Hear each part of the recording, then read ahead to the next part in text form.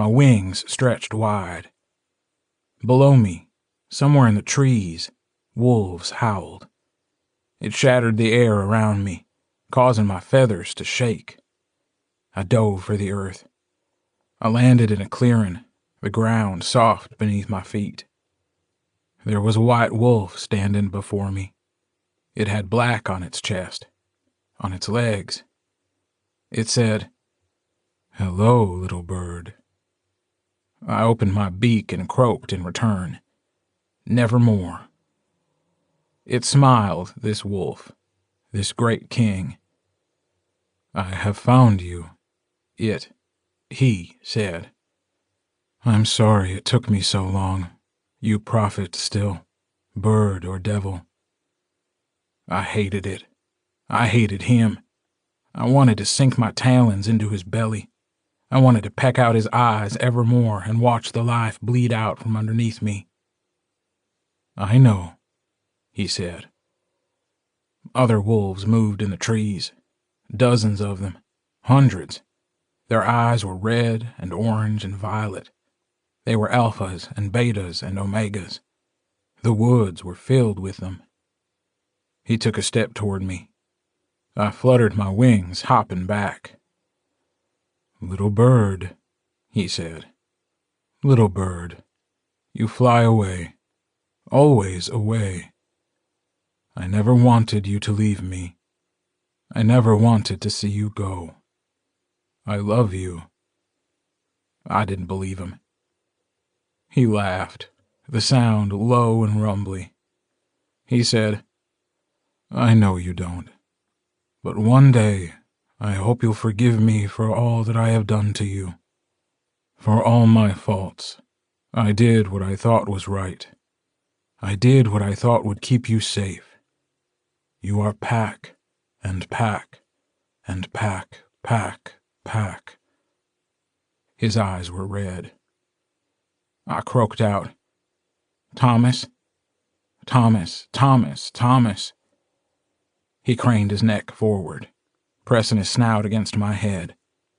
And I said, "Oh, oh, oh, oh," and it looks as if we'll have snow early this year," the shock jock announced brightly. "Those weather jerks are calling for as much as a couple of feet throughout the Cascades and the higher elevations. Roseland could see 6, Abby might get 8. You'll need to look into changing those Halloween plans, as the storm will start taking a dump late Monday night and on into Tuesday, possibly extending through the rest of the week. ODOT is urging those in the mountain communities to stay off the roads if at all possible, or even to get the heck out of Dodge if you can. This looks like a big one, folks, and it's better to be safe than sorry, especially if it takes a few days for the roads in and out of the towns to be cleared. Let's go to Marnie and check in on your news around the region." I switched off the radio as I hit the dirt roads that led to the Bennett house. It was mid-afternoon, and the sky above was gray and heavy. The truck shook as I hit a pothole. My headache hadn't faded. The front of the house should have been filled with cars. It was Sunday. It was tradition. But Team Human, God, I was never going to forgive Chris for getting that stuck in my head, had been warned to stay away, at least until they were called. Tanner and Rico were at the shop catching up on paperwork. Chris was at Jesse's house. They weren't happy about it, but agreed. Robbie was out on the porch, watching me, wearing those ridiculous glasses. He waved at me. I nodded back. "He's coherent," he said as I exited the truck. "A little. It was a long night." "How long?" "A couple of hours. He's a little confused, but I don't know. It comes and goes. I've never seen anything like it." The steps to the porch creaked under my weight. Robbie looked pale and withdrawn. He wouldn't meet my eyes. His gaze jerked toward me, then away, back and away. He was nervous. I didn't know why. "Is that it?" He shrugged. He started wringing his hands. I didn't have time for this. "What's the matter?" For a moment, I thought he was just going to stand there fidgeting. I had no problem leaving him on the porch if he was going to waste my time. I had shit to do. I didn't have to wait long. "I didn't know," he blurted, eyes wide. There it was. "About?" He winced. "This. Everything. About the Omegas. About the infection or magic or whatever it is. Any of it. I didn't know." "Okay. Did someone say you did?" He shook his head. "No, but I'm not. I came from there. I was Osmond after Osmond." "You're nothing like him, kid. Trust me on that. If I thought you were, you wouldn't be standing here. I don't care what Ox would say. I'd turn you inside out without a second thought." That probably wasn't the most reassuring thing I could have said. He squeaked. "I'm not going to do it," I told him. "Because you're not him." "Right," he said, swallowing thickly. "That's good. I appreciate that. Really. Like, so much." "Good talk," I said, turning for the door. "But it's weird, right?" I sighed and turned back around. "What is?" "That I didn't know. Because Michelle knew. For a long time. Or at least she knew something." "Probably above your pay grade." "But it shouldn't have been above Joe's. If Thomas knew, then the moment Joe became Alpha, she should have told him." He had a point. Those were some strange days.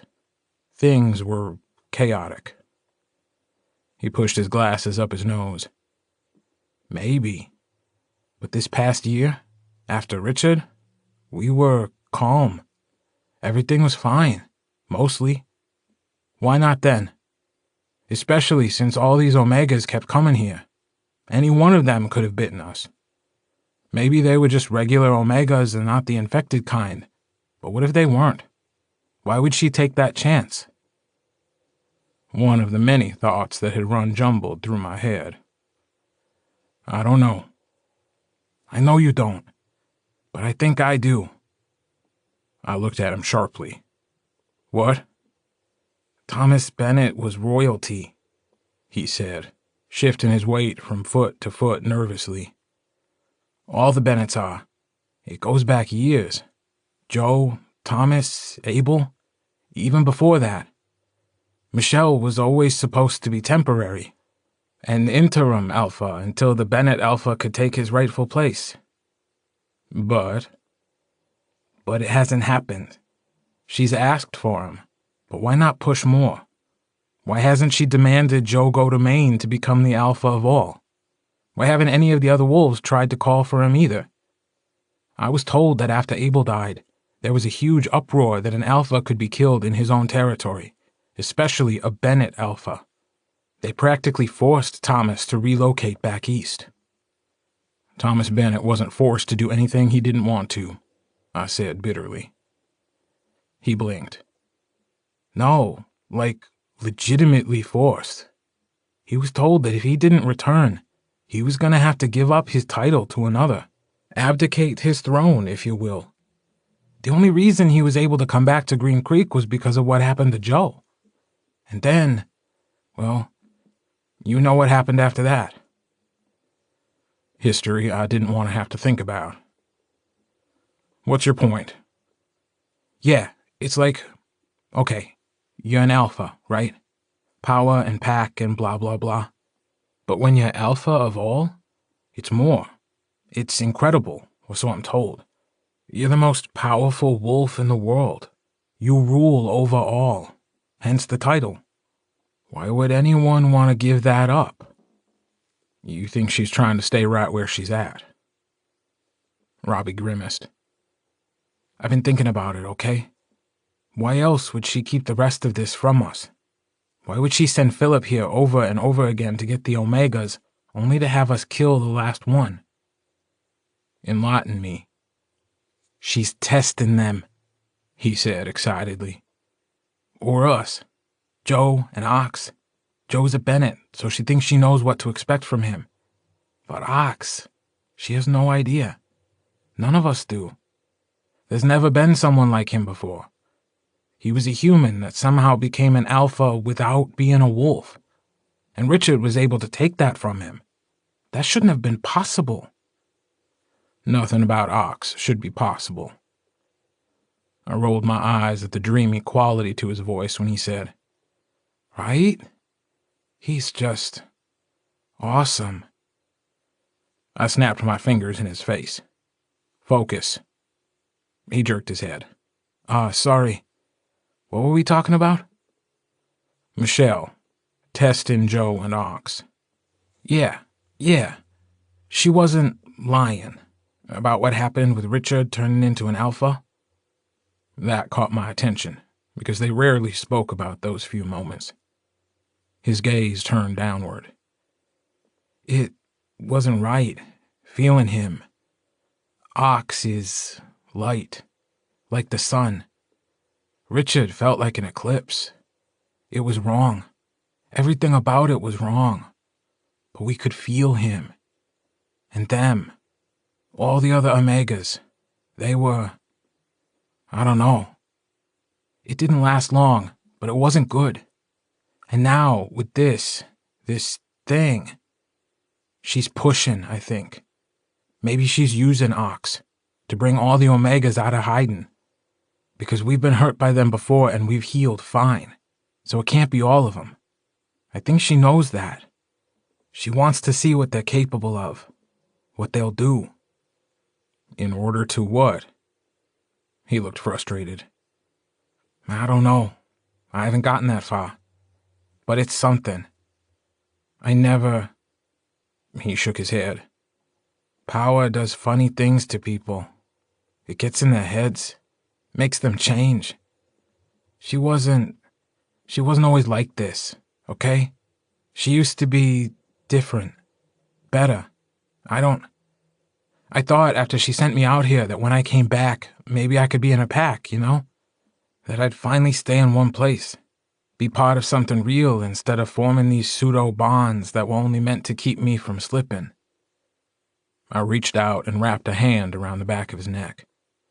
He closed his eyes and leaned into it, humming under his breath. "You have that," I told him quietly. "Here, with us. She didn't have a damn thing to do with that."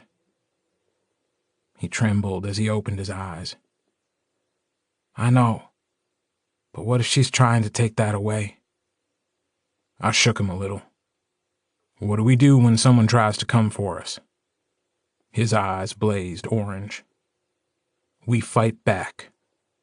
"Exactly. They don't think of you like that. Your alphas want you here. Your pack. Even Joe, now that you've stopped trying to slobber all over Ox's dick." He jerked his head back. "I wasn't trying to slobber all over..." "Though," I said with a frown, "you are making crazy eyes at his brother. I don't know if that's going to help things." He squeaked again. I took a step back. "We'll figure this out, okay? But if this is Michelle pulling the strings, then you'll need to prepare yourself for that, because she will need to be stopped." Another thought struck me. "Do you think she would have done this on purpose?" He blinked. "What?" "The infection. If she sent Pappas here, knowing he was already on his way to turning Omega, as a way to get to us, to Joe and Ox." He shook his head. "I don't... That seems too grand for her. Too big." "You're the one that said the alpha of all isn't something to give up lightly," I reminded him. He looked frustrated. "I know. It's just... If that's the case, I can't make it fit. Why would she run the risk of infecting others? It's already spreading. Why would she want it to spread further? It could turn around and bite her in the ass." He gnawed on his bottom lip. Then, "What if it's your father?" I narrowed my eyes. "Then I will handle it myself." He nodded slowly. "That bugs me too. What? How did he escape? To that, I had no answer. Robbie smiled weakly. I like being here. I feel safe. I'm not Osmond. I'm not Pappas. I know. He sighed. Good. I turned and headed inside. Before I shut the door, I heard, Thanks, Gordo. I heard movement in the kitchen. I looked in to see Elizabeth hugging Kelly. His head was on her shoulder. He was shaking. Carter was leaning against the counter, arms crossed over his chest, brow furrowed, mouth thin. He was staring off into nothing. They knew I was there. I left them be. Mark wasn't in the house. I just knew. I didn't know how that made me feel. Maybe he changed his mind. I'd actively avoided thinking about how he'd said I was his tether, even after all this time. It didn't matter. Not now. We had other things to worry about. I would deal with that later if I had to. I didn't know when I'd become such a proficient liar. I made my way down to the basement. I saw Joe first. He was propped up against the wall, an eerie approximation of how his brother looked standing upstairs. He glanced at me and nodded before turning back toward Ox. Ox stood in front of the open doorway. The line of powdered silver remained along the floor. Pappas sat cross-legged in the center of the room, hands on his knees. He was nude. His eyes were closed, and he was breathing in deep breaths and letting them out slowly. Neither of them acknowledged me. I went to Joe first. He reached out and ran a hand along my arm, fingers trailing as he left his scent on my skin. My tattoos glowed briefly under his touch. Ox was my tether, and our packs were one. But Joe, it was different. With him. Those 3 years had changed us. I heard what you said, he told me quietly. To Robbie. I scowled at him. You know I hate it when you eavesdrop. You're in a house of werewolves. Everyone hears everything. Which is why I don't like any of you. Lie, he said, smiling quietly. It fell only a moment later. Ox, he's trying.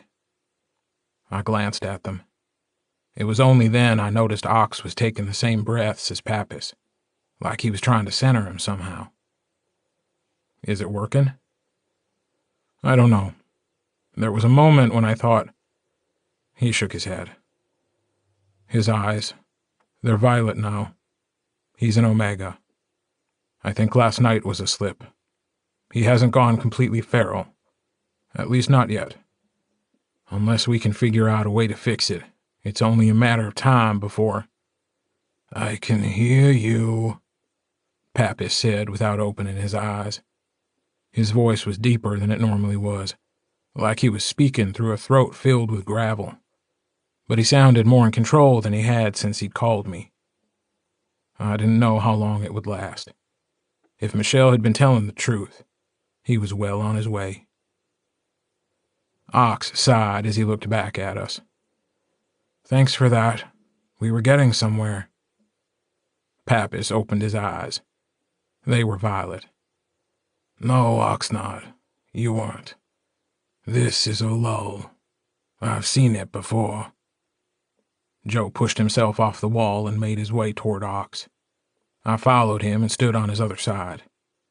Pappas watched us with the eyes of a monster, tracking each of our movements.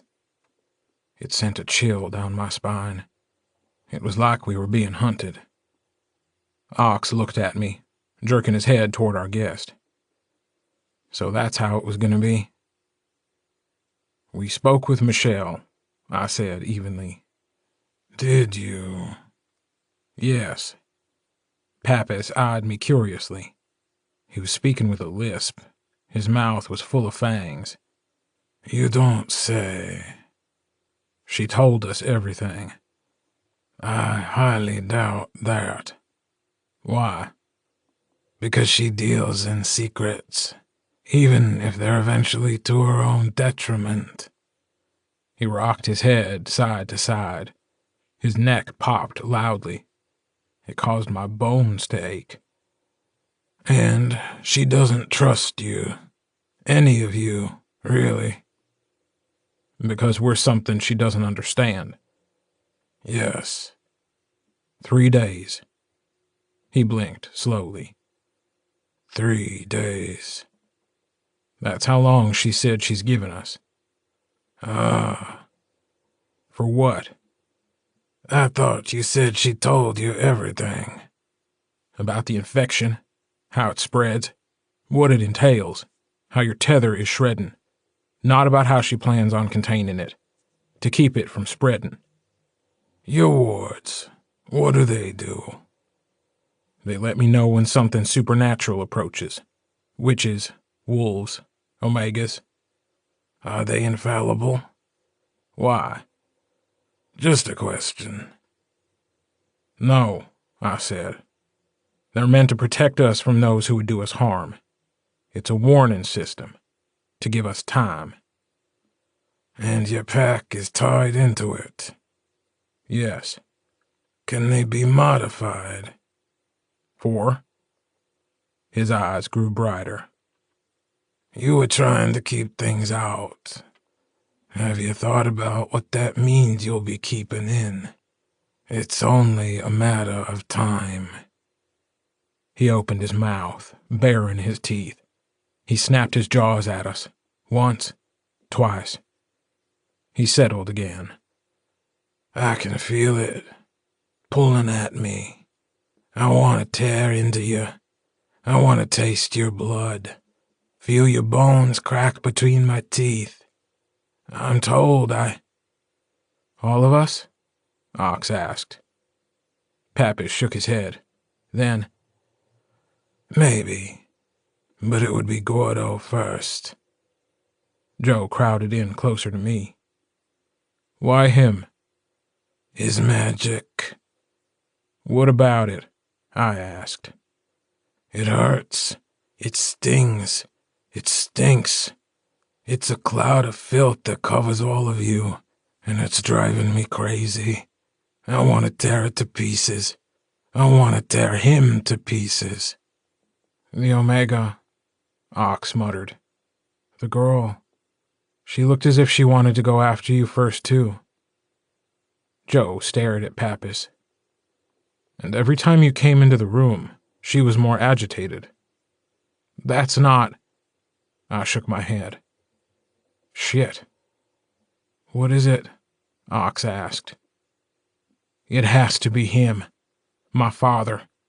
Why? Magic, it has a signature, a fingerprint, specific to a witch. But amongst family it'll be similar. Not the same, but familiar. If my father did this, if this is his magic breaking the tethers of the Omegas, his magic is in them. And they're recognizing him in me. Joe sighed. This sucks. I snorted. Yeah, sounds about right. Pappas stared at me. I killed them. The betas? He growled. Yes. You warned me. I did? I can't remember. You called me. You said your tether was breaking. You told me about the infection. That she knew about it. I betrayed my alpha, he whispered. You warned me. Us. You knew what was happening. You wanted to be stopped. It's not you, Pappas. It's something inside you. He stood slowly. He was a big man. His skin looked as if it were rippling, like he was fighting his shift. His thighs were tree trunk thick, and the muscles quivered as he took a step toward us. Ox rumbled deep in his chest, a clear warning that caused my skin to crawl. Pappas ignored him. He only had eyes for me. Your magic, he said. It offends me. It makes my skin itch. You would be first. I would come for you first." "You already tried that," I said coolly. "It still hasn't healed." He didn't acknowledge the burn mark in the shape of a hand, blackened and crisped. Joe's finger circled my wrist. Maybe not piss him off even more? "You'll have to kill me," Pappas said, coming to stand in front of us, his toes inches away from the line of silver. "Eventually." "We don't want that," Ock said. "Not for you. Not for any of them like you. But I will. If I think you're a danger to my pack or this town, I'll do it myself." "And Carter and Mark? What if they become the danger? What will you do then?" To that, Ock said nothing. "She's scared of you," Pappas said, head cocked. "The boy who ran with wolves. She doesn't know what you want, what you've become." "The only thing I want is right here in Green Creek." "She doesn't believe that." Ock shook his head. "That's not my problem." He grinned wildly. "It is now. I know. I thought I could fight it. I thought I hid it from everyone." We stayed quiet. "The last Omega. The man. Do you remember him? His name was—" Joe said. "Jerome. His name was Jerome. He feared us, but he still came." "Yes," Pappas said. "Jerome. He nicked me. A scratch that barely bled from one of his fangs. On the back of my hand. He surprised me. He moved quicker than I expected. We had just crossed out of your territory, and he acted like we were removing him from his pack." His hands flexed. His claws gleamed dully in the overhead light. "I didn't know why. I thought it was nothing. I healed. And even if it was something, I was stronger than an Omega. I could fight it. I could beat it." He laughed. It was a cruel sound. "I was wrong." "What is she doing?" I asked. "What did Michelle mean by 3 days? What is she going to do?" He was up against the silver then, almost quicker than I could follow. He snarled at me, angry when his body hit an invisible wall. Spit flew and splattered the ground in front of us as he banged his fists against the barrier. The silver stayed where it lay on the floor, unmoving. Jesse had spread it, but I had shaved it myself, putting the thoughts of earth and home and pack into it. He wouldn't get through, no matter how hard he tried. It didn't stop Ox from stepping in front of me, claws out. He saw a threat, and his instincts had kicked in. His mate and his witch were his only concern. "Help me," Pappas gasped as he took a step back. His hands were broken, the fingers bent at odd angles. They began to pop back into place, the echo of bones snapping all around us. I can't fight this. Not for long." "Tell us what she's planning and I'll help you," Ox said. "I'll do whatever I can." "You killed her, that girl." "Yes." "She wanted to see if you would." "I know." "She didn't think you'd—" "Philip, what is she doing?"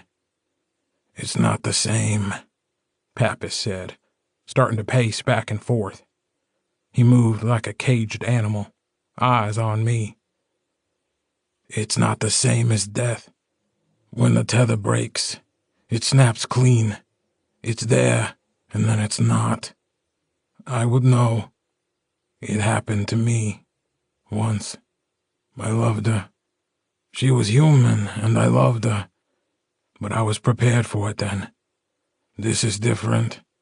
This is shredding. This is the bond fraying, piece by piece. It was her, and then it was the memory of her. I can feel it in my head.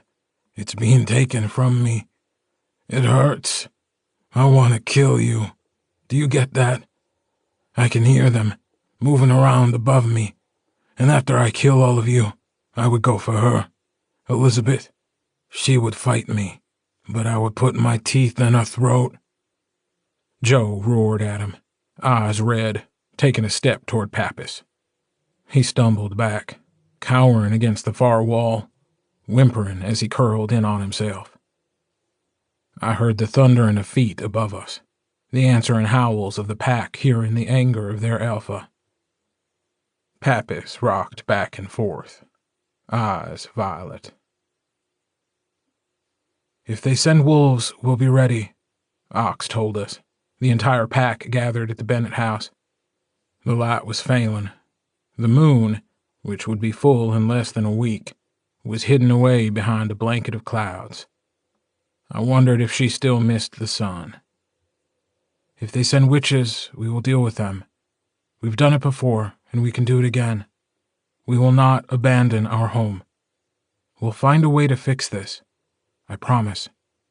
They can't have us. They can't have any of us. You are my pack. You are my family. Nothing will take any of you away from me. Thomas taught me that a wolf is only as strong as its pack, that an alpha can only truly lead when he has the trust of those around him. There has never been a pack like ours. They want to fight? They've got one. The wolves sang around him. The humans tilted their faces toward the sky. Mark's shoulder brushed against mine. Ox was right. Let them come. We would tear the earth beneath their feet. The next morning, Pappas was shifted. His wolf was black and gray and white. His coat was thick. His tail swished. His paws were massive. He snarled at the sight of me. His eyes glowed violet. Robbie called back east. There was no answer. The shop was closed that Monday. Most of the businesses were ahead of the storm. The schools, too. We were in the clearing. The air smelled of snow. It stung my nose and made my eyes water. I moved swiftly as a shifted wolf came at me. My skin was slick with sweat. I was breathing heavily. The wolf's jaw was opened wide, but the ground split beneath its paws before it could jump, a column of rock shooting up and knocking it off its feet. It landed with a crash on the ground, skidding through grass and dirt. It pushed itself up, shaking its head as if dazed. "Good," Joe said, standing near my side. "Kelly, shift back.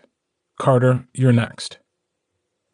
Jessie bounced on her feet in front of Tanner, her hands wrapped with white tape as she waited for Tanner to make his move. He feinted left, then went right, broadcasting his intent in the movement on his body.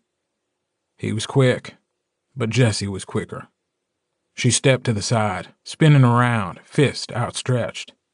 She knocked him in the back of the neck, sending him stumbling and falling to his knees. "Maybe it's someone else's turn to get beat up by Jessie," he mumbled, rubbing his neck as he winced. Rico and Chris took a step away from them. We moved as one. We were a pack. We'd done this again and again and again. Robbie was quick on his feet. Carter was a wall of strength. Kelly could move in the shadows. Elizabeth coiled like a snake, teeth bared. Jessie could face down a wolf on her own and win. Rico and Chris could unload a single clip in seconds. Tanner's knives could pierce the flesh of even the toughest wolf. Joe and Ox were the alphas, and we moved in sync with them. And then there was Mark, the brown wolf. He was fluid, dodging anything that came at him. He was grace and art, the muscles underneath his skin shifting as he moved. I watched as Ox came for him half-shifted. He waited, crouched, until Ox was only a few feet away before he leapt up and over him, back legs hitting the alpha's shoulders, knocking him off balance. He landed on his feet on the other side of Ox, whirling around, ready for when Ox came for him again. We had trained for this, some of us our whole lives. We were the Bennett pack. Which is why it was startling when Kelly snuck up on Carter, who was distracted by Robbie's twitching tail. Kelly pounced on him, teeth bared. And Carter responded by knocking his brother halfway across the clearing, roaring in pure fury. Kelly landed hard, dirt and grass piling up around him as he came to a stop. He groaned as he shifted back to human. "Carter, what the hell, man? I was just—" But Carter didn't stop.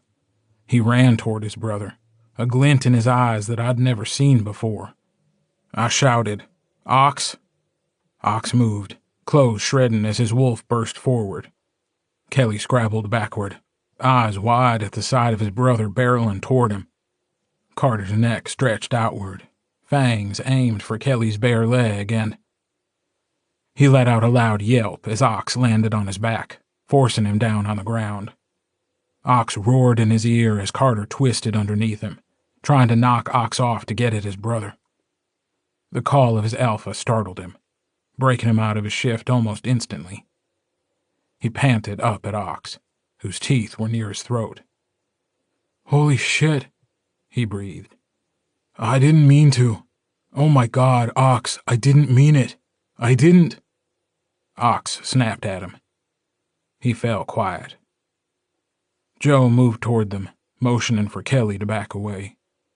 I thought Kelly was going to argue, but he did as his alpha said. Joe stood above his brother, his hand on his mate's side. He said, "Carter?" "Joe, I don't know what happened, okay? I didn't mean to." And Joe said, "Show me your eyes." "It's not like that. I swear, I just forgot for a second. I'm not like that. I'm not like them." "Show me your eyes." Carter looked stricken as his blue eyes changed color. Orange. Only orange. As bright as always. Joe sighed. "Ox, let him up." Ox stepped off him, but not before he leaned down and pressed his nose into Carter's neck. A pulse of brother, home, safe, home, rolling through the threads. Carter curled into a ball on the ground, a wounded noise pouring from his throat. Kelly was at his side a moment later, putting a hand in Carter's hair, whispering in his ear, telling him it was fine. Everything was fine. It would be okay, Carter. I'm here. I swear I'm not mad. I'm not going to leave you. We're going to be okay. Robbie looked as if he was going to go to them, but Elizabeth stopped him, a hand wrapped around his wrist. She shook her head when he looked back at her. "Let them be," she said quietly. Robbie nodded, but turned back toward him, shoulders tense. "What the hell was that?" Rico whispered. "Don't know," Tanner said. "Do you think?" "Does it happen that fast?" Chris asked. "I thought it was supposed to take weeks. Maybe it's the full moon?" "Would you idiots be quiet?" Jesse hissed. "They can hear you." "Right," Rico said. "Sorry about that. We'll just stand here silently, watching his two naked brothers lay on each other and cry. Aye, my life." "Can we beat this?" I needed to hear it from her. I needed her to say yes. I needed her to tell me so that I could be brave. Elizabeth didn't look at me. "I don't know. If anyone can, I would expect it to be us. But sometimes strength isn't enough. We need to prepare, just in case." Her voice broke at the end. I wanted to give her promises I knew I couldn't keep, but I couldn't find the words. I left her standing in the kitchen. I reached out to some old contacts, witches without packs, as I couldn't trust those with wolves. Not when I didn't know what Michelle was capable of. Abel had told me once the moon had missed her love, that the wolves came to be because of that witches were created due to a last-ditch effort to stop the sun from burning those who sang to her. It was bullshit, of course. Once, when magic flourished, there were more of us. Magic hadn't yet begun to fade, dying out with each passing generation. Covens existed, groups of witches that numbered in the dozens. Some were good, some were not. Most of them burned. There were still some of us left. They were older, far older than I. The old witch by the sea had been one of them. He, too, had been part of a pack once. He, too, had loved a wolf. He would have been my first call, if not for his heart stopping the moment we'd left. I remembered what he'd seen in the bones. "You will be tested, Gordo Livingstone, in ways that you haven't yet imagined. One day, and one day soon, you will have to make a choice. And I fear the future of all you hold dear will depend on that choice." I still didn't know what he'd meant, but it felt like it was happening now. There was a woman in the north. She was borderline cliché, cauldrons bubbling, hunched over spell books that were more often bullshit than real. She claimed to speak with those who had crossed over from this life, though I didn't think she could be believed. "Does she live in a broken-down cabin in the middle of the woods?" Rico asked me. "Like eating children and shit? Is that offensive to witches? Are you offended? I'm sorry if you're offended." "Eileen lives in an apartment in Minneapolis," I said. "Oh, that's disappointing." "Livingstone," she said, her voice crackling through the phone. "I wish I could say that this was a surprise." "I need your help." Eileen laughed until it shattered into a dry cough that stretched on what seemed like ages. "Damn cigarettes," she finally managed to say. "Quit smoking, boyo. You'll regret it eventually, what they do to you. That I promise." I ground out my cigarette in the overflowing ashtray. She knew nothing. She'd never even heard of tethers broken from the outside. "I'll look," she said, but she sounded apologetic. "See what I can see. Put some feelers out there. You hang in there, boyo." "Have you?" No, Gordo. I haven't heard anything about your father. But there are whispers." "I don't have time for you to be vague, Eileen."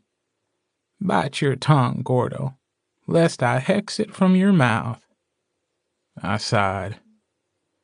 "There's movement." I closed my eyes. "Witches?" "And wolves." "Heading our way?" "I don't know.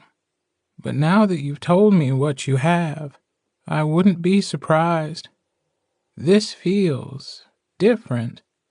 Things are changing, boyo." "Shit." She coughed again. "You always had a way with words. Watch yourself. And your pack. I'll do what I can." There was a man in New Orleans.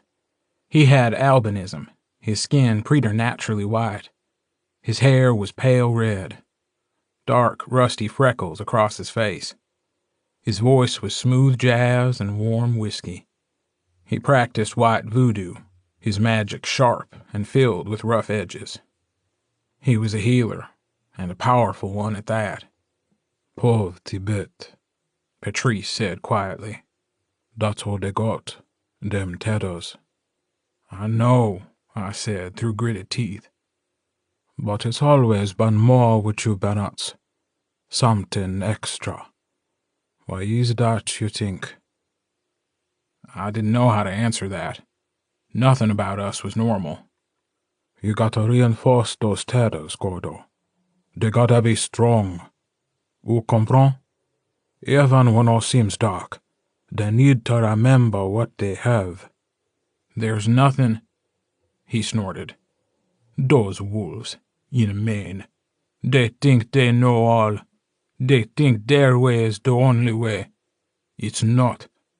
There is more. So much more. We exist, little witch, to maintain the balance. Your place. Your Green Creek. It's different, I said quietly. Oh yeah. Big. Maybe the only place left in the world like it. Who wouldn't want that? The thought sent a chill down my spine. My father isn't you, Patrice snapped. He made his choice. You made yours. The choice was made for me. Lies. Did you fight for what was yours? Or did you let the wolves do what they wished? I didn't know what to say. Thomas Bennett was a good alpha, he said, but he made mistakes. He should have fought for you more than he did. You must now decide what he could not, what your daddy didn't understand. You must decide to fight, Gordo, and what you're willing to do, what you're capable of. I don't know how to stop this, I admitted. Don't know either. I'll pray, Gordo, on my end. But you must do all you can. Yon se lang se jamais se. One language is never enough. We need them. They need us. The wolves. Never forget that. If only my father and mother had thought the same. Breathe, Ox said in the clearing, Carter sitting across from him in the grass. His legs were crossed, his eyes closed, hands on his knees. He looked tired, lines of purple under his eyes. It felt blue and bleak. What do you hear? The trees? The birds? What do you feel? The grass? The wind? This is your territory. Yes. You were made to be here. It was made for you. Carter whispered. Yes. Your tether, Ox said gently. What is it? Carter was struggling. His throat worked. His fingers dug into his jeans. His breath was a thick plume pouring from his mouth. The air was bracingly cold, and I shivered. Kelly, he finally said. Why? Ox asked. Because he's my brother? Because I'm his protector? Because I love him?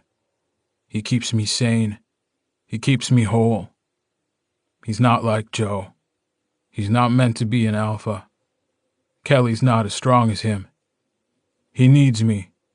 I need him. And he's there still? Carter nodded tightly. Still. But even I could see it was beginning to fray. It's Pack, Ox said, watching Carter flee through the trees. I waited. For me, he stared up at the sky. That frozen ice smell in the air was stronger still. The snow was coming. Like it was for Thomas. It's my pack. I wasn't surprised. He's struggling already. I know. That doesn't mean he's weaker. He can't shift, Ox. If what Michelle said was true, then it makes it worse. I swallowed thickly. Mark, either. He can't. You have to tell them. Full moon's coming. What then? They won't have a choice. I don't know. He smiled faintly.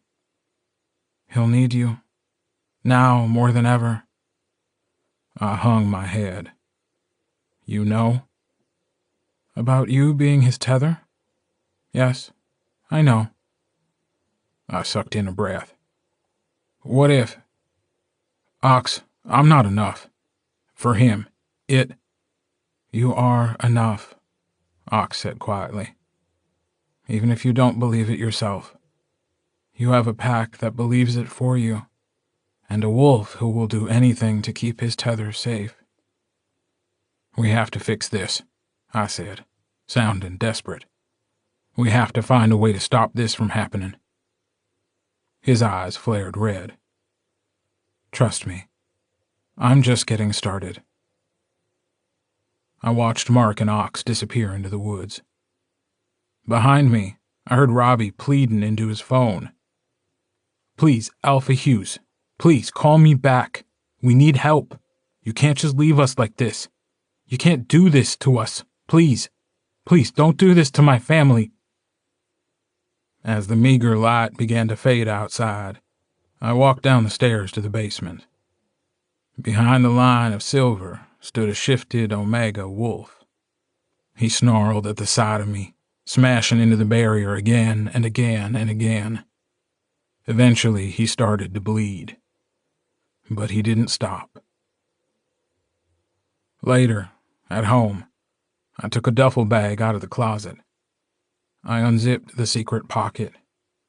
Inside lay a wooden raven. I traced the wings with my finger. I set it on the nightstand next to the bed.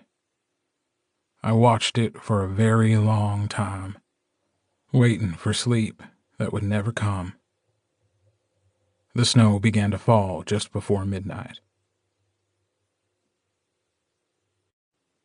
Chapter 17. Storm. Son of a bitch, Chris said, wiping flakes of ice from his face. This couldn't have waited? We're the only tow truck in town, Rico reminded him, pushing himself up from a crouch. And because this idiot decided to take the curve faster than he should have, means we get to go out in the cold while everyone else is sitting in front of a fire and being warm and comfortable and probably sipping a nice brandy and... We get it, I muttered, making sure the hook was fixed to the front of the car. We'd been at the Bennett house under lockdown, waiting for something to happen. Michelle's warning of 3 days hadn't yet passed, and Green Creek was buried under a near foot of snow, with more coming down. I hated being reactive rather than proactive, but keeping our ears to the ground had revealed nothing. Michelle Hughes and Maine were silent. Philip Pappas was more wolf than man. I'd gotten a call from Jones, the cop at the motel, telling me some asshole had lost control of his car before smashing into a snowbank, crumpling the front fender into the tire. It had been abandoned when Jones had come across it in his SUV while on patrol and had called me. Ox hadn't been too happy about us leaving the safety of the Bennett house. I'd promised him we'd be careful. The wards were quiet. We'd know if they were breached. Whatever Michelle was planning, we'd be ready for it. I thought the storm had come at the right time. Green Creek was essentially isolated now. Nobody could get in. Mark hadn't been happy about us leaving either, if the look on his face had meant anything. But he hadn't said a word, only reached out and touched my shoulder before disappearing farther into the house. The guys had teased me mercilessly about possessive wolves and scent marking. Assholes. I hadn't had the courage to ask him yet what had happened with Dale, though I knew something had. I tried to tell myself it was none of my business, or that it could wait, or that it meant nothing. Good? Tanner called from the driver's seat of the tow truck. Yeah, Chris shouted back. Looks good. The boom on the tow truck creaked as the winch whirred to life. The sedan rose, front end up toward the back of the truck. Thanks, Gordo, Jones said. Red and blue lights spun lazily behind him. I know it sucks to be out here, but I didn't want to take the chance of someone else coming around that corner and running into it. It's fine, I grunted, as the car came to a stop. We'll get it to the shop and take care of it once the storm passes. You got a beat on the driver? He shook his head. He looked troubled. No, couldn't have been out here long. I passed through a few hours ago and it wasn't there. Had to happen since then." Rico and Chris glanced at each other. "Where'd the driver go?" Rico asked. "I don't know," Jones said. "Hopefully toward town, though everything is closed. It'd be just my luck if whoever it was hit their head at impact, then decided it'd be a good idea to go wandering out into the snow." Chris let out a low whistle. "Human popsicle." Jones sighed. "I'm supposed to be on vacation in a few days. I can kiss that goodbye if there's a stiff out there. Just my luck." "Run the plates?" I asked. "That's the weird thing. Come look." He jerked his head toward the back of the car. We followed him and... "No plates," Rico said. "Huh. Maybe he took them with him? He hit his head and then took his plates before he walked out into the storm?" Chris asked. "That's a little weird." "As weird as werewolf—" "Rico," I snapped. He coughed. "Right, boss. Sorry." Jones looked at us curiously before shaking his head. "I looked for the plates before you got here, thinking maybe they got knocked off in the crash. But there's nothing. Not even any footprints. It's fine, though. I can stop by the shop after the storm and get the VIN to run that. I'll find out somehow." "Unless that's been shaved down," Rico said cheerfully. "Maybe there's a body in the trunk." "I don't like you," Jones said, pointing a finger at Rico. "Vacation. First time in 2 years. Don't fuck with me." "Yes, officer." The radio on his shoulder crackled to life. Jones sighed. "No rest for the weary. You guys gonna be all right getting this back to the shop? Need me to follow you in?" I waved him off. "We'll take care of it. Call me if something else happens." He nodded before turning back to his cruiser. We waved as he drove by us, honking his horn before heading toward town. "Weird, right?" Chris said, staring at the car. "You don't think it's—" "Let's just get it to the shop," I said, cutting him off. "I want to get back to the house before this storm gets any worse. Chris with Tanner in the tow truck. Rico with me." "Move your asses," Tanner bellowed. "I'm fucking cold." We moved our asses. It was slow going getting back into Green Creek. The snow was coming down harder than I ever remembered seeing it. The roads had been treated ahead of the storm, but it wasn't doing much. Large drifts lined either side of the road. We followed the tow truck slowly, the light bar atop flashing bright yellow. Rico had his phone out, set up on the dashboard, speaker on, trying to continue the conversation he'd been having beforehand. "Baby," he was saying, "baby, listen to me. I swear I'm—" "I don't care, Rico," Bambi said, voice crackling through the phone. "You were supposed to come over here, but instead you tell me there's a situation you have to handle and you won't be in town for a couple of days? And when I ask you what situation, you tell me it's top secret." I turned slowly to look at him. He shrugged. "What was I supposed to say?" he muttered. "I heard that, Rico. Who are you talking to? Who is she? If you got some bitch pregnant, I swear to God I will end you." "Hi, Bambi," I said, dry as dust. "Rico didn't get me pregnant, I swear. And even if he tried, he'd end up knocked flat on his ass." "Is that Gordo? Gordo, who is he screwing besides me?" "I told you, I'm not screwing anyone but you," Rico cried.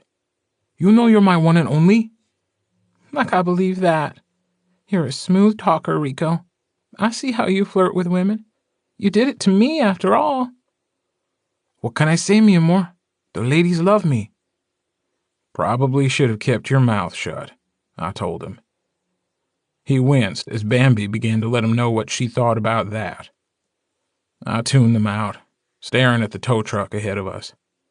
The car hooked up to the boom was shaking slightly, bouncing on the road. We passed the sign welcoming us to Green Creek, mostly covered in snow. We hit Main Street, the shops closed up on either side of us, the windows frosted in ice. The neon lights of the diner were a beacon in the white. The only time I'd ever seen them off was after Ox's mother died. The owner had shut the lights down for a couple of days to honor her, in his own way. I hadn't known how I'd felt about that, but we'd been on the road shortly after, and I'd forgotten about it until now. Memory was a funny thing.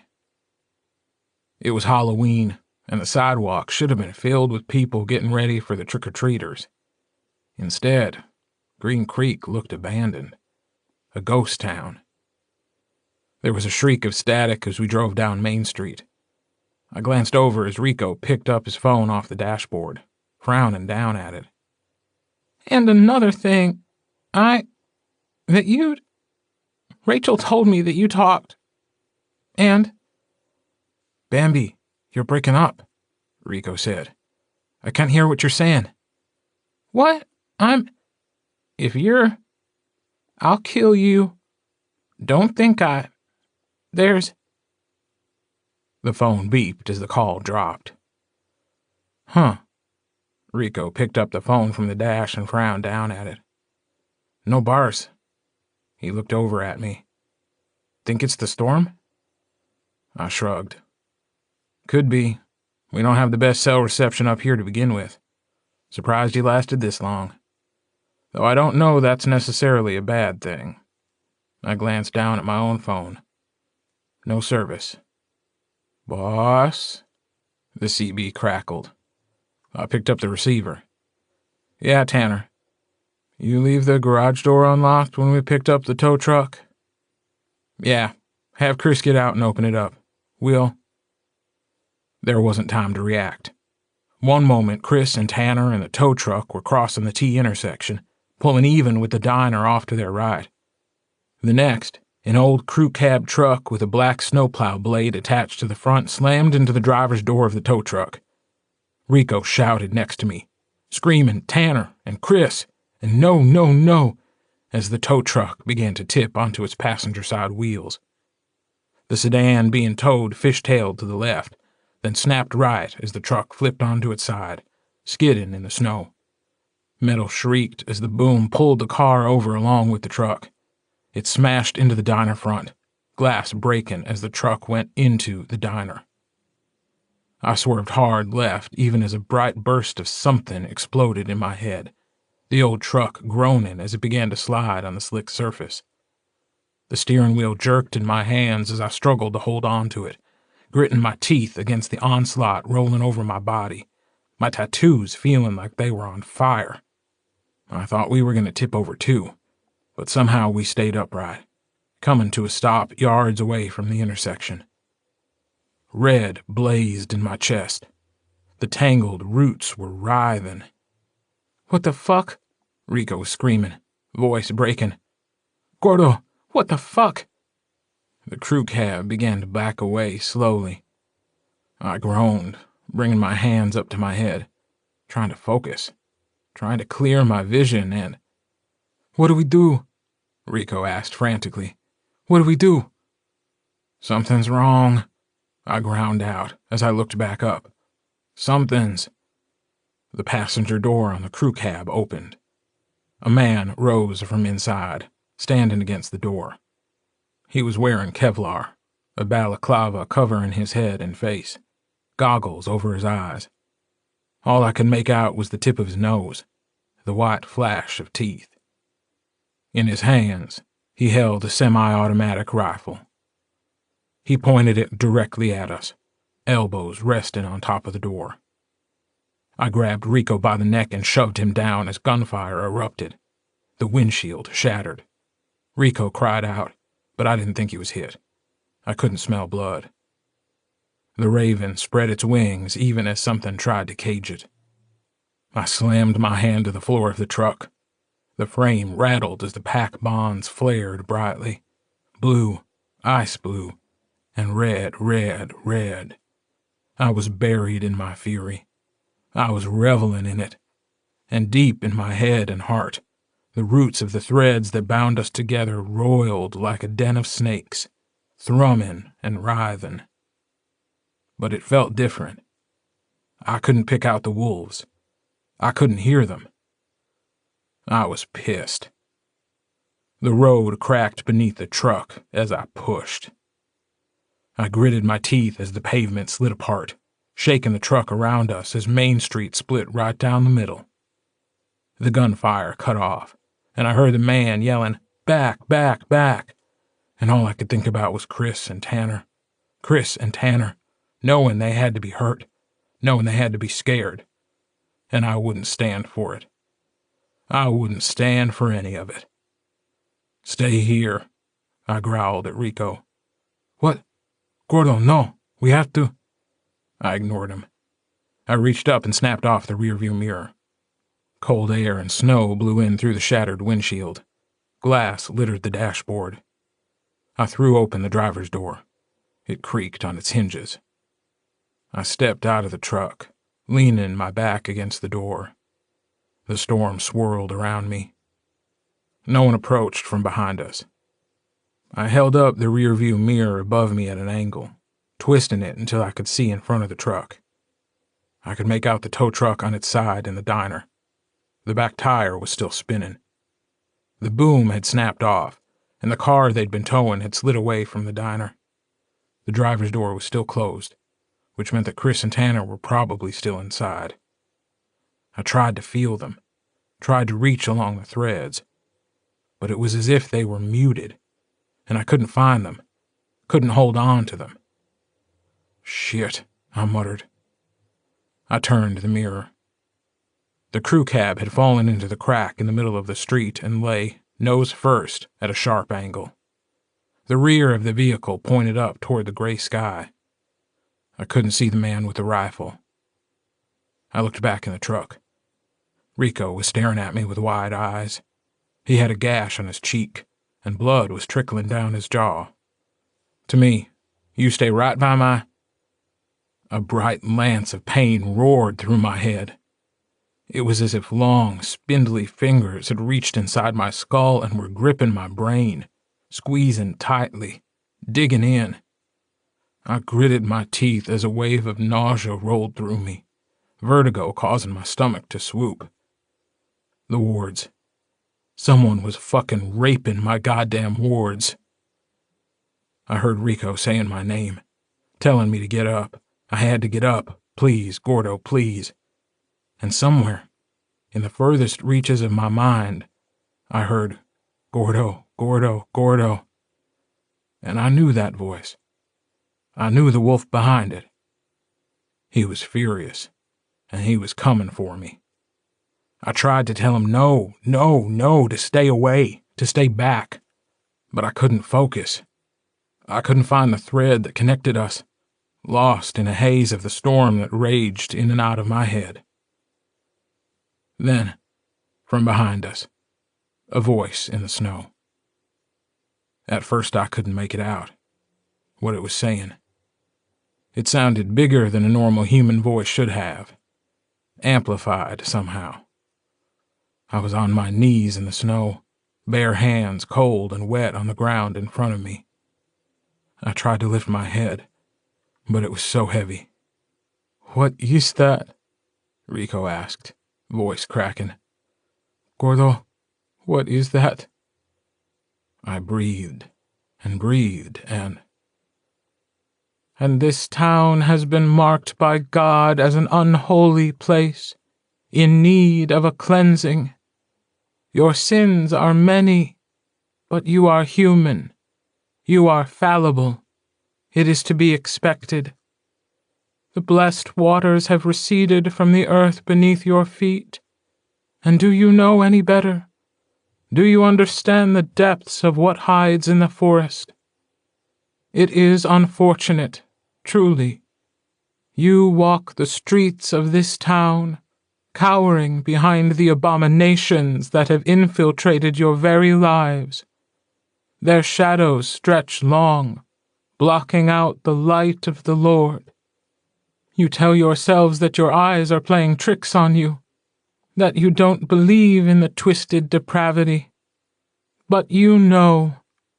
Each and every one of you knows." I lifted my head. There, walking down the middle of the road toward Green Creek, was a figure. At first, it was nothing but a black smudge against the white of the storm, fat flakes swirling around it. But with every step the figure took, it came more into focus. It was a woman. She was speaking, her voice booming and echoing around us. Behind her was a line of vehicles like the one that had crashed into the tow truck, the tires crunching in the snowplow blades on the front. Some had light bars across the top, rows of LED bulbs shining bright. And there, on either side of her, was something I did not expect. 2 shifted wolves. The one on the right was red and white, its coat thick and long. Its teeth were bared in a silent snarl, a thick line of drool hanging from its mouth. The one on the left was gray and white and black, like a timber wolf, but it was bigger than any wolf I'd seen before, its back almost to the woman's shoulders, its massive paws looking bigger than the spread of my hands. Both of them had chains wrapped around their necks, silver links that looked as if they had been embedded into their skin. The woman was holding the ends of the chains, like they were leashes. The eyes of the unknown wolves flared. Violet. Omegas. The woman spoke again. Her voice carried through the storm, blaring from the vehicle directly behind her. "The cities of the plain knew sin. They knew vice. They were Admah, Zeboim, Bela, Sodom, Gomorrah, all in the land of Canaan. And God sent 3 angels to Abraham in the plains of Mamre. The Lord revealed unto Abraham the egregious sin that was Sodom and Gomorrah. And Abraham, the prophet, begged the angels to spare those in the cities of the plain if 50 righteous people could be found. And the Lord agreed. But Abraham knew what the people were. He knew what they were made of. And he returned to the Lord again and again, asking that the number be lowered, from 50 to 45, 45 to 40, to 30, to 20, to 10, to find 10 people out of thousands who could be righteous. And God agreed. He said yes. Find just 10 righteous people and the cities would be spared. The wolves at her side growled. Their nostrils flared. Rico's breathing was quick and high. The woman wasn't dressed like the man that had fired upon us from the crew cab.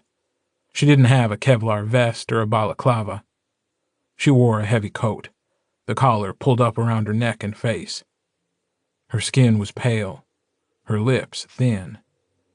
She had a scar on her face, starting on her forehead, crawling down over her eye and onto her cheek. She was lucky she hadn't been blinded. Something with large claws and teeth had tried to kill her, and she had survived. I wondered if she now wore that wolf skin over her shoulders, the head of which rested on top of hers, the length falling behind her like a cape. She hadn't had that scar the last time I'd seen her, sitting across from me in the diner when I was a kid, asking if we could pray. Meredith King. Elijah. She was older now. She had to be in her early 50s. But she moved easily, artfully, like a much younger woman.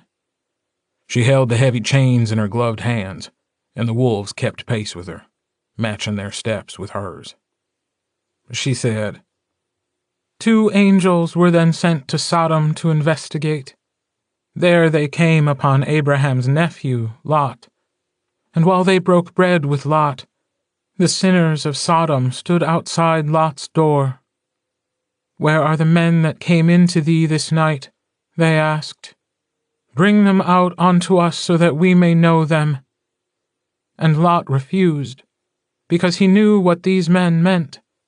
He knew what they were asking for. In their black hearts, they thought to defile the angels of the Lord. Lot, in order to appease the lust of the growing crowd, instead offered his 2 virgin daughters. The offer was refused. The crowd moved toward the house, intent upon breaking down the door.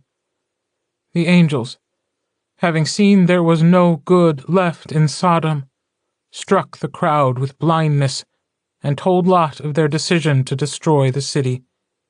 For there were not 50 righteous men. There were not 20 righteous men. There were not even 10 righteous men in the city of Sodom. They harbored the monsters of man, the sins of the world. The angels told Lot to gather his family and leave. "Look not behind thee." The fingers wrapped around my brain gripped tighter, and I cried out in pain, my head feeling like it was breaking apart. "And they fled," Elijah said. "They fled, even as fire and brimstone began to rain down from the sky. For God is a loving God, but he is also a vengeful God. He will smite from the world the wickedness that festers like disease. The cities of the plain were destroyed, and even though she was told not to look back, Lot's wife did just that, and she paid the price for being a non-believer, becoming a pillar of salt.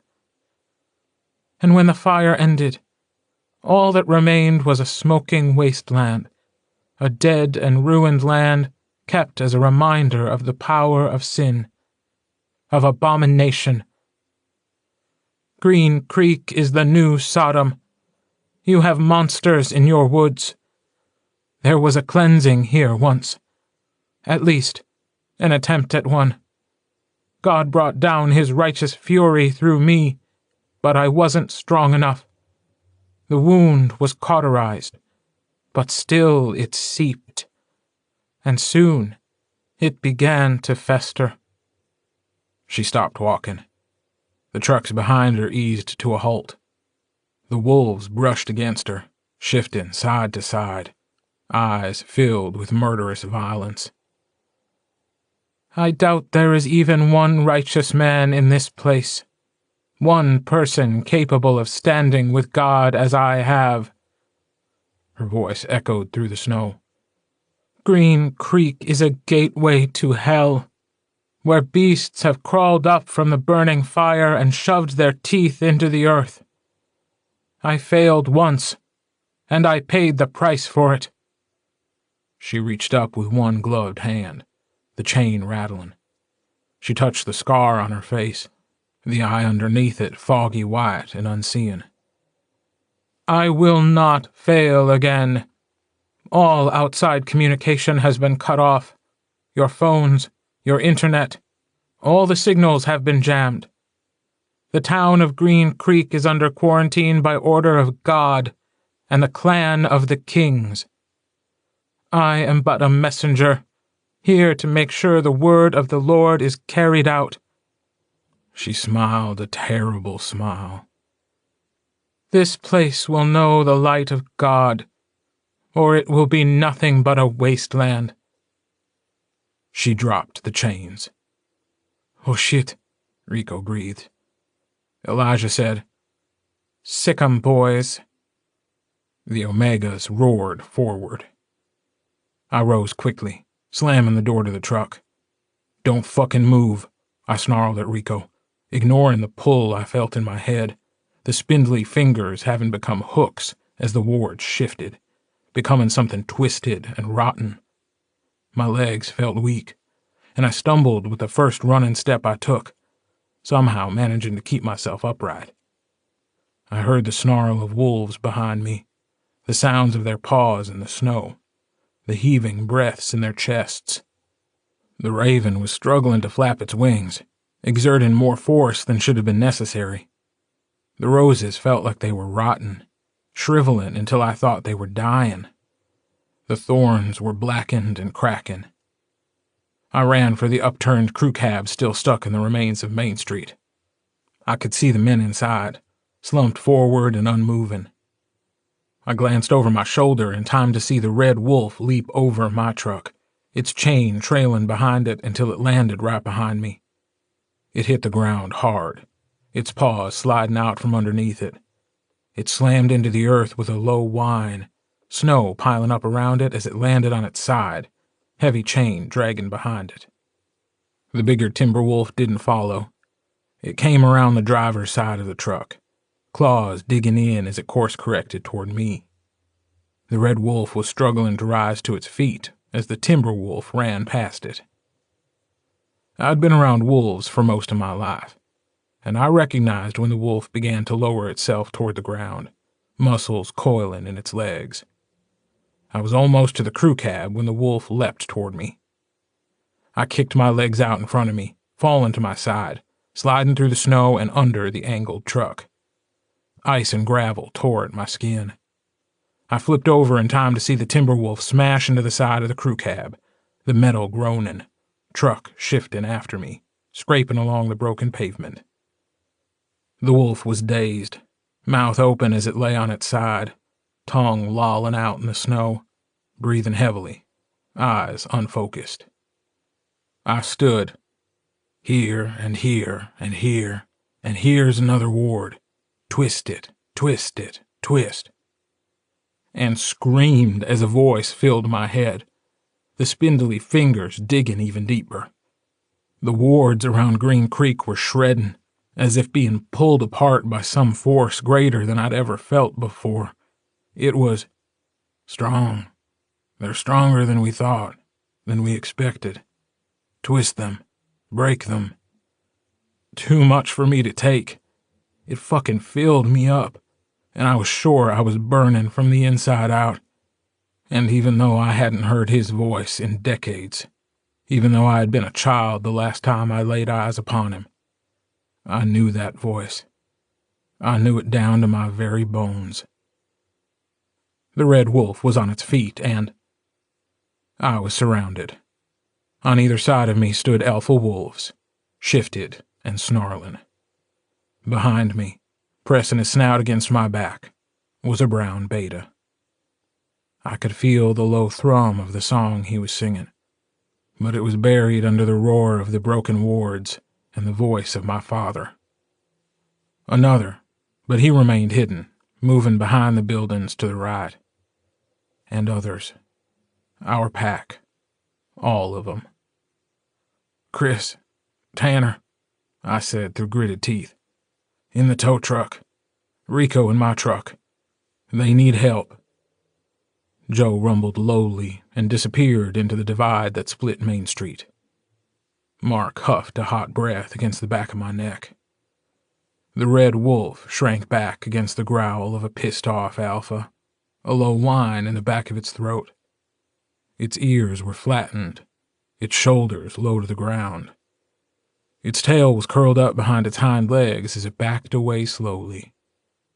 For a moment, its eyes flickered, the violet fading to brown, before going back again. The timber wolf had lifted itself to its feet, its violet eyes narrowed at me, teeth gnashing as it took a step, chain dragging alongside it. Behind it, I could see Rico in the truck, peeking his head over the door. The timber wolf coiled and Carter launched himself out from an alleyway. He collided with the side of the timber wolf, knocking it off its feet. Fangs and claws dug into flesh, the burst of blood shocking against the white snow. The timber wolf snarled in anger as it landed on the ground, turning its head to try and close its jaws around whatever part of Carter it could get. It was bigger than Carter, but Carter was faster. He twisted, avoiding the fangs snapping in his direction. Carter's back left paw hit the chain, and he yelped in pain, a thin wisp of smoke curling up. Ox darted toward my truck and Rico. The red wolf scrabbled backward, trying to get away from the charging alphas. Even through the storm in my head, I could hear Ox saying, Get pack, get pack, get pack. And run, run, we run. We don't fight. Not here. Not now. We run. And even before their words finished echoing, the raven began to move. It felt caged still, like something was trying to stifle the bird, but it wasn't enough. I crossed my arms, hands grabbing the opposite wrists. I dug my fingernails into my own skin and scraped down, sliding my hands until I was palm to palm, slick with blood. The timber wolf craned its neck farther to try to get at Carter, and there was a brief moment when I thought it hesitated, nostrils flaring as its nose came into contact with Carter's side. But it didn't matter. My blood dripped onto the earth, and the chains wrapped around the necks of each of the foreign wolves jerked up, pulling the wolves up by their necks. The legs of both the red wolf and the timber wolf kicked, trying to find purchase on the ground. But I gritted my teeth, palms pressed against each other, and... They're breaking, they're breaking, they're breaking. Took a stumbling step forward, feeling like my head was splitting right down the middle. It wasn't just the voice of Robert Livingstone in my head. No, it was a goddamn chorus of voices ringing out as the wards turned against my magic, being taken away from me and made into something else. I pushed through the haze that had started to fall over my eyes. The feral wolves were snarling as they hovered 10 feet off the ground. Mark stood at my side, pressed against me, tail curled around my hips. He was grounding me, trying to burst through the cacophony of voices in my head. He was here. He was pack, Gordo, pack, here, love, mate, heart. And whatever was happening with the wards was pushed to the background. The scene in front of me snapped back into startling focus. Carter's head snapped toward me as a wave of my fury rolled through the threads between us. I ignored Rico as we walked by the truck, the door open, Ox gently biting him on the hand and pulling. I heard him gasp as we passed by, but it didn't matter. He was safe. His alpha would see to that. Mark stayed by me with every step I took. The snow stuttered and shook around us as if it were reacting to the unseen force of the magic burning in my chest. I squeezed my hands into fists. The blood squelched between my fingers. The chains jerked up, wrapping themselves around the feral wolves. They yowled as the silver burned their flesh.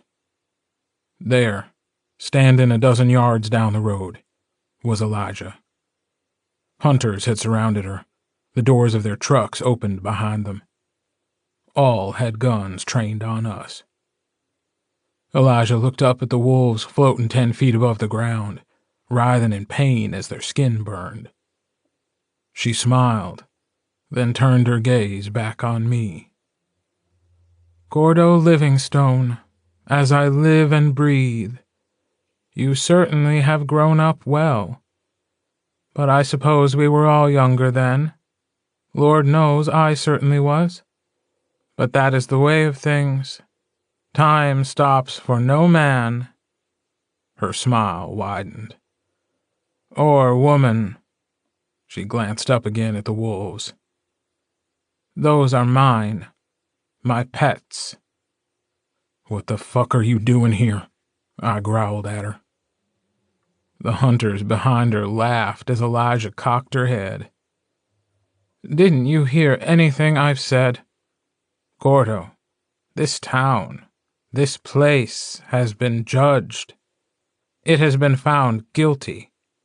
I am here to mete out the punishment for the sins of Green Creek. The blight must be eradicated. For too long, the beasts here have infected these woods. We came here once.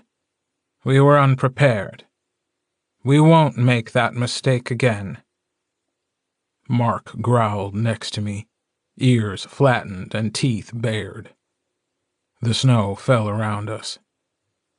A pulse rose behind me, and even though the storm in my head thundered, it didn't compare to the strength of my pack.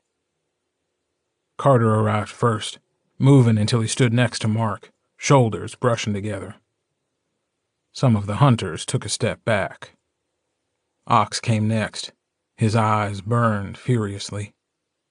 Rico pressed his hand against my back. Joe's paws crunched the snow as he came up on our left. Chris and Tanner stood on either side of him, Chris bleeding from a gash on his head, and Tanner limping. But they were defiant. More wolves came. Elizabeth and Robbie, both shifted and growling, tails swishing as they stood next to their pack. Jessie brought up the rear. She tapped Ox's crowbar against her shoulder. The hunters were scared. The barrels of their rifles shook. The first one who fired was going to be the first to die. I would see to it myself. "The Bennett pack," Elijah breathed. "How expectant. Allow me to introduce myself. My name is Elijah. The wolf pack that came before you killed most of my clan. I am here to make sure that never happens again." She glanced at me. "I'm told my brother, may he rest in peace, warned your witch of me." The feeling of blue threatened to overwhelm me. It came from Elizabeth. I realized then that aside from myself and Mark, she was the only one who had faced Elijah before, had seen what she was capable of. She had survived only to live in the aftermath of the destruction of most of her pack, and I had kept Elijah's existence from her. But that wasn't... "How did you know what your brother said?" I demanded. "The only person I told was..." No. No, fuck, please, no. The wolves were confused, but it was lost to my horror. "Philip Pappas," Elijah said, the smile fading from her face. "Who, in turn, told Michelle Hughes. Michelle Hughes, who asked my clan to return to Green Creek and eradicate the infection spreading amongst the beasts that haunt this town. I must admit, it wasn't exactly ideal, forming an alliance with the wolves, but she promised me I would have my revenge. I just had to wait. But as a prophet of the Lord, I understood that one day my time would come. The enemy of my enemy is my friend, after all." She lifted the wolf head up and off, letting it rest back on her shoulders. She'd shaved her hair down close to the scalp. The scar on her face etched its way up the side of her head. Snow landed on her skin and trickled down her face like tears. "We have a code. No humans are to be harmed unless they actively assist the wolves. As long as the people of Green Creek stay out of my way, they will not be touched. As for the traitors standing with the wolves, I will afford them this one chance. Walk away. Leave this pack behind. At the borders of your territory stand witches prepared to allow you through the wards they have commandeered from Gordo Livingstone. You have until the full moon, when I'm told that part of your pack will turn feral. If you do not accept this offer, you will be shown no quarter and hunted as if you were a Bennett." It was Jessie who spoke. "We're already Bennetts, you cunt. And if you were taken out once like you say you were, then it can happen again." The wolves rumbled around us. Elijah's mouth was a thin line. "I see. I was warned of your loyalty. I've witnessed it before, the way wolves assert their control over humans. It is unfortunate that you can't see what you've become." There was the telltale snap of muscle and bone, and Oxnard Matheson stood upright slowly, nude, snow falling onto his shoulders. "Alpha," Elijah said, nodding in deference. "I'm told you're unusual, even for a wolf. The mate of the boy who would be king. A human alpha who gave in to the sin of the wolf. She reached up and touched the skin of the wolf hanging off her back. Yours would be an impressive pelt to own. I think I shall have it. It appears you've been told many things. A necessary thing in warfare. You have already made a mistake, Ox said quietly, taking a step forward. The rifles tracked toward him, the hunters beginning to murmur their unease. Oh? Elijah asked, voice cool. And what would that be exactly? You came into my territory uninvited, Ox said, with the intention of hurting my family. Omegas came once, intending to do the same. We were smaller then, unsure, scared. We thought ourselves alone. His eyes flared red. Only a few of them crawled away. The rest had their throats ripped out. Their blood drenched this earth, and I swore then and there that I would do whatever it took to keep my pack safe. Elijah's eyes narrowed. I don't fear you, Wolf. No, Ox snapped. But your clan does. I can smell it. The sweat dripping down the backs of their necks. The way their heartbeats stutter and trip. You may not be scared, but they are terrified. They will do as they're told. Ready, be ready, run. Protect the humans, get back to the house. Home, safe, home. Then they're already dead, Ox said. And it was now, it was now, it was now. An electronic sound chirruped loudly behind us. You there, a voice called out from a loudspeaker. Stand down. I repeat, stand down.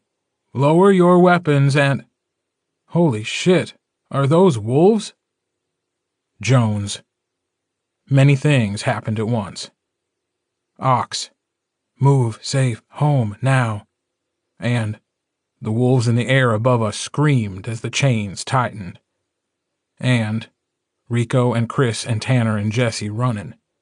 And the raven broke free of its cage, wings spreading as I hurled the feral wolves at the hunters, their jaws gaping as they snarled, Elijah's eyes going wide, the hunters shouting.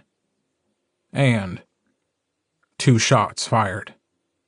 A bullet whizzed by near my ear. The second bullet caused Ox to grunt as it hit him high in the shoulder. I felt it.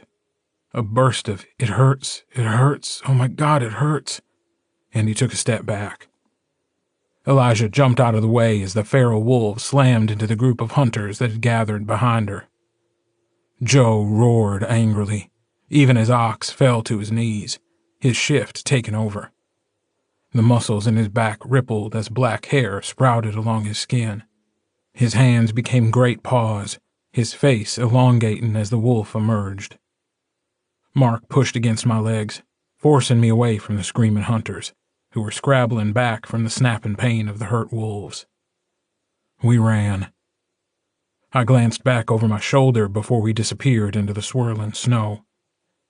Elijah had picked herself up and was staring after us.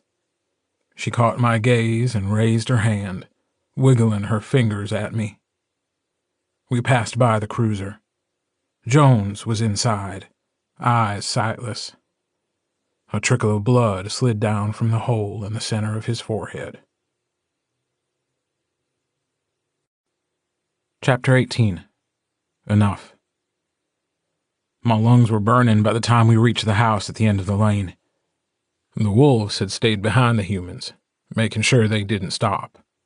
Chris and Tanner were flagging. Elizabeth and Robbie kept them upright, allowing them to lean on their backs, pushing them on. We passed the blue house, Kelly leading the way, shifting toward human, feet slipping in the snow as he reached the porch of the Bennett house. His eyes were wide and fearful as he looked back at us in time to see Ox fall to the ground, sliding in the snow, leaving a trail of blood behind him.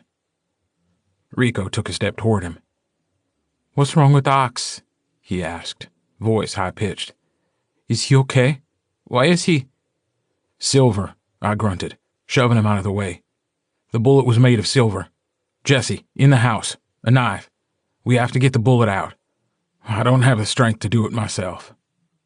She didn't hesitate, hitting the stairs at a full run, the door to the Bennett house banging open as she disappeared inside. Elizabeth shifted back to human, grabbing on to Chris and Tanner, pulling them away from Joe, who stood above his mate, growling angrily. "It's okay," she said, face ashen. "He'll be okay. We need to get you seen to. Rico, Robbie, I need your help." Rico nodded, even as Tanner and Chris protested loudly. Carter stood in front of Kelly, pacing back and forth, nostrils flaring. Robbie looked conflicted, glancing back and forth between Ox and Elizabeth. It took Elizabeth saying his name sharply before he herded the humans toward the house, snapping at their heels. "Joe," I said, hands up in a placating gesture. "I need to help Ox, okay? You know me. You know I won't do anything to hurt him further." For a moment I thought Joe was going to lunge for me, but Mark was at my side, lips pulled back over his teeth, growling lowly in his throat. The wolves were singing in my head, and all their songs were blue and filled with hurt and confusion and alpha, alpha, alpha. The other voices I'd heard back in the street had quieted. I didn't know what that meant. I couldn't feel the wards anymore, at least not as they'd been before. That had to wait. I needed to help Ox. My hands shook, the blood on them still wet. I could see the moment the metallic scent of it hit Joe's nose, because he whined in my direction, torn between his mate and his hurt witch. "I'm okay," I told him. "I'm okay, but I need to get to Ox." Jessie came flying back out of the house, a large kitchen knife in her hand. She jumped down the steps and landed gracefully at the bottom. Her cheeks were reddened, her breaths coming hard and quick.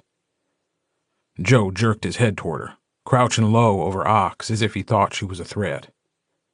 She reached out with her free hand and smacked him upside the head. "Knock it off," she snapped. "Let us do what we need to. If you're not going to help, then get the fuck out of the way." "Maybe not piss off the angry alpha," I muttered. She rolled her eyes. "We don't have time for mystical moon magic bullshit. Either he moves, or I make him move." Joe huffed out a breath, steam curling around his face, and he stepped aside.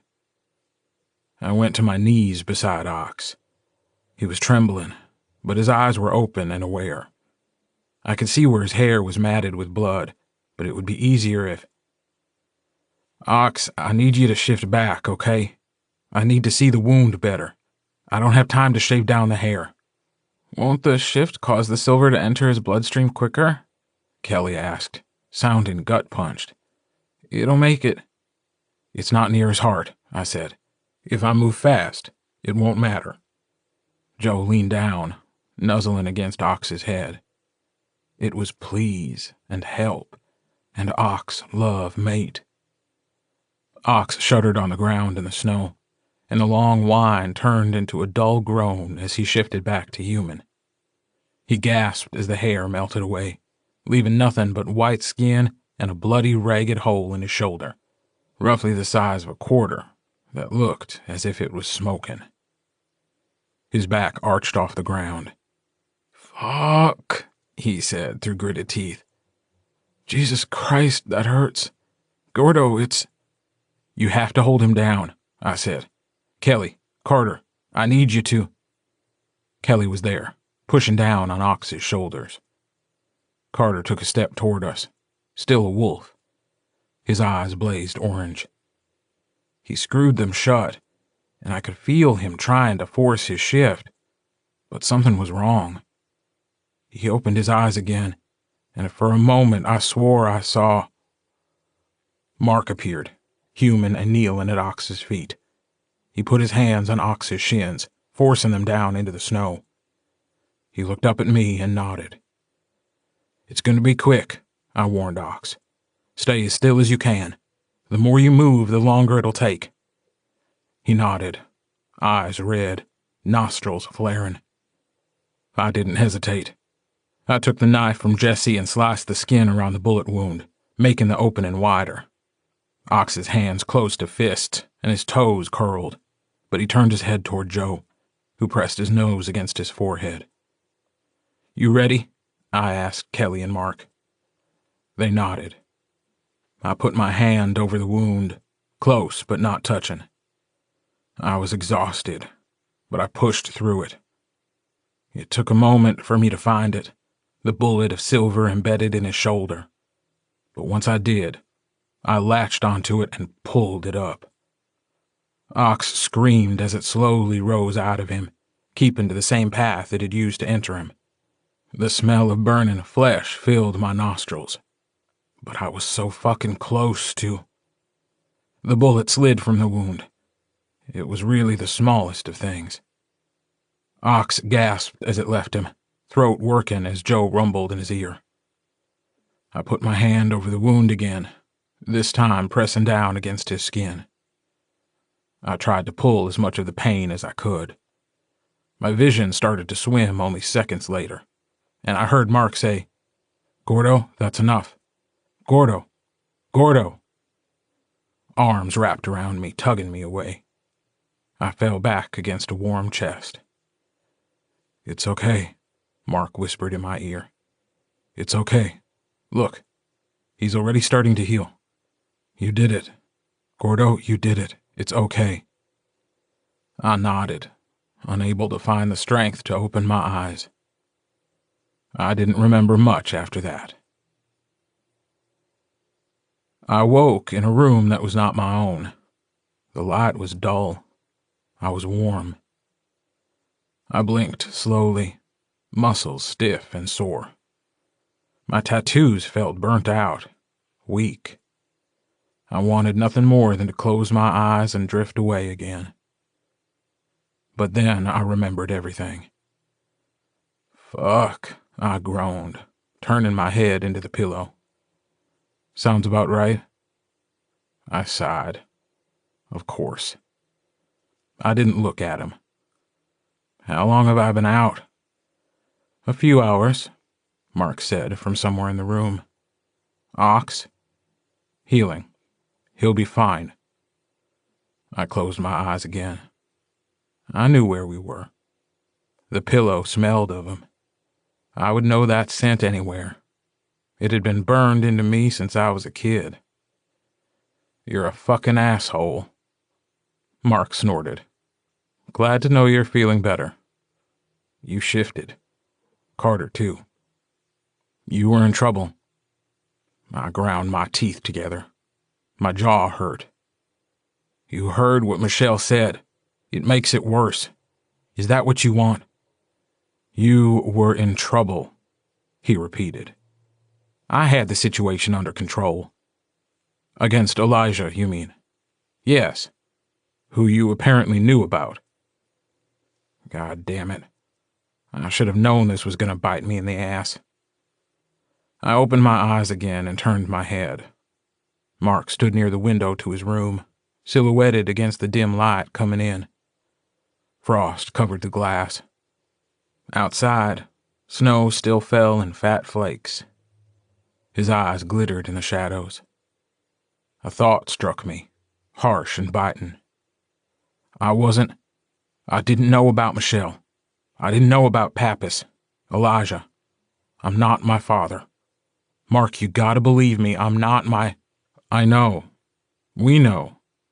Joe wasn't happy, but Elizabeth got through to him, I think. Aside from her and you and me, no one else knew about Elijah, what she was capable of. But she told the others about what happened last time.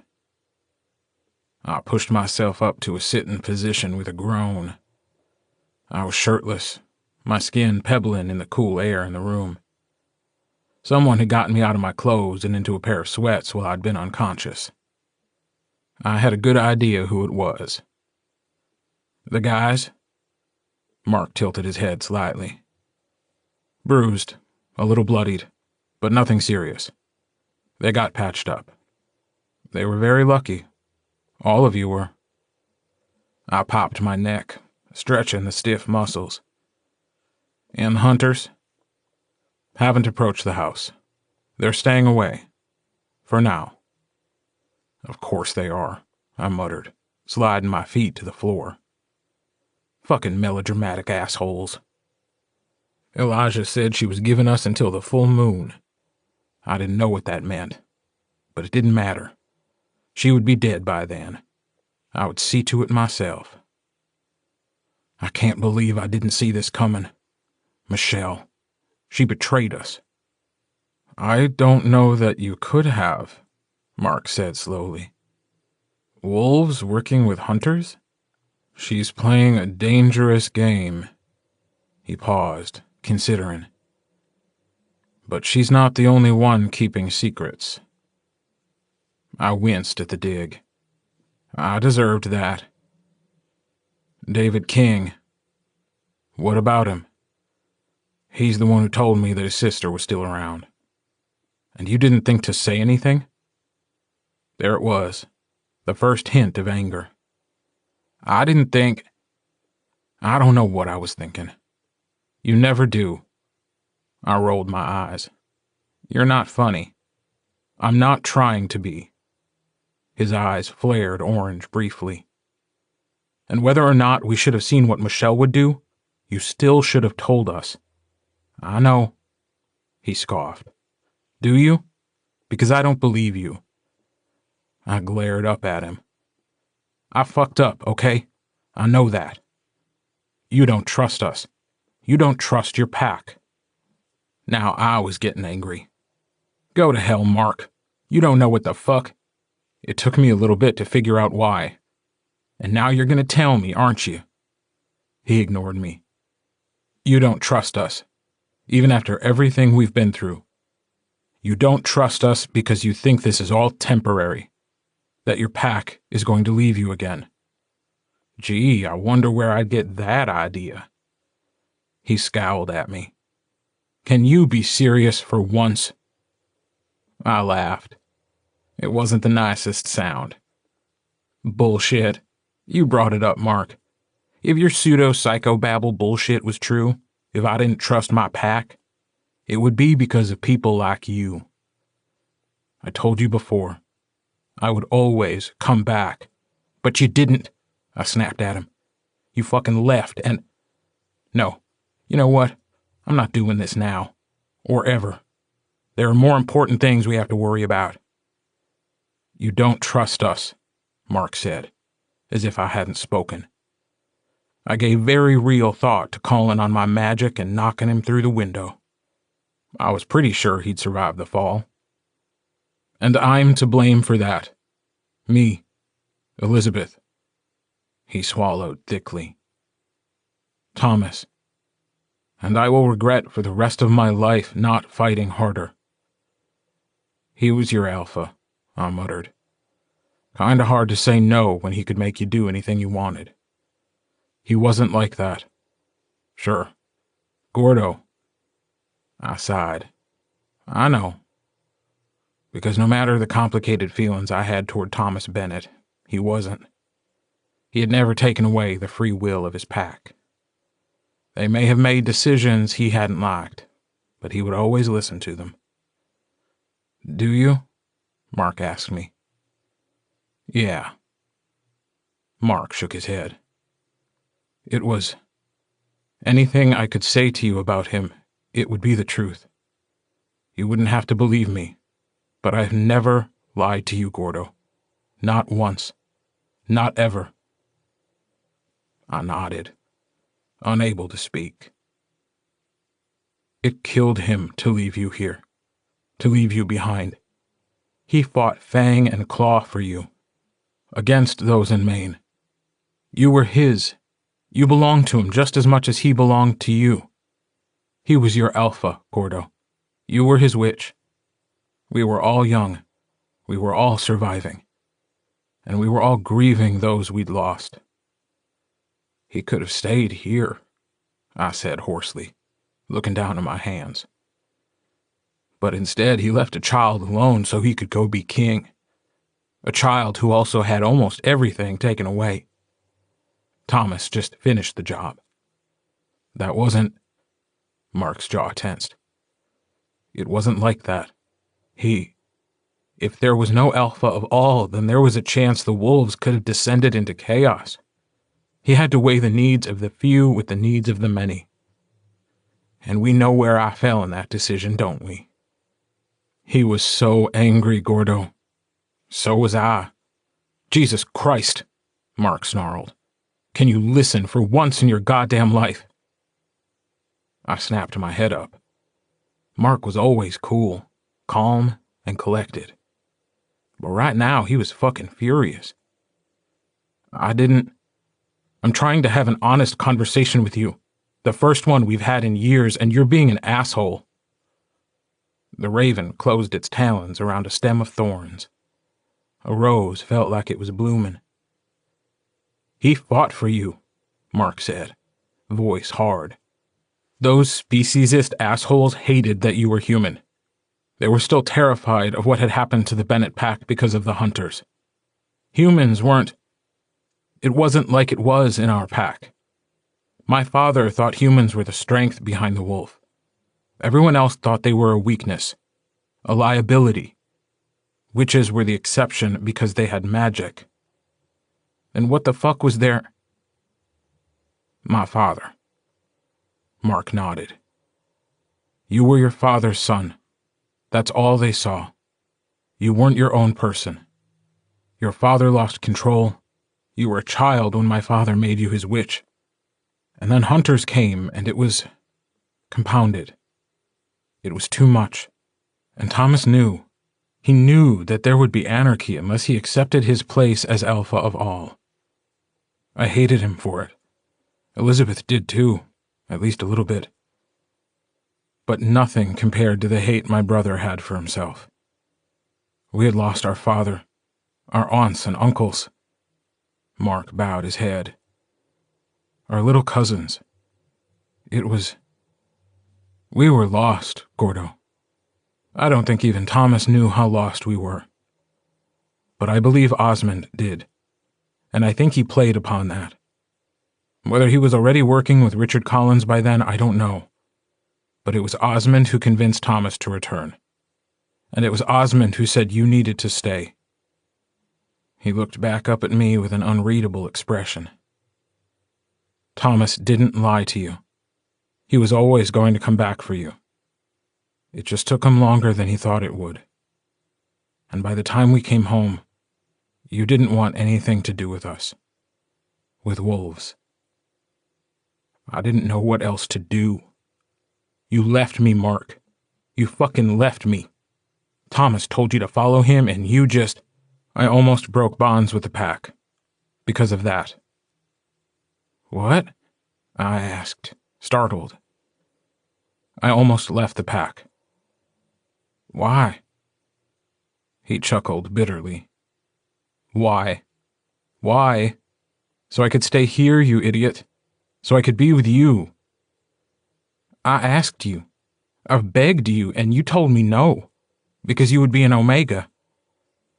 Doesn't matter now, does it? It's already happening. I was in front of him before I realized I was moving. My chest bumped his. He breathed in sharply, nostrils flaring. His eyes flickered orange. There was a low rumble in the back of his throat. Don't. You're not going to be an Omega. I won't let it happen. Gordo, he growled, and I swore I saw a hint of fang. Shut up. You've had your time to talk. It's my turn. You hear me? He nodded slowly. I hated you. For the longest time. All of you. You, Elizabeth, Thomas. All of you. You fucking left me here. And all I wanted to do was hurt you as best as I knew how. And then you all came back to Green Creek, acting like it was nothing. Like you didn't need me. Like you didn't even remember me.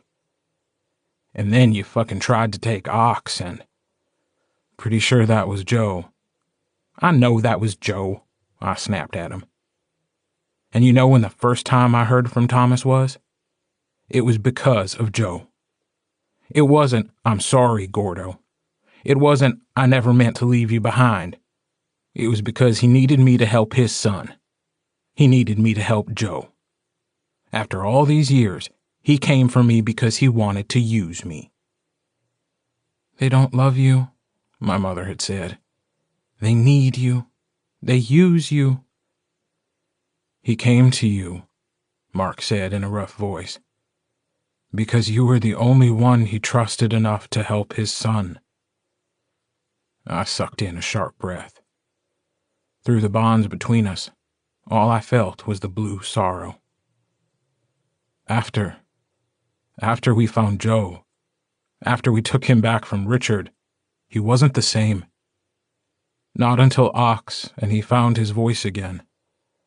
And even then he would wake screaming in the middle of the night about the monster who was coming for him, the monster who would take him away again. Thomas didn't know what else to do. Those full moons before Joe achieved his shift were harsh on him. His wolf was there under his skin, and it was tearing him apart. Thomas came to you because you were his pack, even if he wasn't yours. I bowed my head, laying it on Mark's shoulder.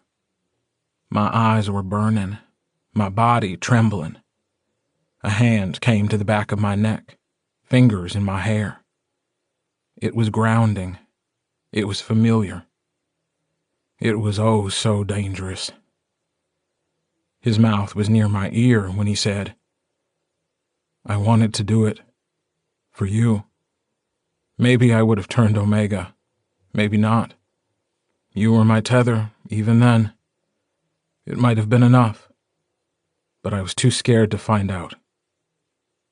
You're my mate, Gordo. Dirt and leaves and rain." I shuddered against him. "I hate you." "I know. Even though your heartbeat says otherwise. I think you believe it. And I'm sorry for that. God damn you. I know that too." I lifted my head but didn't pull away. He didn't drop his hand. Every breath I let out, he took in. His eyes searched mine. He glanced down briefly. His lips twitched as his gaze met mine again. "I like the tattoo." I didn't understand. "What are you talking about? You've seen all my—" Except he hadn't, had he? No. He hadn't seen the one I'd gotten after he left. The one that had been just for me. To remember. He hadn't seen the wolf and the raven inked into the skin above my heart. "How long have you had that?" he asked, teeth razor sharp. I said, "It's not about you." But even I felt the stutter in my heart. "Sure, Gordo. It's not." "Okay. So you know a lot of wolves that look like me when I shift then?" "Asshole," I muttered, as he laughed quietly. He dropped his hand. I took a step back, though I wanted nothing more than to press myself against him. Things were changing, and at the worst possible time. I felt pulled in a million different directions. He understood. He smiled sadly at me. "I have things to say to you, Gordo. So many things. Things you might not be ready to hear. But I will mean every word of them. If it gets to the point where I start to go feral—" I shook my head furiously. No, I won't let that happen. I won't." "I know," he said gently. "I know you won't. But sometimes things happen that we don't expect. Like finding a boy with magic in his skin who is everything." He closed his eyes. "Or losing my mind." My hands curled into fists at my sides. If this is my father, then there has to be a way to reverse it. I'll find it. It's already begun. I took a step back. eyes wide and wet. What? Carter. What about Carter? It took him a while to come out of his shift. It was harder for him than it should have been. I scrubbed a hand over my face. Did he hurt anyone? No, though he did snap at Robbie for getting too close to Kelly. Ox was able to get between them in time. Why is it happening so fast? Michelle said, even if we could believe a single word she said, it could be any number of things. It could be the coming moon, or the stress on the body because of the shift, the anger toward the hunters. Or Michelle could be lying to us about how long it takes. I didn't want to know the answer, but I had to ask. And you? He looked away. It's there. It's quiet, but it's there. I can feel it. He shrugged awkwardly as he let out a shudder and breath. I don't want it to happen, Gordo. I don't want to lose this tether. His smile was shaky. It's the only part of you that's ever been mine. There were days before, long days, where the very thought of this wolf standing before me filled me with rage. I would have given anything to never hear the Bennett name again, to leave the world of wolves behind and try to forget that they had done the same to me. But now I was only filled with anguish, with remorse. I had wasted time, so much time. I took a step toward him. He never looked away. He inhaled as our knees bumped together. His eyes glittered in the dark. I pressed my forehead against his. His fingers trailed along my arms. He exhaled. I inhaled. It would be so easy, now, here at the end, to take what he was offering, what he'd always offered. His breath was hot against my lips as His head jerked to the side. I sighed. Ox, he said quietly. It's Ox. He wants us downstairs. I was gonna murder my alpha. I moved to step away from Mark. He held onto my hand. Hey. I looked up. He was smiling at me shyly. Will, can we talk about this later? I said. Yeah. And my voice was hoarse. Okay, he said. Okay. For now, it was enough. It would have to be. We had a goddamn war to fight. We descended the staircase in the Bennett house, Mark walking close behind me. The wooden steps creaked underneath our feet, and the buzz of conversation stopped at the sound. Fucking werewolves. They were in the great room, all of them. Our pack. Rico sat on an oversized sofa. Jesse perched on the arm. Both of them watched every step I took. Rico's wounds weren't as bad as they looked in the truck. Chris and Tanner were battered and bruised. Chris's forehead had been cleaned, and there was a small row of black stitches across the top. It'd leave a scar, but one I knew he'd wear proudly. Tanner's knee was slightly swollen and wrapped in a brace, but he had a determined look on his face. Team motherfucking human. Elizabeth sat on the couch, her legs curled up underneath her.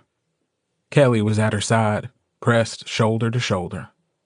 Carter sat at their feet, head tilted back, eyes closed as he breathed in slowly, held it, then let it out through his nose. Kelly's hand was in his hair. Robbie stood behind the long couch, wringing his hands. His glasses were perched awkwardly on his face, but I couldn't find the strength to tell him they looked ridiculous. He must have been growing on me. And the alphas. They stood near the windows, upright and rigid, their backs to the pack. An aura of power surrounded them. There were the threads, yes, the ones between all of us. Wolves, humans, a witch, and there was the ever-present tinge of blue echoing along them. But it was overwhelmed by Joe, by Ox. They were furious, though that fury didn't seem to be directed toward anyone in the house. I wasn't a wolf, but I still understood the urgent feeling of an invading force in our territory. Couple that with the betrayal of a woman who, while we didn't trust her, we hadn't expected to throw us to a group of hunters. Especially not Elijah, who had been here once before and taken almost everything. It was a knife in our backs, twisted cruelly. If we survived this, if we survived the hunters and the infection spreading in two of our own, Michelle Hughes was going to pay. I would see to it. And even though we felt blue, there was green, still, now, the green of relief, because we were here, we were together, we were pack. Carter broke the silence. You know, he said, voice a little hoarse, I hope you guys are on your way to working out whatever the fuck is going on between the two of you. I mean, it was really gross to watch my uncle carry you up the stairs in his arms like some damsel in distress and snarl at anyone who tried to go into his room to check on you. I turned slowly to look at Mark, who suddenly found the wall very interesting. You did what? He was frowning. Shut up. No, seriously. You did what? Went all wolfy caveman, Rico said. I thought he was going to bite my head off when I knocked on the door. He clubbed you upside the head and then took you to his den. You should probably ask if he licked you while you were sleeping. You know, to clean you and stuff. What happened to Dale? Tanner whispered to Chris. Is he still a thing we don't talk about? Would you stop saying his name? Chris hissed back. You're going to ruin their mystical moon magic. Jesse sighed. I really wish I hadn't said that. It sounds so ridiculous now. Ignore my son, Elizabeth told me. It was really rather sweet the way Mark wanted to take care of you. I highly doubt he would have licked you in your sleep. Carter opened his eyes. They were a normal, pale blue. You said once that you woke up and Dad was sniffing your hair. Kelly groaned, tilting his head back on the couch. Robbie reached down and awkwardly touched Kelly's shoulder. Surprisingly, Kelly didn't try to shrug him away. Robbie blushed slightly, pushing his glasses up his nose, but he didn't move his hand. Those clothes look big on you, Papi, Rico said to me, as if they're not your own. Kind of like a certain wolf gave them to you so you could smell like him? I scowled. Mark preened. I scowled harder. They're out there, Ock said, and we all fell silent. I can feel them. It's like a shadow covering the earth. He was staring out the window, watching the snow fall. It didn't look as if it was letting up. The light was already fading, which meant it was late afternoon. Joe looked over at him, studying him in profile, but he didn't speak. Ox spoke again. This, Elijah. Gordo, I'm told she is known to the Bennett pack, those who came before. I nodded, though he couldn't see me, as I tried to find the words to explain to my friend, my alpha, this boy who had become more than any of us thought possible. Yes. Okay, Ock said, exhaling slowly. I've already heard from Elizabeth, what she knows, of what happened to your pack. I would hear from you now. Why? Ox was angry. He wasn't, Mark started, but I took him by the hand and squeezed tightly. He looked over at me, and I shook my head slightly. He frowned, but didn't speak. This was on me. Maybe Mark had been right with what he'd said in his room. About trust, about secrets. I was in this pack. I was the witch to the Bennets. My family had been intertwined with theirs for generations. It was a long history twisted so deeply into my bones that even when I thought I could, I would never fully be free of it. And I didn't want to be. Thomas Bennet was a wolf, but he'd also been human. He made mistakes, yes, like his father, and mine. The difference between Thomas and Abel and my father, however, was great. The wolves did what they thought was right. My father had given in to his grief. This wasn't about Mark, at least not all of it. When we'd been on the road, the Bennett brothers and me, it had been different. We'd done what we had to do to survive. I told myself it had nothing to do with seeking vengeance for Thomas Bennet. I was there because Joe had asked me to follow him. They needed someone to watch over them. I didn't think that was true anymore. Part of me had gone because of Thomas Bennet. He'd sunk his claws into me deep when I was a kid, and no matter how complicated our relationship had become, he'd been torn from me just the same. Quoth the raven, I thought. Nevermore. I said, Pappas. Farrell, Ock said. The man he was is gone, I think. There's only the wolf. Okay. He turned to face me.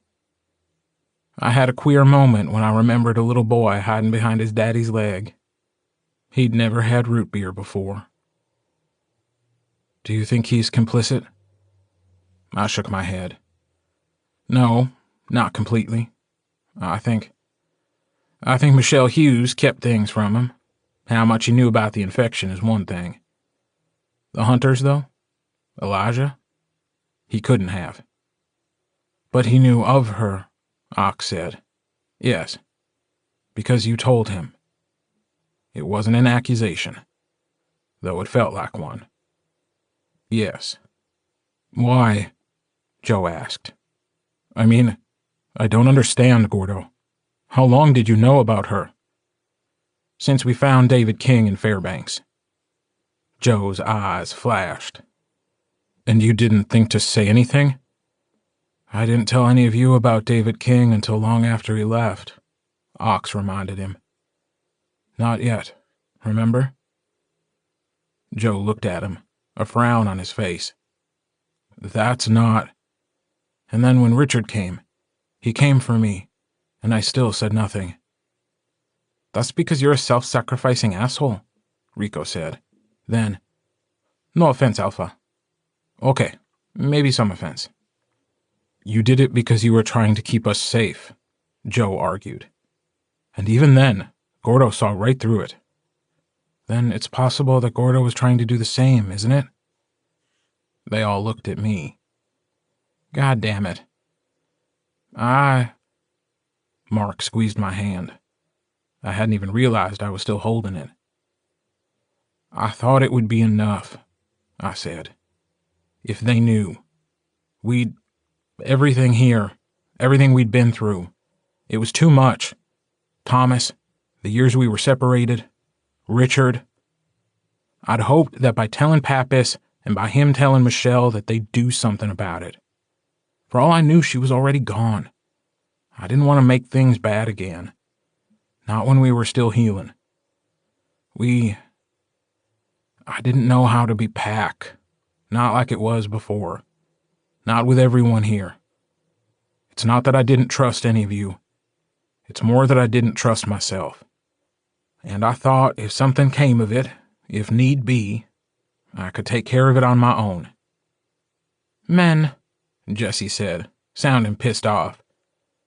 You're all a bunch of asshole martyrs. No wonder Elizabeth and I are the smartest people in the goddamn room. I concur, Elizabeth said, staring up at me. They're lucky to have us. They'd probably run off half-cocked without a single idea about what they're doing, Jesse said. Elizabeth nodded. And get themselves infected. Oh, Rico said. Can we joke about that now? I wasn't sure if it was still too soon or what. Because if you think about it, it's funny because... Yep, from the looks I'm getting, it's still too soon. Shutting up now. There's more, I said, wincing slightly. Of course there is, Chris said. He knocked his shoulder against Tanner's. Remember the days when the weirdest thing in our lives was when Gordo tried to grow that pussy tickler mustache? Those were the days, Tanner sighed. We made that wanted poster with his mustache face on it and posted them all over town, telling everyone to protect their children. You tried to grow a mustache? Mark asked me. Gross, Kelly said, nose wrinkling. We can smell that, Uncle Mark. What is it, Gordo? Ox asked me. Best to get it over with. You felt it too. The wards, when they were corrupted? He nodded slowly. Elijah said there were witches, which means they aren't trying to keep anything out. They're trying to keep us all in. Yeah, but I also felt something else. Heard something else. What? Joe asked. My father. Silence. Then, great, Carter groaned. We've got a weird religious chick who wears skins of her kills on her back and who has pet feral omegas on chains, one of which tried to sniff me and kill me at the same time. Witches who have the town surrounded doing creepy magic to keep us in. Michelle Hughes is some kind of stupid evil chick, and Mark and I are slowly going nutso. And now you're saying that your dear old dad is talking in your head? Fuck this day. Fuck this entire day. I couldn't agree more. We slept that night together. All of us. The couches and chairs were moved away. Thick, heavy blankets were spread out on the floor. Piles of pillows. The alphas were in the middle. The rest of the pack surrounded them. Even Rico did it with minimal complaining, though he said he was thankful that everyone was wearing clothes this time. I lay with my head pressed against Ox's leg, failing to resist the urge to be close to my tether. Mark must have felt the same, because he never went far. We lay facing each other in the dark, his ice-cold eyes ever watching. There was a moment before I drifted off to sleep, hearing the voices of my alphas singing in my head, when Mark reached up and traced a finger over my cheeks, my nose, my lips and chin.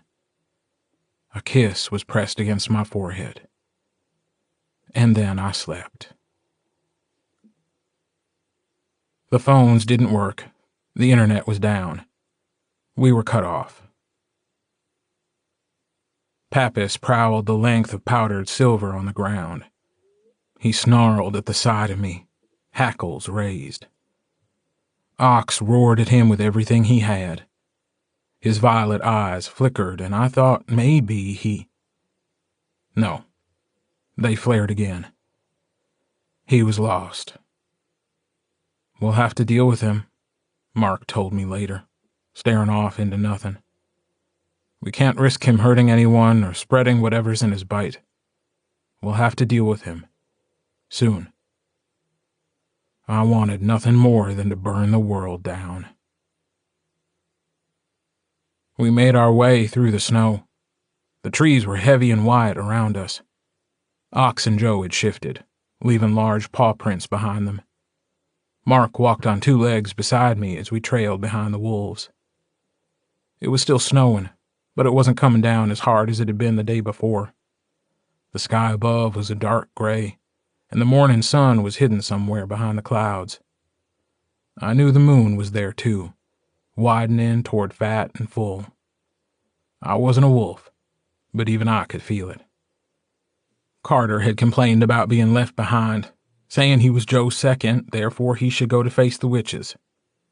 Joe had looked as if he were about to give in, but Elizabeth intervened, and without her saying a word, it was understood that Carter wasn't going anywhere.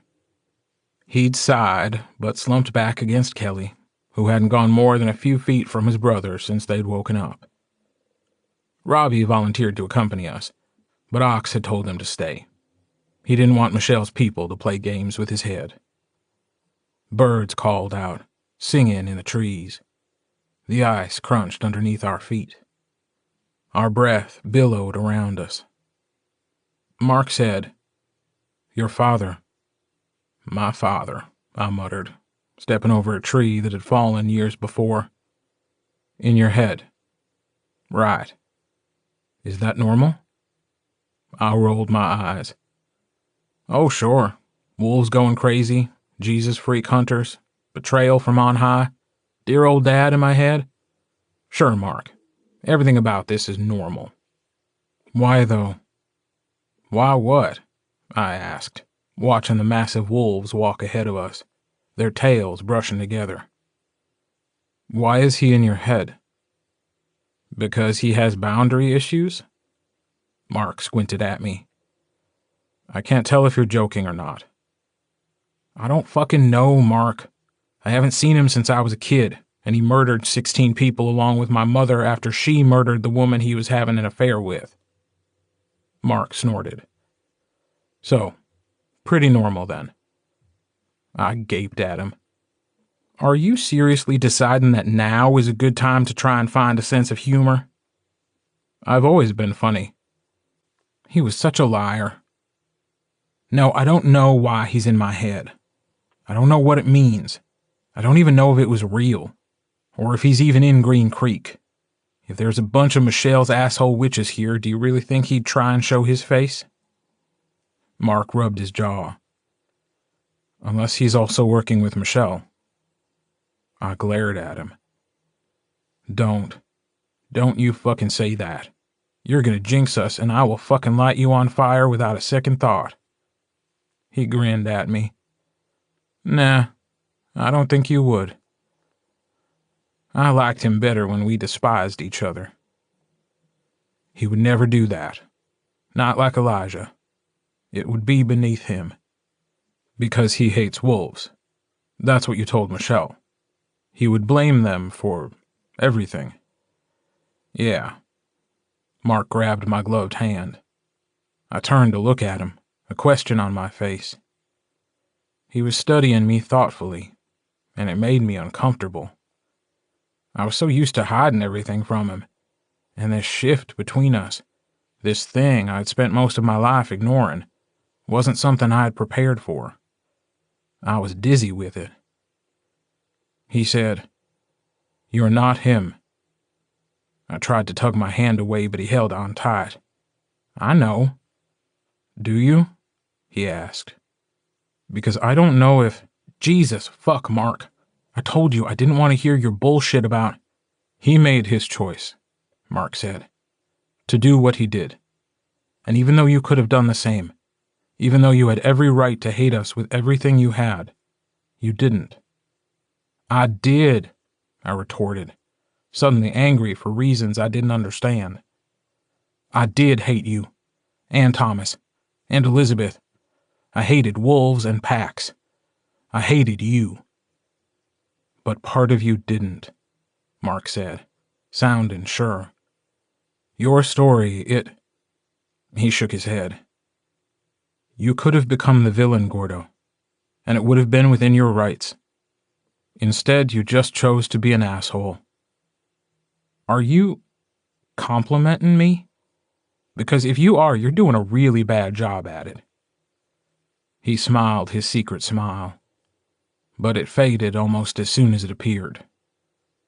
"You're not your father." "I know that." "Do you?"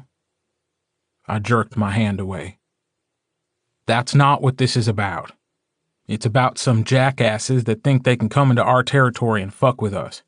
It's about the fact that I haven't gotten to kill anything in weeks, and it's starting to piss me off."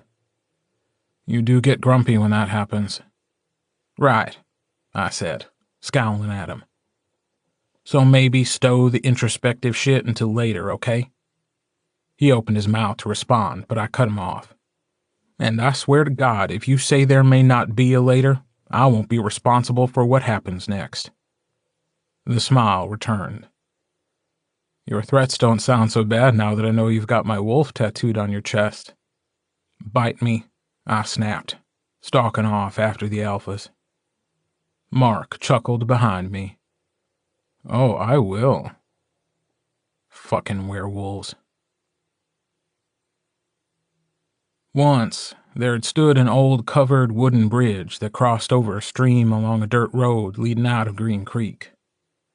Then Richard Collins had come with Osmond and the Omegas, and it had been destroyed in everything that followed.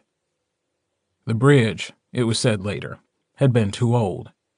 It hadn't been maintained as well as it should have. Many were surprised it hadn't fallen sooner. A donation had come to the town by a notable family. Elizabeth Bennet, on behalf of her late husband, had given $50,000 for it to be rebuilt. There had been a ceremony the following summer. A ribbon cutting where Elizabeth Bennet had stood with her sons, all three dressed smartly in perfectly tailored suits. The rest of the pack had watched with a rather sizable crowd as the mayor made a canned speech of appreciation. The ribbon had been cut, and people had cheered. The new bridge was almost an exact replica of the old one, though far sturdier. It was part of the charm of Green Creek, the town council who had approved the design said. A gateway to a small mountain town. The only real difference was the plaque on the Green Creek side of the bridge. 6 words etched into metal. May our songs always be heard. People had been perplexed at the legend. But we knew. Oh, how we knew. The bridge now looked like a postcard, red wood barely visible through heavy snow. And there were people standing in front of it. They were dressed well for the cold weather. There were 4 of them, and though I didn't recognize a single one of them, I knew them as witches the moment I set eyes on them. I told my alphas that magic had a signature, a fingerprint. The feral wolves knew that more than anyone, which is why I was convinced my father was behind the infection. And I could feel the wards in front of us, though they were no longer my own. Pappas had asked me if the wards were infallible. How much he'd known at the time I doubted we'd ever find out, but I thought maybe that was his way of trying to warn us. I hadn't listened, or at the very least I hadn't understood what he'd been trying to say. But the wards weren't infallible. I was strong, and my magic was expansive, but even my wards in the Bennett territory couldn't survive the onslaught of multiple witches bent on manipulating them. Magic wasn't wish fulfillment. It was harsh and rough, pulling from the blood and bones of the witch, focused with the ink etched into my skin. The witches, 3 men and 1 woman, looked wary as we approached. They eyed the alphas, who stopped just short of the wards. The wolves couldn't see them, not like I could, but they could feel them. Ox told me once that the scent of magic made his nose itch like he was about to sneeze. It smelled ozone sharp and smoky. Alphas, Bennett and Matheson, the woman said stiffly. She was trying to be deferential, but we were so far past standing on ceremony it was ridiculous. We are honored to be in your presence. Alpha Hughes sends her regards. Yeah, I said dryly. Maybe take your honor and shove it up your... Ox growled at me. Mark decided to take over, which was probably better for all of us. He knew diplomacy, where I only wanted to break some bones. What our witch meant to say was, we aren't exactly here to receive regards from Alpha Hughes, so take your honor and shove it up your ass. Maybe not so diplomatic. Joe growled at him. Thankfully, I remembered I was a hardcore 39-year-old redneck before I swooned a little. It was close, though. The witches weren't pleased. The woman addressed the alphas. She has done what she must in order to ensure the survival of the wolves. She glanced at Mark. And since the Bennett pack has found itself with infected members, you must be contained. Surely, if our roles were reversed, you would do the same. See, I said, I don't know if that's true. We would find a way to fix this. And we are. The woman cocked her head at me. Like the Omega you fixed in Montana? I blinked. What the hell are you? and you just had an alpha's claws around your throat and lived to tell the tale. You went to my home and were shown mercy. But I am not a wolf, and I'm not exactly human. Veins underneath the earth, sometimes so deep they will never be found, until someone like me comes along. And I'm the one you should be scared of, because I'm the worst of them all." "That's right," the woman said. "The Omega you killed in an alleyway. A team Michelle had dispatched to track Richard Collins found him before the humans did. The stench of your magic was all over him, Livingstone. So do not speak to us of fixing anything." "He was an Omega," I growled at her, "who worked for Collins. He wasn't—" "And what happens when Mark Bennett turns Omega?" she asked. "Will you do the same for him? When the bloodlust descends and he is lost to his animal?" The wolves growled as I stepped forward. The strength of the wards bowled over me, causing me to grit my teeth. It felt as if 1,000 tiny needles prickled along my skin, not going deep enough to draw blood, but close. They were good. Much better than I expected them to be. To their credit, the witches looked worried, taking a step back as if they thought I would burst through the wards regardless. Either that or they didn't like the sound of pissed-off alpha wolves. They were smarter than they looked. And it should have ended there.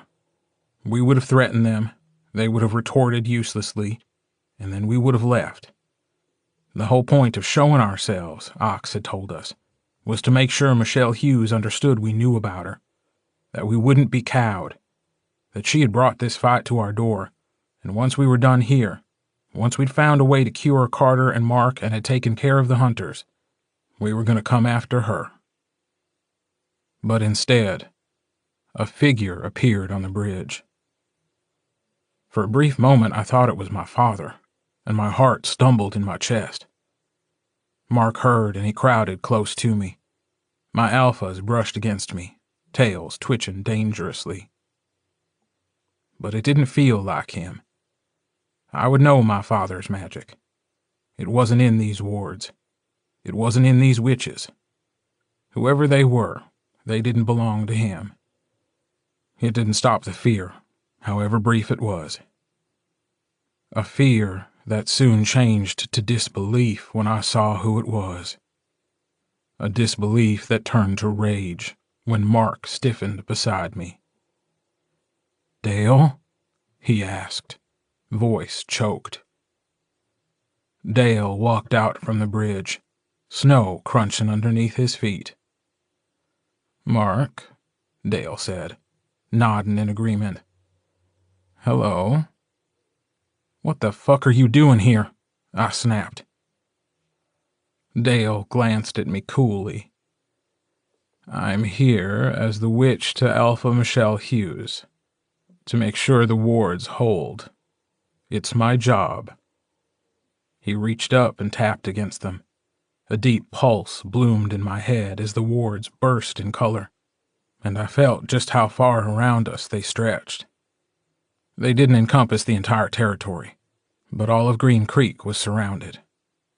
Before I could stop him, Mark half-shifted and launched himself at Dale, fangs bared, eyes blazing orange.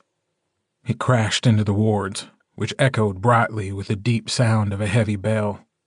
He fell back into the snow. The alphas snarled as they paced back and forth in front of us while I knelt down beside Mark. He groaned, eyes fading into ice blue. "You idiot," I said, helping him up. "Are you okay?" He shook his head. "Fine." He glared at Dale. "How the hell are you a witch? I didn't smell magic on you." Dale shrugged. "There are ways to hide one's true self, Mark. It's not that difficult. Isn't that right, Gordo?" "When we get out of here," I promised him, "I'm coming for you first." I didn't know how he'd managed to get inside my wards without me knowing, but it didn't matter now. He'd made a mistake in revealing himself. Dale wasn't impressed. Michelle gave you the opportunity. She told you what would happen if you allowed the infected wolves to live. We do what we must to survive. Surely you can appreciate that. All this time, Mark said, sounding dazed. You were working for her all this time. Dale looked almost regretful. I did care about you, Mark. More than I thought I would. He glanced at me.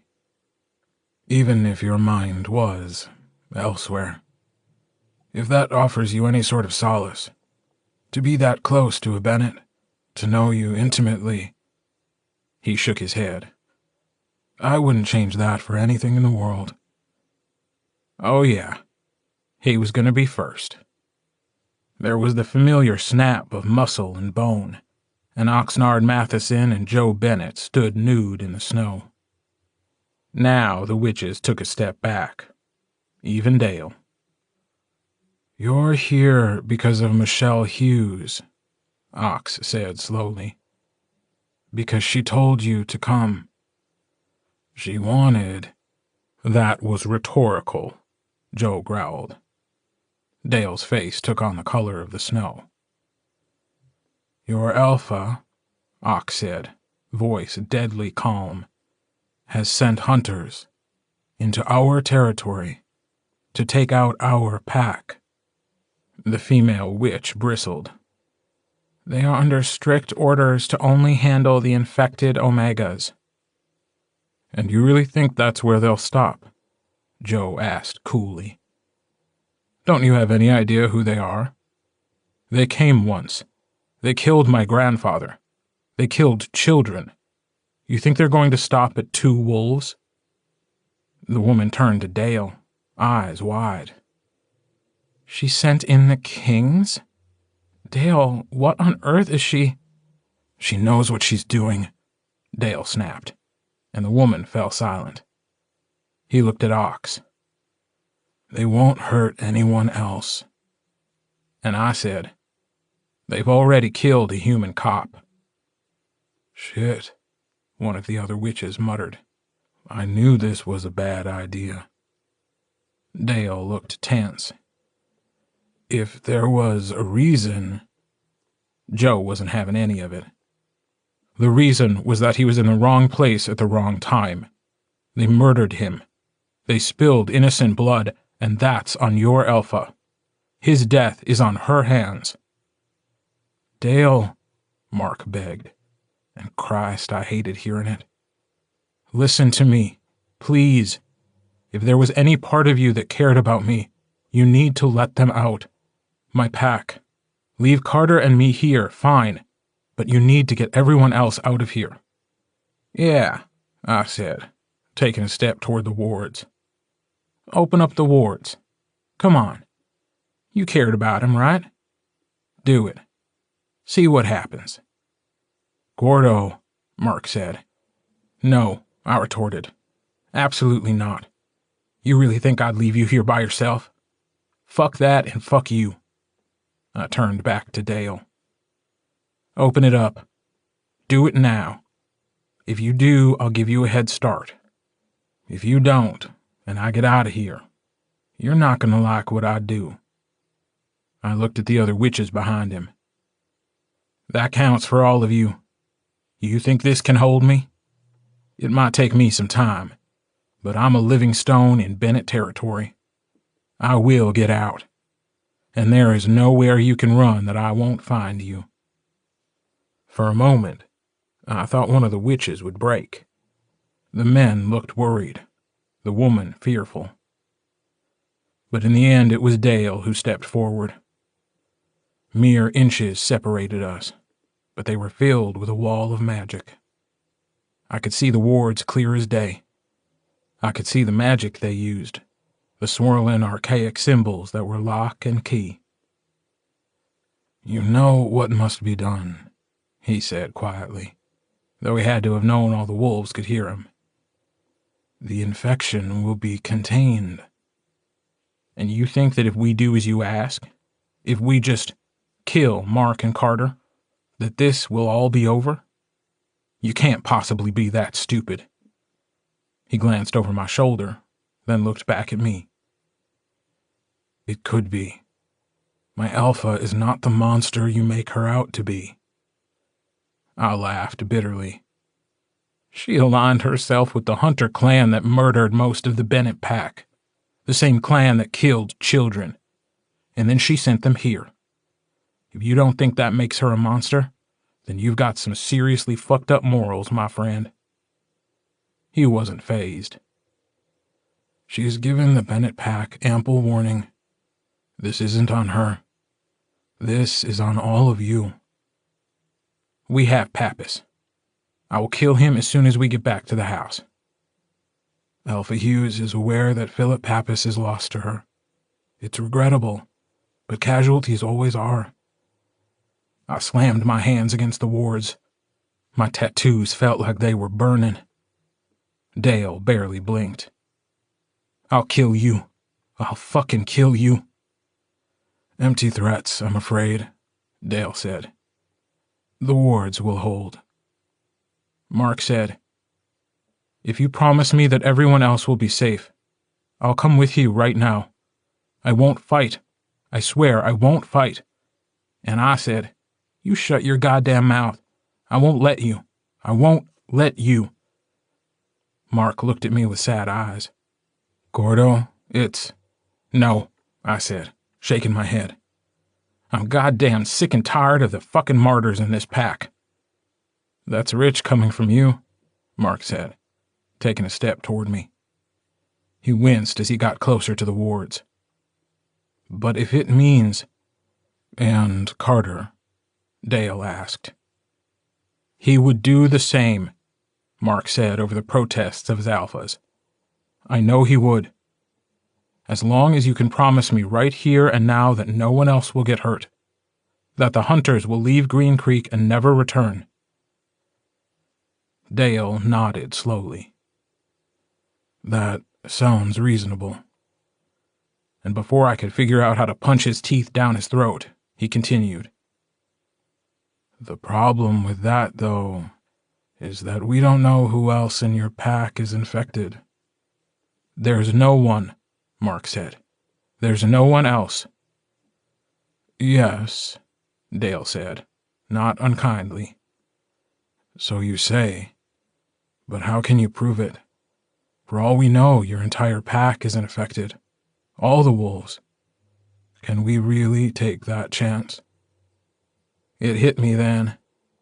I should have seen it before, but I'd forgotten. "He's lying." He looked startled. "Lying about what?"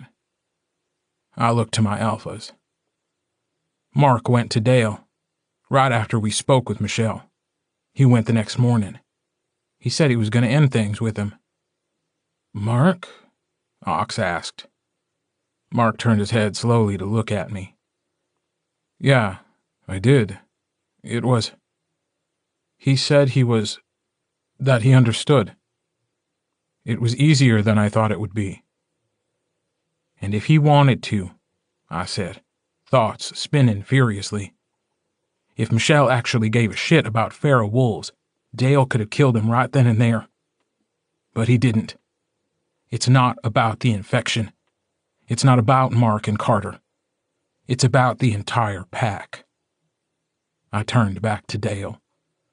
"Michelle Hughes is using the infection as an excuse to take us out. All of us. She knew, before, about Pappas, even though Pappas didn't think she did. She knew. And she sent him here anyway, knowing what could happen." Dale didn't speak. He just stared at me. "Dale," the woman asked, sounding unsure, "what's he talking about?" "It's never been about the infection," I said, staring right back at Dale. "She doesn't want the Bennett pack. She doesn't want Joe. She wants the territory. She wants Green Creek. She sent the hunters here to wipe us all out. Everything else was just ancillary. How did she do it? Did she find my father? Did she make him do this? Dale laughed. Oh, Gordo, no matter how far you run, no matter how you try and hide, you will always have the shadow of being a living stone covering every inch of your skin. It's something you will never escape. No, she has nothing to do with Robert Livingstone, and nor do I, before you ask. We don't know where he is. For all we know, he's dead. But the rest? Joe asked, eyes red. Dale didn't cower. The rest is as it is. You run to this place. You always have. Green Creek was a refuge for the Bennetts long before any of you were even a thought. Alfie Hughes understands this. And since you cannot seem to accept your place in this world, she will take it from you.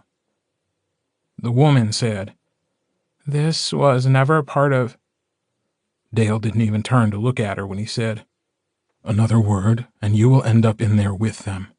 Understood?" The witches didn't speak. "She wrestled with this," he said, having the audacity to sound apologetic. "It hurt her. It caused her great pain, especially about Pappas. He was her second. She cares for him. But she knew that in order to protect all wolves, a choice had to be made. And in the end, she was strong enough to make that choice. She's the alpha of all. Yes, she has underestimated you in the past. She won't do that again. The hunters are the final solution."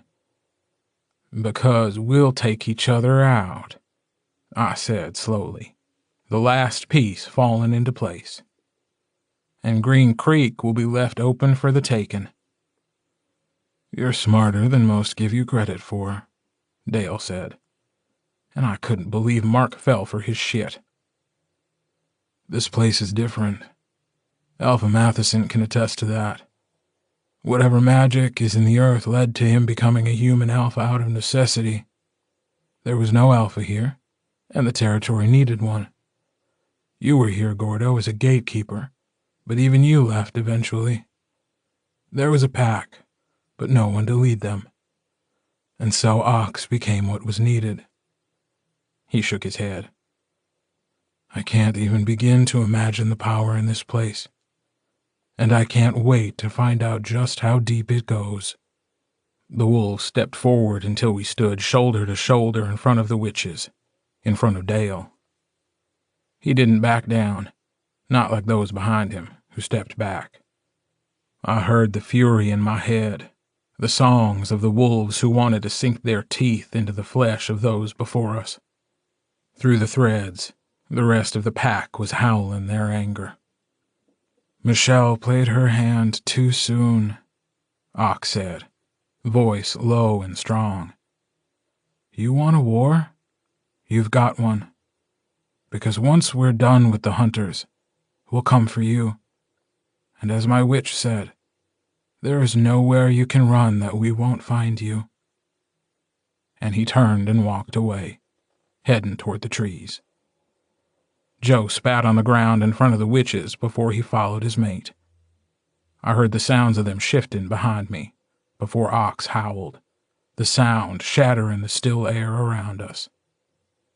Even Dale flinched at the sound. "You done fucked up," I said, smiling tightly. "Maybe I'm just a small-town hick who works in a garage, but I've got a long memory, and I will remember each of your faces. You would do well to start running now, because the last time someone came for our pack, he ended up getting his head torn off. And you can sure as shit bet that'll be the very least I do to you." I turned and followed my alphas. I'd only made it a few steps before I looked back over my shoulder. Mark stood in front of the witches. His hands were in fists at his sides. He wasn't speaking, and neither was Dale, but I couldn't help but feel a slick twist of anger on his behalf.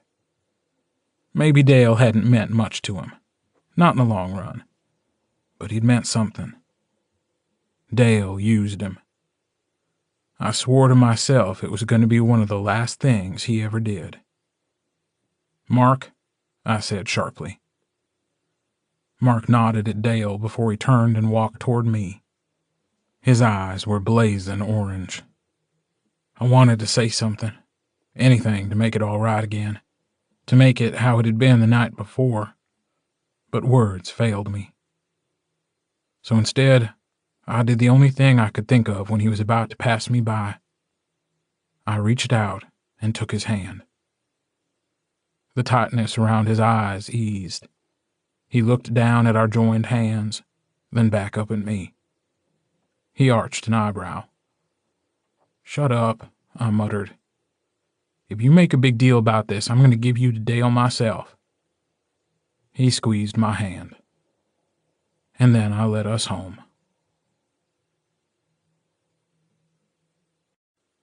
Chapter 19. Come and get me. Tug of war. "Motherfuckers," Chris growled. "Those goddamn bitches! Who the hell do they think they are?" "Bastards," Tanner said, sounding furious. "All of them. Can I shoot them? Please. Please say I can shoot them." "In the nuts," Rico spat. "I'm going to shoot them in the nuts, and while they're screaming in pain, I'm going to shove my fist down their throats until I reach their stomachs, and then I'm going to pull their stomachs out of their mouths and spill the contents of their stomachs on their faces, and I'm going to like it." We all turned slowly to stare at him. "What?" he asked. "They're in our garage." We were hunkered down across the street, hiding behind what remained of the diner. The snow was still falling, the lull having passed. It was thick again, this storm. Robbie had found an old radio in the blue house. Ox said it had belonged to his mother, and they danced in his kitchen to the music it played. We'd managed to find a station out of Eugene, which said the storm was expected to last a few more days. The tow truck was still lying on its side in the diner, propped up precariously by the boom. A thin layer of ice covered the driver's side and the hoist from the snow blown in by the wind. It didn't look as if anyone else had been inside the diner, and I thanked God for small favors. Either the storm or the warnings blared by the hunters had kept people indoors. I didn't know how long it would last. The King clan had taken over the garage. We could see them inside, moving about. The lights were on, and one of the garage doors was open. They'd parked their trucks around the front like a barricade, bumper to bumper. A few hunters looked to be on patrol, moving around the outside of the garage. One stood on top of the cab of one of the trucks, keeping watch. Jones was gone, as was his cruiser. I didn't know what they'd done with his body. I wanted to launch a full frontal assault, to take them out, to get rid of as many of them as I could. But Ox had said this was reconnaissance only. And, if need be, a distraction. Because the wolves were on the move. "They better not be touching my tools," Chris muttered. "That shit is expensive." Jesse snorted. "Way to have your priorities straight. Hey, do you know how long it took me to—" "Shut up," I growled, lowering my binoculars. "All of you." "Oh, sure," Tanner said, as bitchy as I'd ever heard him. "Look at Boss Man over here, sounding all tough and shit. I saw the way Mark kissed your forehead before we left, and the gross look on your face when you watched him walk away." "Seriously?" Rico groaned. "Is that what we're going to have to put up with now? I mean, we already get enough of that with Ox and Joe. You were supposed to be the asshole forever. How am I supposed to act now that you're the asshole with the heart of gold? It's fucking up my worldview, man. Not cool." "Don't you do the same thing with Bambi?" Chris asked. "I like her boobs, and the way she makes me think. It's not some mystical moon magic bullshit. It's carnal passion of the body and the mind." "She does have a great rack," Jesse said. reaching up to wipe the condensation from the window. We all turned slowly to look at her. Jessie rolled her eyes. What? She does. And at least I don't sound like a creep when I say it. That doesn't make it any better, Chris said, eyeing her warily. Goddamn Team Human. It doesn't matter, Rico said with a sigh. She's probably gonna break up with me anyway.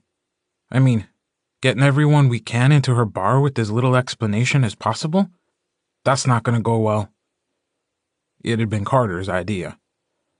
The lighthouse was as far away from Main Street as someone could be and still be in Green Creek. The town itself was small, with only a few hundred people counted as residents. Many of those lived in homes spread out miles around Green Creek. Fewer than 100 lived in Green Creek proper, and quite a few of them had already left ahead of the storm. The more hardcore had stayed to batten down the hatches. We didn't know the extent of what the hunters were here to do, and we didn't want to take any chances. The wolves were moving quickly through the town, gathering as many people as they could and taking them to the bar. Mark hadn't been pleased at the idea of the humans being in charge of locating the hunters and making sure they stayed where they were, but as soon as Carter had pointed out he needed to stop thinking with his dick, he had backed down. Well, mostly. He had backed down after he tackled Carter and held his face in the snow until his nephew literally cried uncle. He wouldn't look at me after. I didn't know what to do with that. The Bennetts were known, and I didn't think they'd have a hard time convincing people to go, especially in light of what Elijah had said upon her arrival. The story being spun was one of meth-head hillbillies bent on causing trouble. Robbie seemed sure it was believable and would convince people to stay away. Either that, or it'll make them come running with their guns, he'd said, pushing his glasses back up his nose. People get weird when it comes to meth-head hillbillies. The wolves could move quicker than we could, and there were the feral omegas to worry about, the ones Elijah had called her pets. I knew that if another wolf had approached the garage, they'd be scented almost immediately. But we were human, and the storm was thick. Even if the omegas had parts of their minds intact, we would be less noticeable than the rest of the pack. Which is why we had been hunkered down in the diner for going on an hour. It was fine. Everything was fine. I feel like we should talk about the elephant in the room, Tanner said. You mean Dale? Chris asked. Exactly. I mean, do we give Mark shit for ignoring the mystical moon magic and sleeping with the enemy? Or do we put this on Gordo for ignoring the connection with the wolf who wants to take him carnally underneath a full moon? Everything was not fine. Guys, Rico said, pulling his coat around him tighter as he shivered. This isn't the right time to be talking about this. That surprised me. Thank you, Rico. Because before we can talk about whether to blame Mark or Gordo, we need to figure out if Dale put some kind of brujo mind control whammy on Mark that made him bone Dale. Fuck them. Fuck every single one of them. Huh, Chris said, rubbing his jaw. I never thought about it that way. Hey, Gordo. I ignored him. Gordo. I glared at him. What? He had no sense of self-preservation. Did Dale put some kind of mind control whammy on Mark to make him sexually subservient? I ordered Jessie to control her brother. She cocked her head at me. Why? I want to know too. Now that you and Mark are going to be... We're not going to be anything, I growled at her. They all turned slowly to stare at me. Gordo, Jessie said. You do realize that you're a liar, right? She looked at her brother. He knows that, right? Chris sighed. Gordo doesn't know how to deal with all his feelings.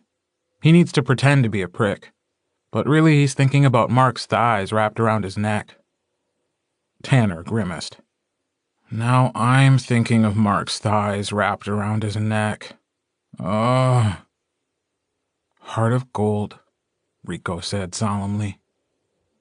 I hate all of you, I mumbled, raising the binoculars again, hoping that would be the end of it.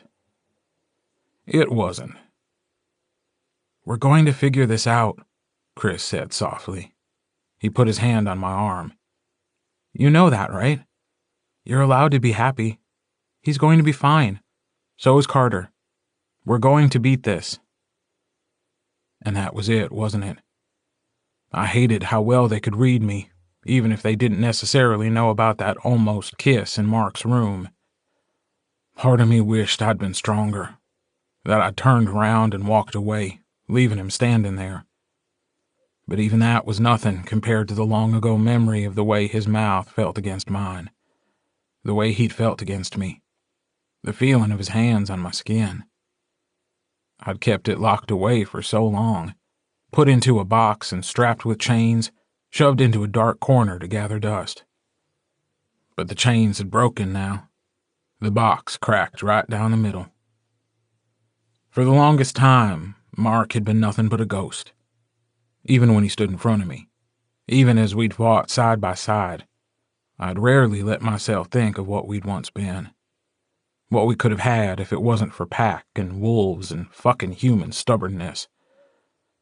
Of course, it would take until the world was crashing down around us. He was acting strong and brave. But I was as much an expert in Mark Bennett as I'd been the first time we'd kissed. He was scared. It went beyond the idea of becoming an Omega, beyond the idea of losing his tether.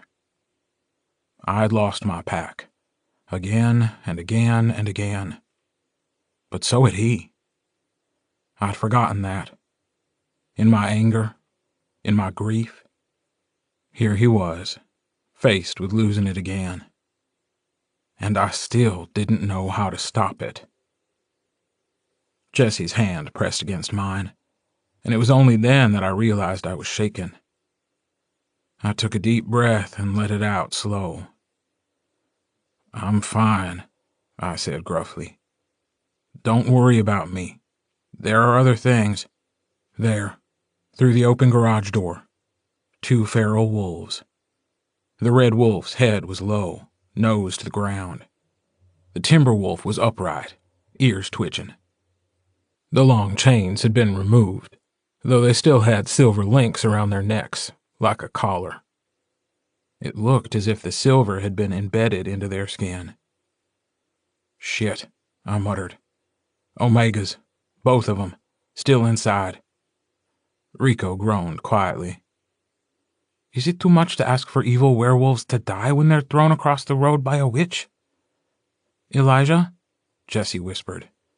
I shook my head. How many of them are there? 20, that I can see. Can't you just, I don't know, Tanner said. Kill them, somehow?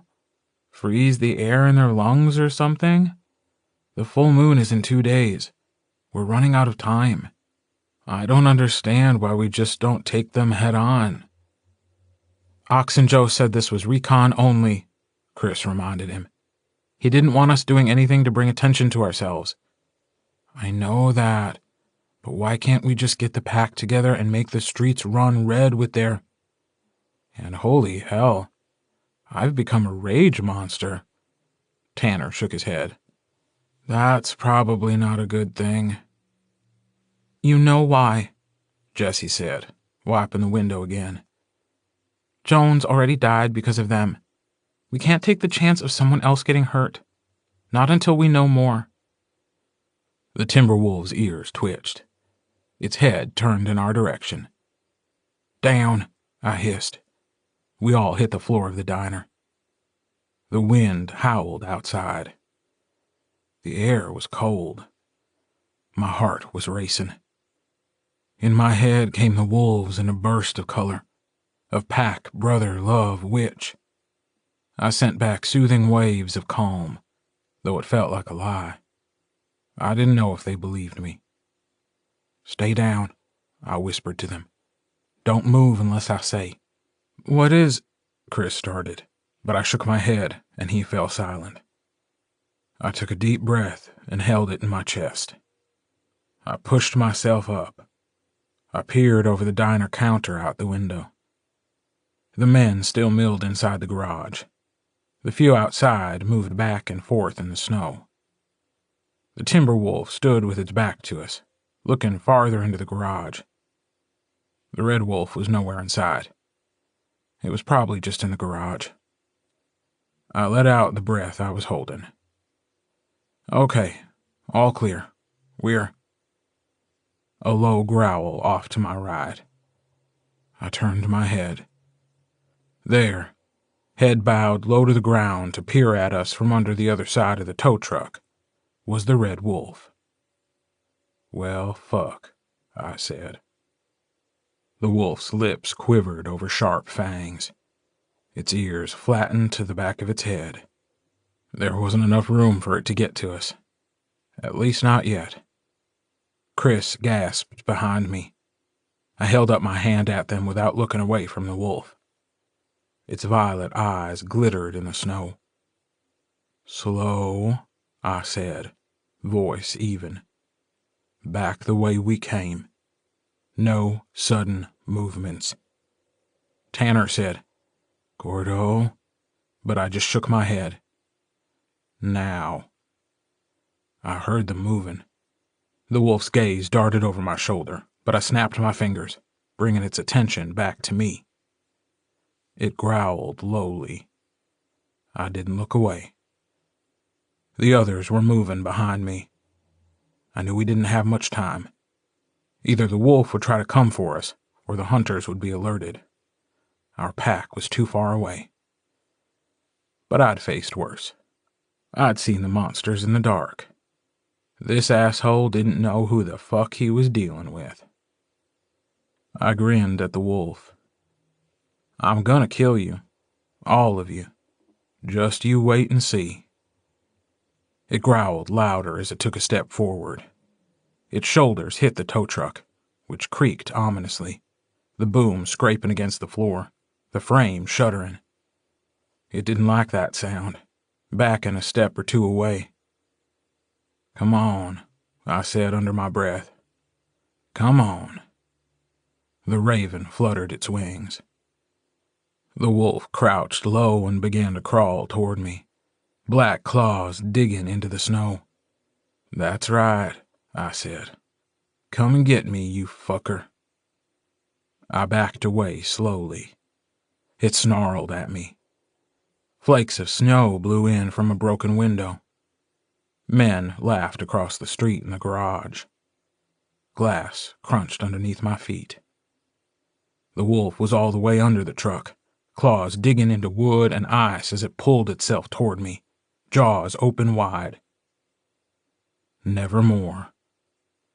The raven flew. The pack knew. They knew. I felt it. All of them. The alphas were there. In me. In my head. Gordo, Gordo, Gordo. And Mark. Always Mark. I pulled on those threads, the ones that connected us all, and pushed.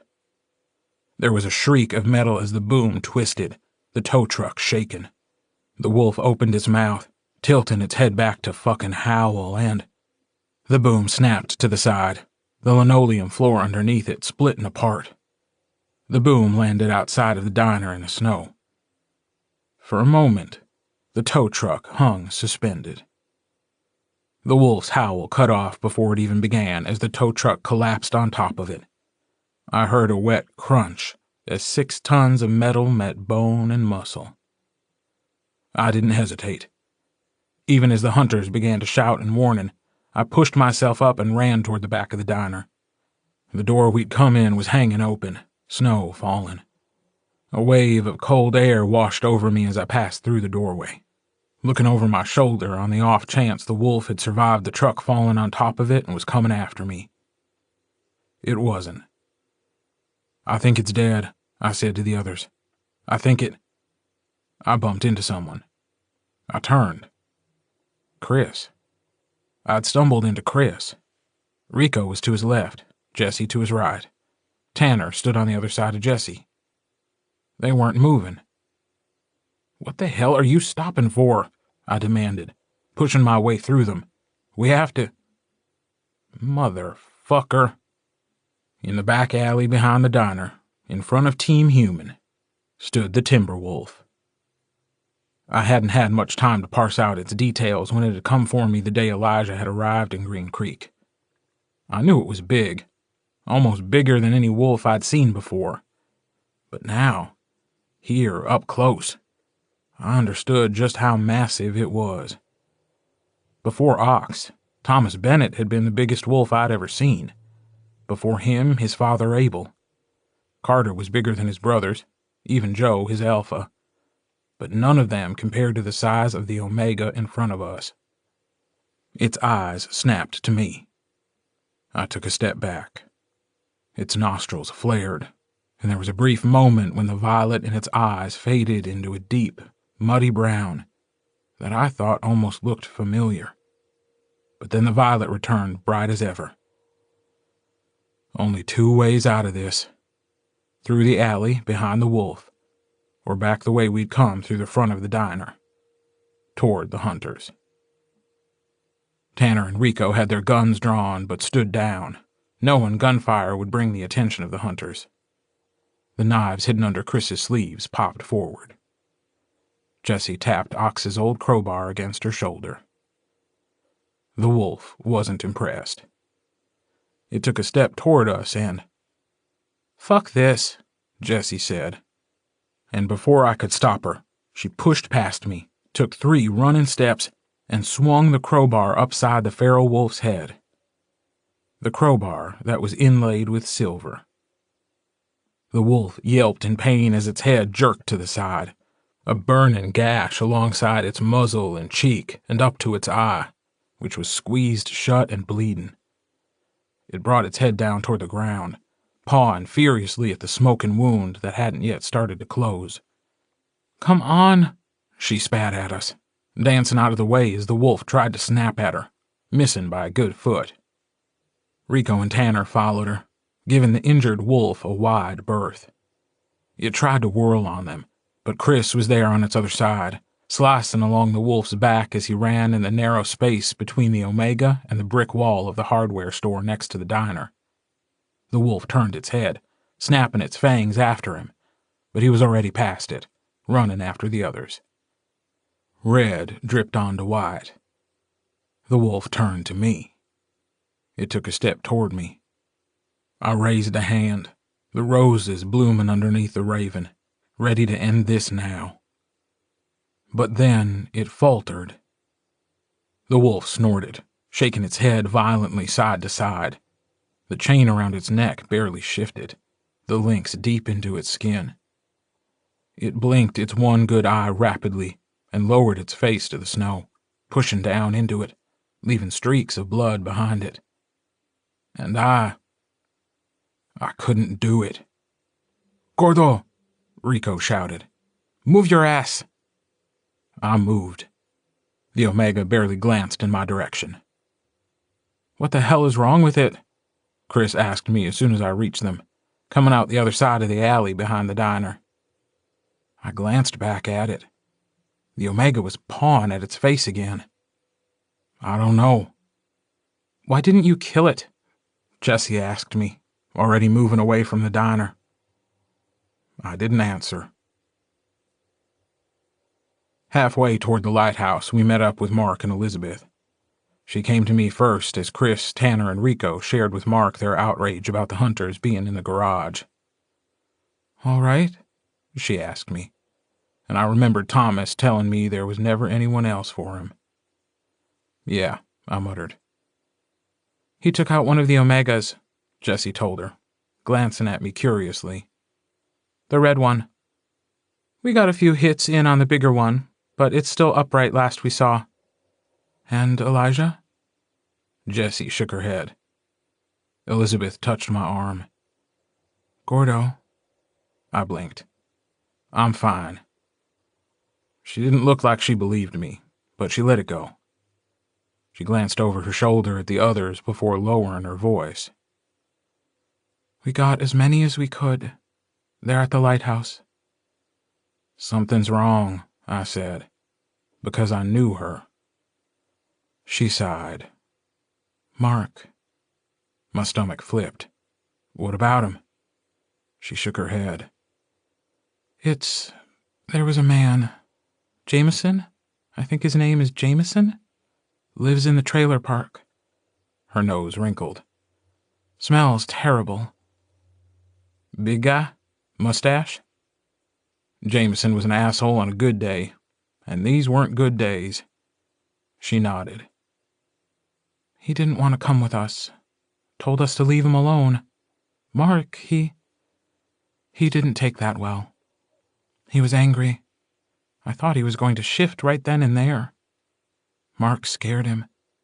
I could smell it, though he tried to hide it. He stayed behind? I asked, not liking where this was going. No, she said. He agreed to go when Mark put a fist through his trailer wall. Jesus Christ. It's the moon, I think. It's pulling on him. It's getting stronger. Whatever it was, he snapped out of it almost immediately. It's happening, Gordo. Carter, and now Mark. Even with all that had happened, I was surprised I was still capable of feeling gutted at the sound of fear in Elizabeth Bennet's voice. We'll figure it out, I said, though I felt like a liar. I'm fine, Mark said as we approached the lighthouse, snow crunching under our feet. The power was still on, and the lighthouse was lit up like it was a Friday night. You sure about that? He rolled his eyes. He was pissing me off. Jameson? Yeah, wouldn't listen. So you punched a hole through his house. He listened after that. Mark. Gordo? I grabbed him by the arm. Would you stop? For fuck's sake, you can't hide this. Not from me. That's almost funny coming from you. Talking about hiding things. That stung, though I deserved it. It wasn't Mark, though. He didn't dig at open wounds. Don't be a dick. He winced. Sorry, I don't know where that came from. He was lying. We both knew exactly where it had come from. I need to know if you're in control. You can't go into a room full of humans if there's a chance you'll turn on them. For a moment, I thought he was going to pull away. He breathed in through his nose as the others went inside.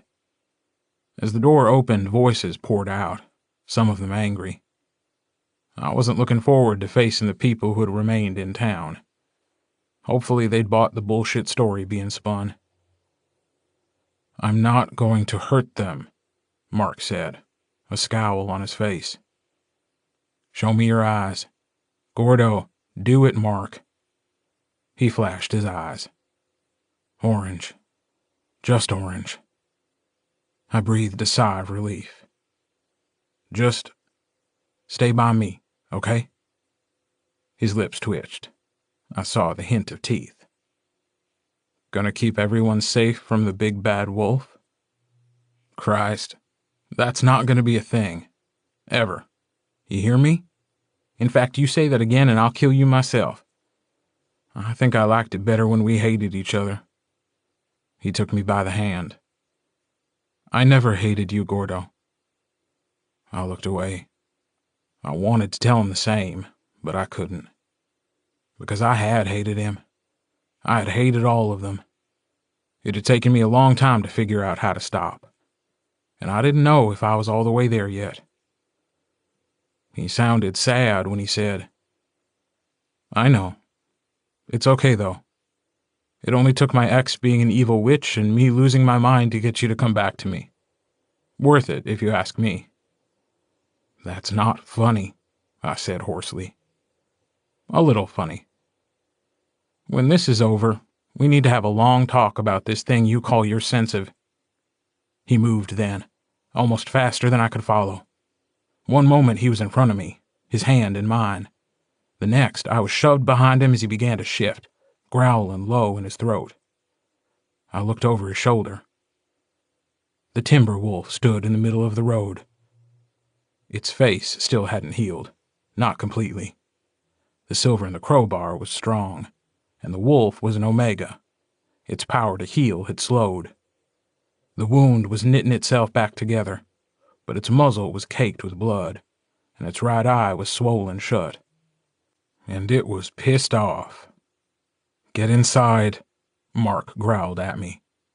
"Fuck you," I retorted. "I'm not gonna leave you. If it's like the others, it'll come for you first. I can't hold it off if I'm worried about—" "I don't need you to worry about."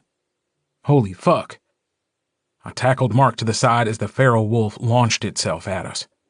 We fell into the snow, Mark hitting the ground first. I landed on top of him as the wolf sailed over us, teeth snapping, missing my neck by inches. Its hot breath stank, and I could almost feel the weight of it in the air above us. "You just wanted to lay on top of me," Mark said from beneath me. "Seriously?" I snapped, pushing myself off him and standing. "Now is not the time." The wolf had landed near the lighthouse, skidding in the snow, but managing to stay upright. Its ears pricked toward the bar, and I knew it could hear probably dozens of heartbeats inside. Its eyes flickered violet, and it took a step toward the bar door and... "Hey!" I shouted at it, trying to get its attention. "Over here, you goddamn mutt!" It slowly turned its head toward me. I swallowed thickly. It really was a big werewolf. Mark was at my side, half shifted, and before I could chew him out for that, the timber wolf crouched low, ready to attack. Screams came from inside the bar. We all hesitated. And then Carter burst out of the lighthouse, the door slamming against the wall, the wood splintering. He too was half shifted. And it hit me then that the people inside the bar had seen it. But before I could even begin to process this monumental fuck-up, he'd tackled the timber wolf from behind. It went down hard, slipping in the snow. Carter's face elongated, hair sprouting along his cheeks, and he was snarling at the wolf beneath him. The timber wolf pushed itself up quickly, knocking Carter off its back and into the snow. He landed, orange eyes wide, exhaling heavily. The timber wolf rose slowly above him, lips pulled back, teeth bared. I touched the rune on my arm, ready to light the motherfucker on fire, and Elizabeth stood in the doorway, eyes blazing, ready to attack whatever was going after her son. And Ox and Joe roared from inside the lighthouse, their alpha song bowling over us, because one of their pack was in danger. One of their pack was about to... The timber wolf stopped snarling. Its eyes narrowed. As the wolf lowered its head, Carter raised his claws, ready to swipe at it, to gouge its eyes out just as he'd been trained to do, but it didn't happen. The timber wolf just sniffed him. Its eyes were violet, and its hackles were raised, but it put its snout against Carter's chest and inhaled. Carter said, lisping through a mouthful of fangs. "Guys, what the hell is going on?" "Carter," Elizabeth said, "I need you to—" Joe and Ox appeared behind him, ignoring the cacophony of voices rising behind them. Their eyes were red, and when Joe saw his brother on the ground with a strange wolf above him, he tried to push past his mother. The timber wolf heard him coming and turned its back on Carter, snarling at Joe. It began to back away slowly, crowding Carter until he was forced to scoot back in the snow. "What the fuck is going on?" Carter squeaked, startled out of his shift as he got a face full of tail. "Joe," Elizabeth said sharply, causing her son to stop before he could reach the timber wolf. "Don't." Joe looked surprised as he glanced back at his mother. "But it's going to hurt him." "I don't think it is," Mark said thoughtfully at my side. It's protecting him. From what? Joe asked. From you. From all of us. Step back, Joe. But, Joe. Joe did as his uncle asked. The timber wolf eyed him warily, standing above Carter. Once it was sure that Joe wasn't a threat, it turned back around and put its snout against Carter's chest again, rumbling low in its throat. Carter tried to shove its face away, but it snapped at his fingers, growling a warning. What the hell is its problem? Carter asked, sounding annoyed. I think it likes you, Elizabeth said mildly. Oh, gee, Mother, thank you for your input. I don't know where I'd be without you. You wouldn't be born without her, Joe said, helpful as ever. Ox, Carter cried, trying unsuccessfully to shove the wolf away from him. Do your I'm so special alpha thing and get this fucker off me. You seem to be doing just fine on your own, Ox said, stepping out of the bar and into the snow. The timber wolf glared back at him over its shoulder. Ox made sure to give them a wide berth as he approached us, much to Carter's outrage. What happened? Ox asked us in a low voice. Rico said the hunters were in the garage. I scowled. As if I didn't want to kill them already, they're touching my stuff. He focuses on what's important, Mark told Ox, and I gave very real consideration into blasting him across the parking lot. But I didn't think it would do well for whatever was going on between us, so I didn't. I don't like it when people touch my things. I'm sure Dale would agree with that, Ox said, because even though he was an alpha, he was still a bitch. Mark started choking. I hated everyone. Killed the red wolf, crushed it under the truck. You followed? I shook my head. The guys and Jesse made sure our tracks were covered most of the way here. And what's that about? He asked, nodding toward the wolf that now had the collar of Carter's coat between its teeth and was trying to drag him away. It wasn't going so well for the timber wolf, seeing as Kelly had burst out of the bar with an impressive battle cry, grabbed his brother's leg, and was pulling him in the opposite direction. I couldn't even begin to tell you. Kelly, Carter shouted. Save me! I am, Kelly yelled back. The timber wolf jerked its head back roughly, trying to pull Carter away from Kelly as it snarled a warning.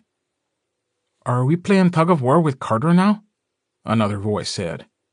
I looked up to see Team Human crowding around Elizabeth, even as the shouts in the bar grew louder. Rico had his hands on his hips, and his head was cocked, eyes squinted. Because I don't know if that's going to endear the general population of Green Creek now that they've seen half of the Bennetts, who they assumed were just rich weirdos that lived in the woods, suddenly turn into monsters right in front of them. Something shattered inside the bar, and he winced. Bambi's probably not going to like that.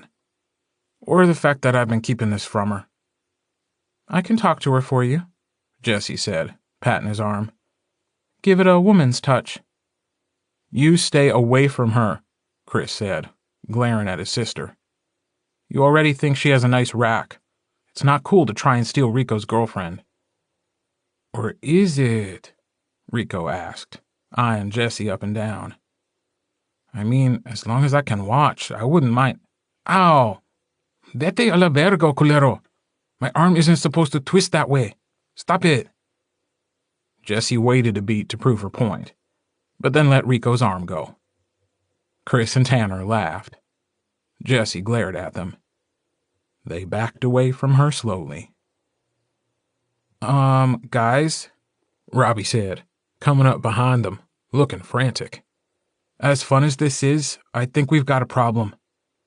He pointed over his shoulder back in the bar. Pressed against the windows were many, many faces, eyes wide, mouths open, as they watched a wolf the size of a horse trying to steal Carter from his brother, both of whose eyes were glowing brightly.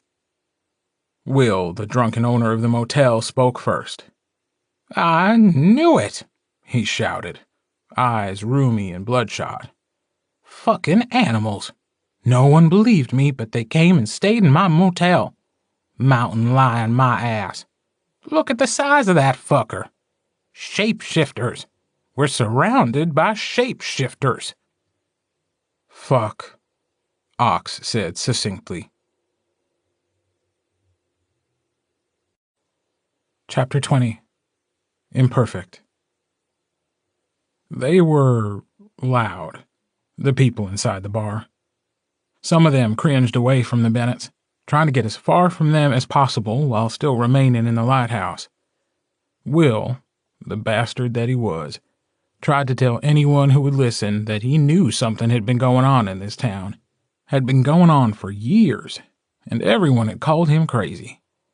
Who's crazy now? He said, laughing wildly. Who's crazy now? I could do it again, I told Ox under my breath. Alter their memories, like I did with the people after Richard. Ox shook his head slowly. You were off your feet for a few days after that, and there were only a handful. There's almost 50 people in here. I need you strong. He had a point. Expending that much energy would make me next to useless for at least a week, and we didn't have time for that now. There's always after. Maybe. He looked at the people standing before us. They were starting to get loud again. Jameson, the owner of a brand new hole in his trailer wall, was staring at Mark as if he expected Mark to shift and eat him right then and there. It would have been funny if the situation weren't so fucked, especially since Mark seemed on the verge of doing exactly that. I stayed close, trying to get him to calm. Others were still at the window, staring out at where Kelly and Robbie were keeping an eye on Carter. The timber wolf hadn't been too pleased when Carter had tried to follow us inside, growling at him until Carter stopped trying to get away. I had a good idea what was going on there, and I thought Elizabeth did too, if the knowing look on her face meant anything. The others were too young, too inexperienced. Even Joe and Ox seemed perplexed. I didn't know if it would matter in the long run. The wolf was an Omega. If it was like Pappas, I didn't know if there was any turning back. It was best if Carter didn't know. At least not until we could be sure. He was in for a rude awakening at any rate. What are we going to do? Mark murmured. He was breathing in and out through his nose, and I knew he was doing it to keep his heart rate slow. I didn't know if it was working. We can't. Ox. There's a reason packs are kept hidden. Ox tilted his head. Why, though? Because the Alpha of all says that's the way it's supposed to be? She betrayed us. Or is it because it could bring hunters down upon us? They're already here. And we're trapped inside with them because witches have surrounded Green Creek and taken our wards away from us. These people are in danger. Don't they have a right to know why? Mark paled. His voice was rough when he spoke. Do you even know what you're saying? What you're risking? It's not just about us, Ox. If this gets out, if this spreads beyond our borders, then it puts other packs at risk. People are scared of what they don't understand, and they won't understand us. I get that, Ox said lightly. I do. But we can't live in fear. If we're going to have a hope for tomorrow, then we have to deal with it today. Mark shook his head. You weren't there. You didn't see what they did to us, what the humans did to our family. They came in and... There were children, Ox. They were just kids, and they... Ox wrapped a hand around his neck, bringing his forehead to Mark's. Breathe, he whispered, eyes flashing red, and Mark's nostrils flared. I need you to breathe. I know it hurts. I know it does. We will stop it, okay? We're going to find a way to stop it. Mark reared back, breaking out of Ox's grasp. For a moment, I thought he was going to lash out. "You don't get it," he growled, deeper than any human ever could. The people closest to him backed away slowly. "You're fine. You don't have this thing inside of you. You still have your tether, and it's intact. I can feel it, Ox. Every fucking second I can feel it. Just because you still get to keep everything you love doesn't mean you get to spout your alpha bullshit on me. That's not fair. None of this is fair." Blood began to drip from his hands, where his claws had popped into the fleshy part of his palms. "Mark," Ox warned, eyes blazing. "I need you to calm down. Listen to me, okay?" He reached for Mark again. "We're right here. Your pack is here. Gordo is—" "Don't," Mark said, chest heaving as he took a step back. He bumped into a woman who gasped and almost fell back. She was caught by Jameson, who glared at Mark. "Don't tell me to calm down. Don't talk to me about Gordo." "Mark," Joe said, coming to stand next to Ox. "You're scaring people. This isn't you. This isn't who you are." Mark laughed bitterly. "You don't know the first fucking thing about me. You left Joe. My brother died. He was cut to ribbons and you left. You didn't even have a second thought about it. And even if you did, was it about me? Or your mother? Or was it just about Ox? Was it just about your fucking mate?" Joe's throat clicked as he swallowed, jaw tight. "That's right," Mark said, voice hard. "All I wanted was to keep everyone safe. That's all I ever wanted. And then those fucking hunters came and they took everything away from me. And then Thomas took what was left of my shredded heart and put it beneath his heel, telling me I didn't have a choice. I had to leave. And just when I thought I could finally forgive him, when I thought it would all be okay again, he died." Ice blue gave way to orange. "And then you made the same mistakes he did." "Mark," I snapped, stepping forward. "Knock it off. You're getting yourself worked up. That's not gonna help." "You're scared?" Mark snarled, whirling on the people in the lighthouse. "You should be. You want to see what you're so afraid of? Let me show you." He started to shift.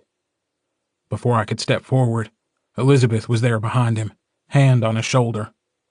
I didn't have time to react. He spun, hand out. He backhanded her across the face, and as she fell into her alphas, as the sound of a small bone snapping filled the room, Mark Bennett's eyes flickered. Blue, orange, blue, violet. And then it faded. Mark looked horrified as he lowered his hand. The room exploded around us as people began shouting. Jesse and Chris ran to Elizabeth's side and helped her up. Tanner and Rico stood in front of them, arms across their chests as they glared at Mark.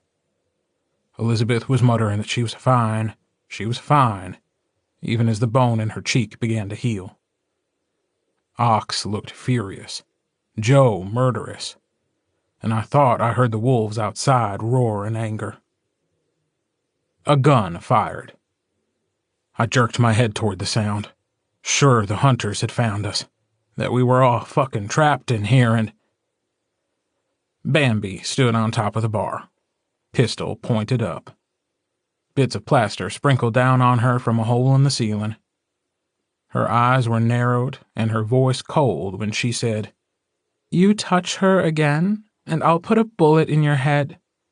Maybe it won't kill you, whatever the fuck you are, but I bet it'll slow you down." Mark was stricken. He raised his hands in front of his face. His fingers were trembling, claws sinking back down. "Elizabeth," he whispered, I didn't mean to. He took a step toward her. Bambi pointed the gun at him. "I mean it, Mark Bennett. Another step and we'll see if the color of your brains matches the decor. Holy shit, Rico whispered. I'm dating her. Not the time, Tanner whispered back. But seriously, props, man. They fist-pounded without looking away from Mark. I'm fine, Elizabeth said, knocking Joe's hands off her. He caught me by surprise. Joe, stop growling at him. You know as well as I do that I can take Mark in a fair fight any day. Ox, Mark said, eyes wide and pleading. It was an accident. I swear. I'm in control. I promise. I promise. I promise. You stay here with everyone, Ox told Joe. Try to keep everyone calm. I'll take Mark and I said, no. Ox closed his eyes and sighed. Gordo, if this is him turning, and if it's like the others, he'll go after you first. You have to know that. I don't care, I said, stepping between Mark and the rest of the pack. His hands curled in the back of my shirt, his forehead pressed against my neck. He sounded close to hyperventilating. There's nothing more you can do that you haven't already tried. Ox's eyes narrowed. What are you going to do? I don't know, I admitted. But I'll figure out something. I always do. I need you to trust me, okay? This isn't because he's my... It's not because of that. Elizabeth snorted, her cheek bright red. I don't know if that's exactly true. Just ask Carter about that right now. What? Joe asked. What the hell does this have to do with Carter? I'll explain later, Elizabeth said, patting his hand. You always say that and you never do, Joe muttered. I'm an adult now. I'm your alpha. And I'm still your mother, Elizabeth said sharply. I brought you into this world. I will take you out of it, alpha or not. Joe groaned. Did you have to say that in front of everyone? Jeez. Fine, Ox said, after staring at me for a long moment. Take him back to the house and... I shook my head. I'm taking him to mine. Gordo, Ox. He was frustrated with me, but there was nothing I could do about that now. Just stay there, okay? Don't go after the hunters. When we move against them, we move together. Understood? I nodded. Go then. I'll send Carter back to the house just to be safe. Kelly and Robbie can go with him to keep an eye on him and to check on Pappas. Don't forget about the other wolf, Elizabeth said. I highly doubt he'll let Carter get very far without him. Ox growled in annoyance. Yes, and the other wolf. The rest of you will stay with me and see what we can do about... He nodded toward the others in the bar, who were all watching us silently. Better you than me, I muttered, turning and grabbing Mark by the hand. I thought he was going to protest, because he resisted when I tried to pull him away. His gaze was trained on Elizabeth. She smiled at him, though she winced when she did so. Go, she said quietly. I'll see you soon. He nodded tightly and let me pull him through the door and out into the snow. Robbie and Kelly were standing near the door. Carter was still trying to get up, but the other wolf wouldn't let him. Its front paws were on his chest, holding him down. It turned its head toward me, eyes flaring violet at the side of me. Its nose twitched, and I was again hit with a wave of familiarity, like I should know this wolf.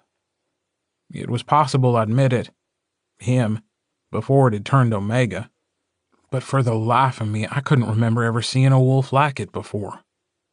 I would have remembered a shifter that size. All right? Kelly asked, voice strained. We're okay, I said smoothly. Go back to the house. Take Robbie and Carter, too. Stay there until you hear from Ox. don't be seen." Kelly nodded slowly. "Mark?" Mark didn't speak. "Kelly," I said. "Now." Robbie took Kelly's elbow in his hand, tugging him gently toward Carter, who was yelling at us to tell him what was going on and why we were splitting up, and would someone get the fucking wolf off of him for fuck's sake? Mark didn't speak as I led him home. He held my hand tightly, so much so that I was sure there'd be bruises. But I didn't try to get him to ease up. I didn't want him to. I avoided the deepest drifts as best I could as we trekked the mile or so to my house. It was still snowing, and didn't seem to be letting up any time soon. I was sweating by the time we reached my door. The driveway was empty, and it was only then I realized we'd left my truck behind when Elijah had come. I hadn't seen it in the road this morning. They must have moved it. Jones's cruiser had been gone, too. He'd only been 2 days away from his vacation, he'd said. "Christ," I muttered, pulling Mark up the driveway. My keys were still in the truck. There was a spare, and I had to let Mark's hand go to bend over and dig for it. He stared down at the ground. I dug through the snow until I found the rock with the key underneath. I opened the screen door, unlocked the door, and shoved it open. I stood aside, glancing back at Mark. Inside. He looked dazed as he lifted his head. "What?" I jerked my head toward the open door. "Move your ass." He hesitated. "Gordo, if this is happening, then I need to be as far away from you as I can be. Get in the house." His eyes narrowed. That was better. I could deal with him being pissed off at me. It put us back on even ground. "Are you stupid?" he growled.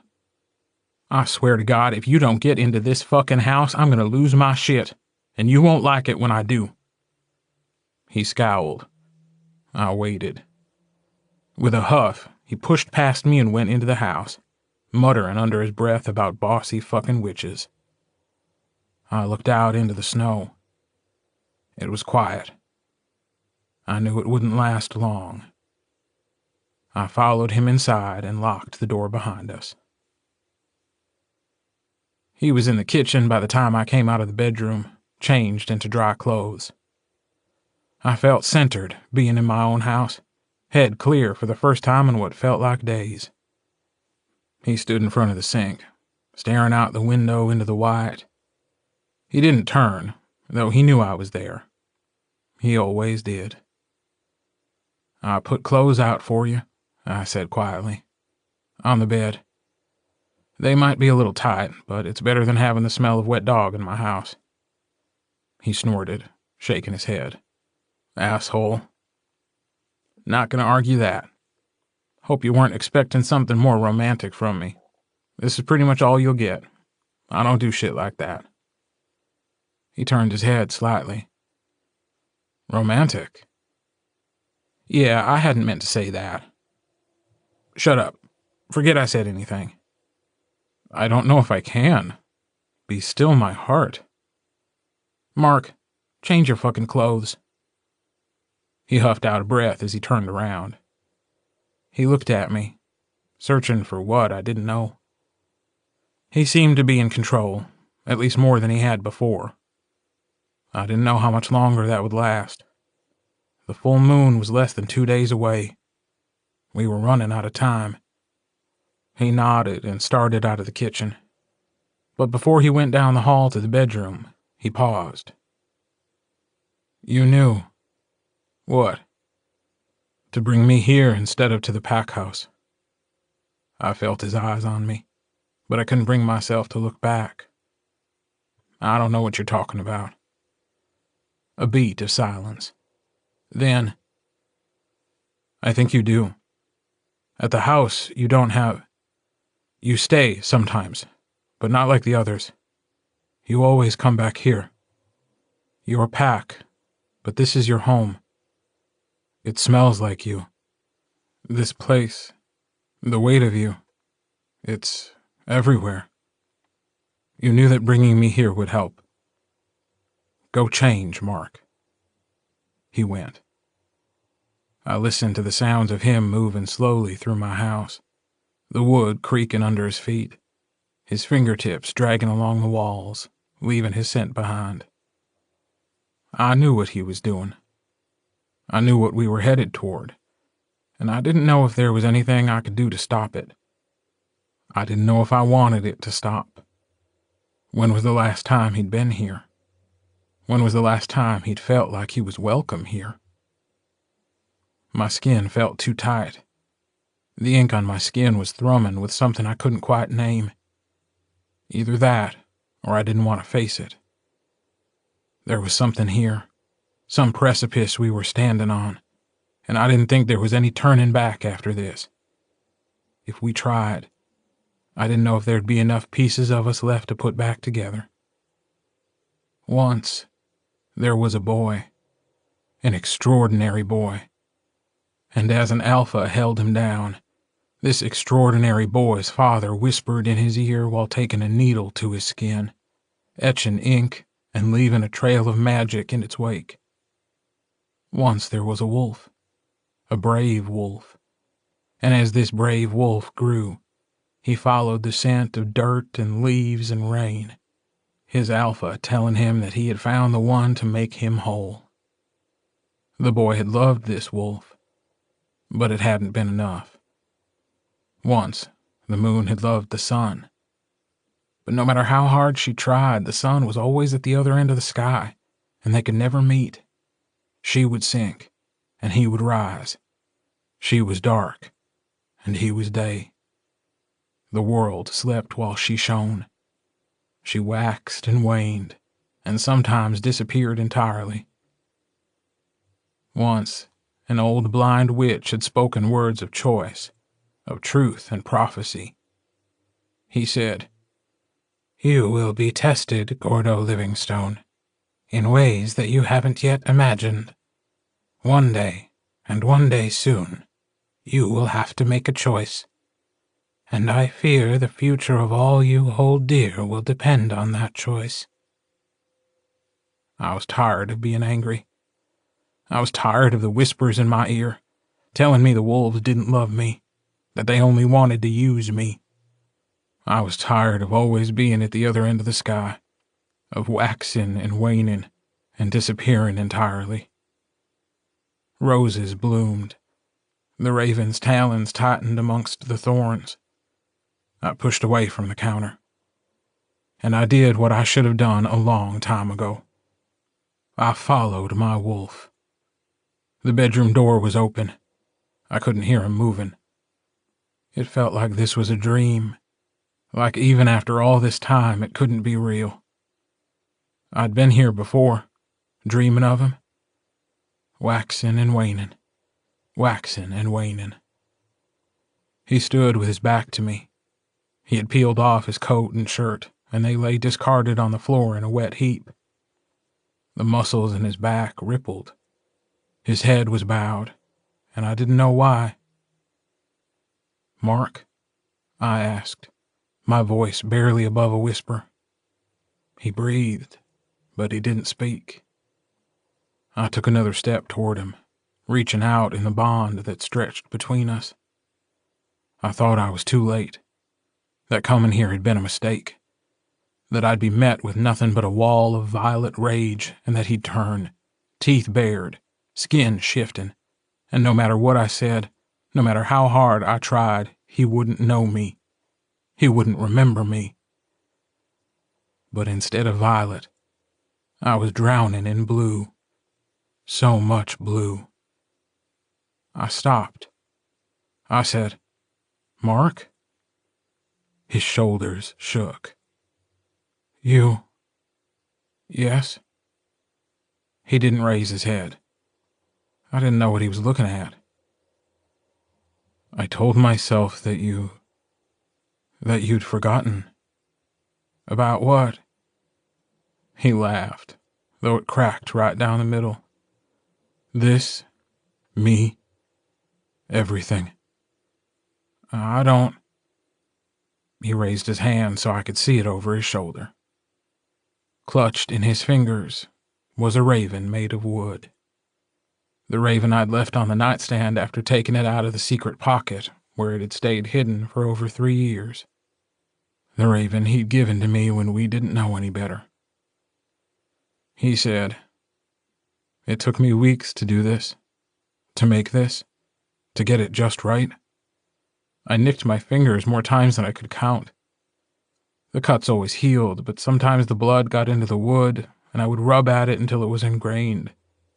I didn't like the way one of the wings looked, and I couldn't figure out how to fix it, so I went to Thomas. He smiled at me when he took it in his hands.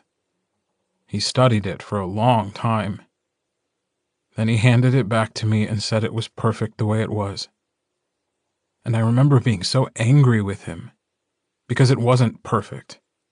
It was crude, clumsy. Do you know what he said to me?" I shook my head, unable to speak. He said, "It's perfect because it's imperfect. Like you, like Gordo, like all of us. It's perfect because of the intent, of what it means. He'll get it, Mark. I promise you he'll understand." I blinked away the burn. Mark shook his head. And I remember being so irritated with him. It sounded like something our father would say. A bunch of alpha nonsense. Because it was imperfect.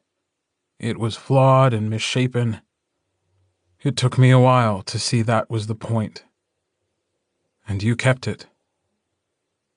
I opened my mouth, but no words came out. I cleared my throat and tried again. I took it with me when we left. He turned slowly. The shadows played along his bare skin. The hair on his chest trailed down to his stomach and disappeared into the top of his pants. He held the raven in his hand gently, as if it were something to be revered. "Why?" I looked away and remembered his words when we'd last been alone.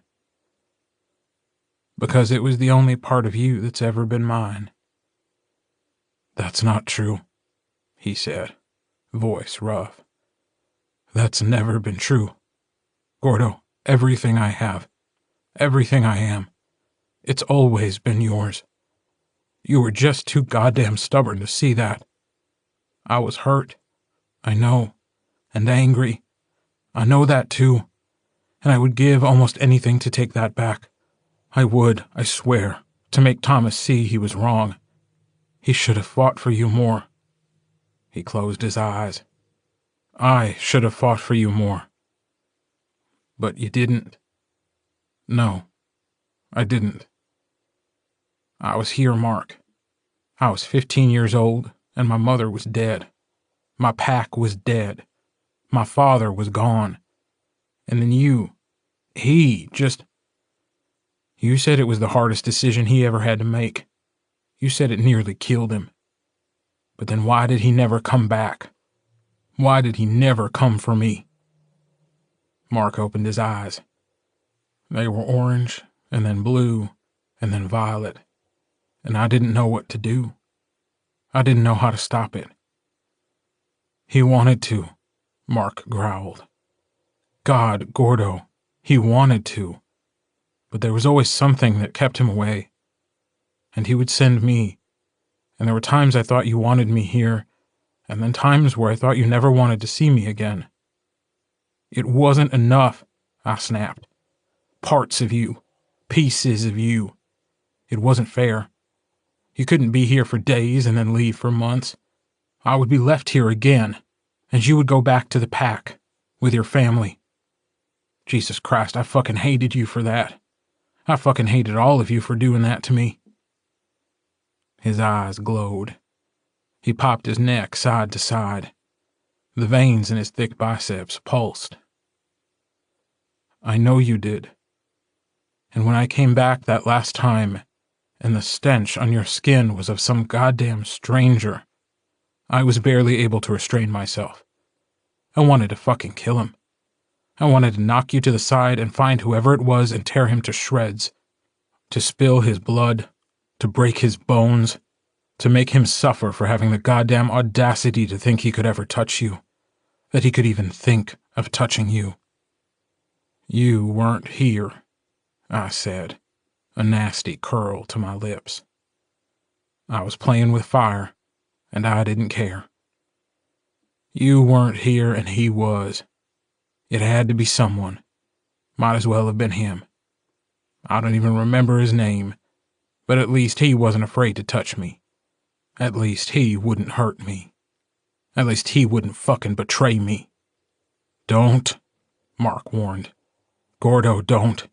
Don't make me angry. I can smell it. Your magic, it's... Fuck my magic, I snarled at him. Fuck the pack. Fuck my father and your father. Fuck Thomas. This is you and me. And fuck you if you think I'm just gonna let this go. Let you go. I'm not scared of you. I never have been and I never will be. He shook his head. It's too late. Gordo, can't you see that? It's too late. I can feel it. In my head. It was just a whisper, and it was just scraping along my skin. But now it has hooks, and it's digging in. It's digging in, and I can't make it stop. Gordo, I can't make it. Once, the moon had loved the sun. Once there was a boy who had loved a wolf. Once, an old witch had spoken of choice, of truth and prophecy. And it was blue. So much of it was blue. But I was tired of it. I was tired of feeling this way, of being alone, of being scared, of thinking that I couldn't have what I wanted more than anything in this world. And so I made my choice. I chose the wolf.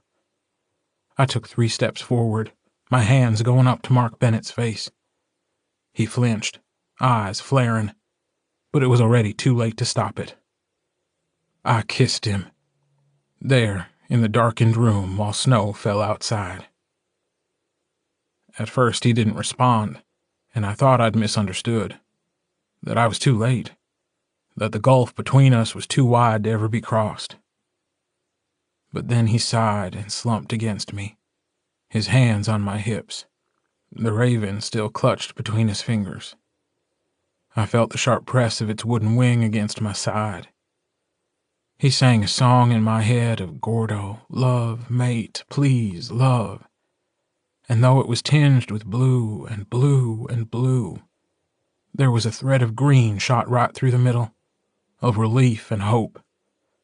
It was like I was young again, and there was this boy, this tall, gangly boy sitting against a tree in summer, his feet bare in the green, green grass, and he was my shadow, following me everywhere, telling me he was trying to keep me safe from bad guys. I'd sat up on my knees and kissed him, because it felt like the right thing to do. Everything about Mark Bennett had felt right, even then in the summer when we hadn't known just how sharp teeth could be. We weren't young anymore, but it still felt like we could be. It still felt like this could be a first time. And then it changed. The green began to tinge toward red, like fire spreading along the grass. The blue started to swell, an ocean rising. It hit the fire and mixed until the sea burned violet, and it was there, just lurking underneath the surface. Claws near my skin. I groaned against him, mouth opening. His tongue slid against mine as he growled, the rumble crawling in his chest and up his throat. He felt like he was vibrating, and as I slid my hands down from his face to his chest, my tongue scraped against the tip of a fang. It should not have turned me on as much as it did. And then it was gone. He was gone. One moment he was pressed against me, his mouth on my jaw, my neck, and the next he was standing on the other side of the room, chest heaving, eyes wide, jaw clenched. I blinked slowly, trying to clear my head, I reached for him. He took a step back. Gordo, I shook my head. No, enough. We can't do this. We can. I could hurt you, he snarled at me, eyes orange and bright in the dark room. Don't you get that? Haven't you been listening? I'm losing my fucking mind. I'm turning Omega. I already hurt Elizabeth. I can't take the chance that I could. He choked. You won't, I told him. You won't. You don't know that. It's happening, Gordo. It's happening, and there's nothing we can do to stop it. Then fight it, I shouted at him. God damn you, you fight it. You aren't allowed to give up. You aren't allowed to leave me again, you hear me? Fuck you if you think I'm gonna just let you go again. Not now.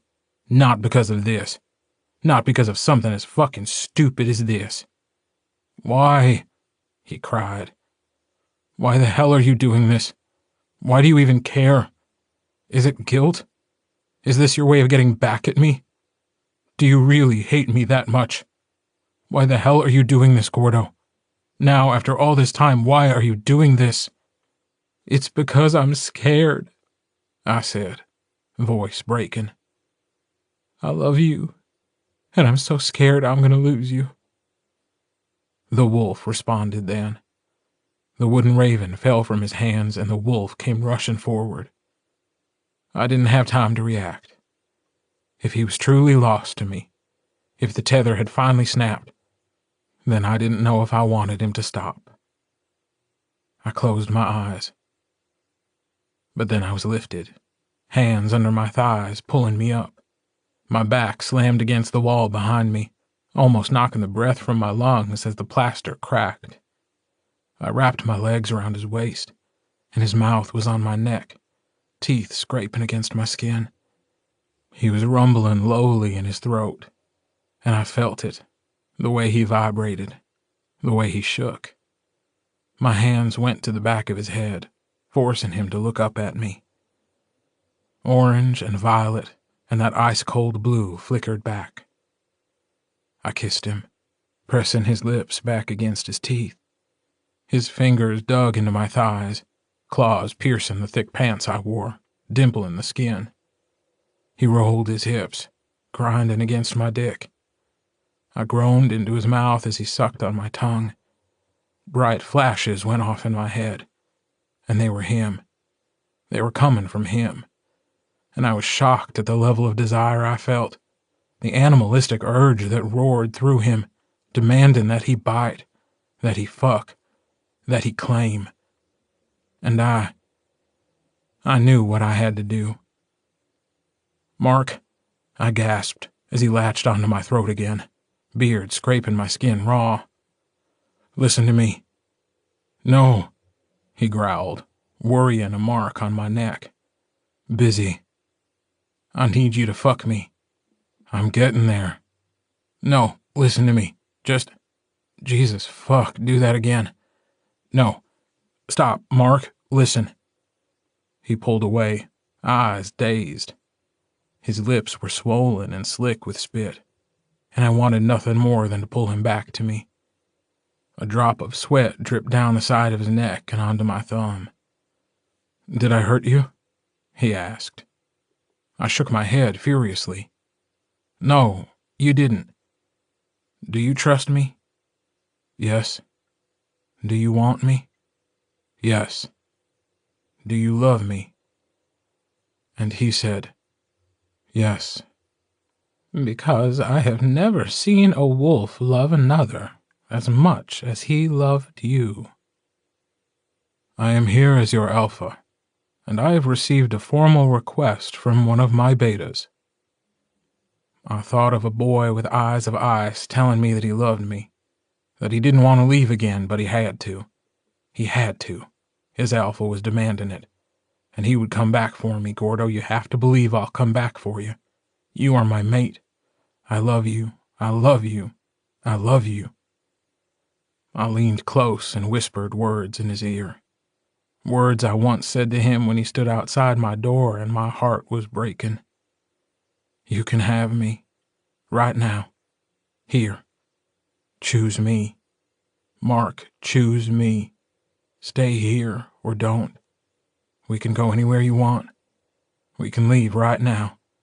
You and me. Fuck everything else. No packs. No alphas. No wolves. Just us. He pulled his head back. His eyes were the brightest orange I'd ever seen.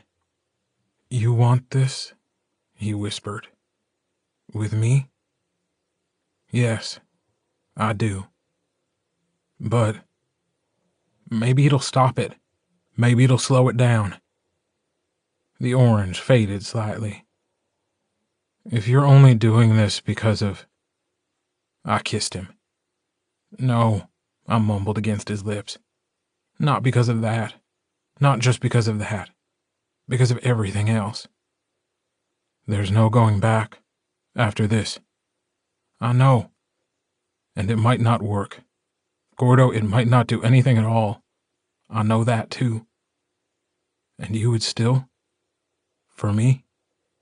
Yes. Yes, always for you. It was blue. Of course it was. The ocean always was. It was vast and filled so deeply with melancholy that I thought I would choke on it. But through the ocean, through the violet fire that burned on top of it, the green grew again. He kissed me reverently, his grip softening, as if he never thought he would hear such words from me. It was soft and sweet, and I ached from the very thought of it. I reached down between us, fumbling with the buttons to his pants as my skin flushed. I'd thought of this before, in those late nights when I couldn't sleep, though I'd never admit it to myself the next morning. I wondered how he'd feel pressed against me, how the muscles in his arms and chest would feel under my tongue. I'd thought it weak and foolish, angry with myself how much it hurt. But this was real now. I could smell him, taste him, touch him. He turned and carried me to the bed, setting me down gently before he crawled on top of me, letting his considerable weight push me down into the mattress. I was engulfed by him, and everything was Mark, and Mark, and Mark. And there was an answering song in my head, a howl coming from deep within him. It rocked me to my core, the sheer joy of it causing my hands to shake as I wrapped them around his neck, urging him on. He pushed himself up, hands on either side of my head, muscles in his arms straining. He leaned down and kissed me as I felt his legs jerk. He toed off his boots, which fell heavily to the floor. I ran my hands through the hair on his stomach before I reached the top of his pants and shoved them down as far as I could get them. His cock sprang free, smacking up against his stomach. I used my bare foot to push his pants the rest of the way down. They too fell to the floor. He was all hard lines and edges perched above me.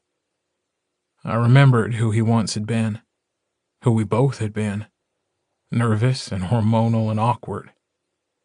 My shadow protected me from bad guys. We weren't like that anymore.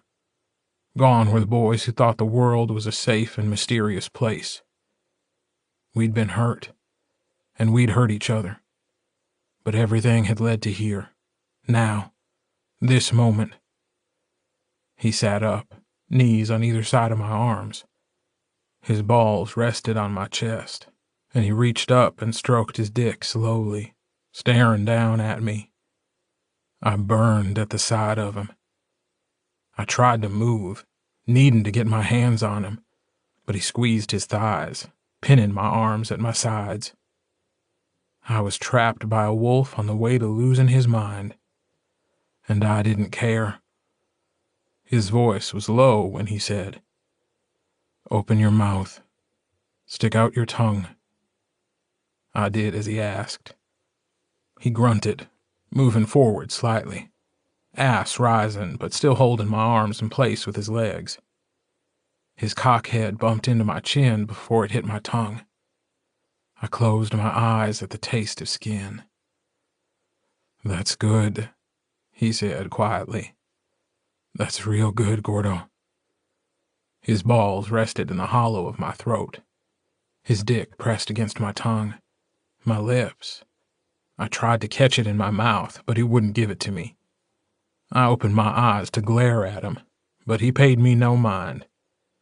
He fisted the base of his cock, and he watched as he rubbed it against my face. He lifted it and smacked it against my tongue, heavy and fat. "I'll give it to you," he said. "I promise. Is that what you want?" He was driving me crazy, and all I could do was nod. "Okay," he said. "Okay." He lifted his hips as he grabbed the headboard above me. The shadows played along his nudity. His nipples were hard, goose flesh prickling along his skin. He was gentle when he fed me his dick, canting his hips down, the muscles in his legs flexing against me. I swallowed him, breathing through my nose, barely able to keep my eyes from rolling back in my head.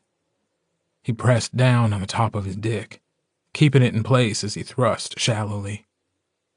I was overwhelmed by him, my heart stumbling in my chest. My throat worked around him as he pushed in deeper, my tongue running along the underside of his dick. Mark growled above me as he fucked my face. Everything was him. His eyes were narrowed, and he kept saying, "That's good, Gordo. That's real good. You're so good," just under his breath, like he couldn't help himself. It was thrumming between us, the thread, the bond. It wasn't about pack.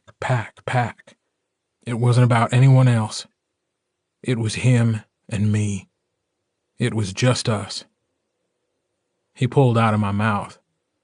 My jaw hurt, but I tried to raise my head to chase after him. He sat back against my chest, still holding me in place. He cupped the side of my face, thumb tracing over my bottom lip. I couldn't figure out the look on his face, but it was akin to awe. "Are you sure about this?" he asked. "Yeah," I croaked out. He leaned down and kissed me, slow and sweet. Later, I groaned his name, spitting curses at him as he pressed my knees against my chest, folding me in half. His hands were on my ass, holding me apart, and his tongue inside me. The raven fluttered around on my arm on a bed of blooming roses. The petals were red, like the eyes of our alphas, and their leaves were green with relief that I could have this, that I could finally have the one thing I needed most. He licked up my ass until he reached my balls, taking one in his mouth and then the other. My dick was flat against my stomach, so hard it hurt. I told him to fuck me, you bastard. Jesus Christ, just fuck me. But he only laughed against my skin before running a finger over my asshole. He brought his hand up to my mouth, telling me to get his fingers wet. He pressed down on my jaw until I opened wide. I sucked his fingers as best I could, rolling my tongue around them. He pulled them out with a wet pop before he brought them back down between us. I winced when he pressed a single finger inside. It had been years since I'd been with anyone else, and even longer since I'd been fucked. I hadn't much liked the thought of someone above me, fucking into me. It felt wrong. It didn't feel that way now. He turned his face and kissed my knee as he added a second finger. I gasped at the sensation as he slowly worked my hole. He looked down at the side of his fingers disappearing into me, eyes blown wide with lust. "Pervert," I muttered.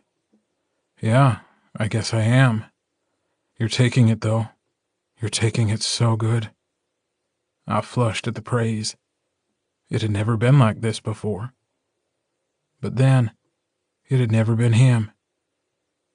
He had worked a third finger in before I snapped that he either needed to fuck me or I'd do it myself. He laughed. I'd like to see you try. I wrapped a hand around his throat.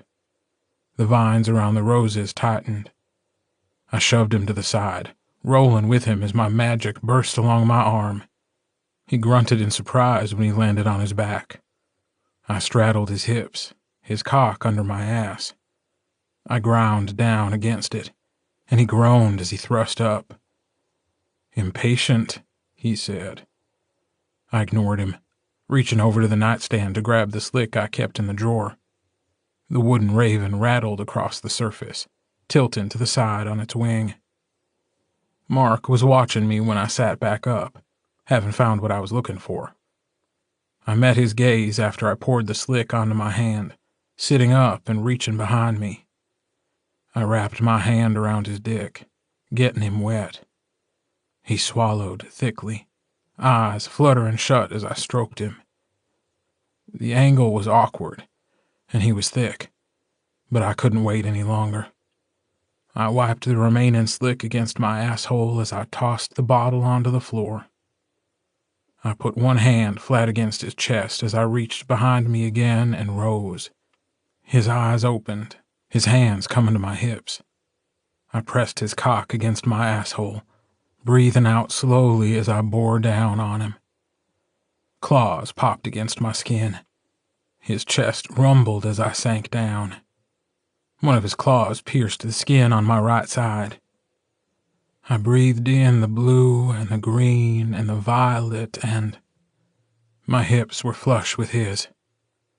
Gordo, he breathed, my name like a benediction through sharpening teeth. I waited, holding myself in place, hands in his chest hair. Yeah, I sighed. I know.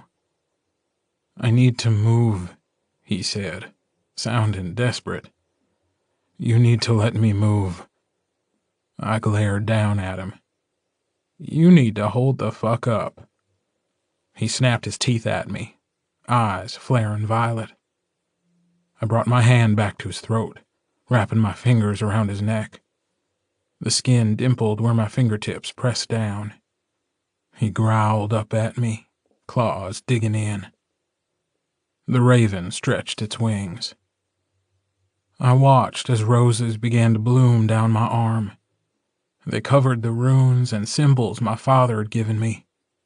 They'd never been like this before. So free, so wild. They grew until they covered every inch of skin, the vines stretching down toward my hand, leaves sprouting, the thick black thorns curved sharply. The roses burst along the back of my hand, the red as bright as it had ever been. The vines stretched down the lengths of my fingers, and for a moment, brief though it was, I swore they began to spread along his neck underneath my hand. That part of me was now etched into him. The violet in his eyes faded away. All that was left was blue. Clear, clean, ice-cold blue.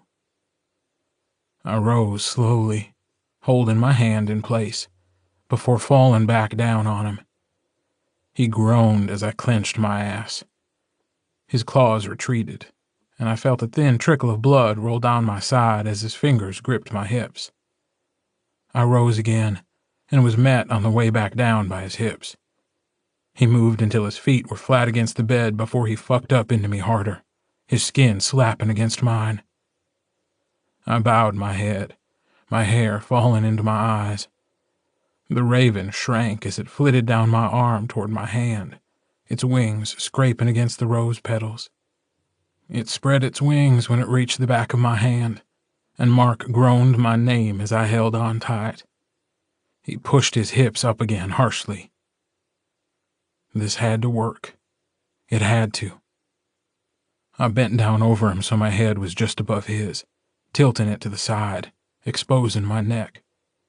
The rumble in his chest turned into a full-fledged snarl, and the song in my head became a cacophony of Gordo, and yes, and pack, love, mate, mine. Do it, I told him. Fucking do it. I want you to. Christ, I want you to put your teeth in me."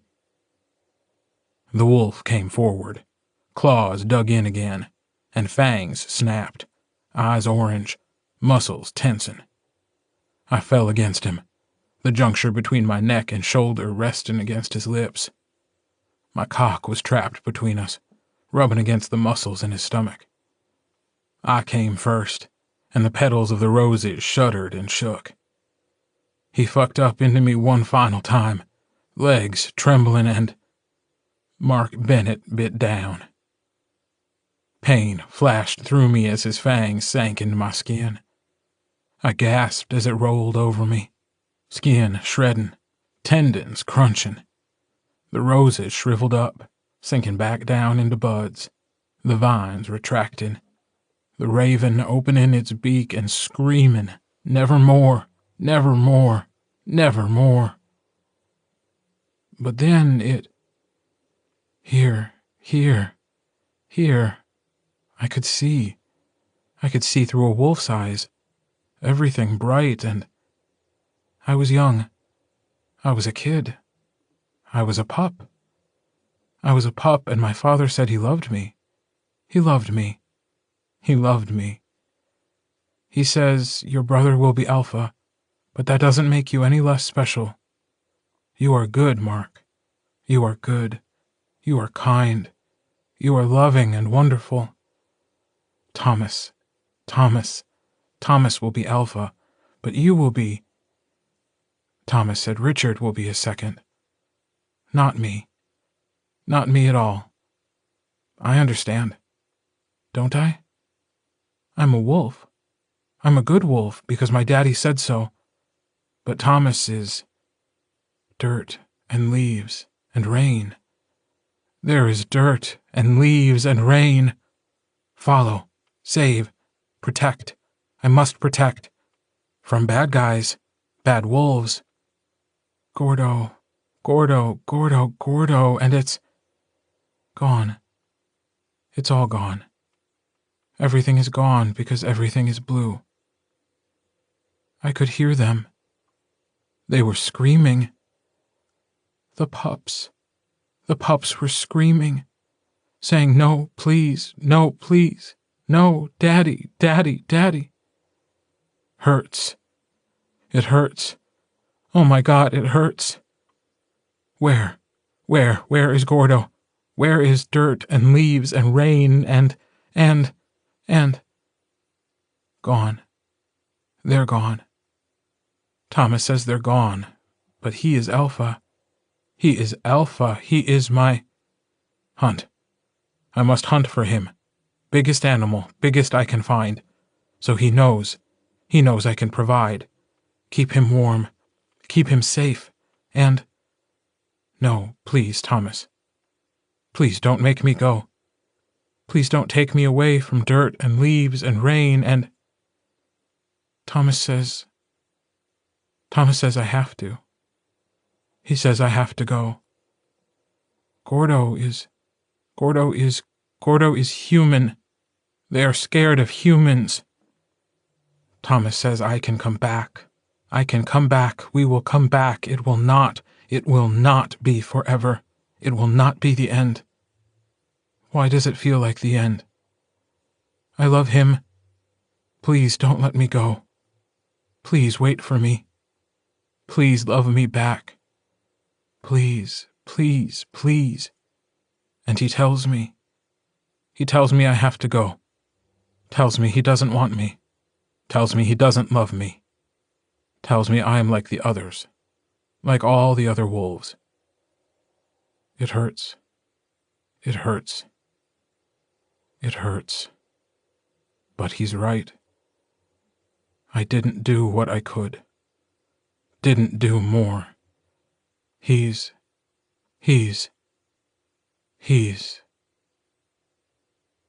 It was there. All of this. Everything. Jumbled and broken. More wolf than man. Everything he'd felt. Everything he'd thought. There was pain and wonder. Sweet joy and dark jealousy. He'd been close the last time he'd come to my house. the scent of another man's spunk on my skin. He'd been close to pushing right by me and finding the owner of the scent and sinking his claws into his throat until blood arced against the walls. He'd wanted to hurt me. He'd wanted to hurt me so badly. Instead, he'd walked away. He didn't come back until after Joe had been saved from the beast. And there'd been a moment, a brief and shining moment, when he'd seen me walking on the street, had heard my heart beat again from inside the diner where Joe had put French fries under his lips and pretended to be a walrus. He'd told himself to stay away, had told himself that keeping his distance was the right thing to do, but he couldn't help himself.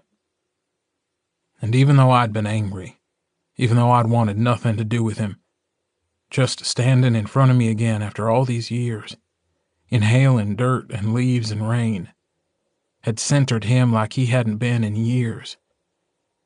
He'd struggled for a long time with his tether.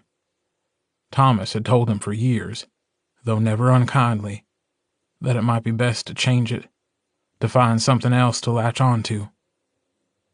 Mark had hated his brother for that, even though he knew Thomas was right. He knew Thomas was only looking out for him, knew that Thomas was aware just how deep his grief ran. But he couldn't stop the anger he felt. And they'd fought then, fought like they'd never done before.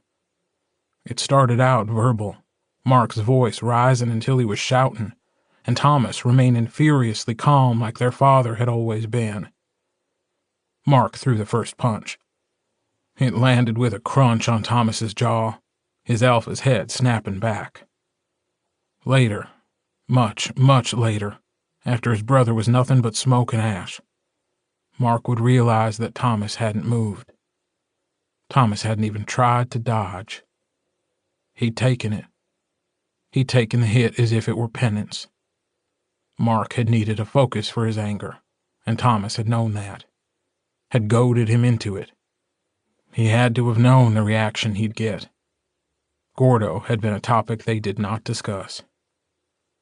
Mark ended on top of Thomas, hitting him again and again and again. Thomas just took it. By the time Mark finished, Thomas's face was a bloody mess, and two of Mark's fingers were broken, jutting out awkwardly. He fell to the side, chest heaving as he lay next to his brother. They stared at the ceiling as their bodies healed, cuts closing and bones resetting. "I'll never give him up," Mark said quietly. "I know," Thomas said. "I know." They never told anyone about it, that moment. So yes, standing in front of me again after years was something he treasured, no matter what my reaction had been. And it went on for years after. But it didn't matter to him, not really. Oh, sure, it had hurt sometimes, being so close and yet kept at such a distance. But he felt settled in ways he couldn't explain. Maybe it was being back in Green Creek. Maybe it was having Joe with him again. Or maybe it was the fact that his mate was only a few miles away on any given day. Until he wasn't. The beast came, and Mark's alpha lay on a pyre in the woods, wolves howling their songs of mourning around them. And he'd thought about that day again. That day where he'd gone after his brother. The rage that had long simmered below the surface finally boiling over. Thomas should have done more, fought harder. For Gordo. For him. For all of them. He was the alpha of all, yes, but he was the Bennett alpha too. And there was a Bennett wolf whose heart was broken. And he'd just taken it. Even when his nose had snapped, even when his cheek had shattered, he'd lain there and taken it. Mark had been shouting down at him, telling him it was his fault. It was all his fault. How could he do this? How could Thomas do this to him? After they'd healed and wiped away the blood to hide the evidence from Elizabeth, who, in the end, would still be able to smell it and would glare at the both of them without saying a word, Thomas had said, "I'll make this right. I don't know how, I don't know when, but I promise you, I'll do everything I can to make this right. And I could feel it now. All of it. How ridiculously proud he was at this moment to have someone such as me as his mate. The love he felt. The dark, animalistic part of him reveling at his cock still up my ass, spunk dripping down the length.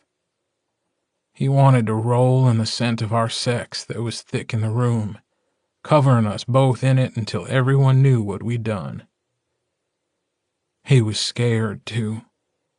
Oh, Jesus Christ, he was scared. Scared that he'd finally gotten what he wanted and wouldn't be good enough. Scared that he wasn't brave enough or strong enough. Scared that he was going to lose all of this. That his tether and mate would disappear into the wolf when he turned Omega. Because he didn't know what to do. How to stop it. It was still there, low and vibrating. Even now he could feel it. It wasn't as loud as it had been before, but it was there. And it terrified him. This wolf. This foolish, wonderful wolf. I blinked down slowly at him. He stared up at me, a look of reverence on his face. My hand was still wrapped around his neck, though I wasn't holding on as tight as I had been. He reached up, pressing his fingers against my face.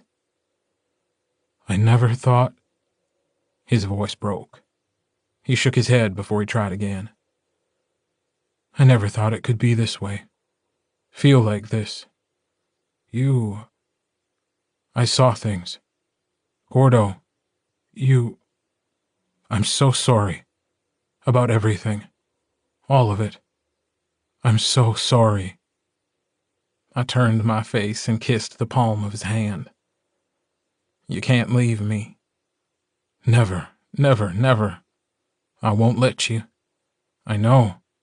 I'm too old for this shit. And my God, how he smiled up at me. Move good for an old man. He jerked his hips, causing my eyes to roll back in my head. Fuck, I muttered. Yeah.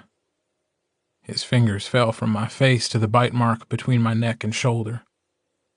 It would scar, I knew. I'd seen Joe's and Ox's. Elizabeth, though hers wasn't as pronounced as it had once been.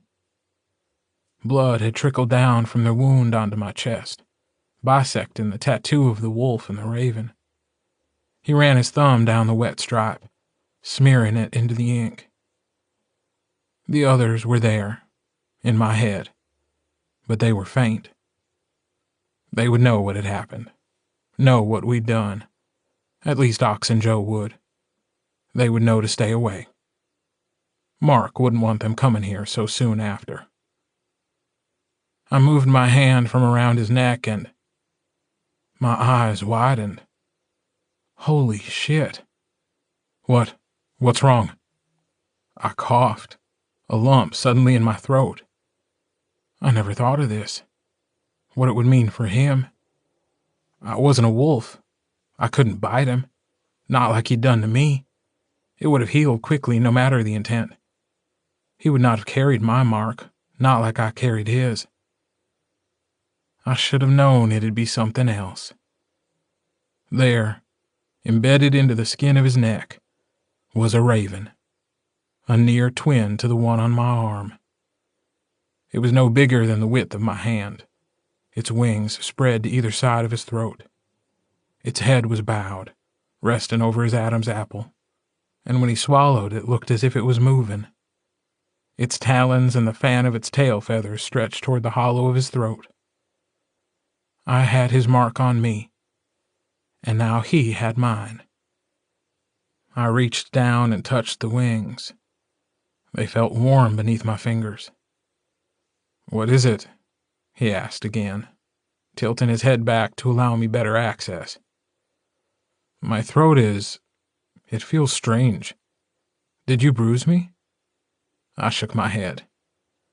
My magic, everyone will know now.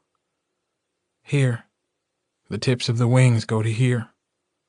I ran my finger along the length of the feathers. And the head is here. The tail feathers here. A raven. Yes.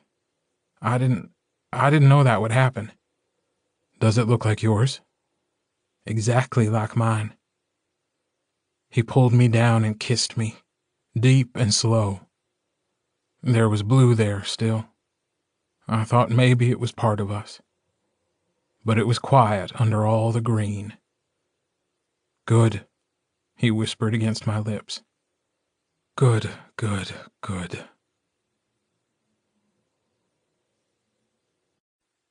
Chapter 21. Open the door. Make them pay. I woke to a furious pounding on the door. I opened my eyes slowly. It took me a moment to remember where I was, and what had happened. My body was sore. My neck throbbed. Muscles ached. But it was more than that. There was an undercurrent to it all. Something wild that I couldn't get a grasp on. It was dark. Snow lashed against the window. I reached for Mark, and the space next to me in the bed was empty. And cold. There again came a knocking at my chamber door. Nevermore, I muttered, groaning as I pushed myself up and out of the bed. I found a pair of sweats on the floor and slid them on. The air was cool. My skin pebbled. That undercurrent grew stronger. I took a step and... Gordo, can you hear? I took a breath, groaning as the pounding in my head intensified, and I reached for the door, the chamber door, the bedroom door, the doorknob hot underneath my hand, and I twisted it as hard as I could, throwing my shoulder against it, and it opened. But not into my house. The sun was shining early morning light through a window off to my left. The room I was in was small and tidy, the carpet underneath my feet cream-colored and thick. There was a kitchen off to the right, and a tea kettle bubbled on the stove. Gordo? It was like I was moving underwater. My limbs felt weighted and heavy. It took ages for me to turn my head to the right to see. A witch sat in a high-backed chair.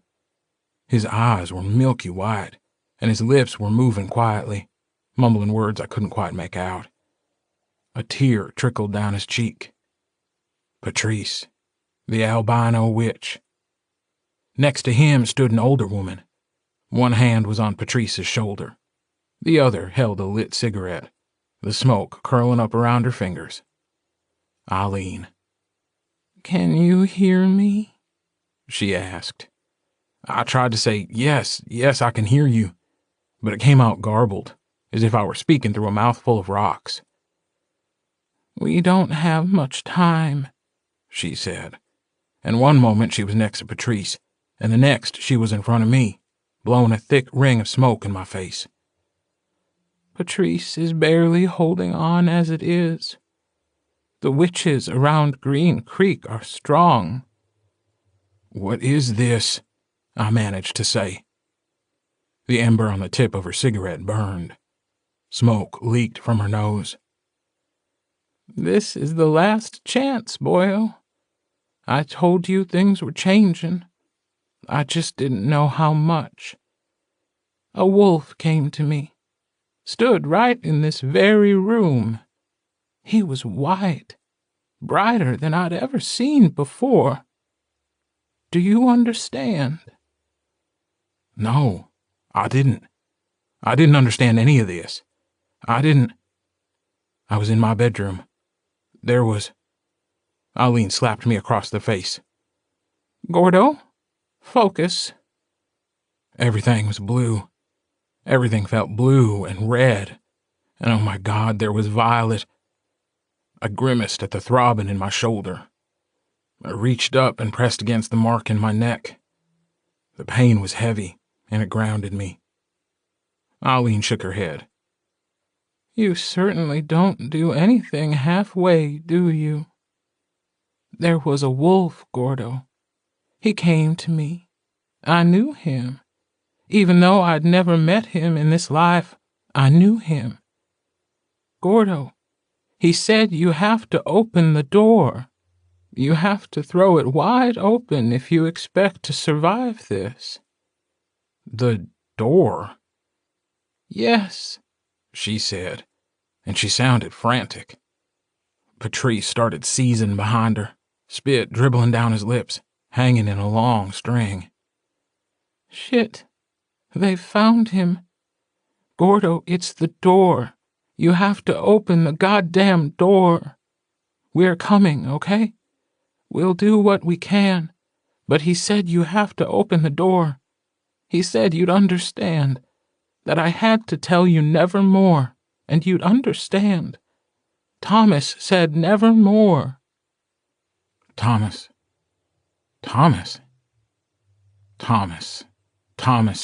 because he was alpha. He was pack. The floor opened up beneath me and I opened my eyes. I was in my room. My shoulder throbbed. The bed next to me was empty. I blinked, slow and sure. The bedroom door was open. The house was dark. The light outside the window was weak, the snow still falling. That undercurrent was still there, garbled and strange. It felt familiar. It felt like mine. It felt like pack, love, mate, home. But it was twisting. It was twisting, and I couldn't do anything to stop it. The door, Eileen had said. I have to open the door. I didn't. A creak of floorboard from somewhere inside the house. Mark, I whispered as I rose from the bed. I found a pair of sweats on the floor and quickly threw them on. Mark, is that? I wasn't dreaming. I couldn't be dreaming. Not again. If that had even been a dream. I moved through the house. Everything seemed to be in its place. Nothing had moved. Mark stood in the kitchen. His back was to me. He was nude, and his head was bowed. In his right hand he held the wooden raven. Mark, I asked, what's... He said, Gordo. But it came out sounding harder than I'd ever heard him speak my name before. Animalistic. Meaner. Filled with... No, oh God, please, no. You need to run, he said, his shoulders shaking. I can't fight it. There was a sharp crack as the wooden raven splintered. One of the wings fell to the floor. The shift came over him slowly. Thick black claws grew at the tips of his fingers and toes. The muscles under his skin began to ripple. Chestnut brown hair sprouted over his shaved head. This wasn't supposed to happen. It wasn't supposed to end like this. Not now. Not after we'd come this far. Not when I wore his mark just as sure as he bore mine. It wasn't fair. It wasn't fair. It wasn't. I took a step back. He turned his head sharply, chin touching his right shoulder. I could make out one of the wings of the raven on his neck. He flexed his hands, and the carving he'd made for me when we hadn't yet known how much a heart could break fell to the floor in pieces. He inhaled deeply. I could see the fangs in the low light. He opened his eyes. They were violet. It hadn't been enough. I hadn't been enough. He said, Run, Gordo. Please run. Run so I can chase you. So I can hunt you. So I can find you and taste you and fuck you with my teeth. I was already running. He howled behind me, the song reverberating through the bones of the house around us. I felt it deep in my skin. Flashes of pain as if I were held down by an alpha and my father was whispering his poison in my ears. Outside. I needed to get outside. Before I could reach the front door, it imploded. the wood cracking as a shifted alpha burst through, eyes blazing red. He landed in front of me, and my hands went into his fur, digging in deep. Ox. It was Ox. It was... Ox knocked me to the side even as he began to shift toward human. There came the snarl of a feral wolf, angry and crazed, and I hit the floor, turning my head in time to see Ox catch Mark by the throat. His hand completely covered the raven on Mark's skin. Mark tried to claw at him, tried to rip his skin apart. He kicked up with his feet to get at Ox's stomach, meaning to eviscerate and cause as much damage as he could. He missed, barely, as Ox raised him high above his head as far as he could stretch, before he slammed Mark onto the ground. The floorboards that the guys from the shop had helped me lay one long, hot summer years ago cracked loudly as Ox pushed Mark through them. Mark grunted painfully, and I knew his bones were already trying to put themselves back together. Ox's eyes burned like fire as he roared in Mark's face. The song of the Alpha, even as he bled onto the Omega wolf below him. It startled Mark. His violet eyes widened and he cried, "Alpha! Alpha! Alpha!" Ox loosened his grip. Mark immediately snapped his head toward me, violet flaring brightly, snapping his teeth. Oxnard said, "I'm so sorry for this," and let go of his throat before bringing a closed fist down on the side of Mark's head. Mark grunted and his body went slack. And in the ruins of my living room, all we felt was blue. He told me how he felt it. How he felt it when Mark bit me. Felt it when we mated. It was a surge of power that rolled through him, through Joe, through the pack. But it hadn't lasted. "It started to splinter," he said quietly, as we trekked through the snow. Mark was slung over his shoulder. "It started to fray. It was like it was being poisoned, shriveling. I hadn't felt it like that before, not since they were infected." The snow whispered down around us. It crunched under our feet. Somewhere above, hidden away behind the clouds, the moon grew fatter, calling out for her love who always ran from her. She would be at her fullest soon enough. I said in a choked voice. "I thought it would help. I thought it would." "I know," Ox said, though he wouldn't look at me. "I know you did." Thankfully, he didn't say what we were both thinking. That instead of slowing it down, we'd sped it up. I followed my Alpha home.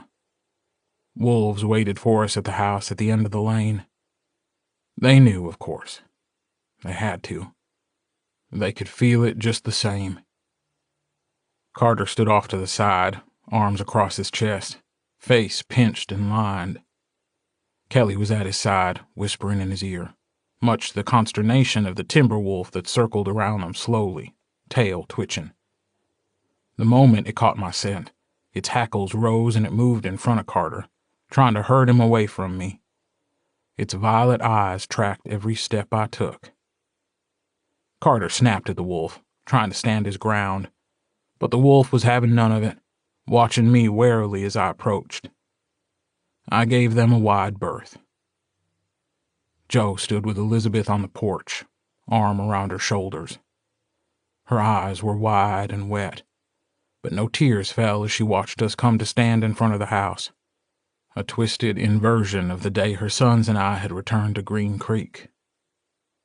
I didn't know what to say to her, to them. "Jesse?" Ox grunted. "Down with Pappas," Joe said quietly, spreading another line of silver. He glanced at me before looking back at Ox. "She'll be ready." "Dude," Carter said off to our right, "would you knock it off? What the fuck is your problem?" The timber wolf grumbled at him, still trying to push him away from me. Ox nodded, hoisting Mark back up on his shoulder from where he was about to slip off. Mark's arms hung loose down his back. "Did he hurt you?" Elizabeth asked, and for a moment I thought she was talking to Ox. She wasn't. She was looking directly at me. I shook my head, words stuck in my throat. "Good. He wouldn't be able to forgive himself if he had. He's always been that way about you."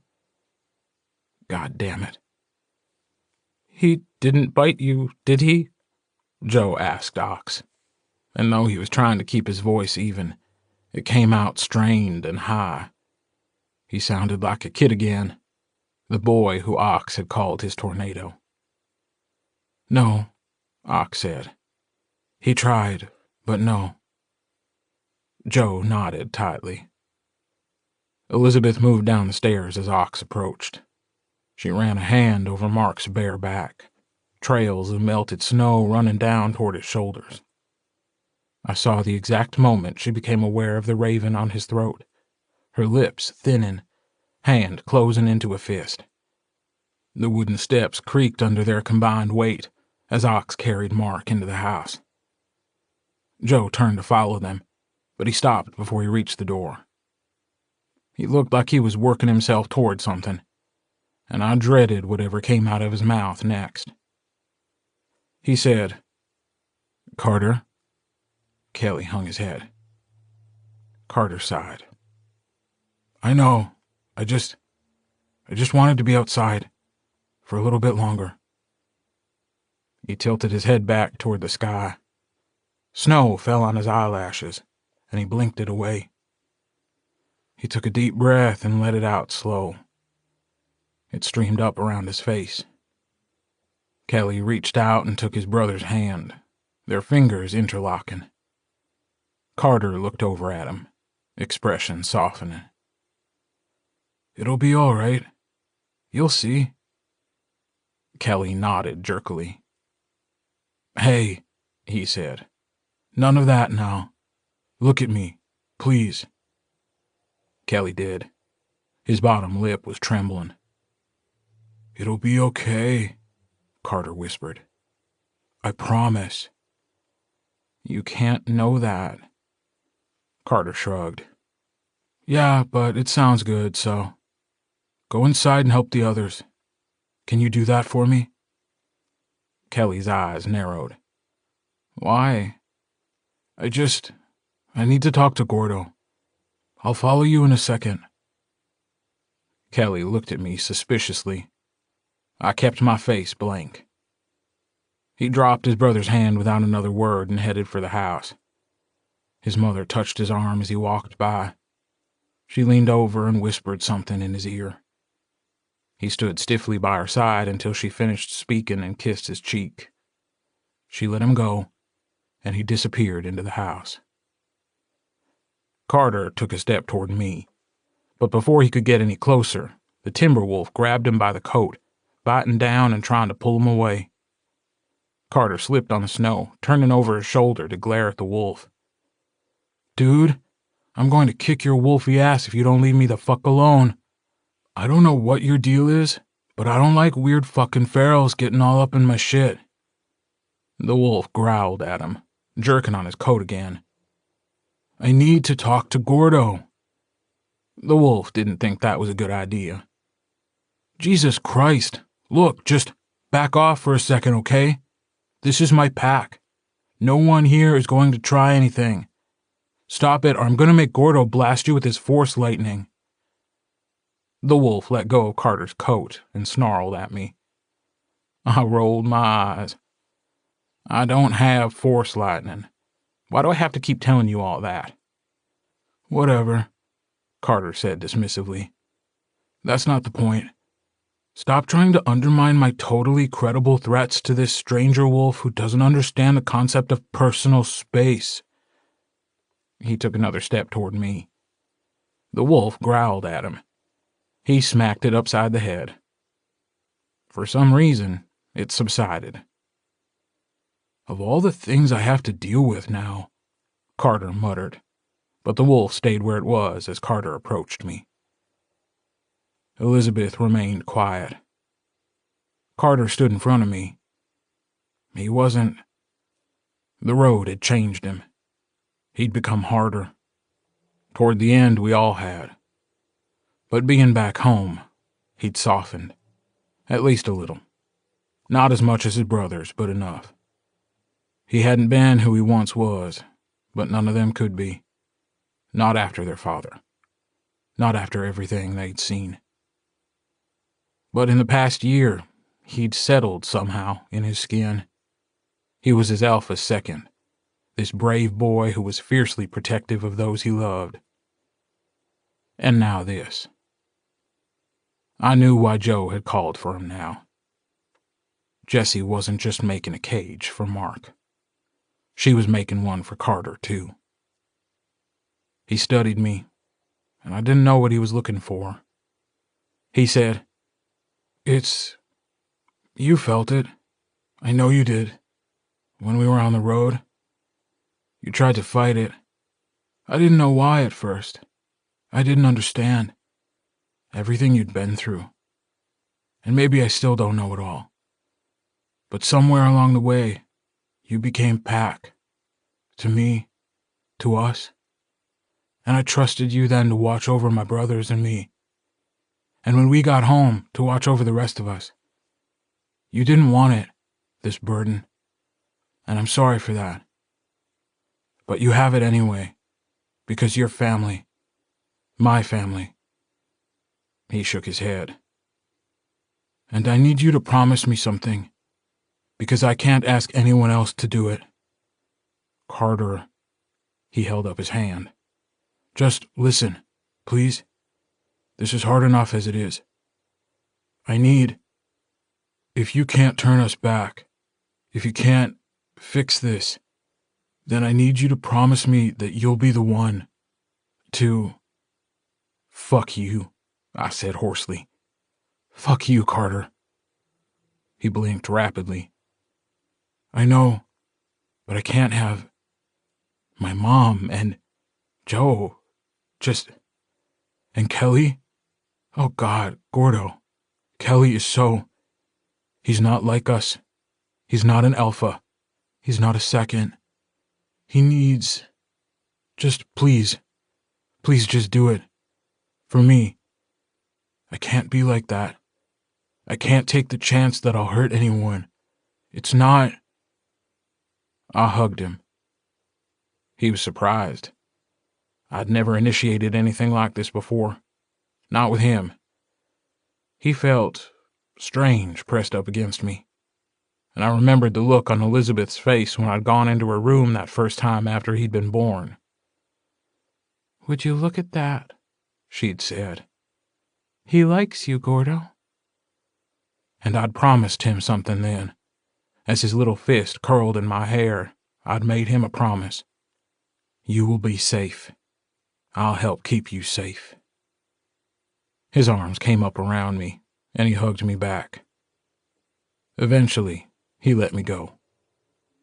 He rolled his eyes as the wolf snarled behind him. Yeah, you asshole. Shut up already. He kissed his mother on the cheek as he headed toward the house, a gigantic feral wolf trailing behind him. Only Elizabeth and I remained out in the snow, the morning light weak around us. I didn't know what to say to her. What was right? What was wrong? Her son had just asked me to end his life if it came down to it, and she'd stood silent in the face of it. In the end, it didn't matter. She spoke first. She said, The others are at the bar still.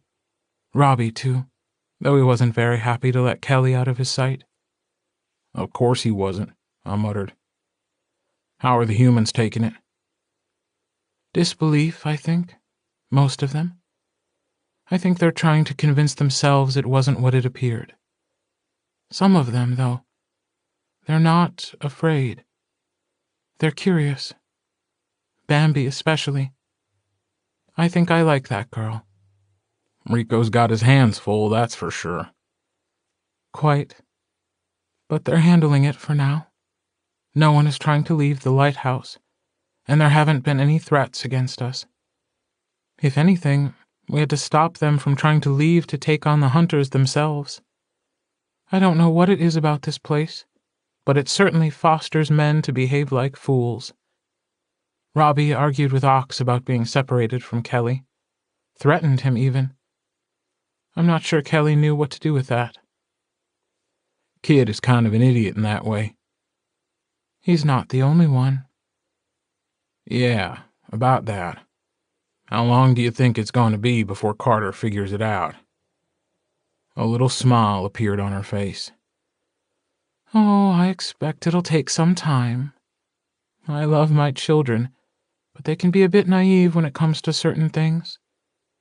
But I wasn't talking about Carter. I scowled at her. Do we really have to do this now? You're Mark's mate. Of course we do. I thought it would. I didn't mean to. I know, she said. But leave it to you to wait until the last possible second to pull your head out of your ass. He didn't mean it. When he hit you, he would never. Of course he didn't, she said, not unkindly. And once everything is good again, I will make sure to have my revenge. I deflated slightly. He's all I've got left. She huffed out a breath. I know you're stupid, Gordo, but you can't possibly be that stupid. I snapped my head up and glared at her. I don't... Do you remember what I told you before you left with my sons? You told me you trusted me with your sons. Yes, and I meant that. You also said you would rip me apart if I betrayed that trust, I reminded her. And I meant that, too, she said, eyes flashing orange. But that was the only way you would have understood me, Gordo. If I'd said it any other way, you wouldn't have believed me. For the longest time, you dealt only in threats. For the pack, and then against us. Against yourself. Thomas, he was to blame for that. Maybe not completely, but a large part. And that is something he never forgave himself for. He loved you, Gordo. He loved you. He came to you when he needed you most, with Joe. He knew that even though you were so angry at him, that you had such rage in your heart, that deep down, you were still the Bennett witch, even if neither of you could say it out loud. Men are stubborn that way, ridiculous and stubborn. He threatened me, told me if I didn't help, he'd... Because that's the only thing you would have responded to, she said. But you're not that person anymore. You haven't been for a long time. You protected my sons. You brought them all home. You made yourself a pack. And even if you didn't believe it, they believed in you. None of us, Gordo. None of us would be the same without you. And Mark has loved you since he knew what love was. But I couldn't, I told her, needing to understand. In the end, I couldn't protect them. If this is him, if this is my father, then he's doing this because of me. Carter and Mark and... You are not your father, she said fiercely. You're so much more than he could ever be. You have a pack, Gordo. You have the strength of the wolves behind you. You have the humans, those wonderful humans who would follow you anywhere. Can't you see?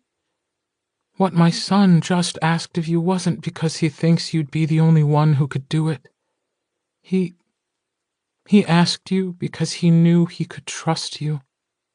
In the end, he asked you because there was no one else he trusted more. Just like his father. Just like me. I bowed my head. She cupped my face. You are not alone, Gordo. You haven't been for a long time. It's only now you're finally seeing that. You've felt this way for too long, and I'm sorry for that. I'm sorry for everything." She wiped away the single tear that trickled down my cheek. She tilted my face up until I could look her in the eye.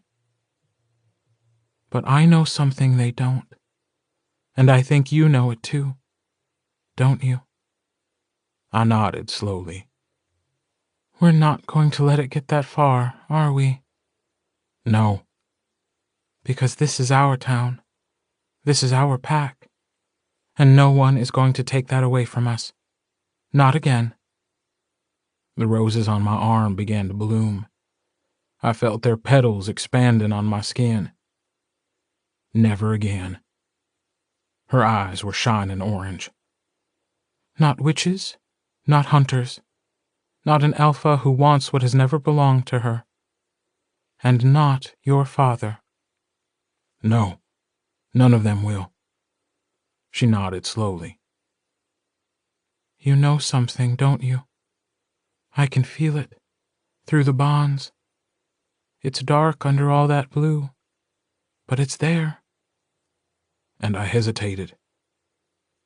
"Gordo," she asked, "what is it?" "There was a wolf, Gordo. He came to me. I knew him. Even though I'd never met him in this life, I knew him. Gordo, he said you have to open the door. You have to throw it wide open if you expect to survive this. We're coming, okay? We'll do what we can. But he said you have to open the door. He said you'd understand. That I had to tell you nevermore, and you'd understand. Thomas said." "Nevermore," I breathed. "He used to say that about you, when we were alone." Elizabeth Bennet looked upon me with the wolf crawling underneath her skin. "Tell me, I implore," quoth the raven, "nevermore." And all I felt buried in the deep, deep blue was pack and pack and pack. Jessie said, "It's happening, isn't it?" She was leaning against the wall near the cellar door.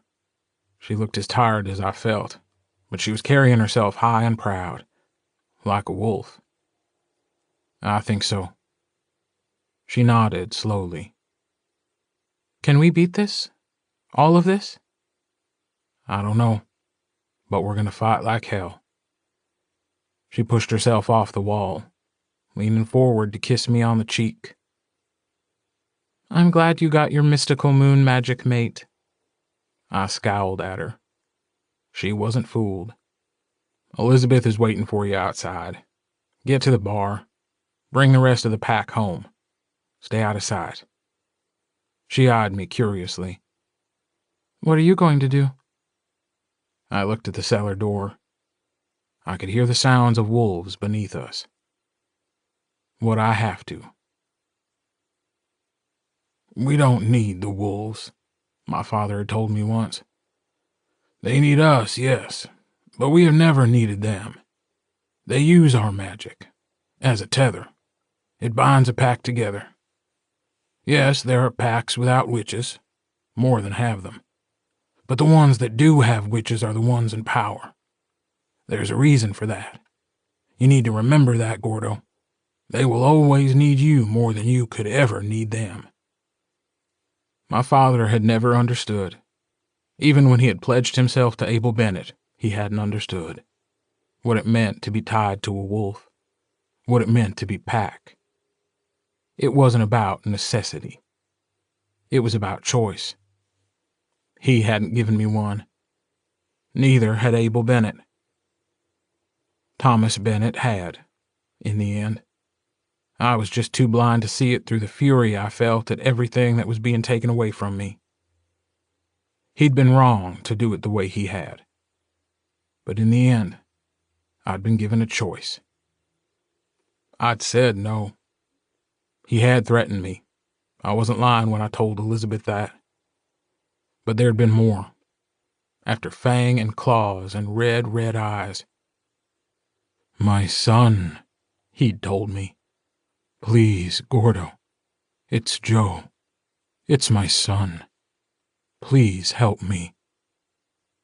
He'd fallen to his knees then, tilting his head back, exposing his neck. The alpha of all, begging me to help him. I'd almost turned and left him there on the ground, and I half think he expected it. But it was there, wasn't it? Deep down, buried in an ocean of blue. That spark that demanded my alpha. I'd forgotten how bright it burned. "Get up," I'd told him roughly. "Get up. Get up and I'll help you." I chose him then. Chose to help him. Even after everything. It wasn't about necessity. We were pack because we chose to be. And I wasn't going to let that go without a fight. I knew now what needed to be done. I just hoped they would be able to forgive me. Pappas prowled along the line of silver spread out in front of him, boxing him in. The metal wall behind him was scored with thick claw marks. He snarled at the sight of me, throwing himself against the invisible wall that held him in. Carter and Kelly stood face to face, the silver running between them on the floor. Kelly reached up and pressed his hand against the wall. Carter hesitated before doing the same. The timber wolf was trapped inside with him, pacing behind him, tail flicking dangerously. And Mark. Always Mark. He sat nude in the middle of the floor, eyes closed. He was awake, and his hands were on his knees, digging into his skin. The raven on his throat fluttered every time he swallowed.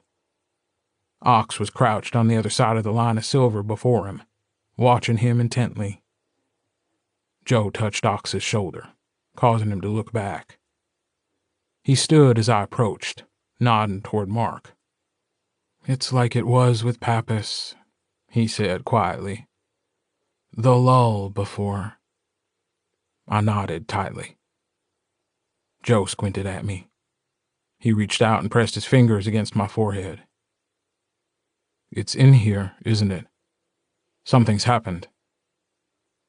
I nodded, and his hand fell away.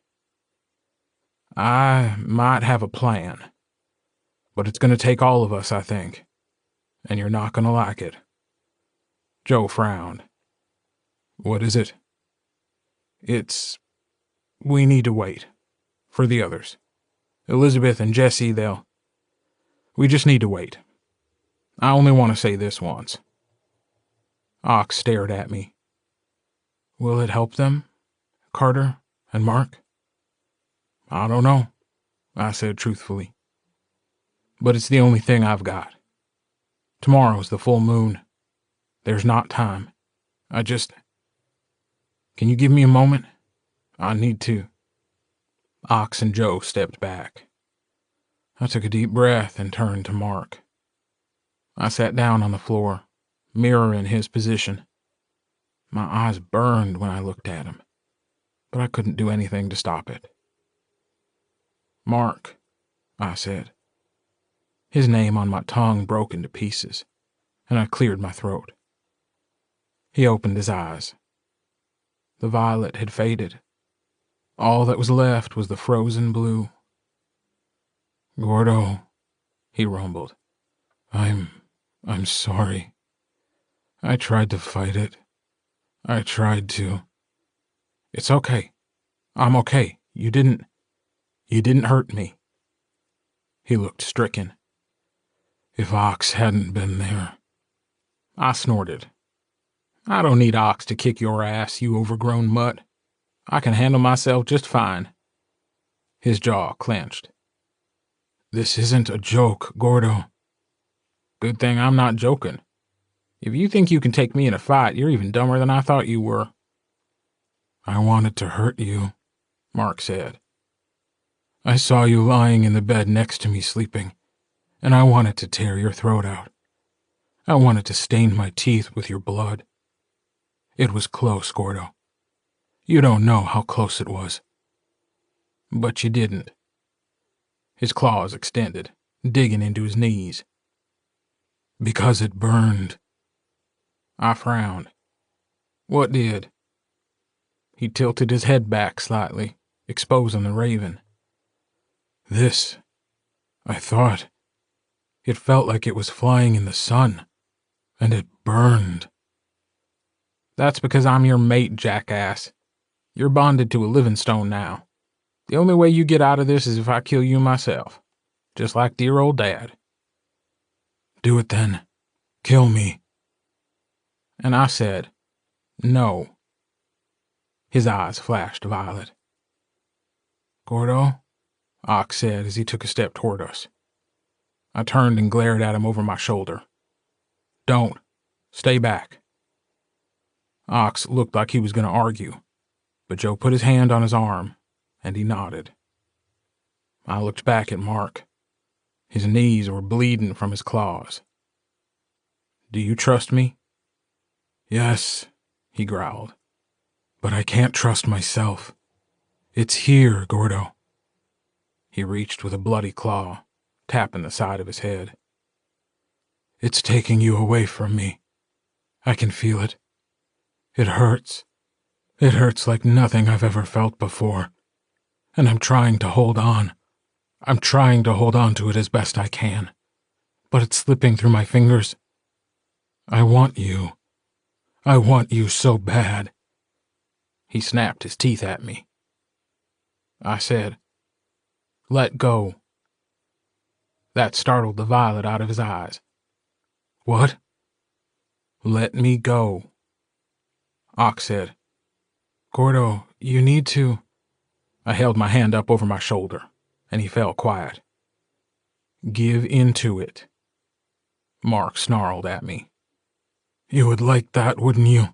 Made it to me for less than a day and you're already looking for a way out.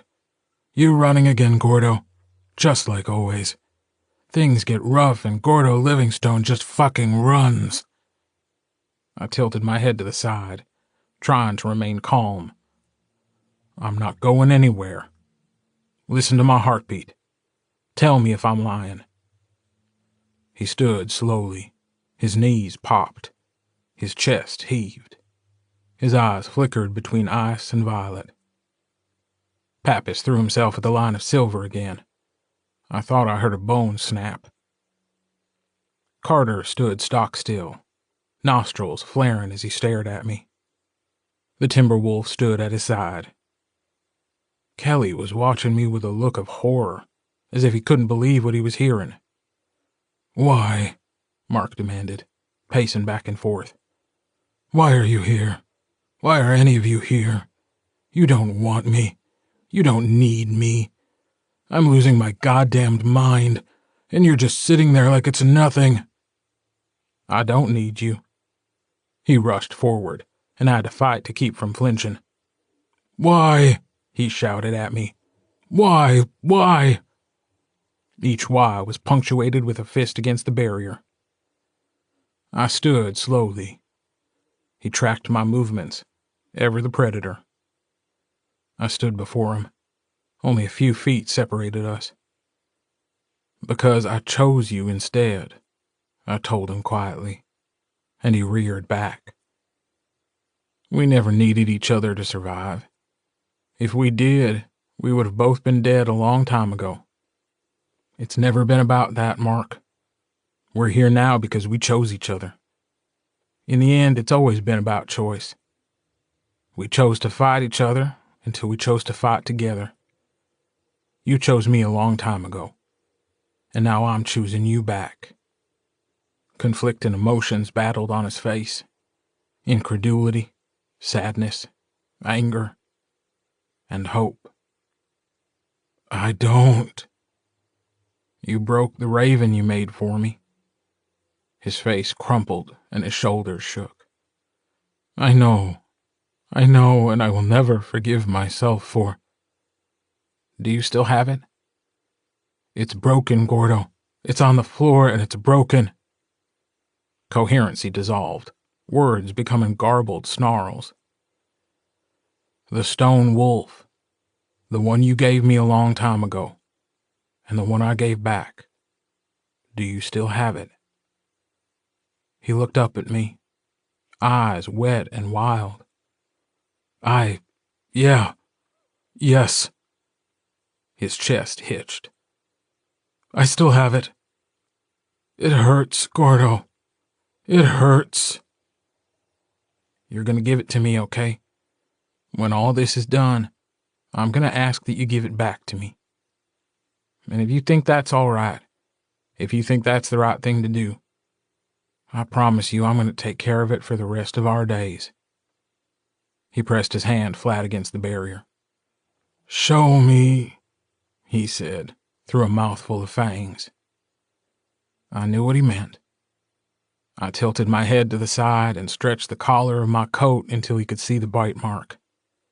It was throbbing angrily, and I relished each pulse of pain that shot through me. "I'll give you my wolf, witch," he growled, "if I don't kill you first." I grinned at him nastily.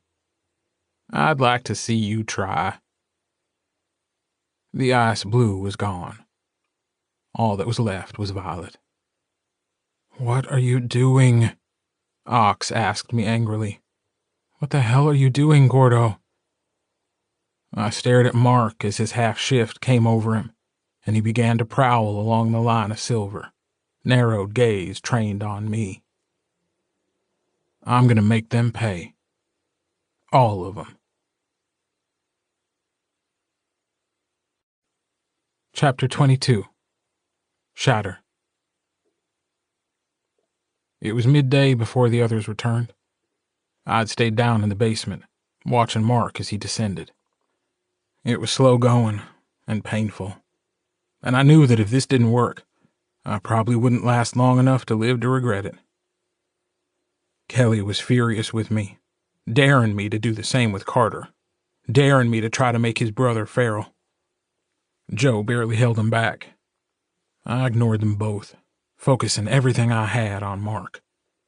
Kelly had broken down in tears, and Carter had tried to console him, but he was breathing heavily, tense and stiff. The Timberwolf with him kept pressing against his shoulder until Carter snarled at it to stay the fuck away from him. Ox hadn't moved, and I could feel him staring at the back of my head. Jumbled emotions poured through the bonds between us. He was angry with me, and saddened at the sight before him. But he knew me, knew I wouldn't do what I'd done without a reason. He was still holding on, still trusting me, and I hoped it was enough. "They're here," Ox said, and a moment later there came the sound of a door being thrown open at the front of the house. Footsteps thundered overhead, heading toward the stairs. Ox's eyes flared brightly. "But not all of them. Something's wrong." Robbie came down first, looking frantic. He must have felt Kelly's anguish, because he looked like he wanted to shred the cause of it. I hoped Kelly wouldn't sick him on me. Granted, it would have given me an excuse to break his glasses, but I'd hate to have to hurt the kid right off the bat. He stood in front of Kelly, reaching up like he wanted to touch him, but he closed his fingers into fists and brought them back to his sides. "Are you okay?" he asked in a hushed voice. "I tried to get here as fast as I could, but Elizabeth said we needed to move together and she wouldn't let me shift, and then we got attacked and—" "I'm fine," Kelly said through gritted teeth. "What do you mean, attacked?" "Hunters," Robbie said, face pale. "They found us when we were halfway here. I should have, but I was trying to get back here and I didn't hear them. I didn't hear them. I'm sorry. I'm so sorry." My blood ran cold. "Who?" I managed to ask. "Who did they—" Elizabeth came down next, and she wasn't alone. She had an arm wrapped around Rico's back, trying to hold his weight up. Jesse was on his other side, arm around his waist. Rico's face was pinched, and he was gritting his teeth. His left pant leg was soaked with blood. Ox and Joe were in front of them before anyone could speak. Elizabeth and Jesse handed him off to the alphas. "I'm fine," Rico muttered, trying to put on a brave face.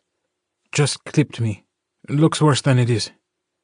"Those bastards," Jessie growled, hair hanging in wisps around her forehead.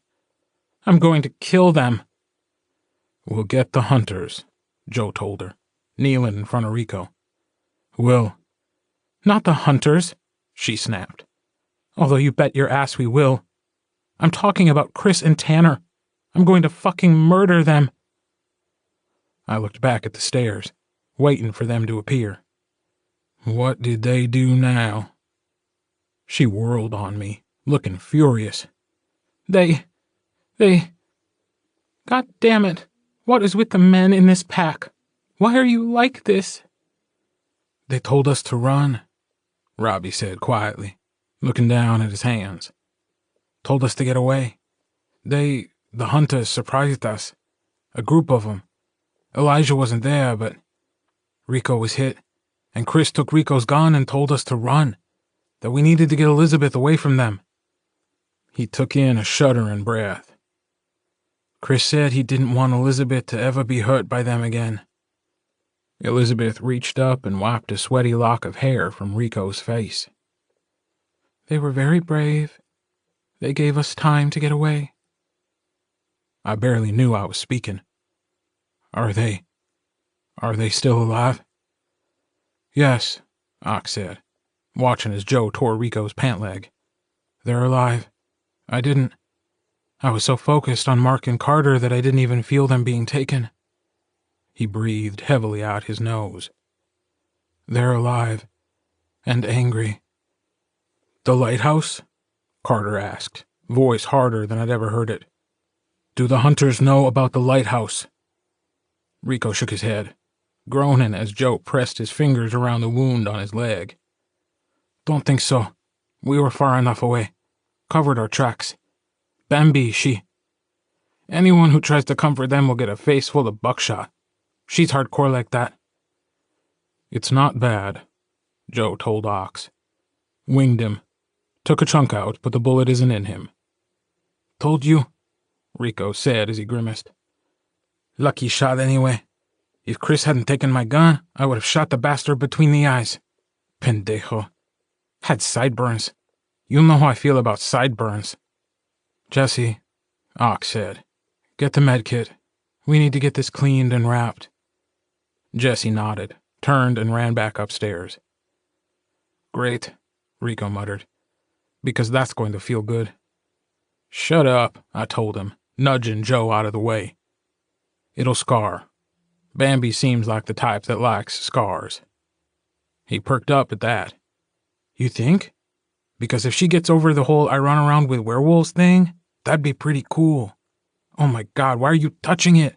I'm bleeding, Gordo." I pressed my palm flat against the wound. The raven's talons tightened around vines and thorns as I pulled the pain as best I could. It rolled through my arm and into my chest, wrapping itself around my heart and squeezing. And then Elizabeth said, "Mark?" And I hung my head. Mark growled in response. "What happened?" she asked, and everything felt blue coming from her. "Why is he—" "It was Gordo," Kelly spat, sounding furious. "Gordo made him like this. Gordo made him turn into an Omega and—" "That's enough," Ox said, and everyone fell silent. Jessie came back down the stairs, white box clutched against her chest. The mood had shifted drastically in the few seconds she'd been gone, and she kept her mouth shut as she knelt next to me. She moved my hand, and Rico hissed as the pain returned. I stood slowly, letting her take over.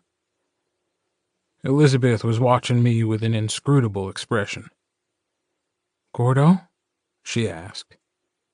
"Is that true?" I took a deep breath. "It is." Her eyes flashed orange, but that was all. "Why?" Kelly glared at me as Robbie stood at his side, looking confused. Carter paced behind them, the Timberwolf acting as his shadow. Pappas was sitting in a corner, mewling loudly. Ox and Joe stood side by side. Rico yelped as Jesse did something to the wound on his leg. And Mark stood in the center of his cage. He was caught in his shift, though he was still more man than wolf. His bottom lip was bleeding from where a fang had pierced it, and his eyes were violet, so violet. "Do you see the mark on his neck?" I asked her. She nodded tightly. "The raven." "Do you know what that means?" "Yes." "Then you know I would do anything for him." "Would you?" she asked. "Why now? Why, after all this time?" "Because if this is the end," I said as honestly as I could, "he needed to know that I never stopped loving him." My heartbeat, though accelerated, remained steady. And she knew it. Kelly scoffed. "You forced him to turn Omega. You told him to let go. How the hell can you say that you—" Elizabeth said, "Kelly," and he subsided, though he still looked murderous. I hoped he would forgive me for what I was about to do. "Why?" I swallowed thickly. "You know why." "Not good enough," she said, and oh, she was angry. "After everything we've been through, that's not good enough, Gordo Livingstone. You will say it. Now." I knew what she was asking for, and it was the least I could give. "Because he's my mate." She wiped her eyes. "You were his choice. You always were. Even when he thought you would never choose him back. Even when you thought otherwise, he always chose you." "I know." "Did you choose him back? Or was this all part of a plan? Are you using him? You can't trust a wolf. They don't love you. They need you. They use you. The magic in you is a lie." Except it wasn't. My mother hadn't understood, but that hadn't been her fault. She had been fooled by my father just as the rest of us had. And in the end, she did the only thing she could. "I chose him," I told her. "And I would do it again. And if this works, if this will do what I think it will, then we may still have a chance. They may have a chance. The hunters, they gave us until the full moon. And they have our friends, our pack. Those crazy, brilliant men. We're outnumbered. Maybe we could take them head on. Maybe we could win. But the weapons they have can put down a wolf in seconds. We need to even the odds. It was now or never. We need to open the door." They were confused. I expected that. They weren't thinking like I was. They didn't know what I did. And the idea was so abstract that it was a struggle to even understand it to begin with.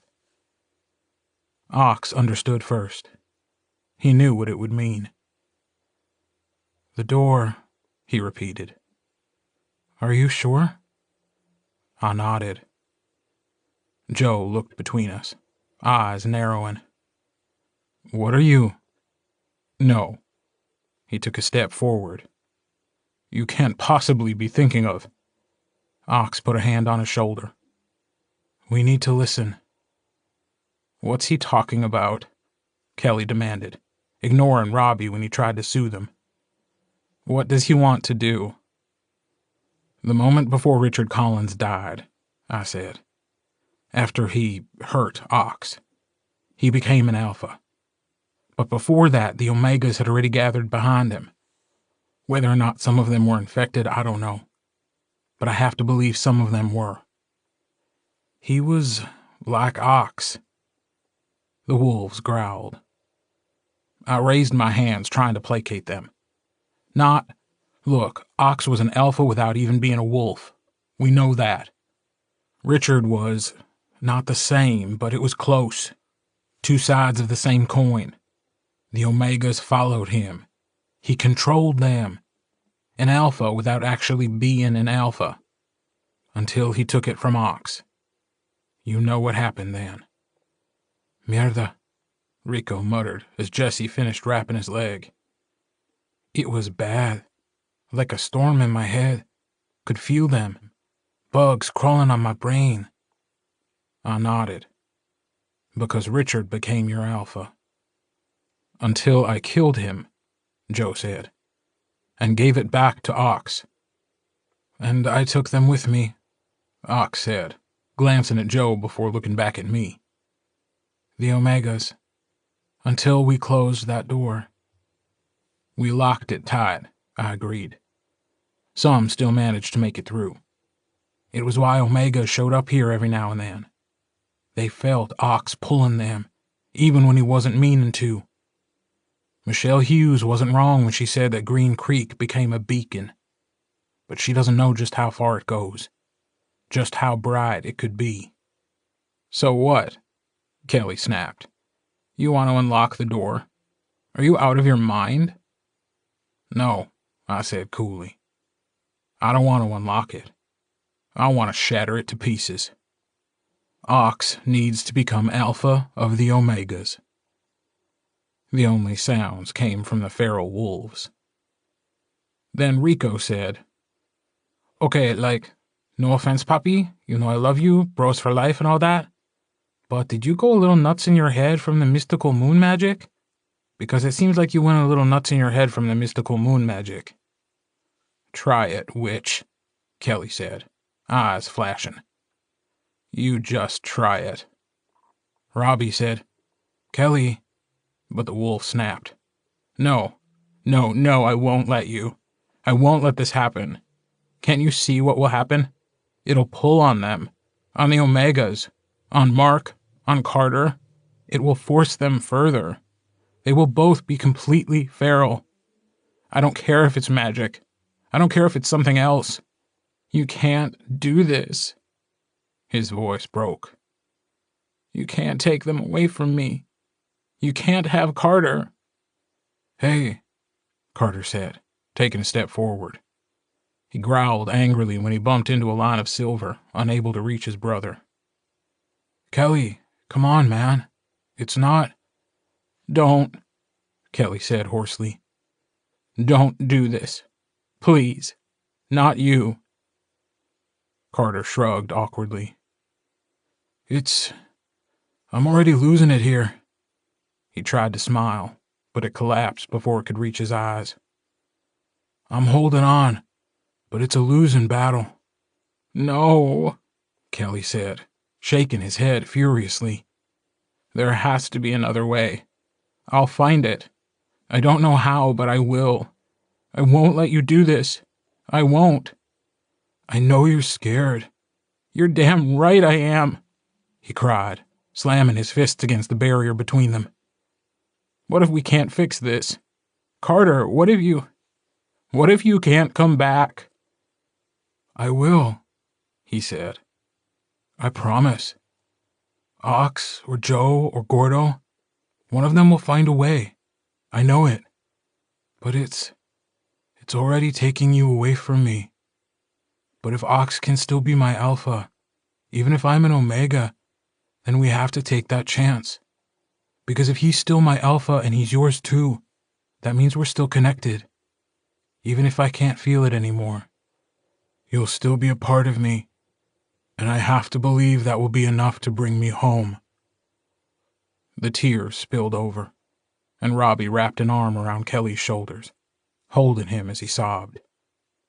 I looked away, my own heart breaking. If this didn't work, or even if it did and I couldn't find a way to bring them back, Kelly would never forgive me. And I wouldn't blame him. I would never forgive myself. You mean to use them, Ox said, and I was very tired. The Omegas. You want to call them here, to Green Creek, to weaponize them. You said we were in a war, I told him quietly. And if that's the case, then we need an army. And after the hunters, what then? I don't know, I admitted. But if we don't do something about the hunters now, about Elijah, then there will be nothing left to worry about. I don't like this, he said. I know. Do you? Because you're asking me to do the same thing Richard Collins did. You're asking me to take control of a group of wolves who won't be able to say no. To use them. You're not him. You never have been. He clenched his jaw. You said we were the same. Sides of a coin. Yeah. But the difference is you aren't trying to take something away. You're trying to protect what's already yours. I shook my head. Look, Ox, I can't pretend that this isn't messed up. Because it is. You see everything in black and white, as good and bad. And that's what makes you the alpha that you are. But I can't do that. I can't. I'm not like you. I never have been and I never will be. My conscience can't be as clear as yours. I've done things. Things I'm not proud of. But I would do anything to keep my pack safe. To keep my family safe. And I'm asking you to do the same. Because it won't end with the hunters. There are always going to be more who try and take what doesn't belong to them. Witches. Michelle Hughes. I sighed. My father. It won't. What would you do to protect those you love? Everything, Ox said, though I knew it hurt him to say. I would do everything. I need you to trust me on this. He sighed and closed his eyes. The wards, witches, won't they keep the Omegas out? Can you even change them back? Maybe not by myself, but others are coming. Joe blinked. What? What others? How can you know that? We're cut off from the outside. I shrugged. Magic. It was easier than telling him his dead father appeared in a vision to a witch in Minneapolis and she told me so in a dream. Maybe when things were all said and done. Maybe never. Rico snorted. Magic. Magic, he says. Ay, Dios mío. Our lives, man. Bambi is never gonna forgive me, even with a sexy scar. I'm sure you'll figure it out, Jessie told him, patting him on the hand. I've got faith in you. She frowned. Maybe. Hey, I've been shot. You're supposed to be nice to me. You were grazed, and then let women carry you back. That's because I'm a feminist. Jessie sighed. Can you do this? Joe asked Ox. Ox started to shake his head, but stopped himself. I think so. I'll need you. He reached out and took Joe's hand. I'll need all of you, especially if I'm going to control them. Won't they go after Gordo? Robbie asked, still standing close to Kelly. If they're like the others, can you stop them from attacking him? I'll do what I can, Ox said. But it's not going to be easy. I can handle myself, I said. I can't believe you, Kelly said, and it hurt to hear the betrayal in his voice. Any of you, that you'd do this to them, to Mark, to Carter. Carter sighed. Pretty sure I'm still in my right mind here. Well, mostly in my right mind. I can speak for myself. The Timberwolf pressed its nose against his shoulder, and he shoved it away. Kelly laughed bitterly. Only because you're scared and don't see any other way. Kelly, fuck you. Look at me. Somehow, Kelly did. I am scared, Carter admitted. And I remembered them singing along with the radio. Windows rolled down and a breeze blowing through their hair as we traveled farther and farther from our home. Scared as I've been in a long time. Maybe ever. But you want to know what scares me even more than turning Omega? Kelly shook his head, lips in a thin line. Carter smiled, though it trembled. Losing you. That might scare me more than anything else in this world. If there's even a chance that we can beat this, even a chance that I can keep you safe for at least one more day, don't you think I'm going to do it? And I know you'd be doing the same for me if it was you in here. Don't try and tell me otherwise. You can't leave me. Carter's smile widened. Never. I still need to threaten Robbie some more.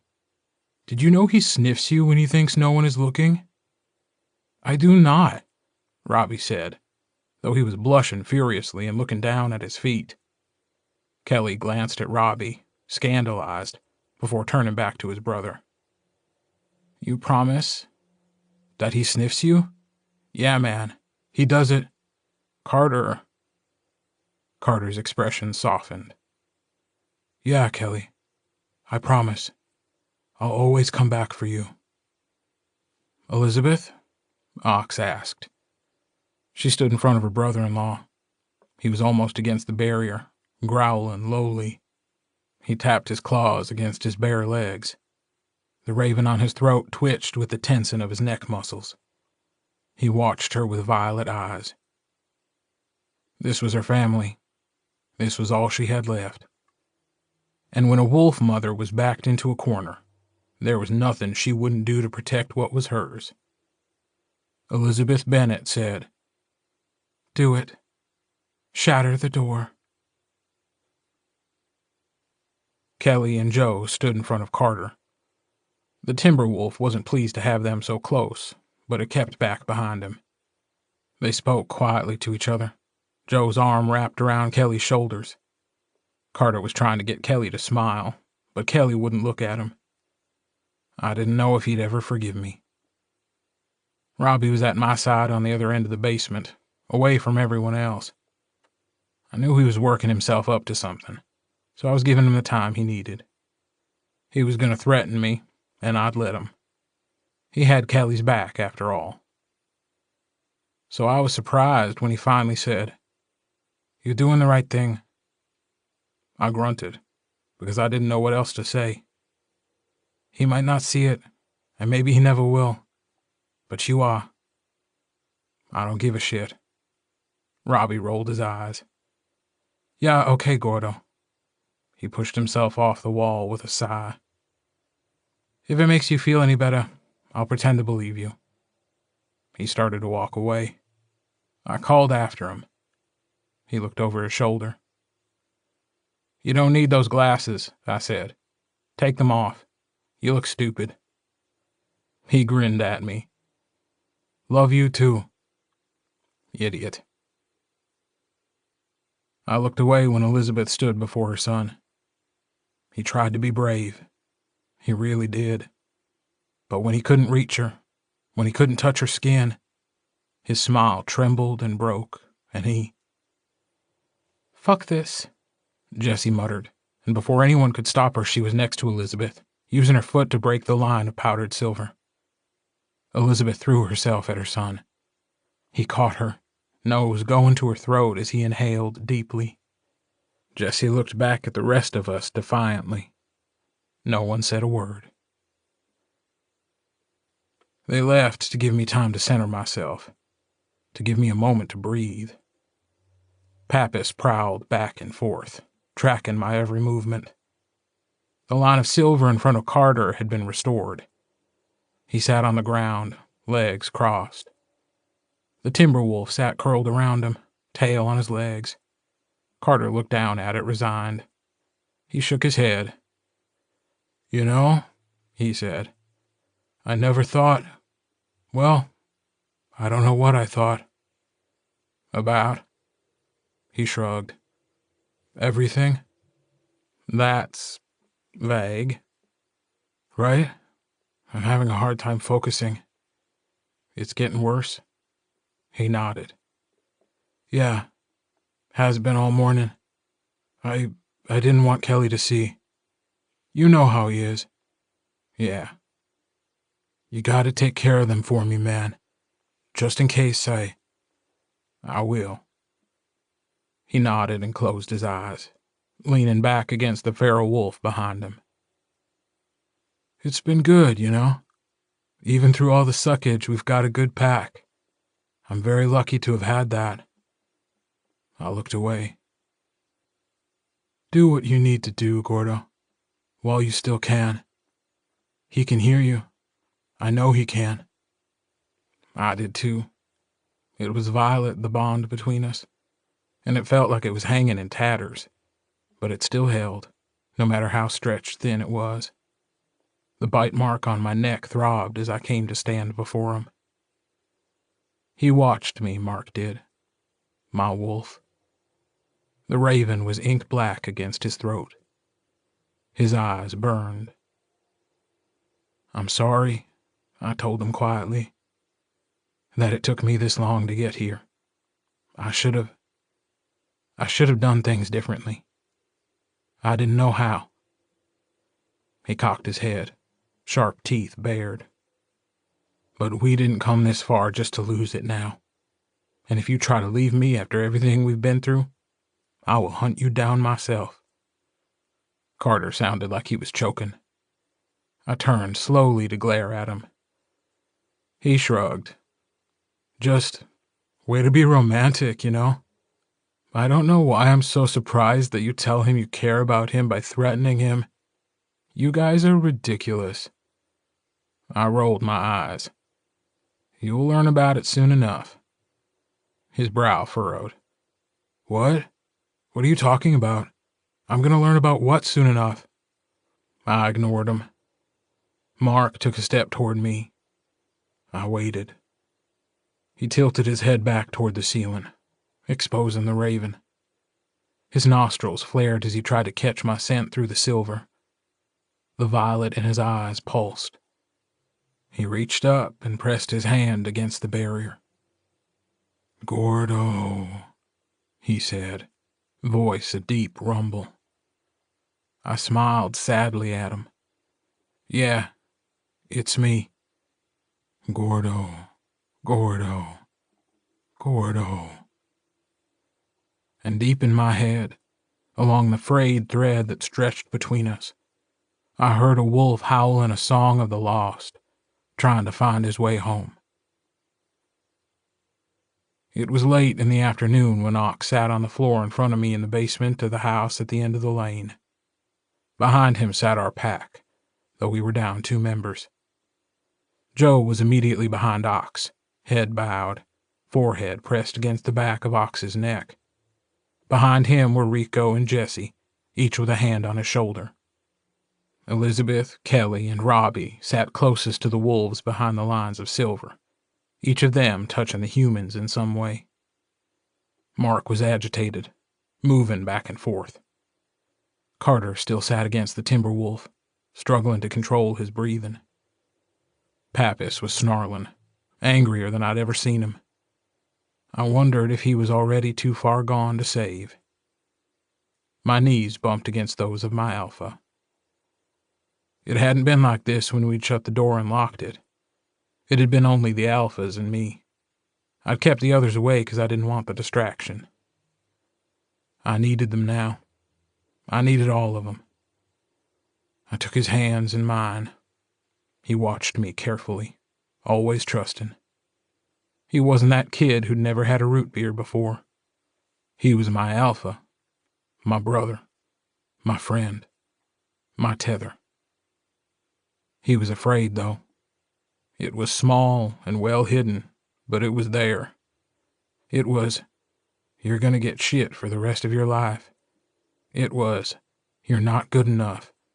It was, you're not strong enough. It was ghosts. It always came back to ghosts. They don't love you. They need you. They use you. The magic in you is a lie. And maybe they would always haunt us. Maybe we would never truly be free.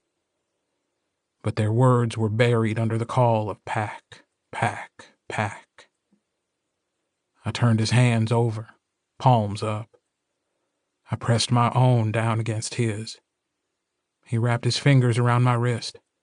I did the same to him. We breathed in sync. And I pushed. The raven spread its wings.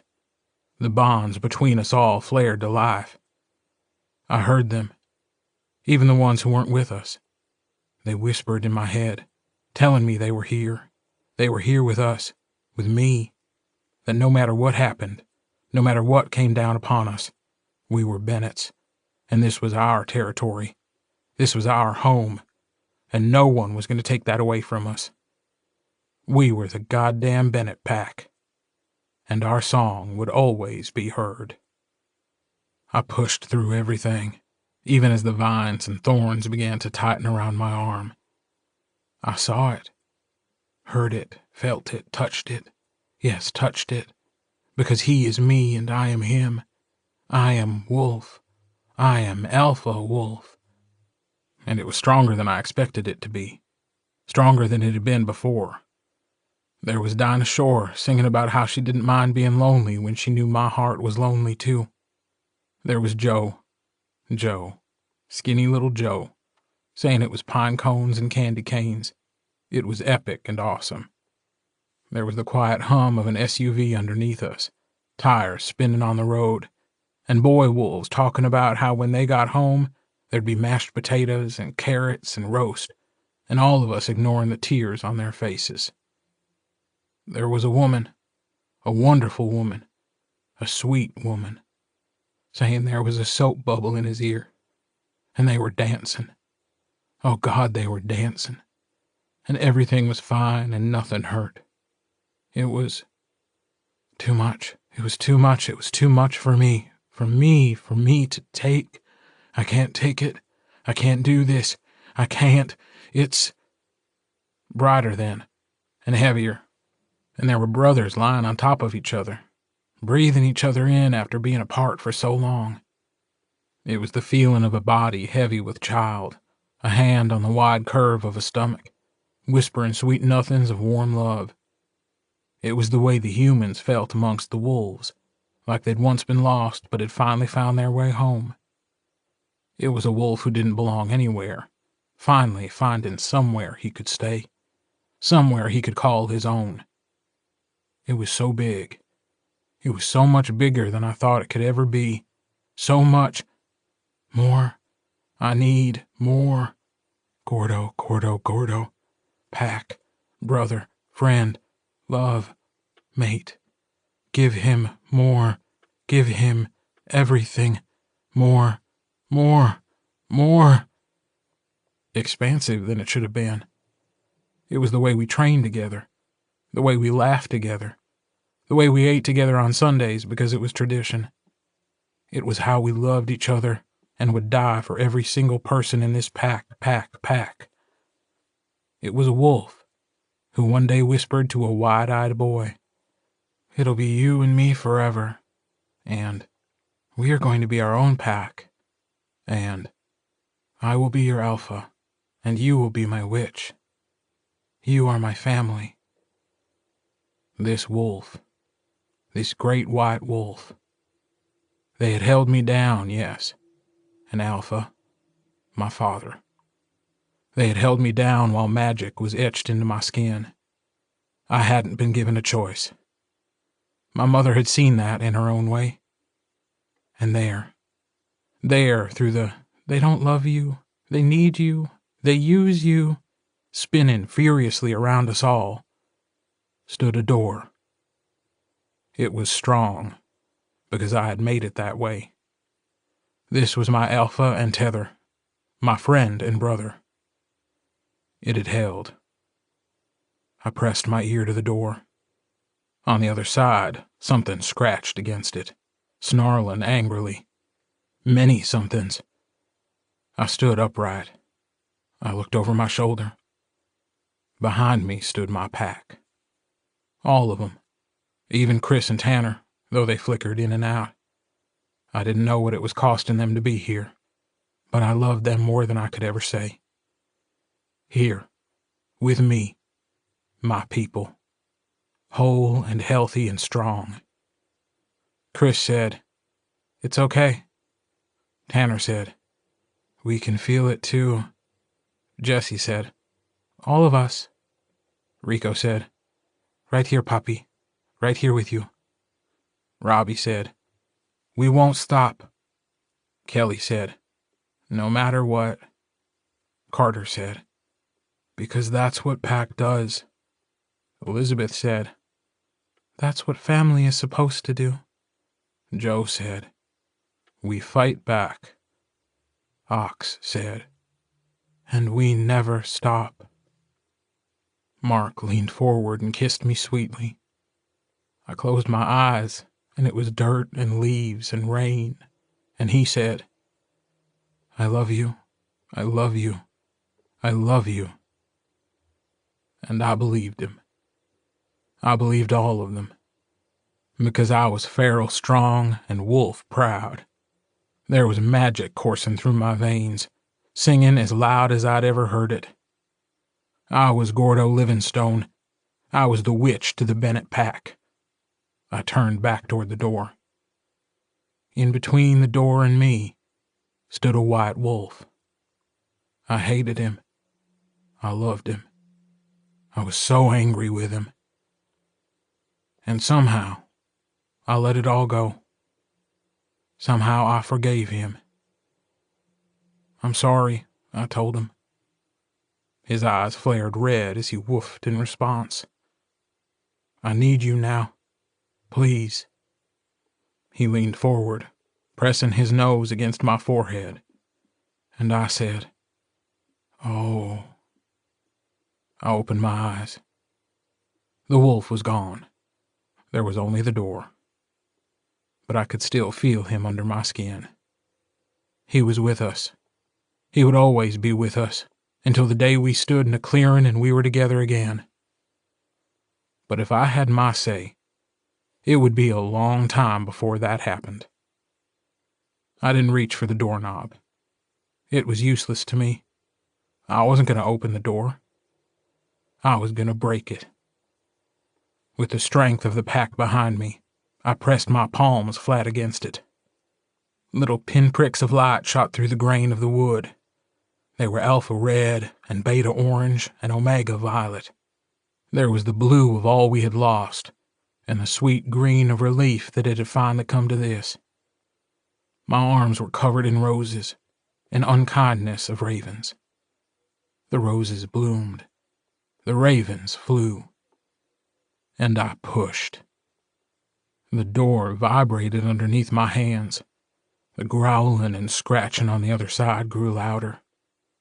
I pushed harder.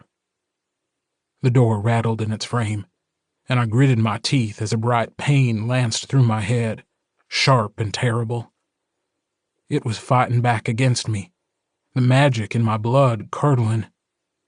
It said, I know what you're doing. I know what you think you'll achieve. And maybe you'll win. You are stronger than I thought possible. But this is just a battle, Gordo. One tiny little fight. There is still the war. I will bring it to your doorstep. I will take what is rightfully mine. And there is nothing you can do to stop me. You will lose in the end. You will lose everything. I looked up at the door, and between my hands, between the pinpricks of light, the wood began to warp outward. I didn't understand what I was seeing, at least at first. I knew that voice. God, how I knew it. Once, while an alpha wolf held me down, the same voice had told me it was going to hurt. It was going to hurt like nothing I'd ever felt before. You'll think I'm tearing you apart, and in a sense, you're right. You have magic in you, child, but it hasn't yet manifested. These marks will center you and give you the tools to begin to control it. I will hurt you, but it's necessary for who you're supposed to become. Pain is a lesson. It teaches you the ways of the world.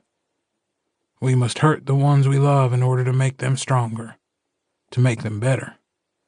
One day you'll understand. One day, you'll be like me. The wood stretched out between my hands, and it took shape. There was a nose and lips, and wooden eyes, and it blinked again, and again, and then the mouth moved. The face of my father said, "I see you. I see you, Gordo. I knew you would be something special." I cried out as the pain in my head grew worse, as my father's hands appeared in the wood, reaching up and covering the backs of mine, squeezing until I thought my bones would turn to dust. But my father had always underestimated a wolf pack, and I had mine behind me. They howled, all of them, even the humans. My father's wooden eyes widened as his face split with a sharp crack, the door splintering. He opened his mouth to speak, and I said, "No." The door shattered underneath my hands. I was bowled over by a wave of violent rage, of rapacious violence. And there, on the other side, stood. I opened my eyes. The others did the same, blinking slowly. All except for Ox. He breathed in and out, in and out. I could feel them, all of them, my pack, and more. So many more. It was tornadic in nature, a self-contained storm that swirled in our heads and chests. I tried to find the edges, tried to find a way to contain it, but it was big, bigger than I thought it would be. In the end, it didn't matter, because he was here. A boy who had become a man. He who had become an alpha even before he felt the pull of the wolf underneath his skin. Oxnard Matheson, the alpha of the Omegas. Behind him, a choking sound. I looked over his shoulder. Kelly had crawled on his knees toward his brother. Carter was on all fours, his palms flat against the stone floor. His head jerked side to side as his chest heaved. "Carter?" Kelly asked, voice trembling. Carter looked up, face elongating, eyes violet. "Kelly," he growled. But it was the only thing he said before he shifted into a wolf.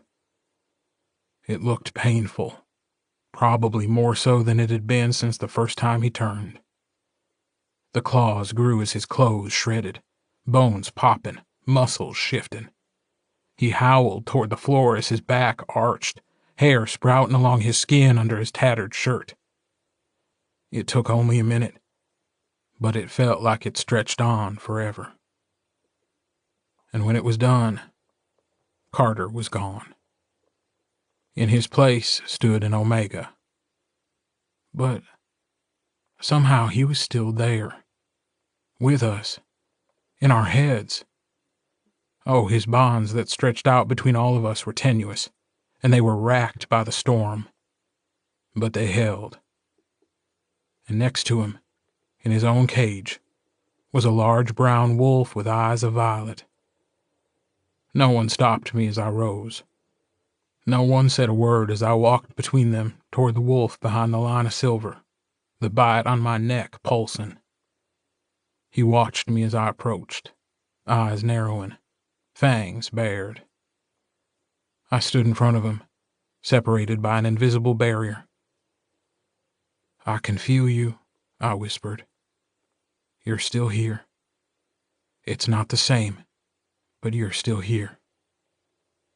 I toed the silver, breaking the line. He moved almost faster than I could follow. But before he could reach me, Ox was at my side, half shifted and roaring, catching Mark by the scruff of his neck and slamming him back down to the ground. Mark tried to bite at him, tried to scratch and wiggle free. Ox bent over him until they were almost face to face. He growled and flashed his eyes, which swirled with a mix of red and violet. And Mark just stopped. He was still filled with rage, roiling and mean, but it poured into Ox and was muted, like a feedback loop where the volume was lowered on one side. Ox stood up slowly, letting Mark go. Mark pushed himself up from the floor. When he was shifted, when he was a wolf with eyes of orange or ice, I could still hear him in my head, singing my name, thinking thoughts of a wolf, however primitive. That was gone now. Everything from him was primal, feral. His nostrils flared as he looked at me, growling lowly. But he didn't come for me. "Okay," I said. "Okay." We stood in front of the house at the end of the lane. The blue house across from us was dark.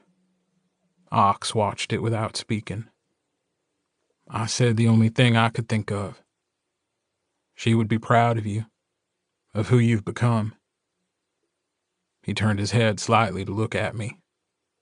He was still Ox, but there was something more about him now. Something bigger. I had known alpha wolves my entire life. It had never been like this. He radiated a power larger than any other wolf I'd known. He was containing it, somehow.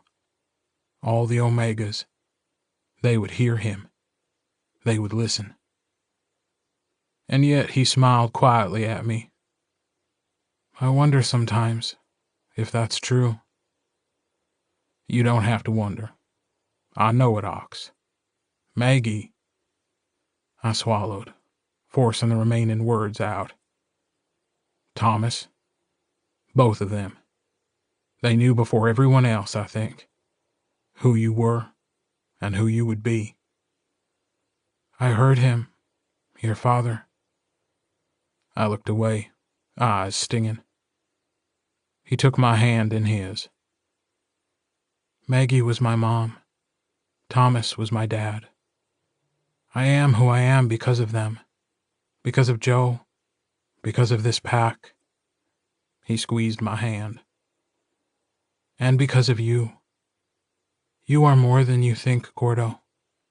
And I have never been happier to say that your father is not proud of who you've become. That's a good thing, in case you didn't know. I laughed wetly. Yeah? Yeah. Thanks, Ox. He looked back at the blue house. Will this work? It has to. He nodded. What now? I glanced over my shoulder, hearing the rest of the pack exiting the house. Jessie and Rico came down the stairs first. Rico batted her hands away as she tried to help him. She rolled her eyes and muttered about not helping him if he fell down the stairs. Robbie came next, holding Elizabeth's hand. She was pale, but she carried herself regally. Her eyes were orange. She was ready to fight. Joe came next, taking a moment to breathe in the cold air. The snow had finally stopped, and the clouds were beginning to clear. Above, the light in the sky was beginning to fade. Stars appeared like chips of ice. The porch steps creaked under him as he descended, coming to stand next to his mate. He kissed Ox's shoulder, but stayed silent. Kelly and Carter followed, Kelly's hand pressed against his brother's back. Carter was skittish, eyes continually flashing violet. The timber wolf trailed behind them, crowding against Carter, trying to keep him away from the rest of us. Carter snapped at him, but the wolf remained by his side. Mark was last. The muscles under his skin shifted with every step he took. His claws dug into the wood of the porch as he stood above us. His eyes never left me, always watching, waiting. I wondered if I were to push the hair around his throat away if there would still be a raven there, hidden away. I wasn't going to take the chance of trying to look, as he seemed confused as to whether he wanted to rub against me or kill me. 2 of us were missing, but we would get them back. The hunters had made a mistake in coming here. Michelle Hughes had made a mistake in sending them. And my father had made the gravest mistake of all. His time would come. One day. Gordo? Ox asked. "What now?" I looked at our pack before I turned back to him. I said, "Now you howl, as big and loud as you've ever howled before. Bring them here, the Omegas. Bring as many of them here as you can. They'll hear you, and they'll come running." He studied me for a moment, eyes glittering. Then he nodded. He turned his face toward the sky. He exhaled a stream of white smoke. Above, the clouds shifted, revealing the moon. It was almost full. His eyes were red and violet. The Alpha of the Omegas opened his mouth and howled.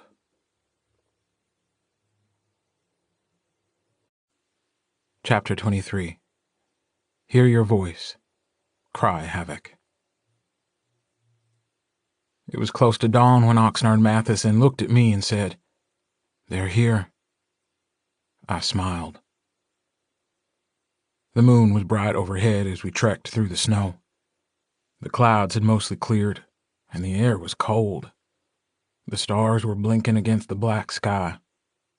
On the eastern horizon, the night was beginning to fade toward day. Ox led the way. I was behind him, stepping in the paw prints he left in the snow. Joe was behind me, snout pressing every now and then against my back, huffing out a warm breath. Mark growled every time he did it, a threat Joe ignored. Carter was behind Mark, and Elizabeth brought up the rear. Somewhere in the trees, the timber wolf prowled, never letting Carter out of his sight. Kelly had tried to come along, had all but demanded it, but Ox had asked him to stay behind, to help Robbie guard the house with Jesse and Rico. He hadn't been pleased with being left behind, but did as his alpha asked. He wouldn't look at me before we left.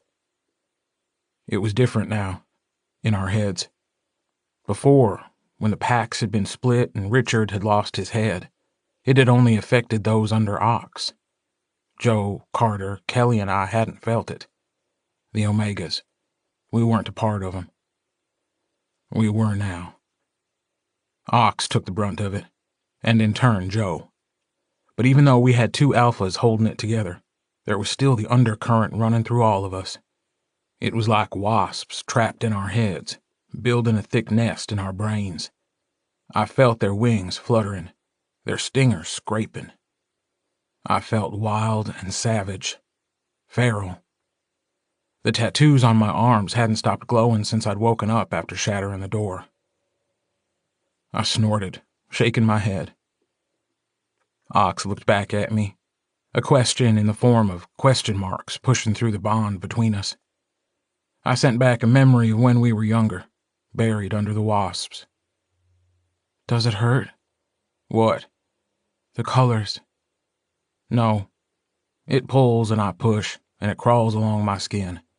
But it never hurts. Not anymore."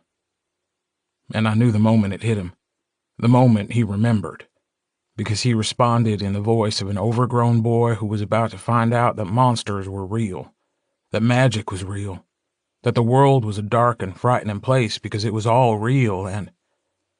"Shiny arms. You have shiny arms. Gordo, you're a wizard, Harry." I choked on a laugh at the absurdity of it all. "Yeah," I told him. "I'm a wizard, Ox." His tongue lolled out of his mouth, and I heard Joe huff behind me. Yeah, we're going." They were waiting for us, as they'd been before, as if they knew we were coming. They probably did. They just didn't know what was coming for them. The wooden bridge loomed behind them. The dirt road was covered with snow that crunched beneath our feet. The same people waited for us. 3 men, 1 woman, all witches. Dale was absent. I wasn't surprised. He'd probably left Green Creek right after we'd met. He wouldn't have thought we'd come to this point. If we survived this day, I'd show him just how wrong he was. The witches looked nervous as we approached. though they tried hard to cover it. Problem was, they weren't very good at it. The wards felt sticky and hot, the magic foreign. Maybe they'd been telling the truth before, that my father had nothing to do with this, that Michelle wasn't working with him. It didn't matter now. They were the same to me.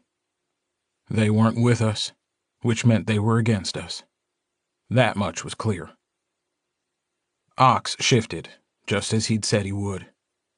He stood nude in the snow, the shadows crawling along his skin. The others remained as they were. "Alpha Matheson," the woman said, voice defiant. "We didn't expect to see you again so soon. Have you given further consideration to what Alpha Hughes has—" "I stood here once," Ox said, and a chill went down my spine. "When I was human. And right where you are were Omegas who had come to take what belonged to me. They had a member of my pack, though we didn't know that she was then. She was scared, but she was strong. So much stronger than they expected. They tried to use her as leverage against me." The witches glanced warily at each other. The woman said, "I don't see what a history lesson has to do with—" Ox didn't let her finish.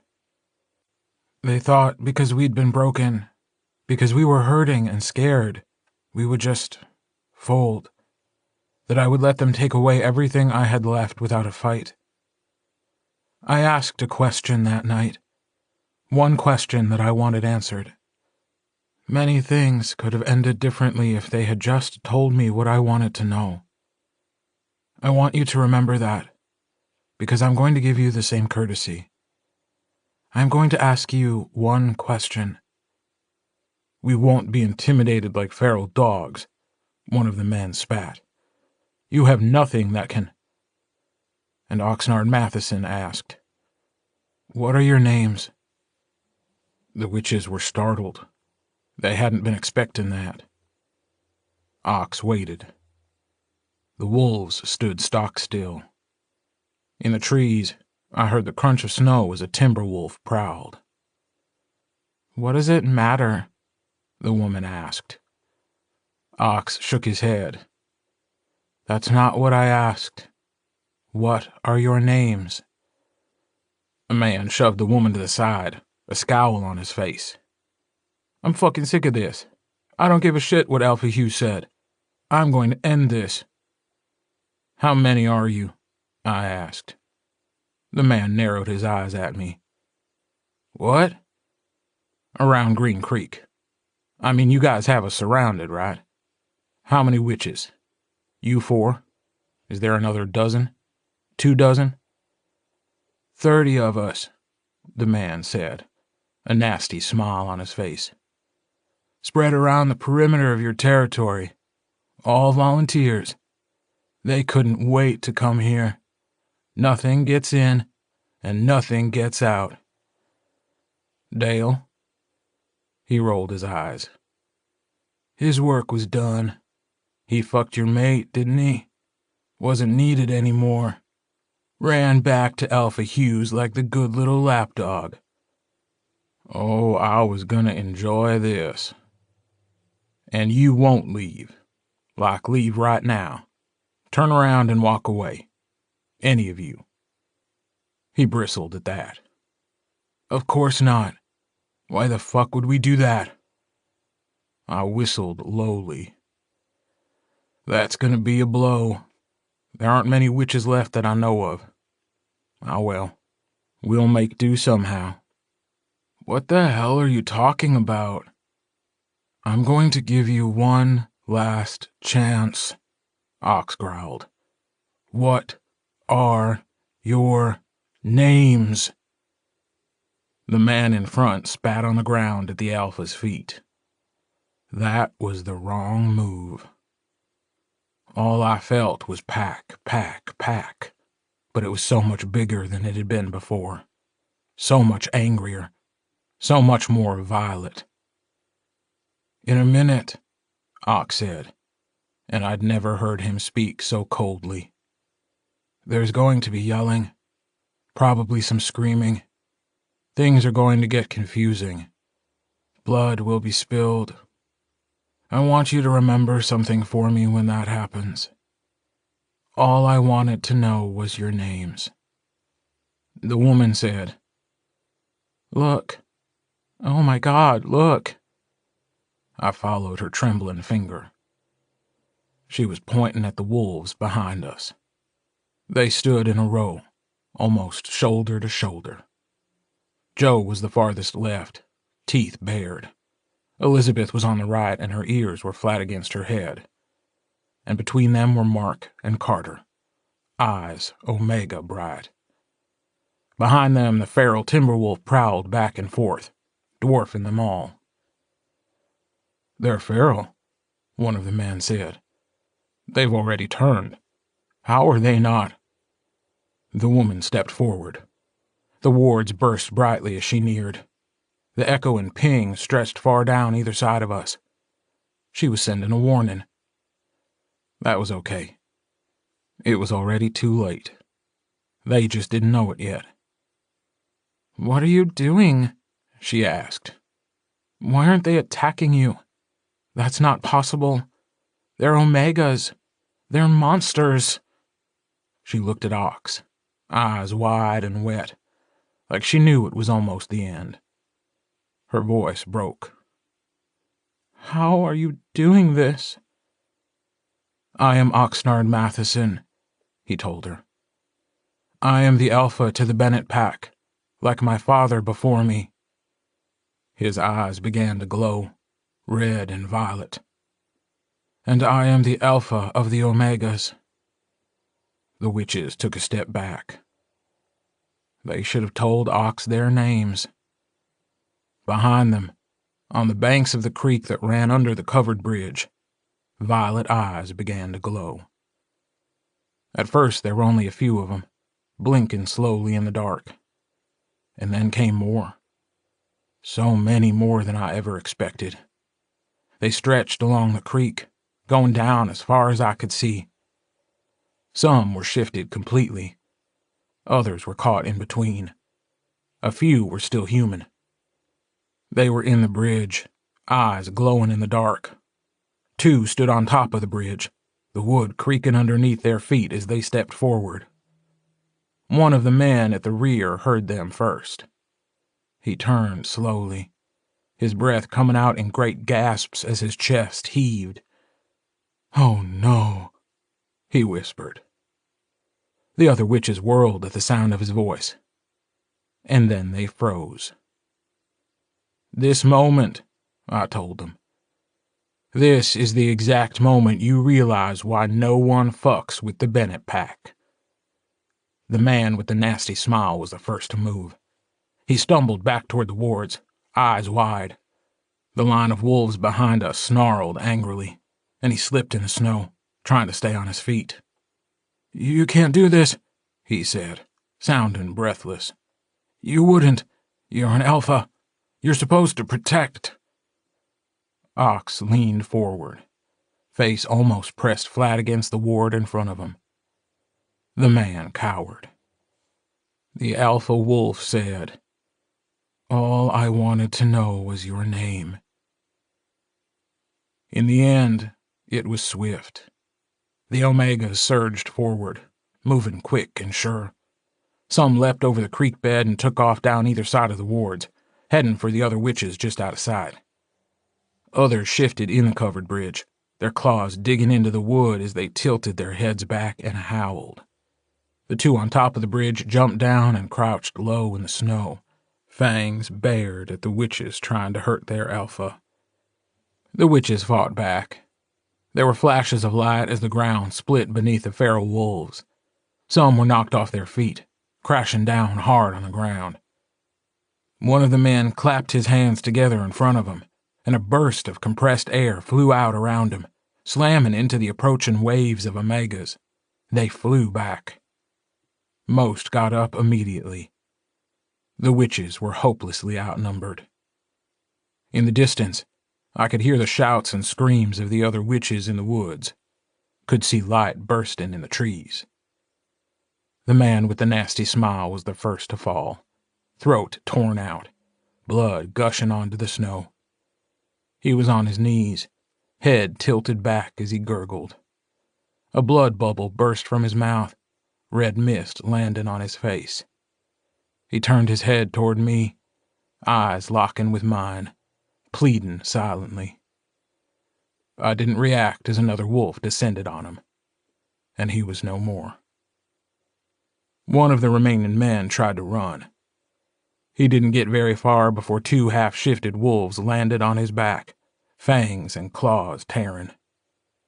The last man turned and ran toward us, through the wards. He wasn't afraid. He was going for Ox. He didn't make it. Joe moved in front of his mate. The man tried to stop, but he slid in the snow right into Joe's open jaws. He barely made a sound as the jaws shut tight. The woman was last. Her arms moved, her fingers twitched. One of the shifted Omegas, a thin and mangy creature, rose in the air in front of her. She twisted her wrist, muttering under her breath, and it folded in half, the sound of its back breaking loud and wet. It writhed, feet kicking, and she threw it at a small group of approaching Omegas. They yelped as the wolf collided with them. A half-shifted wolf came running at her from her left, but she raised her leg at an angle before slamming it down against the ground in the snow. The ground split beneath the Omega, swallowing it down to its hips before closing around it. It struggled to pull itself out, but then it tilted its head back and screamed as it began to thrash. Whatever was happening below the ground was hurting it, and it took only seconds before it slumped over, violet fading from its unblinking eyes. But that was as much damage as she could do. Another Omega jumped at her, and she stumbled backward through the wards, directly into Ox. She whirled around, the Omegas behind her throwing themselves against the wards, trying to get through to her, to their alpha. Ox wrapped a hand around her throat, lifting her off the ground. Her feet kicked uselessly. She clung to his bare arm as he lowered her face toward his. She said, "My name is Emma," and Ox stopped. The feral Omegas growled along the wards. There were so many of them. "My name is Emma," she said again, voice frantic. "Emma Patterson. I am Emma. I am Emma. I am Emma." Ox's half-shift faded. He blinked slowly up at her, and then he set her down on the ground. She wheezed as he let go of her neck. "Emma," Ox said. "Emma Patterson." She nodded. Yes. You said you only wanted my name. You asked me for my name." She was smart. We were distracted. Violence and bloodshed spread out before us, and this woman, this tiny woman, was sobbing her name, telling us to please spare her. Her name was Emma, and she didn't want to be here. This wasn't even her idea. She only went along with it because she had to. She thought she had to. It was only at the last second that I saw her reaching into her coat. The moonlight caught the blade, causing it to glitter in the dark. The knife was long and curved, looking as if it were made of pure silver. They couldn't see it, not like I could. She was bent away from them. I ran toward her, toward my alpha. She spun on her heels, bringing the knife out in a flat arc, and I reached out to grab her wrist and overshot. I saved my alpha. But there was nothing I could do about my hand. There was a wet thunk of knife hitting bone before it continued on. Continued through. I felt nothing at first. I fell against Ox, and his arms came around me. I was breathing. And I looked up at him, frowning at his expression of horror. "What's wrong?" I tried to ask, but was hit with a wave of pain like nothing I'd ever felt before. I screamed in my alpha's arms as I looked down, trying to find why it hurt. Oh God, it hurt. I saw my hand, lying in the snow a few feet away, fingers curled up toward the sky. The snow underneath it was turning red. I raised my arm to see where my hand had once been. It was a clean cut, the skin barely ragged. Blood was spilling from it down my arm, mixing in with the roses. There came the roar of an enraged animal. Through the red-hot sheen of pain, I saw a brown wolf leap forward and land on top of Emma. Her hands came up to ward him off, but it was too late. His jaws closed over her throat and twisted viciously. Her neck snapped loudly, blood gushing around wicked sharp teeth. She barely made a sound. "No," I heard Ox muttering above me. "No, no, no, stay with me, Gordo. You need to stay with me." There came a groan of muscle and bone. I heard Joe. He said, "Holy shit. What the fuck? We need to bite him. Ox, we need to bite him." Elizabeth said, You can't. He's a witch. A powerful witch. It would kill him. It would kill him. He can't be changed into a wolf. It would kill him." A brown wolf stood in front of me, eyes violet and searching. He whined lowly, leaning his head forward, pressing his nose against my cheek. "Hey," I said, feeling floaty and disconnected. "It's okay. It hurt, but it's not that bad anymore. I probably won't be as handy as I was before."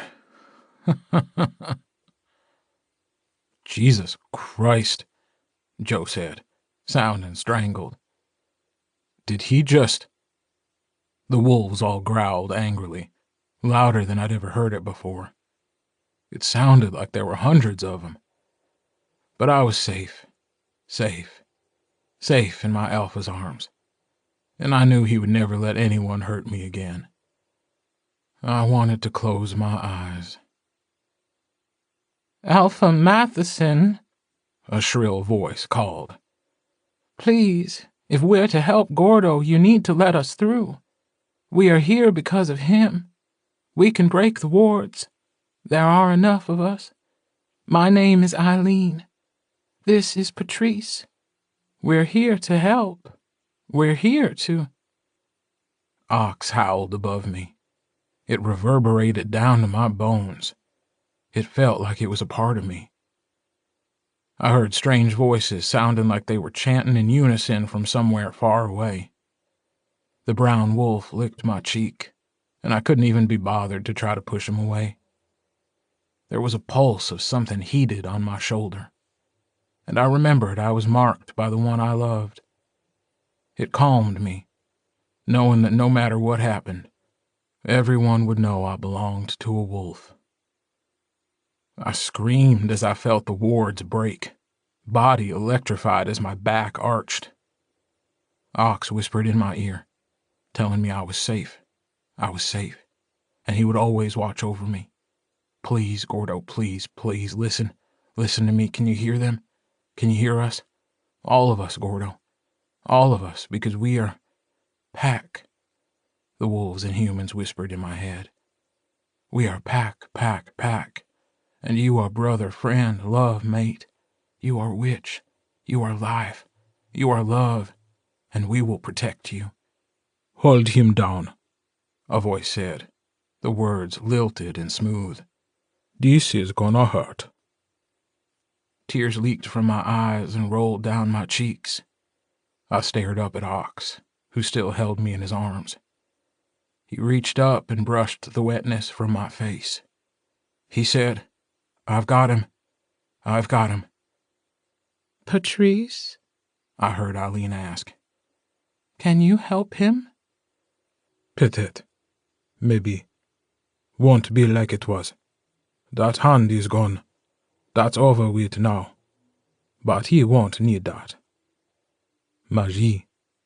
The magic in him and this pack. It's big. It'll compensate. Pare. Get ready, Alpha. You in this as much as I am. Whole pack. We have help. Ladine, the moon. I was floating away, away, and I was higher than I'd ever been before. And I swore I could see all of Green Creek, all of the territory that the pack called home.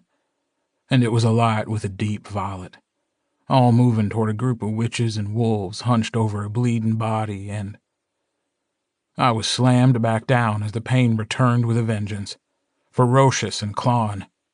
I howled a song of agony as the raven stretched its wings, a hand that felt like it was made of molten steel closing over the gushing wound, and I opened my eyes. I was in the clearing. A man sat across from me. His back was to me. His head was tilted back toward the sky. The moon was full. The stars looked like wolves. Around us, in the trees, prowled great beasts. The man said, I was foolish, proud, angry. I tried not to be. I thought being an alpha meant, I don't know, that I could be above all that I wouldn't be so human. But as it turned out, I had so much to learn, even at the end. I couldn't speak. I hear you, the man said. All of you. When you sing your wolf songs, even the humans, I always thought they made us better, made us whole, reminded us who we were supposed to be. Call it tethers or something more. It doesn't matter. It's something others don't understand. They don't see it like we do. The man bowed his head. I should have fought harder for you. And for that, I am sorry. You were my family, and I should have remembered that above all else. I failed you. My breath hitched in my chest, and my voice was just a whisper when I spoke. Thomas? He turned his head slightly, a small smile on his face. Gordo. Oh, I do love to hear your voice. I don't... That's okay. He turned to look back up at the moon. Is this real? I think so. I'm hurt. Yes. Protecting your alpha. I'm so proud of you. My eyes burned as I hung my head. I didn't know until that very moment how much I longed to hear those words from him. Mark, I choked out. He's changed. An Omega. I know. But he is not lost. None of them are. You are so much more than what they think, Gordo. All of you. My wife, my sons, my pack. I crawled toward him, almost falling face first into the ground when I went to put my right hand down, only to realize it wasn't there anymore. It was a smooth stump, looking fully healed.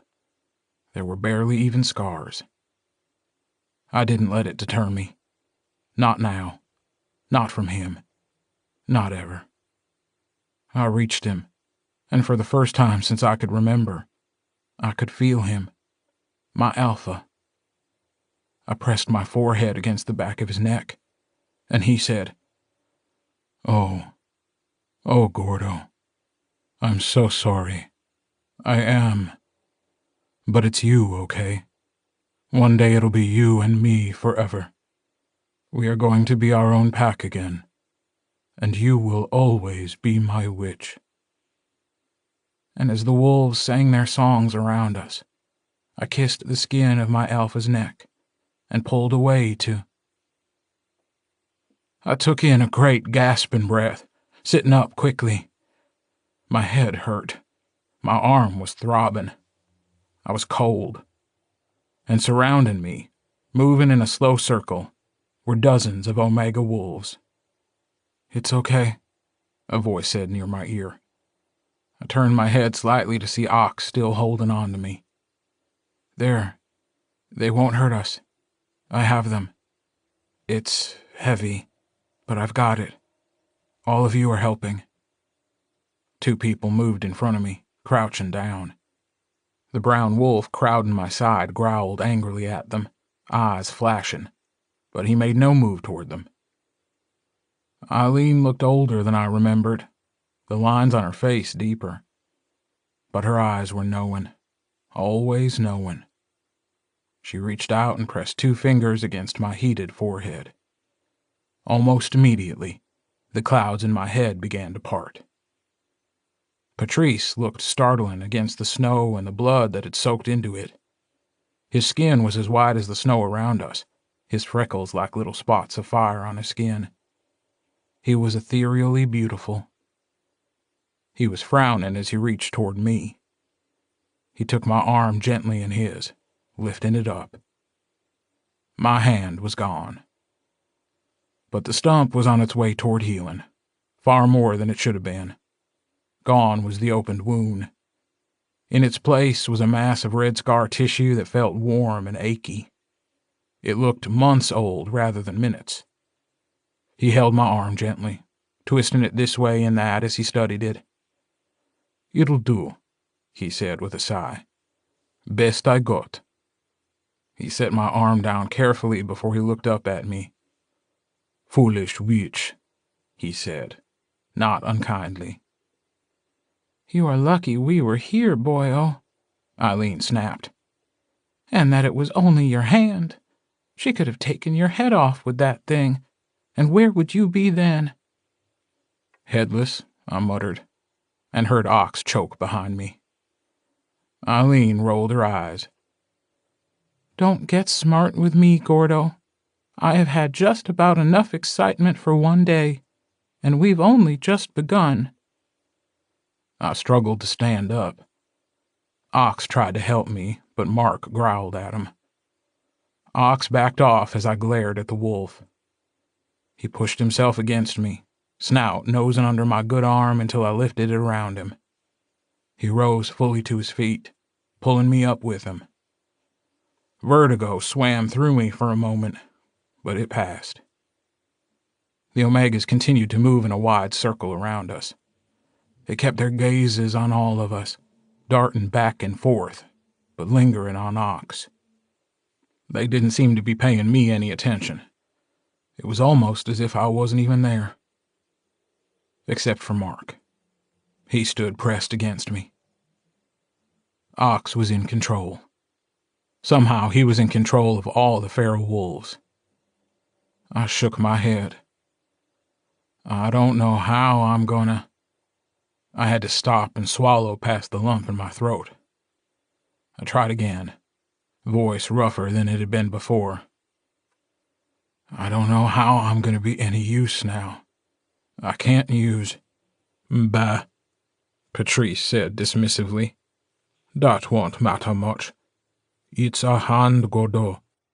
Not where your magic came from. It's in your marks. Bustabak, that raven. It'll hold. You have pack. You have a mate. You'll learn." "That's not..." "It is, boyo," Eileen said sharply. "In the end, it's not going to matter much. Not to who you are. Only thing it's going to be a problem for is if you were right-handed to begin with. I'm sure Mark will help you learn how to jack off with the left." "Jesus Christ."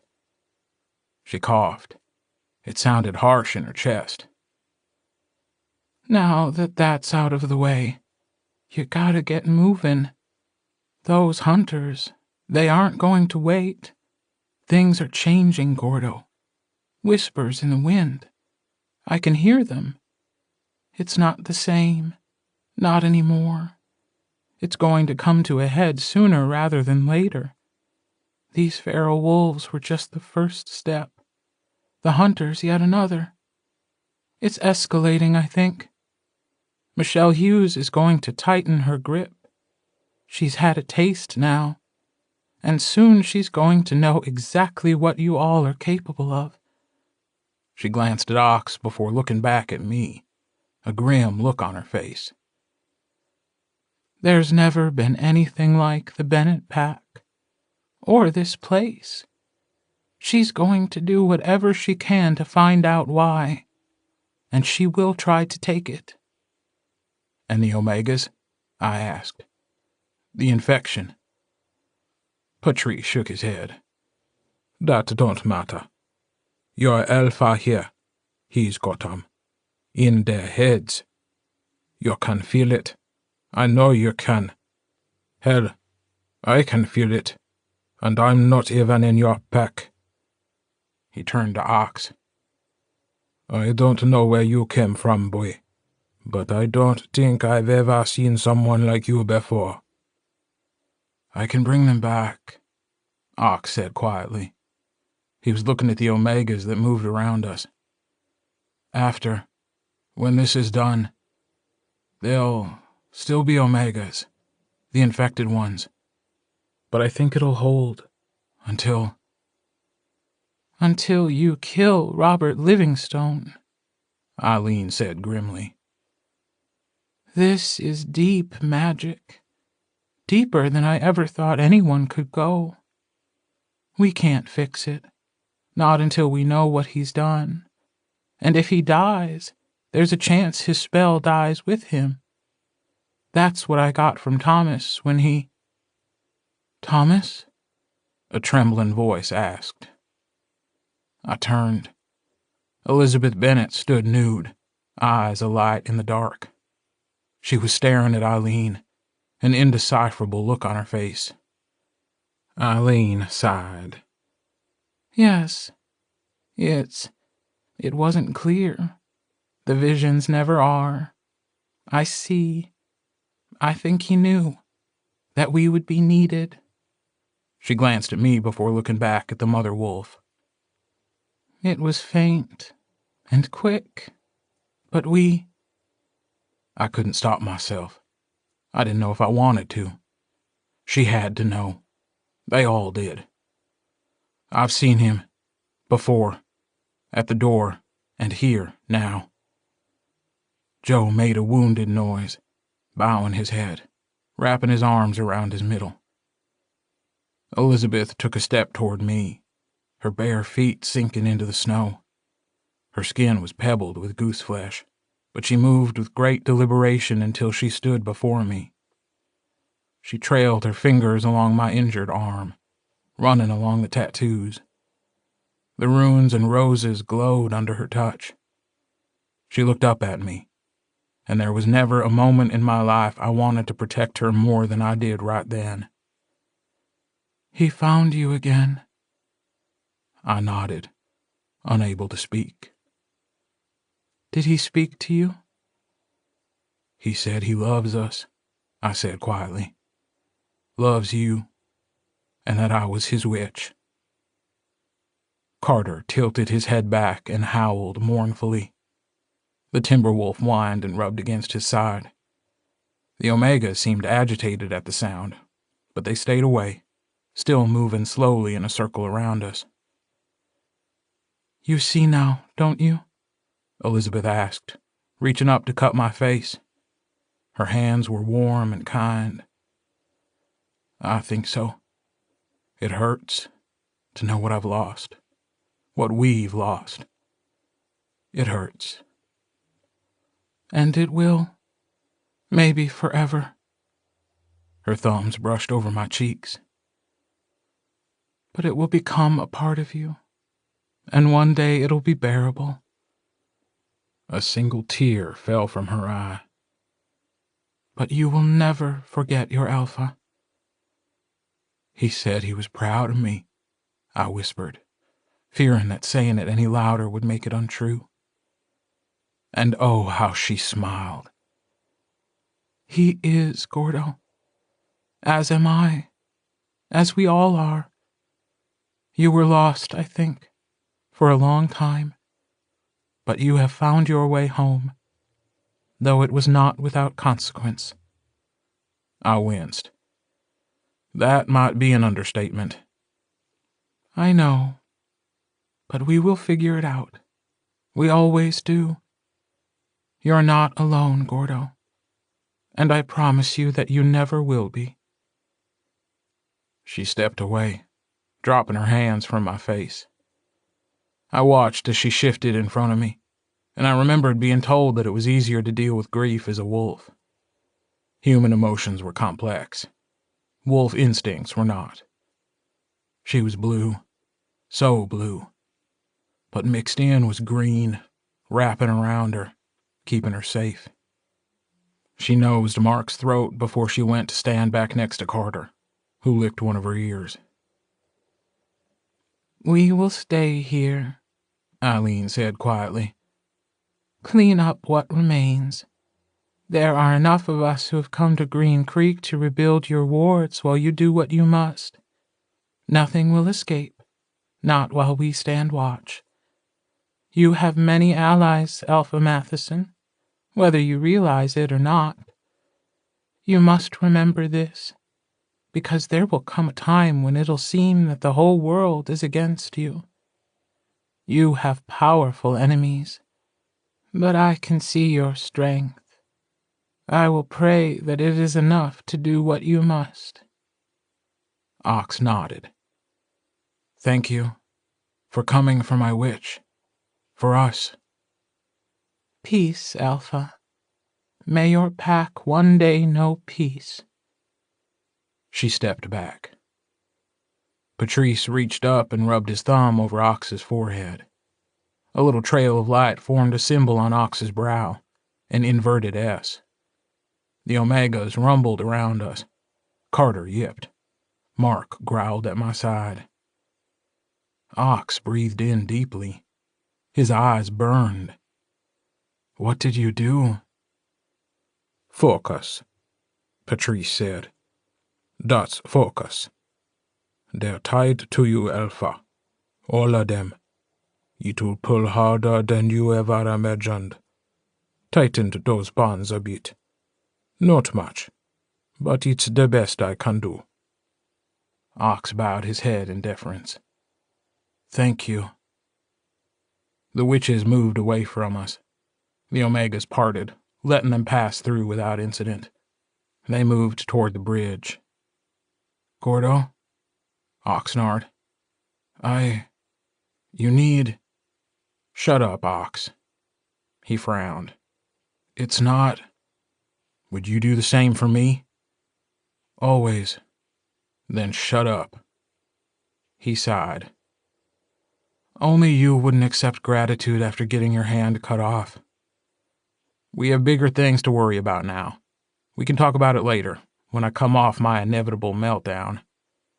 "He'll wait on you hand and foot," Joe said. "Or maybe just foot now." We turned slowly to look at him. He blinked at us. "Too soon?" He nodded. "Yeah, too soon. Sorry, Gordo." Ox took a step forward. The circle of Omegas broke.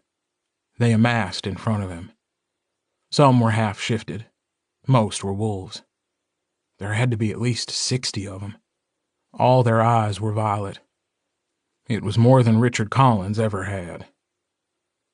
Oxnard Matheson said, "I called you, and you came. I have made mistakes in the past. I cut myself off from all of you. I closed that door, even though you needed me. I have no right to ask anything of you, but in the end I must. There are people here, hunters. They have come into Bennett territory uninvited, and they have come to take away everything I hold dear. They already have 2 of my pack, and I will not accept that. If you help me, if you stand with me, then I promise you, I will do everything in my power to bring you back, to put your minds back together, no matter how long it might take. You are the forgotten, the lost. But if we survive today, I will find a way to bring you home." The Omega wolves tilted their heads back and howled for their alpha. The sound rolled over us, causing me to shake down to my bones. It was loud and angry, feral and harsh. I hoped Elijah and her hunters heard it too. They were waiting for us when we arrived back at the house at the end of the lane. The sky was nearly cloudless, a cold, clear blue. The sun was bright, and the moon was full and pale, but visible.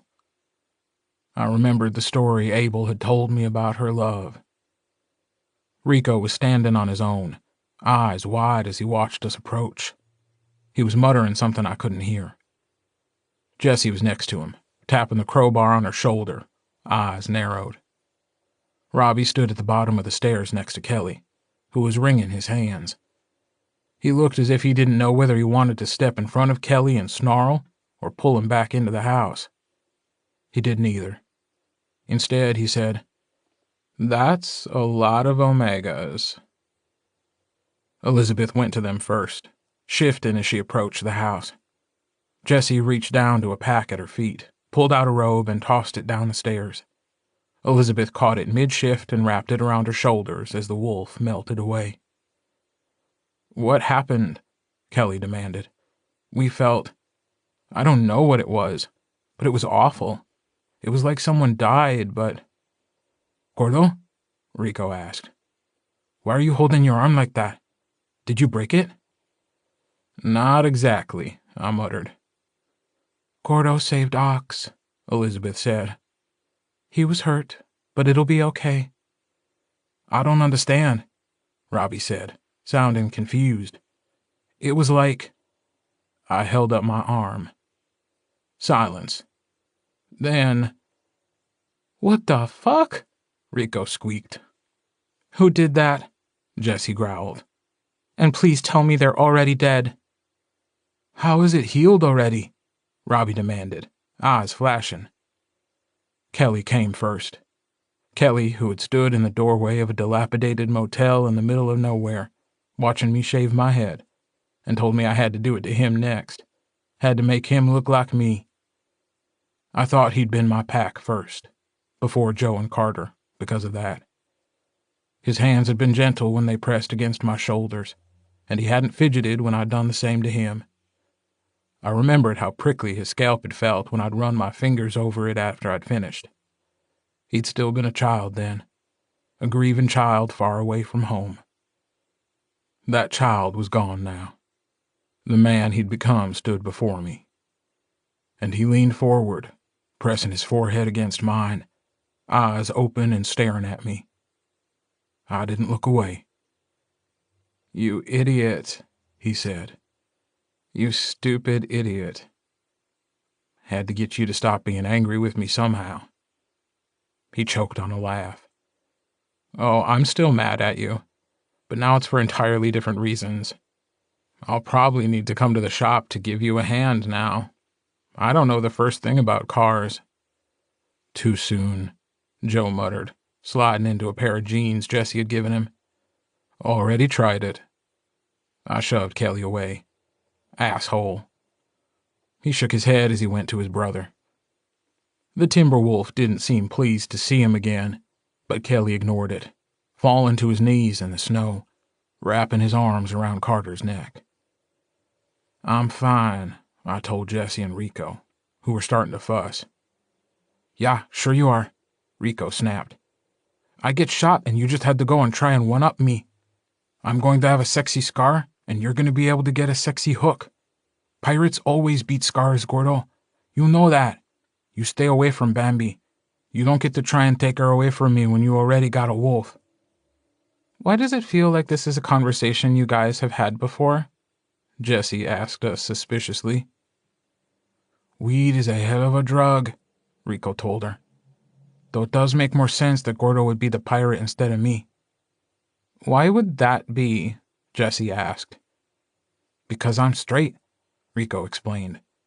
"And Gordo likes to plunder the booty." "I hate you so fucking much," I told him. Nah, that's a lie. Don't even try it. And, as a sidebar, is it almost time to kill the bad guys and get Chris and Tanner back? Because I'm gonna need them here with me to help me get over the trauma of getting shot and having a one-handed boss. They'll help me come to terms with this brave new world we find ourselves in. Men, Jesse grumbled. You're all fucking idiots. Hey, this has hands down, sorry Gordo, been one of the worst days ever. Show a little respect. I loved them more than I could ever say. Yeah, it's almost time. Good, they muttered in unison, sounding more wolfish than the actual wolves. The hunter should never have come to this town. And because he was the only one left, and still stood near the porch looking ridiculously unsure, I waved Robbie over.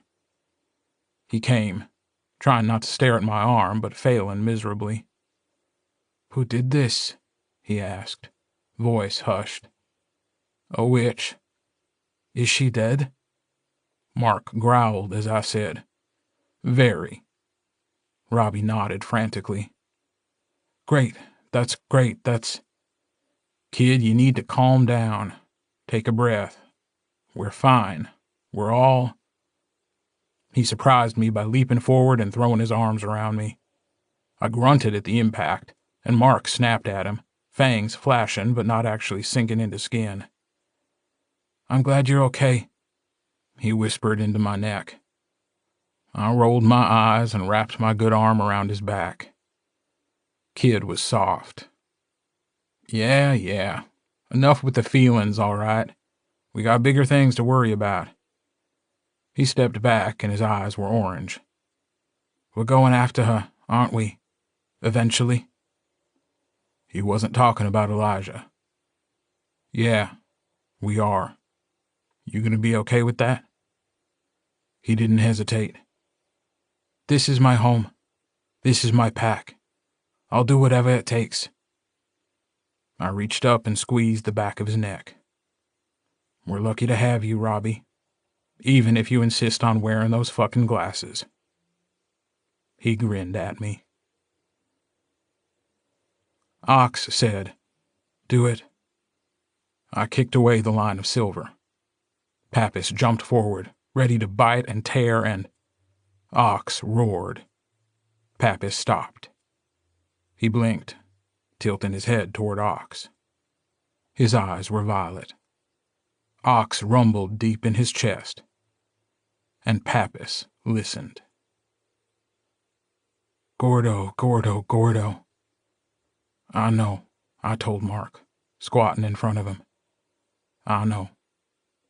He pressed his head against my shoulder and breathed me in. Gordo.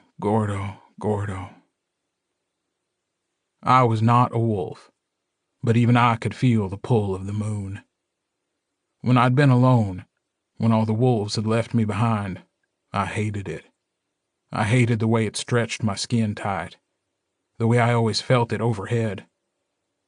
Eventually the bonds broke. Eventually I didn't feel the moon anymore.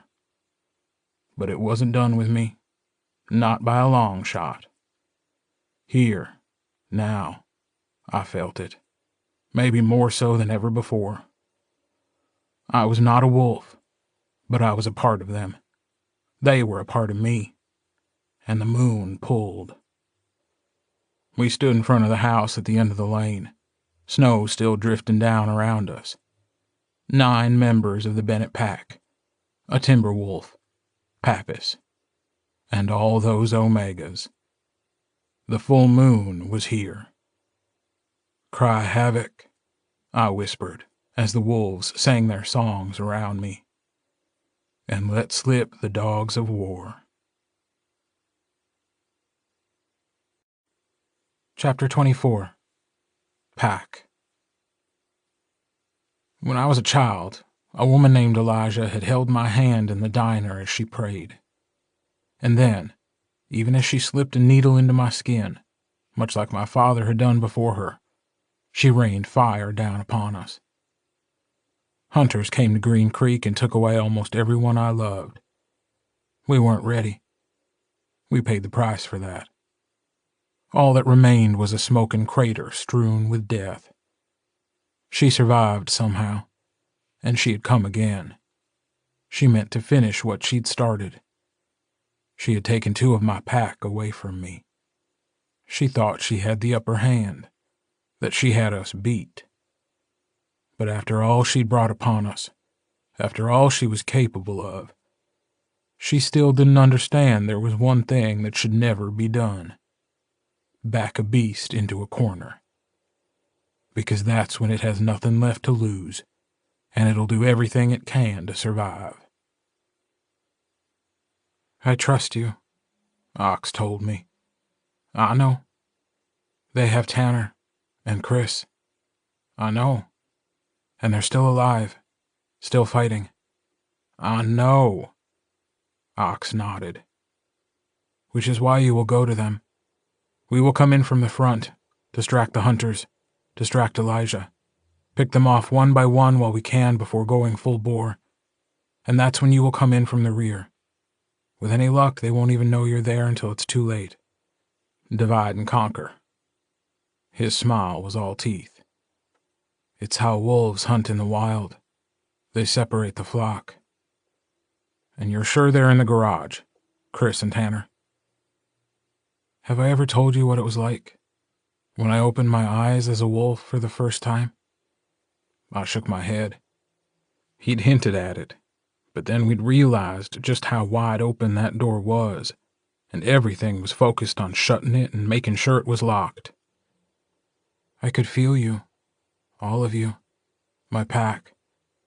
But it was more than that. I could feel all of them. The people here, in the territory.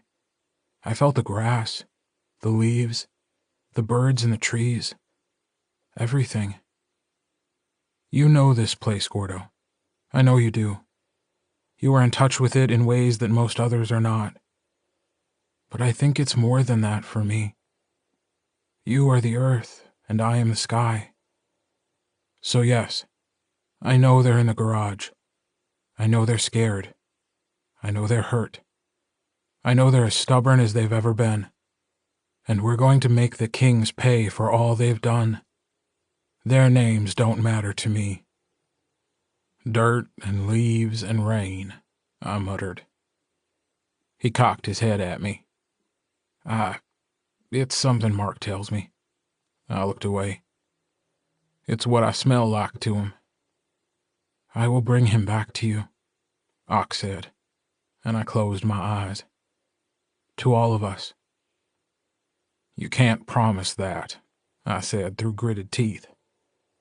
Watch me, Ox said.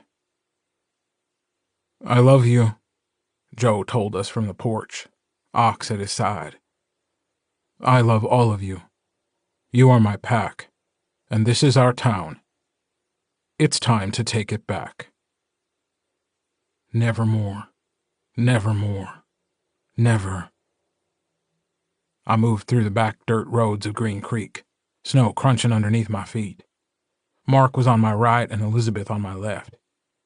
It wasn't until after Ox had told him to go with me that I realized what he was doing. He was trying to keep those who remembered the last time Elijah had been here away from her.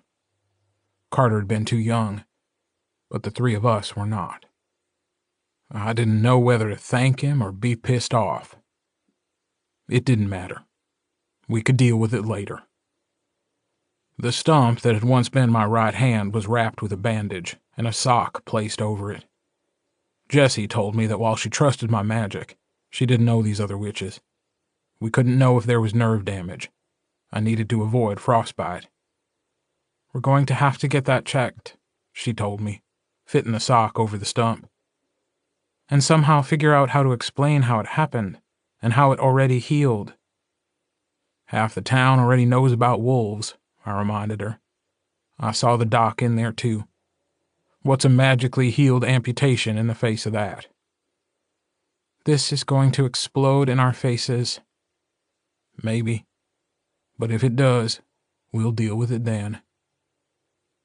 The forest felt unnaturally quiet, as if it and the nearby town were empty. Rico and Jesse had made their way to the lighthouse with orders to keep everyone safe in case the hunters somehow found their way to it. Jessie looked like she was going to argue, but Ox told her he was trusting her to keep the rest of the humans safe. Rico sighed, but agreed. I mean, if I'm going to get shot, it might as well be by my girlfriend. At least I'll expect it coming from her.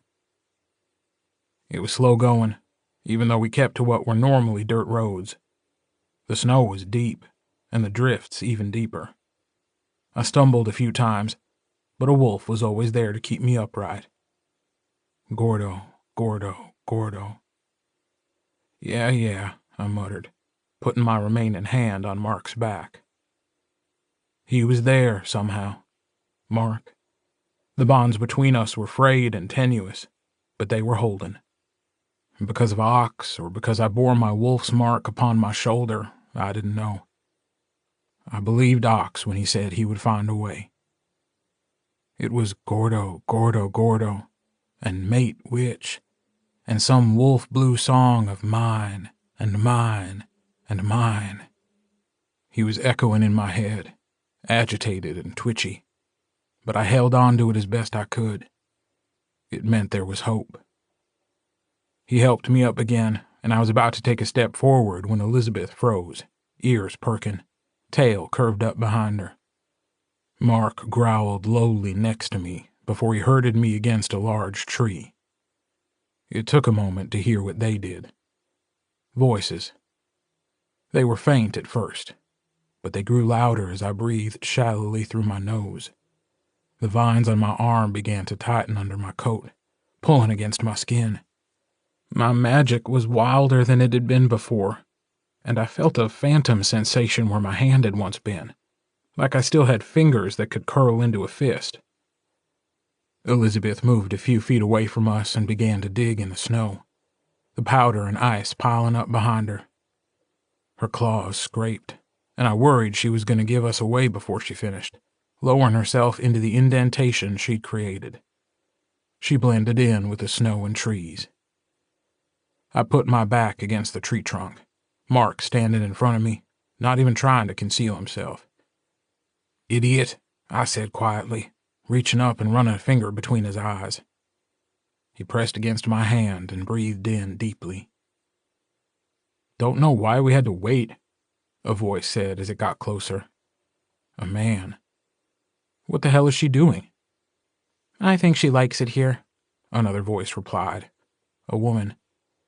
"Don't know why. This place gives me the creeps.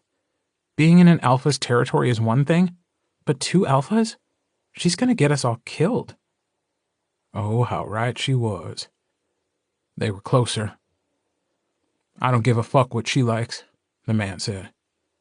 "And just because she thinks the ferals are going to do the job for us doesn't mean they're not going to come for us after. I mean, there were already 2 of them. What if it's the whole pack by now?" "They're easier to put down," the woman muttered. "Feral wolves don't think. They're nothing but animals. It's the non-feral wolves I'm worried about. She should have just let us burn down the goddamn house, circle the whole thing with silver, and just be done with it." The man snorted. "Did you see the look on her face when Grant told her that? I thought she was going to shoot him right there." Closer. "We're hunters," the woman said mockingly. "We're supposed to hunt." "Right? I get off on killing these things as much as anyone else, but goddamn, she's getting careless. This isn't like it was in Omaha, or West Virginia." "Bennett's," the woman said. "I don't necessarily agree with the way she's going about this, but can you imagine what it's going to be like for us when we get to say we took out the Bennett pack? We're going to be legendary." Closer. "As long as we get paid, I don't care about." Mark looked at me with violet eyes. Gordo, Gordo, Gordo. I stepped out from behind the tree. They were young. Almost kids, really. Maybe younger than Joe. Such a waste. They both had their rifles slung over their shoulders. They hadn't expected me. They stopped, eyes wide. "Hello," I said. They took a step back. Mark rounded the other side of the tree, lips pulled back against his fangs. His tail swished side to side. They took another step back. "Your mistake," I told them, "was talking about killing a pack when a mother wolf could hear you." The man snapped, "What are you—" Elizabeth rose from the snow off to their left. The woman said, "Oh, please, no." They barely had time to reach for their guns before Elizabeth was on them. It was over without a shot being fired. Birds took off in the trees, wings frantic as a predator took down its prey. Hunter blood had once again been spilled on Bennett land, and we had only just begun. When Elizabeth lifted her head, red droplets clinging to her whiskers, her eyes flashed orange. "Pack," she whispered in my head. "Pack, pack, pack." We came in on the opposite side of town, near where we'd found the abandoned car. Our tire tracks had long been buried by the storm that had since dissipated into flurries. I wondered what they'd done with Jones, his body. When all was said and done, I would make sure he got a proper burial. We stayed off the road as we approached Green Creek, the buildings rising up out of the snow. In the distance, I could see the remains of the diner, the tow truck still on its side. I didn't know if they'd tried to move it to get at the body of the red wolf underneath, or if they'd just let it be. Farther down Main Street, one of the traffic signals was blinking yellow. Beyond it was the garage. The hunters' trucks still surrounded it. It didn't look like they'd been moved since we'd been there last, hunkering down in the diner. I could make out someone moving on the roof, still others near the trucks. Halogen lights had been set up around the garage, casting a harsh glow in every direction. The power in the town was still out, but the garage was lit like a beacon. I was uneasy. Elijah wasn't stupid. We couldn't underestimate her. She had waited until the full moon for a reason. Whether it was to justify the killing of werewolves under the thrall of the moon, or to wait and see if the feral wolves would either infect or kill the others before she descended, I didn't know. But the fact that she hadn't tried anything further since coming to Green Creek was unexpected. I hadn't believed her when she'd said the humans of the town were off limits. She was waiting for something. But what, I didn't know. But she had Chris and Tanner. That was more than enough reason for us to descend upon her. The sky above had begun to darken almost an hour before. The moon was growing brighter through the breaks in gray clouds. We hit the town line, staying out of sight behind the buildings and the shadows. There were no other hunters this far south. What those two had been doing in the woods, I didn't know. Maybe they were on patrol. Maybe they were looking for us. It didn't matter anymore. They couldn't hurt anyone again. We were a few blocks away from the garage when we stopped. I leaned against a brick wall. The building had once housed a post office before it had been closed and moved to Abbey. It was now a seasonal gift shop that had closed early for the winter ahead of the storm. The shop owner brought her ancient Buick in for an oil change every 3 months like clockwork. I hadn't seen her in the lighthouse. I hoped she had escaped before the hunters had come. We waited. It wouldn't be much longer. The wolves sat in the snow on either side of me, huddled close to keep me warm. I said, "If this doesn't go well," Elizabeth growled. "If we don't make it out," Mark growled. "I'm trying to." They both growled. I sighed. "Fine, I won't be that guy. But never again can you tell me to stop being an asshole when the both of you are just as bad. Especially you, Elizabeth. I don't know why more people can't see how much of a bastard you are." She snorted. Mark pawed at the snow. I reached up to rub a hand over my face, only to remember at the last second that the hand was gone. "Fuck," I muttered hoarsely. Gordo, Gordo, Gordo. It's not, brother, love, pack. It's not gonna be the same. None of this will be. Mark nosed at my stump. Elizabeth crowded closer. I'm gonna need you both, I said. And it was easier than I expected it to be. I didn't know why I couldn't see that before. I'm gonna need all of you. Yes, yes, yes, yes. Gordo, Gordo, Gordo. Okay. Will. It came then, a surge that rolled through us, the strength of our alphas. It was time. A moment later, a lone howl rose over the town, echoing down the empty streets. I knew that wolf. I knew where it had come from. The earth around us pulsed, recognizing its call. It fell away. Shouts of alarm rose from the garage down the street from us. The wolves were coming, and there was nothing they could do to stop it. Here we go, I whispered. Elizabeth and Mark stood at the same time. I pushed myself up off the building. I cracked my neck side to side. The raven spread its wings. It wasn't like it had been before. My hand was gone. My magic felt untethered.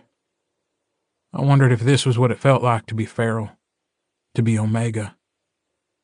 The howl rang out again. It was louder this time, and for a moment it was still alone. But even before it could start to fade, another wolf began to sing, almost like it was harmonizing with his mate. Oxnard, Joe. And then came the others. Carter, Robbie, and farther away, much, much farther, Rico and Jesse, howling in our heads. Chris and Tanner, laughing hysterically at the sounds of their pack coming for them. And then all the wolves began to sing, and it was unlike anything I'd ever heard before. All the Omegas howling with their alpha, singing a song of war. It was time to end this. Even before we rounded the back of the building, the first sounds of gunfire split the air. It echoed through the town, sharp cracks above the shouts of men. There were little bursts of light in my head, little flashes of pain, and I knew almost immediately it was Omegas being struck. They weren't pack, not like the others, but they belonged to Ox just as much as we did. It was in the periphery, and I hoped he would be able to forgive himself one day. Forgive me for telling him to bring them here. Whether it was too late for them or not, whether we could find a way to bring them back when all this was said and done, this was going to weigh on him, on all of us. We moved swiftly and surely. We knew what we had to do. We knew the plan. Divide and conquer. Even as we kept to the shadows, my breath harsh in my ears, I knew the first wave of Omegas would be breaking off into the town, fainting onto the side streets, small groups led by a member of my pack. They draw the hunters away. Even as we got closer, I heard the loud shouts of the hunters, and then their trucks fired up and tore off through the snow, giving chase. It was working. Ox and Joe would be the most visible, eyes on fire, making sure the hunters could see that there were alphas there. And if the alpha was killed, then the pack would flounder, be easier to take out. They had the largest targets on their back, and they would make sure the hunters saw them first. Especially Elijah. She would be leading the charge. There was a pull in my head, and it was cleaner than it had been in days. The witches around Green Creek had finished constructing the wards. I didn't know how many had come with Patrice and Eileen, but they'd done what they set out to do. Nothing further would get in, and the Omegas wouldn't get out. It was a prison, but one we now controlled. The hunters just didn't know it yet. The halogen lights were harsh as we neared the garage. I kept out of sight, the wolves crouching low beside me. A hunter stood on the roof, firing a rifle with quick precision. Another pinprick of pain flashed in my head. Silver entering an Omega wolf. But there was nothing I could do about that now. It wasn't one of my wolves. The garage had 3 work bays. One of the doors in the rear had been raised, and light spilled out from inside. I heard the chugging rumble of a generator. 2 hunters stood there, backs flat against the wall. "There," I whispered. "Take them. I've got the guy on the roof." Mark wasn't happy about separating, but we didn't have a choice. We needed to clear out as many as we could before we went inside. Elizabeth whispered in my head, and the blue was gone. She was hunting. Mark stared at me with Omega eyes. "Go."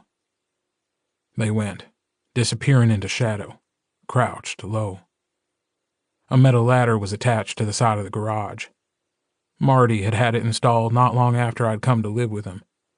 One of the guys, Jordy, dead by cancer less than a year later, had almost fallen off the old rickety wooden ladder they'd normally used, and Marty swore up and down that he sure as shit wasn't going to see his premiums go up because of a goddamn workers' compensation claim. He shelled out a couple $100 to have the ladder installed on the side of the building. It was this ladder I went to now. I reached to grab a rung and... "Shit," I muttered, as my stump knocked against the metal, sending a sharp burst of pain through my arm.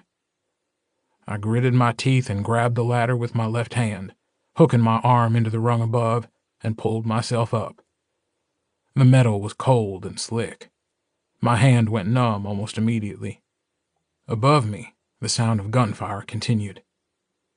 I was sweating profusely by the time I neared the roof. The sweat dripped into my eye, causing it to burn. I lifted my head until I could see out onto the roof. The hunter stood on the opposite edge, firing his rifle again and again and again. It wasn't scoped, and I hoped that meant he was missing more than he was hitting. I pushed myself up as quietly as I could. The snow that had accumulated on the roof had turned to slush from so many people walking on it. I breathed shallowly as I stood. The hunter hadn't heard me. He fired again.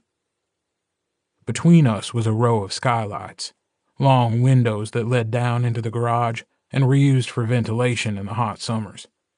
The snow had been cleared from the glass. Below me, I heard the grunt of men surprised, but it was the only sound they made before their throats were torn out. The hunter fired once more, and then came a dry click. He cursed and stepped back to reload. He reached into his coat pocket and... I was moving even before he could pull his hand back out of his pocket. He heard me in those last few feet. He started to turn, rifle swinging toward me, but I was on him before he could face me completely. I knocked the barrel of the rifle down, not wanting to take a chance that it had misfired and could still cause damage. He opened his mouth like he was ready to shout in warning, but it came out as a gurgle after I punched him in the throat. Something gave way with an audible crunch, and his eyes bulged as he struggled to breathe. I wrapped my hand around the back of his neck, forcing his head down as I raised my knee up into his face. Bones broke, and blood dripped into the slush. He raised his head again, and Jesus Christ, he was just a kid like those 2 in the woods. I didn't know where Elijah had gotten them, how she had recruited them, but she'd gone young. They couldn't be kings. Most of them were dead. But they were here to hurt my family. I backhanded him across the face and he fell onto his back, sliding near the edge of the roof. He blinked up blearily at me as I stood above him. I said, "You shouldn't have come here." He raised his leg to kick out at me, but I deflected it easily. The roses burst to life, and I swore right then and there I felt my hand again, like it was made of flowery petals and thick vines. I trusted it, my magic, and I followed it. I knelt and pressed my stump against the roof. The slushy snow around us began to crawl over him like it was sentient. He opened his mouth again to scream, but the dirty snow went into his mouth, pouring down his throat, causing him to gurgle. I twisted my stump against the roof, grinding my teeth. A surge of frigid air surrounded us. I stood back up slowly. The man's face was frozen solid, his mouth open, eyes jutting out between his lips and teeth. His eyes were wide and unblinking. The raven was flapping its wings, struggling to calm. It hadn't been like that since I was a kid, the ink still fresh on my arm. I'd have to deal with it later before it became a problem.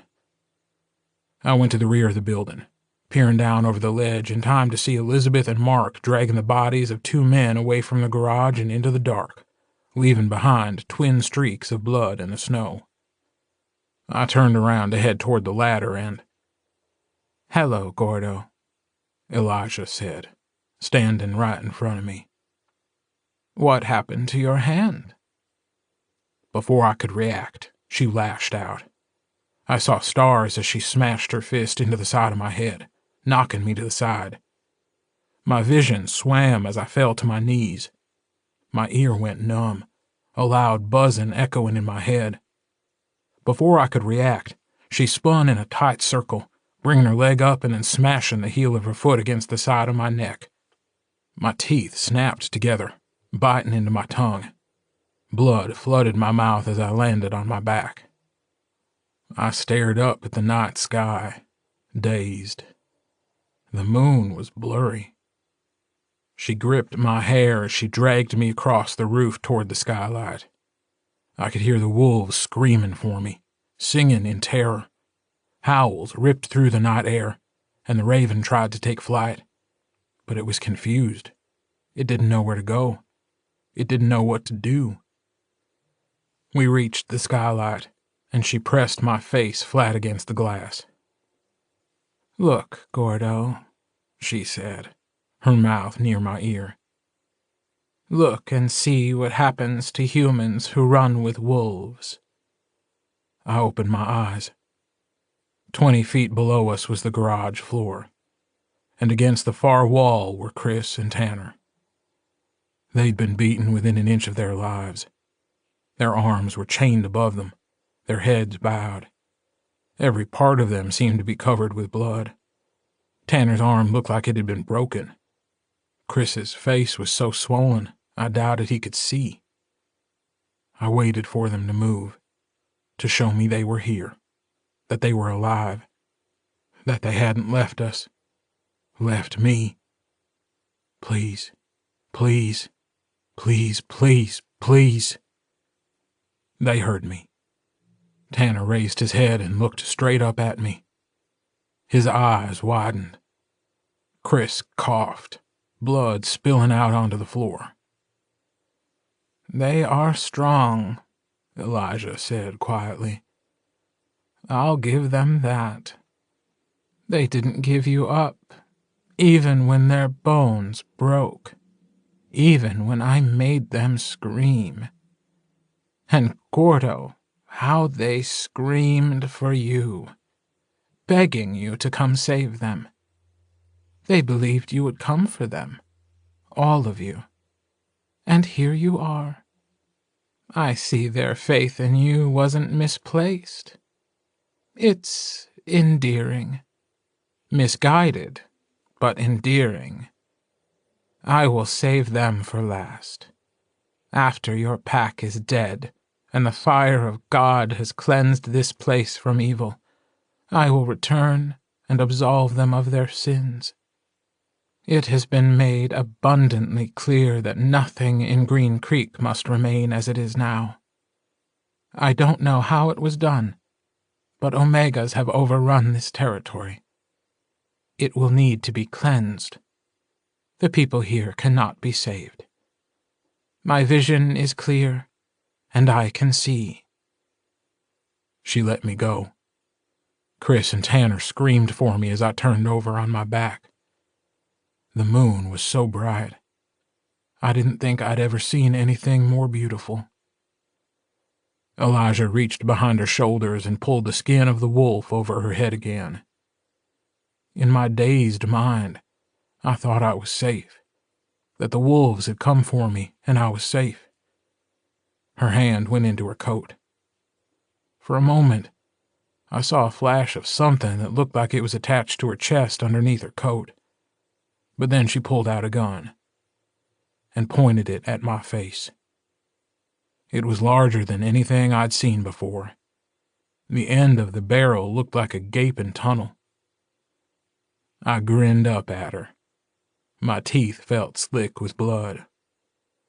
Would do it again. She cocked the gun. I know you would. And that's why Green Creek will be purged. I spared you once because you were just a child, and I hoped that by freeing you from the chains of the wolf, you would see the error of your ways. I won't make that mistake again. I said the only thing I could. Nevermore. She blinked. What? Nevermore. The raven flew. The ink in my skin felt scorched, the bonds within me burning brighter than the sun. Gordo, Gordo, Gordo. The wolves were with me. It was all I could ever ask for, here at the end. I would take her with me, and they would be safe. I slammed my arms against the glass underneath me. The roof rumbled as it cracked, metal and concrete and plaster shifting. Elijah took a stumbling step back, eyes going wide as the roof shook. She was off-center, which was the reason the bullet missed its target. It didn't hit me.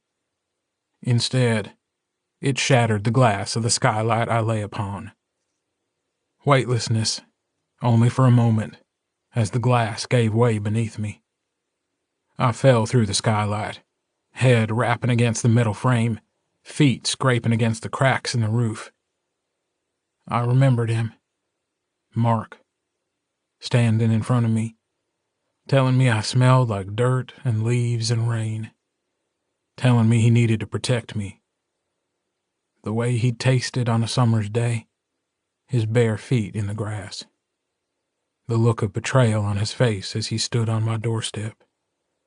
The way my hand had felt on his throat as I left a raven on his skin. I wished I'd gotten to tell him I loved him. One last time. I fell.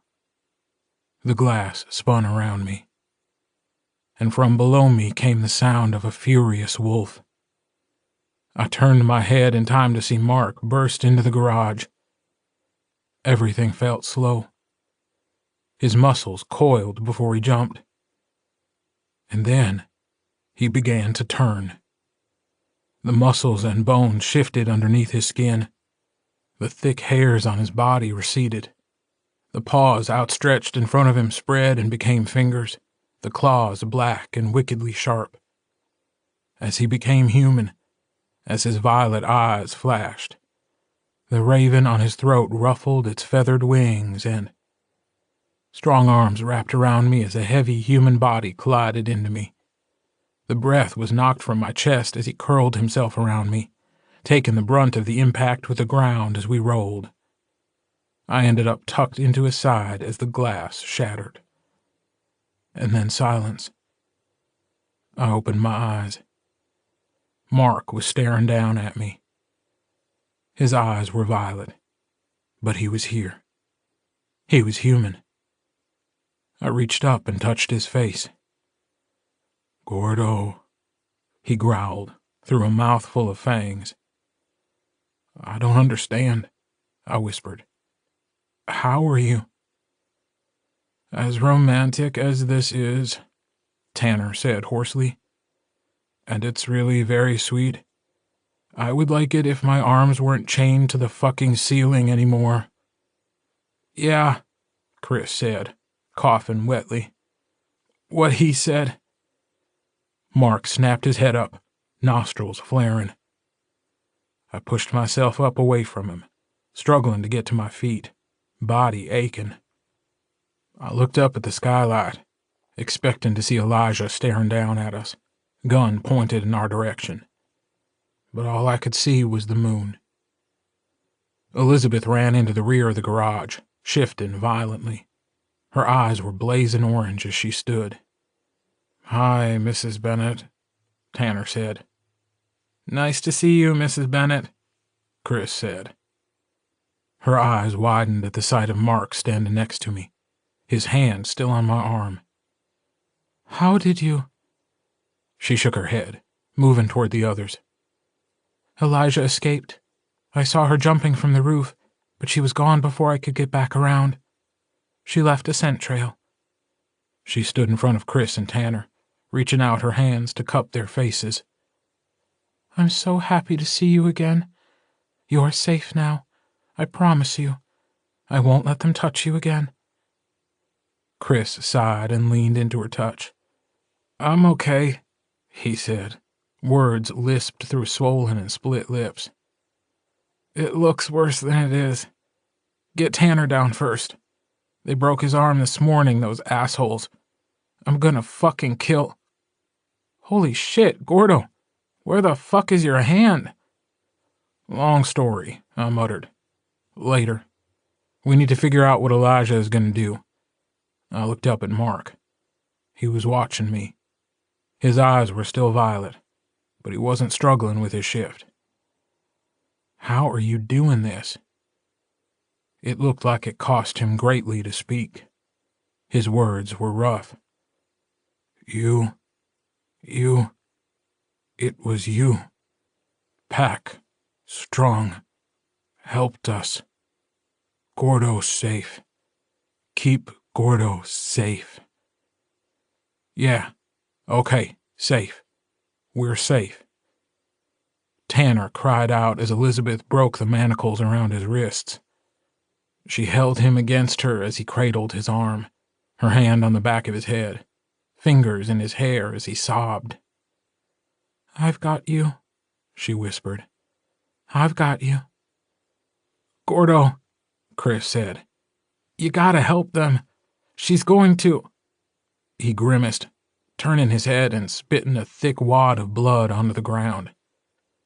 "Elijah, she's not going to let anyone go. She knows about the lighthouse. We saw her packing it, wearing it. Gordo, she's got a bomb strapped to her chest, and it's filled with silver. Ball bearings. It's—" "After your pack is dead, and the fire of God has cleansed this place from evil, I will return and wash them of their sins. It has been made abundantly clear that nothing in Green Creek must remain as it is. I don't know how it was done, but Omegas have overrun this territory. It will need to be cleansed. The people here cannot be saved. I see that now. I will deal with them myself." "Jesse," I breathed. "Rico." Elizabeth moved in front of Chris. "I will stay with them. Gordo, you need to get to the lighthouse before it's too late." I turned to Mark. His eyes were blazing.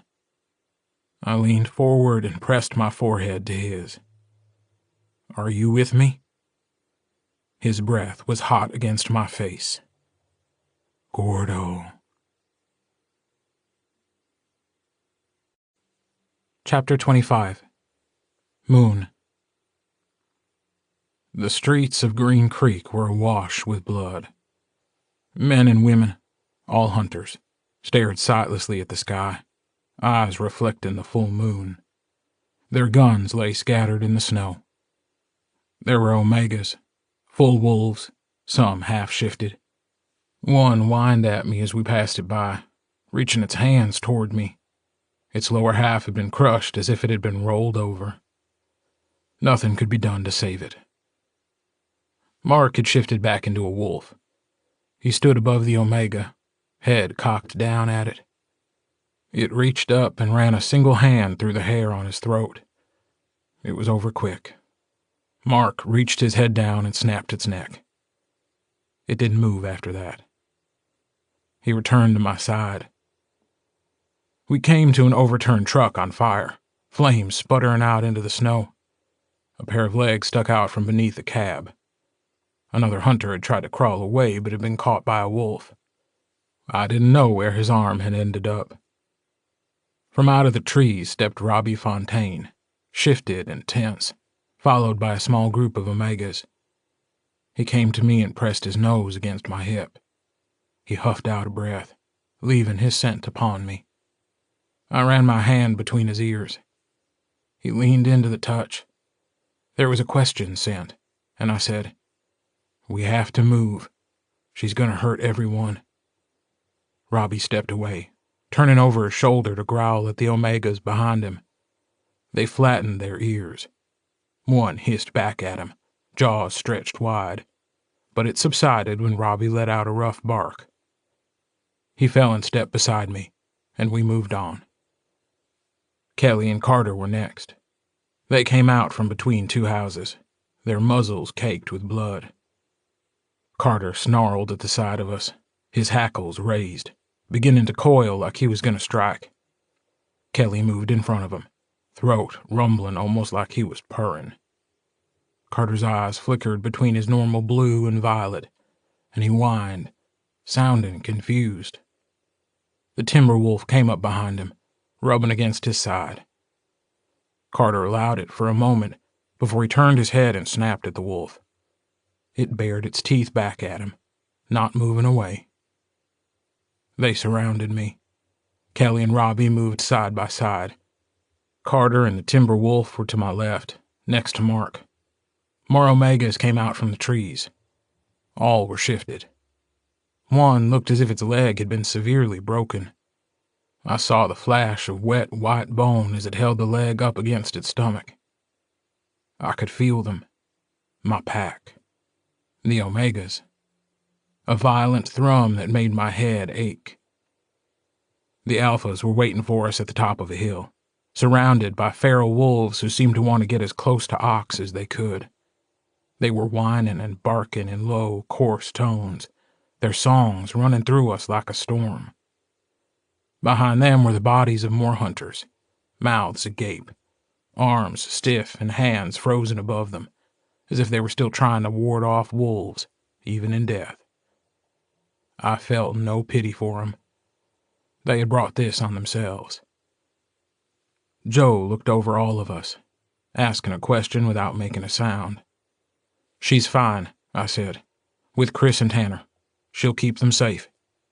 Elijah, we have to help them. Jesse, Rico, the town." The Alphas tilted their heads back and howled. In the distance, we heard the sounds of gunfire.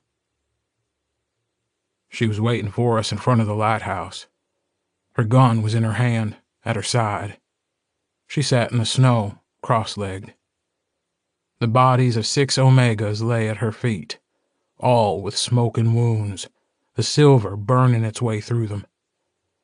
She had pulled the wolf's head back, letting it rest on her neck. Her coat was open.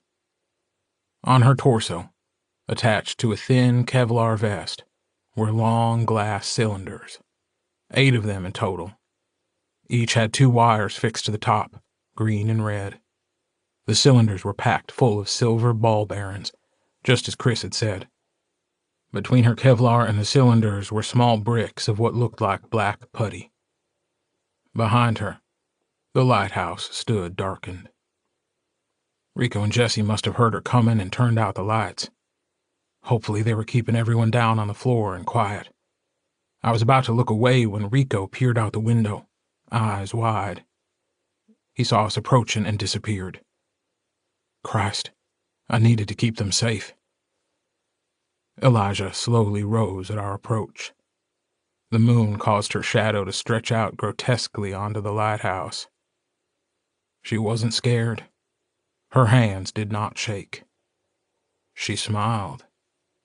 She said, "Alphas, monsters, beasts, a blight on the skin of the world."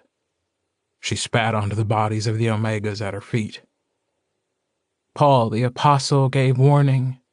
He pleaded with his elders to keep watch over the Lord's blood-soaked flock. He told them that after his departure, fierce wolves would come among them, not sparing the flock.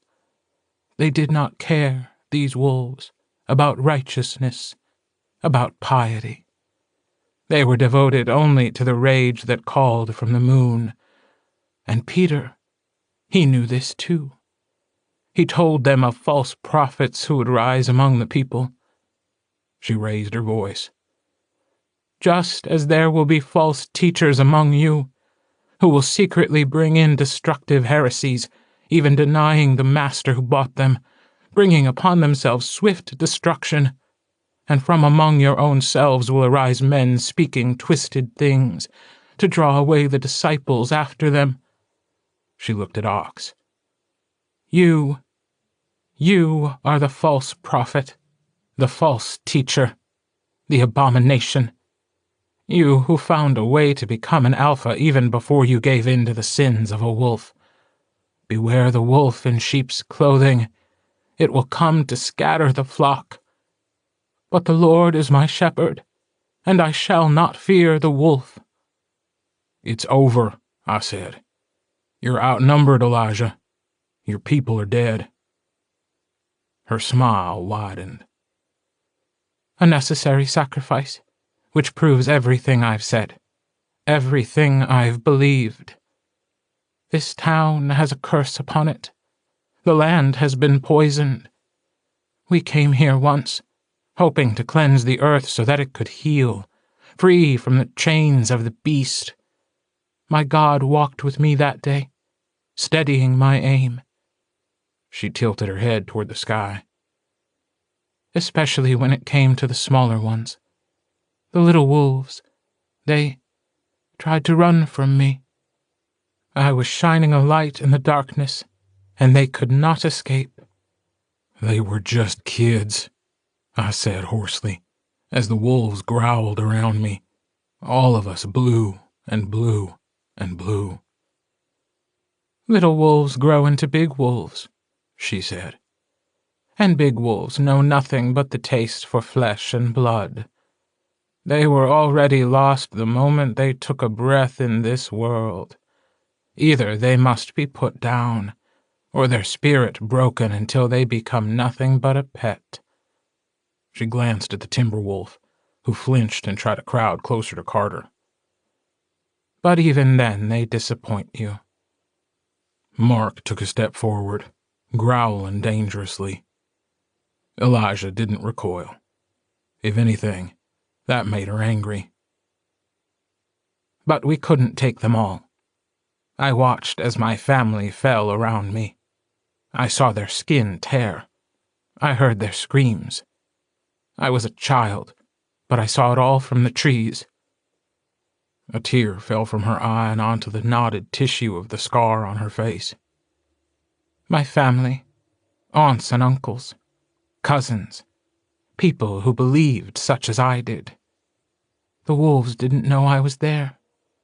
The blood was too thick in the air for them to notice me. My father, he lost his way after that.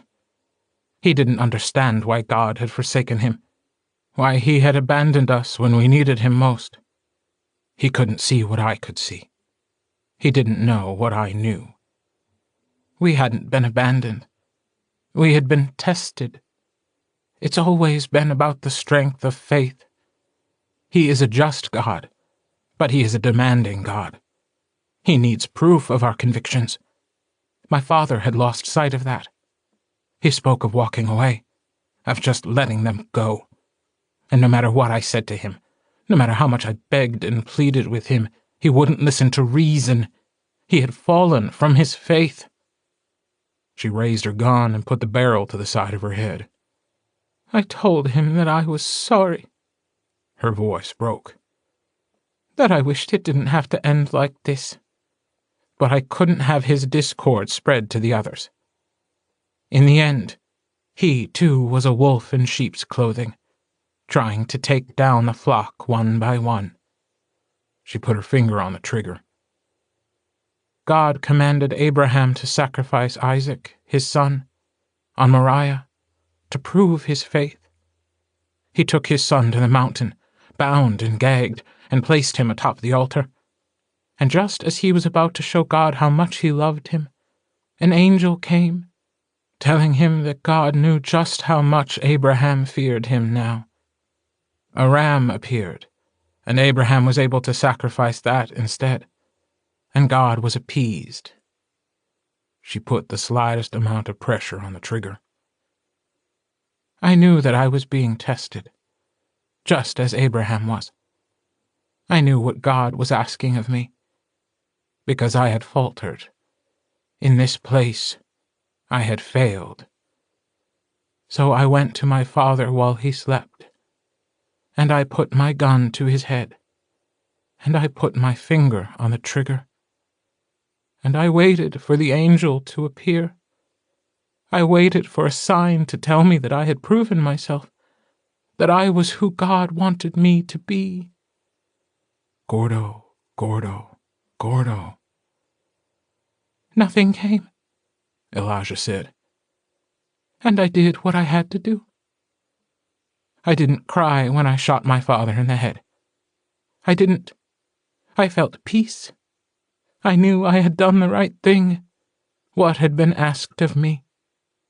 It was necessary. My father had failed, and I could not. It was simple in the end. She lowered the gun back down to her side. I buried him under an oak tree. I carved his initials into the trunk. He would have been proud of me for that. My brother, Daniel, he didn't see it that way. I buried him next to my father. You won't leave here, I told her. This is the end, Elijah. She nodded. I know. I always knew that coming back would be the last thing I ever did. I prepared myself for that, even if I felt my skin crawl at being ordered by one such as Michelle Hughes. Standing in front of her and not filling her with silver was one of the hardest things I've ever done. And she thought we agreed for the sake of protecting the wolves from sickness, from infection. It was never about that. It was finally time to return to this place that had taken so much from me. It was about doing what I was born to do, what I was instructed by God to do. I won't let you hurt them. I'll kill you before you can. She laughed. I don't fear death, Gordo. I will be rewarded after for all that I've done. A plague has fallen upon the beasts, and I will stop it before it spreads further. Calling me Omegas here was something I didn't expect. But in the end, you have done the work for me. You have brought them all to this place, and I will smite every single one of them. I stand before an alpha of the Omegas, and the boy who would be king. Their deaths will signal the beginning of the end of the wolves, and I... Pappas came then. He was quick. I hadn't even heard him approach. He growled from on top of the lighthouse, eyes violet and bright in the dark. He leapt from the roof directly toward her. He had the high ground, and I knew this was it. It was finally going to be over. Except Elijah was an old hunter. Years and years of experience. She had killed dozens, maybe even hundreds of wolves. She knew them. She knew how they moved, how they hunted. Divide and conquer. I had time to wonder if this had been her plan all along. This moment. She spun on her feet, the skin of the dead wolf hanging off her back, flaring around her, kicking up snow as she dropped to her heels. Pappas missed her by inches, crashing into the ground in front of her, sliding in the snow. He had barely begun to push himself to his feet when Elijah raised her gun and pulled the trigger. The crack of gunfire echoed in the forest around us. Philip Pappas's head snapped to the side, an arc of blood in the air as he fell. He was dead even before he hit the ground. The wolves started to advance on her. Don't, she said coldly, but instead of pointing her gun at us, she raised her other hand. In it was a small, black, rectangular box, her thumb pressed against the top. "Dead man's switch," she said. "Anything happens to me, 7 pounds of C4 explosive will send 600 silver ball bearings at speeds greater than 300 miles per hour. Nothing, not humans, not wolves, will survive the blast." Ox and Joe shifted almost immediately. The Omegas whimpered around them. Ox said, "You will not hurt them. The humans have done nothing wrong. You want the pack? Fine. You have us. But you can't hurt innocent people. Your fight is not with them. It's with us." Elijah's eyes narrowed. "Innocent? What does a wolf know of innocence? They have sided with animals. "We didn't give them a choice," Joe said. "We held them captive. All they want is to be free. You're right. They're lost. They need to have someone to show them the way." She glared at him. "You lie." "You spoke of the failings of a father," Ox said, taking a step toward her. "I know exactly what you meant. I, too, had a father who lost faith. In himself, in my mother, in me." Elijah took a step back. "Stop." "He told me that I would be nothing, that I was going to get shit all my life." "You don't know anything." "And I believed him. For the longest time, I believed him. Until I found myself a place in this world. We're not that different. You had your clan. I have my pack. You're not a wolf, but I know you have felt the bonds between your people. It's—" She shook her head furiously. "No, no, no, no." "And I'm sorry that it has come to this," Ox said, taking another step. The raven was agitated. I didn't know what it was going to do. "But you gave me no choice. I would do anything to keep my family safe. You forced my hand. All we wanted was to be left alone." "I don't believe you," she said. She brought the gun up and pointed it at Ox's head. "Ox," Joe warned. Mark bristled at my side. "I know you're scared," Ox said quietly. "And I know you think you have no other choice. But you do. Would your God really ask you to do this? Would he really want you to hurt people who have done nothing?" He stopped in front of her. She pressed the barrel of the gun against his forehead. "We're not animals, Meredith," he said quietly.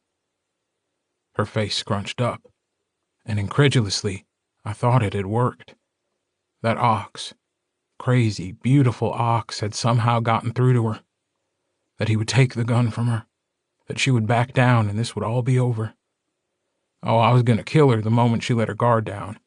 But the fact that an alpha wolf had pierced through the broken fury of the hunter Elijah was nothing short of extraordinary. And then she laughed. A chill ran down my spine. "That was good," she said. "I'll give you that. But it wasn't good enough. Go to hell, Alpha." Her finger tightened on the trigger. I was already moving, but it was too late. The hammer rose and then fell back with an audible snap. There was the dry click of an empty gun. "Well, shit," Elijah said, and then she smashed the gun upside Ox's skull. His head jerked to the right. The wolves howled. She spun and ran toward the lighthouse. She was up the stairs right as I reached Ox. She hit the door hard. It splintered around her and she fell inside the lighthouse. "Gordo!" Ox shouted, and the terror in his voice broke my heart. "No!" I was at the bottom of the stairs when she lifted her head to look back at me. She raised the hand with the dead man's switch. "Please," I breathed. The raven flew. She smiled and lifted her thumb. She exploded in a bright flash of fire. I felt a wave of heat, but I was lost to the petals of roses, to the pricks of thorns, to the furious storm of an unkindness of ravens. My mother had told me they didn't love me. They needed me. They would use me. And that the magic in me was a lie. She had been wrong. My wolves loved me, and I loved them in return. I was pack, and pack, and pack, pack, pack. Brother, love, pack, friend, mate, mate, mate. A great wall of ice rose in front of us, even as Ox put his hand on my shoulder, as Mark pressed against my side. Through the thick blue sheen, fire roared as the lighthouse blew apart. The ice began to crack as balls of silver smashed into it, boring through with such force that I thought they'd break out the other side and hurt my pack. In my head, I heard them all. My pack, the Omegas, and they were pushing against me, pushing and giving me their strength. And suddenly, the roses began to bloom in the ice, the flowers thick and fibrous. The wall burst into vibrant life, as wild and fierce as my alpha's eyes. Ravens flew along the vines, grasping them in their talons and pulling them up higher, until the wall in front of us was completely filled with roses. The fire burned behind it, making the garden look as if it was alight. A single silver ball bearing made its way through the ice. There was a small crack as it came out the other side. It fell to the snow at my feet even as debris from the lighthouse rained down around us. Wolves climbed on top of me, pressing me down into the snow as they shielded me from flame and debris. I could barely breathe. Those people, all those people, Rico, and Jesse. And it had been my fault. All my fault. "No," Ox whispered in my ear. "No, Gordo, it wasn't." And I realized I'd been saying that aloud. "Gordo, you saved us. You need to listen to me. I need you to listen to me." "Gordo, Gordo, Gordo." Mark grunted as a heavy piece of something hit his back, but he wouldn't move. He wouldn't leave me. I couldn't breathe. I couldn't breathe. I couldn't. The raven flew again. The wolves were knocked off me with a furious burst of magic. Joe shouting in surprise. Mark snarling as he hit the ground. I pushed myself to my feet even before they could move. I pressed my hand against the rose ice wall, cursing in anger, when I realized I didn't have a fucking hand anymore. But it didn't matter. The wall shattered, and I cried out as heavy chunks of ice filled with blooms landed on my head, my shoulders. I pushed through it, needing to get to Jesse, needing to get to Rico. I remembered when Tanner had brought me a little sandwich while I was buried in grief at the loss of my mother at the hands of my father, and how he'd brought Rico a taquito, a motherfucking taquito, and Rico had told him that was racist. That was racist, and how dare he? I had brought them into this life I had tried so hard to keep them away from, because they were my normal. They were my safety. They were there when everyone had left me behind. And now look at them. Chris and Tanner had been hurt. They'd been tortured because of me. And now Rico was... Oh, Jesus. Rico was... The lighthouse had been leveled to its foundations. Wood burned, hissing when it hit the wet snow. The bar top was gone, and tiny bits of glass shone like stars in the firelight littering the floor. Elijah was... Not much of her remained. The wolf skin had been shredded, and the head was burning. Elijah herself had mostly been destroyed. One of her legs remained. Her arm. I thought I saw what was left of her gun, the iron blackened and smoking. I stepped over her, choking on smoke, trying to push my way into the lighthouse, needing to find them, needing to see for myself that they were gone because of me. They were gone, and there was nothing I could do about it. Except there was nothing there. Even through the smoke, even through the storm that raged in my head, there was nothing there. Strong hands wrapped around me, pulling me away, away, away. I fell down into the snow outside the lighthouse. My eyes burned from the smoke.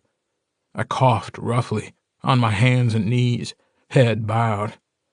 I struggled to take a deep breath, but my lungs hurt. Mark knelt before me, once again human.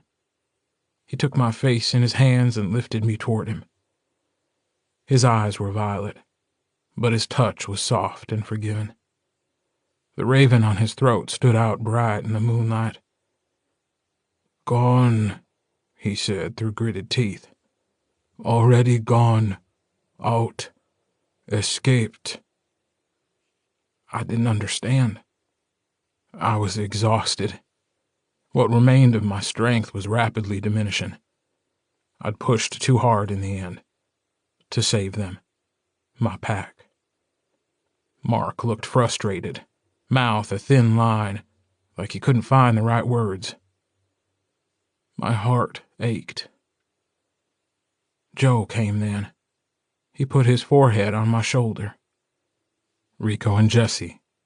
They got everyone out the back in time, while Ox kept her talking. "They're fine, Gordo. Everyone is safe." I closed my eyes and sagged against Mark. He held me tightly. "Pappas?" I managed to ask. Joe said, "No, he didn't make it." "Okay," Mark whispered, rocking me back and forth. "Okay, okay, okay." I opened my eyes to the sound of an approaching vehicle. There, on the road, heading straight for us, was one of the trucks belonging to the hunters, light bar across the top lit up. I struggled to push myself up, needing to get to whoever it was. It never ended. It never ended, and I couldn't.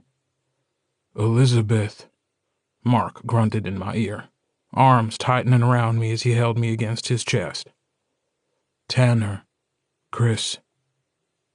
"What?" I croaked out. "Pack, pack, pack." The truck stopped, and through the windshield, I could see Tanner and Chris staring out in horror at the sight before them. Elizabeth said something and pushed the door open, sliding from the driver's seat. She had found some clothes to wear, and though they looked big on her, she was still intimidating as fuck. Her eyes were orange as she approached, her hand going to the tops of her sons' heads as Carter and Kelly fell in step beside her. "Is she gone?" she asked, voice hard. "Elijah?"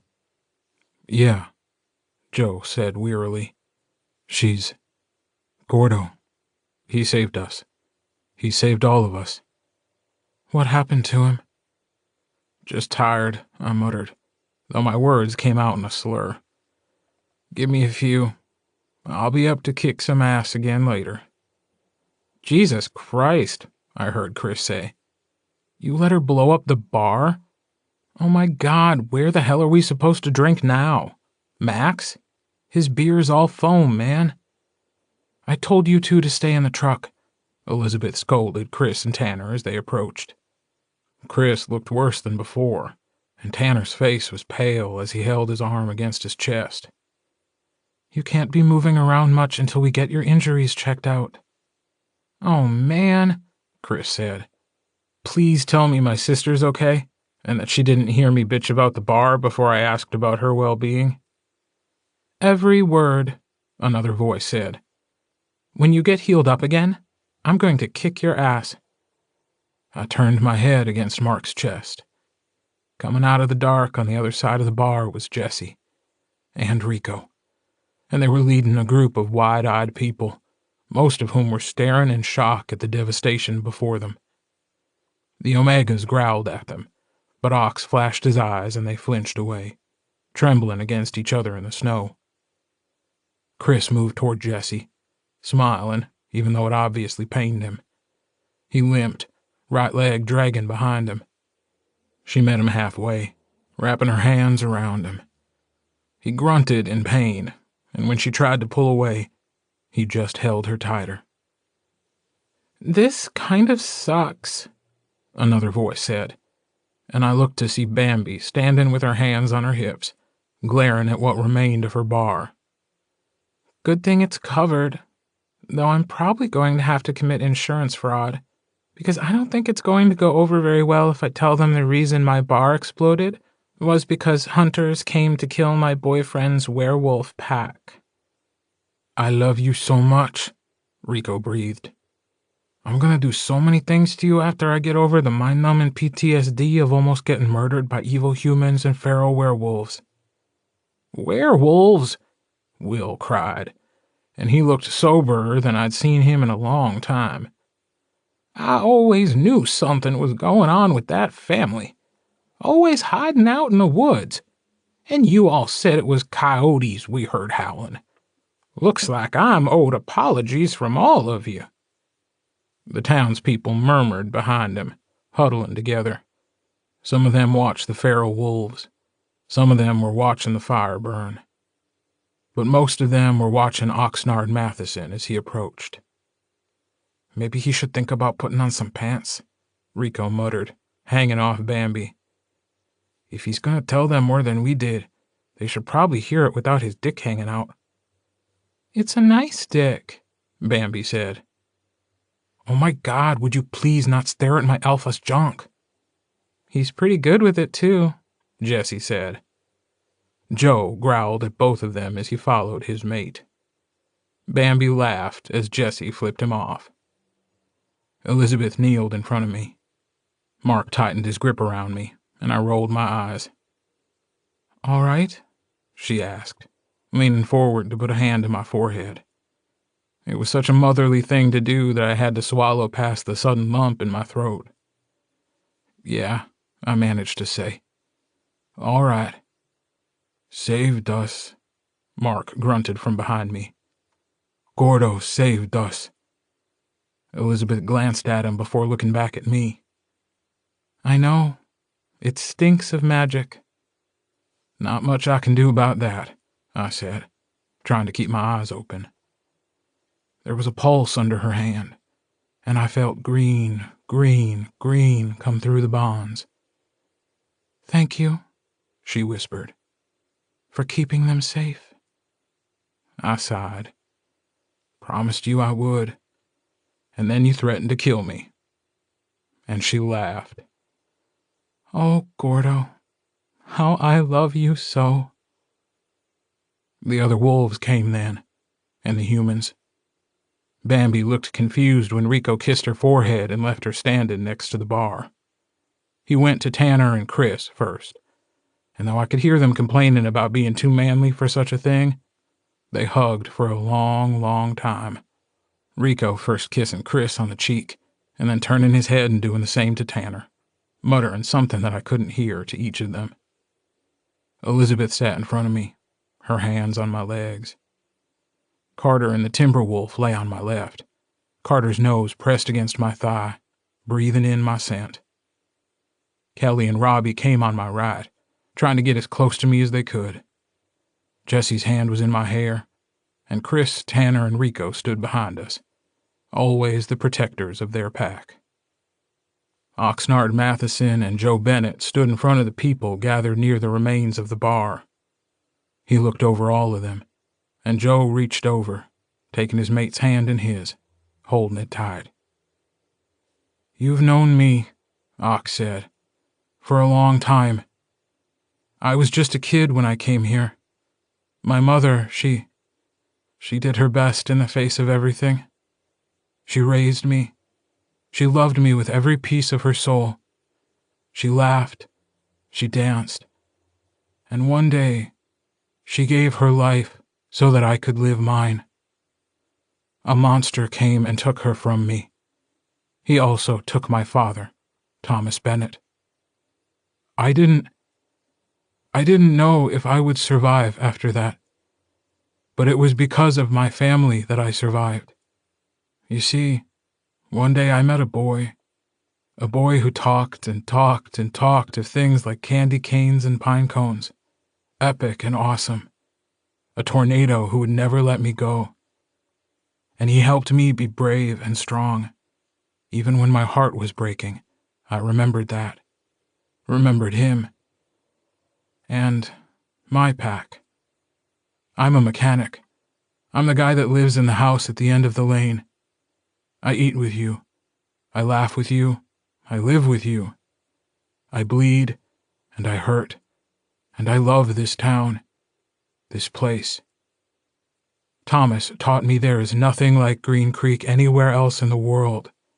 It doesn't matter if you're human, or a witch, or something more, like an alpha. His eyes flared red and violet, and the people gasped, but none of them backed away. None of them tried to run, which, given it was a full moon and they stood before a pack of wolves, was probably a good thing. They were scared, even I could see that, but it was outweighed by something more. I am the Alpha of the Omegas. And I am the Alpha of all, Joe said, squeezing Ox's hand. And this is the Bennett pack, Ox said. Our pack. And I promise you, no matter what happens, we will always be here to keep you safe, if you let us. No one spoke. The fire burned. My pack breathed around me. Then Bambi spoke. You gonna bite us?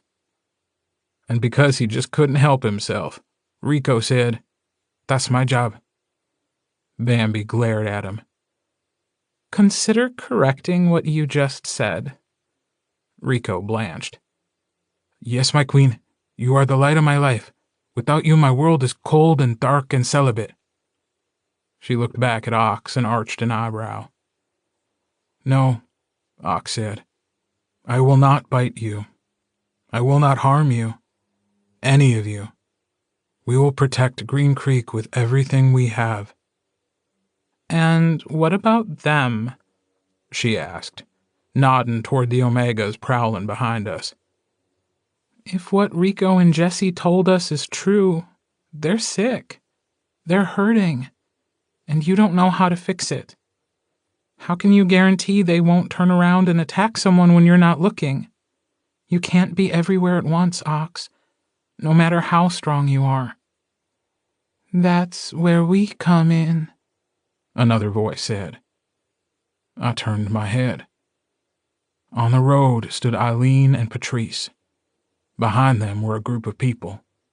Witches. All of them. Eileen smiled. I have an idea.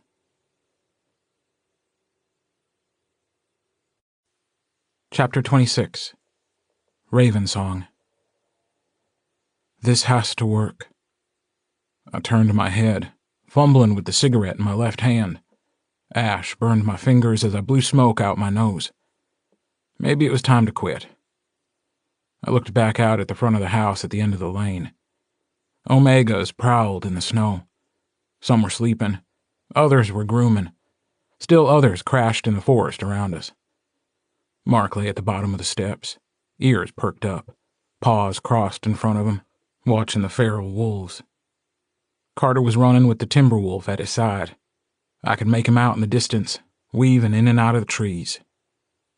I don't know, I muttered, stubbing out my cigarette and dropping it into an old coffee canister. Oxnard didn't say anything more. He didn't need to. We were all thinking the same thing. It had been 6 weeks since the full moon. Things had changed yet again, and I couldn't help but feel like we were barely in control. The people who'd been at the lighthouse the night Elijah had come for them had formed somewhat of an uneasy truce with us, led by Bambi and, surprisingly, Will. Granted, he seemed to take pleasure in telling anyone who would listen just how right he'd been, but still, people who thought he was crazy before didn't think that now. We hadn't been able to escape scrutiny. A cop had been shot in the head. Green Creek had been torn apart. People were dead. A tale was spun of a militia group who had come to Green Creek under the cover of a storm. They hadn't been happy, Elizabeth Bennet had told authorities, about a land deal that had been in the works with her husband before he died. He'd been planning on pulling out, but had had his heart attack before he could do so. It had been left to a grieving family to inform the Kings that any negotiations that had been in place before Thomas Bennet died were over. The Kings had come then, armed to the teeth. They'd murdered Jones, dumping his body in the woods. They'd almost killed Chris and Tanner, first by knocking them into the diner, and then later by holding them hostage and torturing them. They'd destroyed the bar. They'd been led by Meredith King. Meredith King, who, in the end, had blown herself up in the lighthouse. As for the others, well, while everyone had been trying to hide, there must have been some infighting. There had been gunfire. That was all anybody knew. Oh yes, there'd been dogs with them, now that you mention it. Big dogs. Dogs that almost looked feral. The Kings had brought them when they tried to take over. No one seemed very surprised that the dogs would have turned on their masters. You raise a hand to an animal enough, and eventually it will either cower or fight back. It looked as if these dogs fought back. No one saw where the dogs went. The area was rural. The forests stretched for miles and miles into the mountains. They probably took their pack and fled. They'd be long gone by now. It was shaky, held together by thin strings. It had holes large enough to drive a truck through. It was national news, the tiny mountain town under siege by a group of redneck militants. Oregon seemed to breed them. There'd been that group the year before in eastern Oregon who'd taken over a wildlife refuge to protest the Bureau of Land Management. Granted, they'd gotten off free in the end, hadn't they? The Kings didn't. It had lasted days. Cameras and reporters with wide eyes and breathless voices, speaking into microphones about the terror in Green Creek, as the chyrons all said across the bottoms of screens. And while it started off as a major story, the media quickly became frustrated at how no one wanted to speak about it. No one wanted to be interviewed. They all just wanted to move on. Sometimes, howls could be heard coming from the trees. "Coyotes," Will told reporters who'd stayed in his motel. "Maybe a couple of wolves. Best stay out of the forest if you know what's good for you. If I was a betting man, I'd wager they don't take kindly to outsiders." They left as quickly as they had come, and Green Creek was once again forgotten. Tragedies occurred everywhere, after all. We waited. 6 long weeks since Mark had shifted back to a wolf and stayed that way. Oh, Ox had tried to call him back, tried to do the same for Carter. But while he could still feel them, while he could still feel all of them, they were still Omegas. It was only under extraordinary duress that Mark had been able to shift back when he had, when his mate had been in danger. All his protective instincts had come rushing forward, and he'd forced himself to shift back to human. But that had passed. And even as that long night had ended, he had shifted back and remained that way. He never left my side. We slept in his bed at the Bennett house.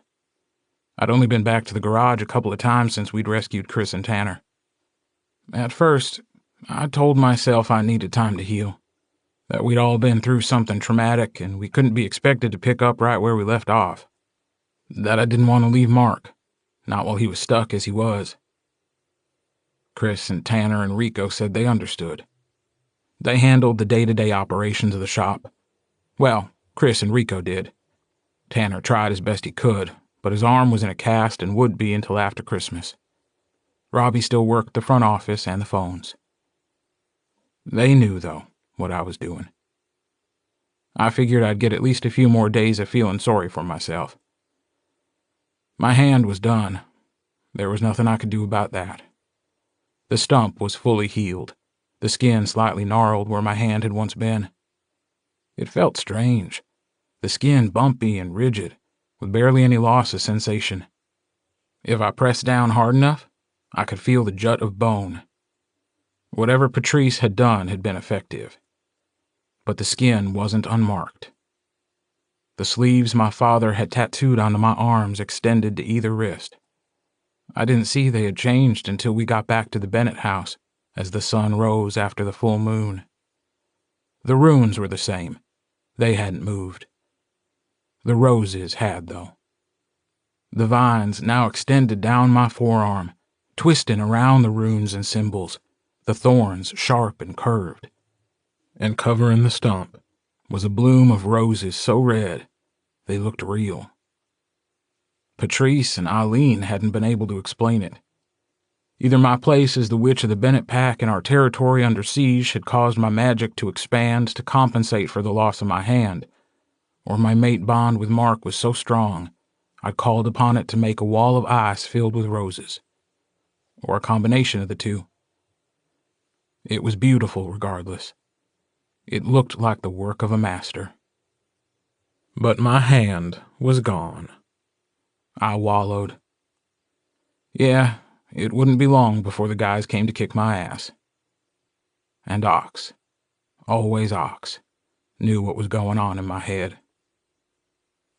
He'd been busy these past weeks. Maintaining control of a couple dozen Omega wolves would do that to an alpha. There hadn't been much time for anything other than holding ourselves together as best we could, especially when more Omegas arrived every few days, still drawn by the pull of their alpha. But the new moon was tomorrow, and the sky would be dark. "Shop looks good," Ox said, and I sighed, knowing what was coming. I'd hoped we could avoid all this, but it was probably time to get it over with. "Everything almost looks back to normal. The diner's about to reopen. Lighthouse is on track for March. Main Street repaired from all that storm damage." I snorted. Storm damage. Right. I forgot about that. "I'm sure. But everything is going good with the garage, in case you were wondering." "Great. Since you haven't really been back to town in a few weeks." I rolled my eyes. "You're not very subtle. You know that, right?" He shrugged.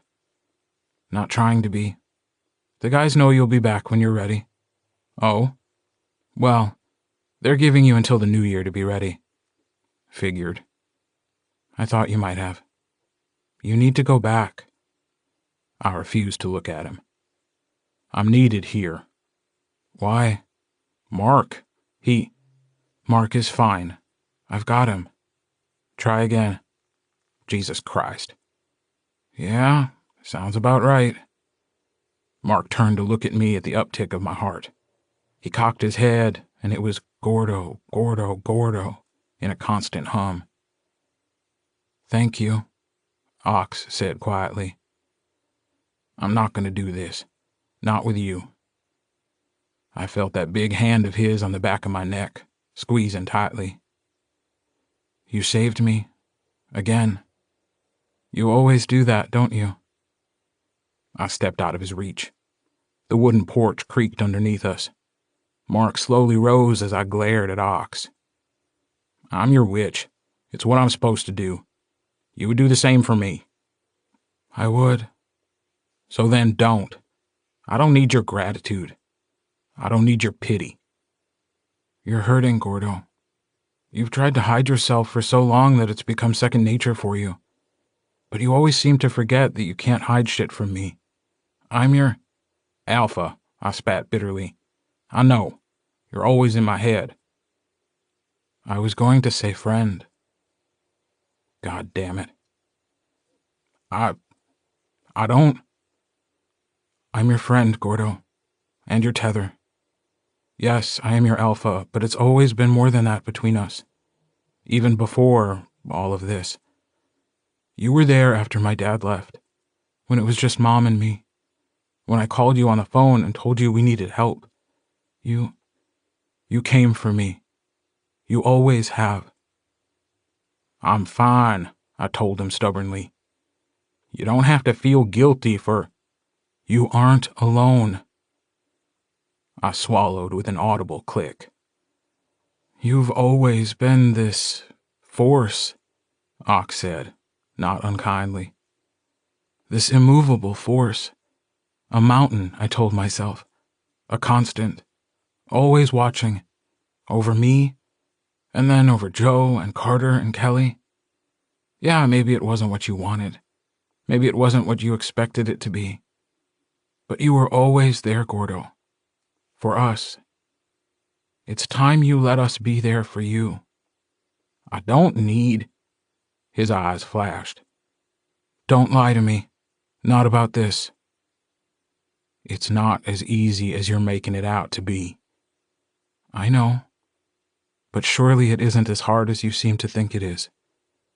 "I'm fucking broken, Ox," I snapped at him. "Why can't you see that? Why can't any of you see that?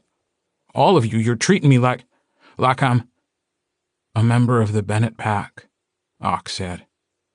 "Just as you've always been." "That's not fair," I said hoarsely. "You can't just— God damn it." He stepped forward slowly, like he was approaching a skittish animal. I gave brief thought to jumping down the stairs and heading for the trees. Instead, I just sagged when he stood in front of me. He leaned forward, pressing his forehead against mine, and even though I tried to fight it, this was my alpha, and I needed him here, with me. He hummed a little under his breath, mingling my scent with his.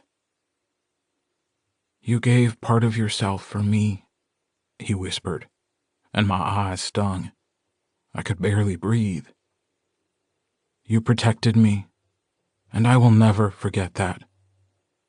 I wish things could have been different, for all of us. But we are here, and we are together, and I will do everything in my power to make sure it stays that way. Do you believe me?" Of course I did. I loved him. I nodded, not trusting myself to speak. "It will work." I opened my eyes to stare directly into his. "It will work," he said again. "Because we are pack. We will sing them home, and one day they will be as they once were." A wolf climbed the steps, and a moment later a cold nose pressed against the roses. "Gordo," the wolf whispered. "Gordo, Gordo, Gordo." "A tether is the strength behind the wolf," Abel Bennett told me once. "A feeling or a person or an idea that keeps us in touch with our human sides. It's a song that calls us home when we are shifted. It reminds us of where we come from. My tether is my pack, the people who count on me to keep them safe, to protect them from those who would do them harm. Do you understand?" I hadn't. Not then. But I did now. "It won't be the same," Eileen told us. "I need you to understand that right now. It won't be like it was before. Carter and Mark, they won't be betas, at least not in the traditional sense. They'll still be omegas, but they will belong to Ox just as they did before, and to a lesser extent to Joe. This isn't a cure. It's a stopgap. There's nothing we can do to end whatever Robert Livingstone has brought upon them. It's a magic that we have never seen before, this infection. It is corruption on a level that is unprecedented. We don't know how he's managed to achieve this, but we can do our best to contain it. The only way it can be completely broken is if the witch responsible breaks it himself, or if he's dead. As for the others, they only feel an allegiance to Ox, They will see only him as their alpha. Some are infected. Others are just feral, either because their pack was taken from them or their tethers lost. I can't make any promises about them. They will not be your pack. Not really.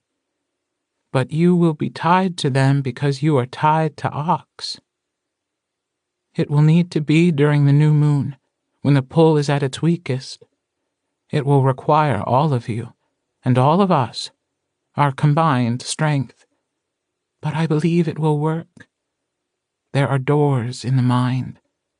Gordo shattered the door between Ox and the Omegas. We need to close the doors between the wolves and the wild that calls to them. Those infected will affix to Ox, Carter to Kelly, Mark to Gordo. But you must remember that they will scratch on the door. They'll still feel it in their heads.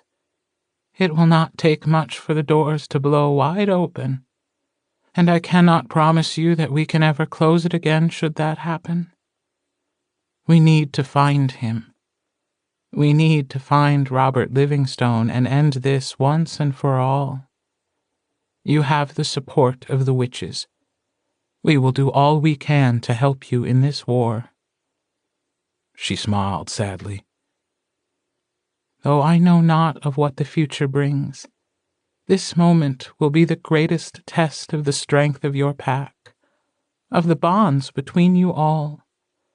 Only if they are true, and only if they are pure, will this ever have a chance of working. I believe you're all capable of bringing them back. I just hope that you believe it too. We lay in the bed, the sounds of the pack moving through the house beneath us. In the basement, the Omegas gathered, sleeping on top of each other. Outside, the daylight was giving way to night. I could hear Elizabeth singing somewhere in the house at the end of the lane, her voice mixing with Judy Garland's, telling us to have a merry little Christmas. It was blue and blue and blue. Mark's massive head rested on my chest, rising with every breath I took. I ran a finger between his eyes. He rumbled his contentment, and I heard him whispering my name. "You need to come back to me," I whispered as the room darkened. "You need to come back to me, because we've only just begun. I'm sorry for all the time I've wasted, for all my anger, for everything that's happened between us. And I know I don't deserve it after all we've been through, but I need you. I need you here with me. I can't do this without you. Not anymore. I love you, and I don't ever want to stop." His eyes flared violet, and for a moment I felt Gordo, pack, mate, love. It was dirt and leaves and rain. I hoped it would be enough. It was almost time. A cold November had given way to a mild December. The snow had melted almost entirely, leaving behind a waterlogged earth. The ground squelched beneath our feet as we made our way through the forest. Ox and Joe led the way, their pack moving behind them. Omegas crawled through the trees, trailing behind their alpha. Mark was at my side, always. The trees gave way to a clearing. There, waiting for us, were witches. Eileen stood as we approached. Patrice stayed sitting where he was, off from all the others, eyes closed and legs crossed. His hands were on his knees as he breathed in and out slowly. "Alphas Bennett and Matheson," Eileen said, bowing low. It was the most formal I'd seen her since she arrived in Green Creek the night Ox had called the Omegas. "It's a pleasure to see you again." Ox and Joe bowed in return, eyes flashing in respect. I didn't think we needed to stand on ceremony, but Thomas had drilled it into Joe, and he wouldn't have it any other way. "We are well met in Bennett territory," Joe said, sounding a little stiff. "You and yours are welcome here in the spirit of unity, Eileen looked as if she was trying to keep a smile from her face. Indeed, the spirit of unity. Tell me, Alpha, will you do what you must for your pack? Yes, Joe said without hesitation. I expected as much.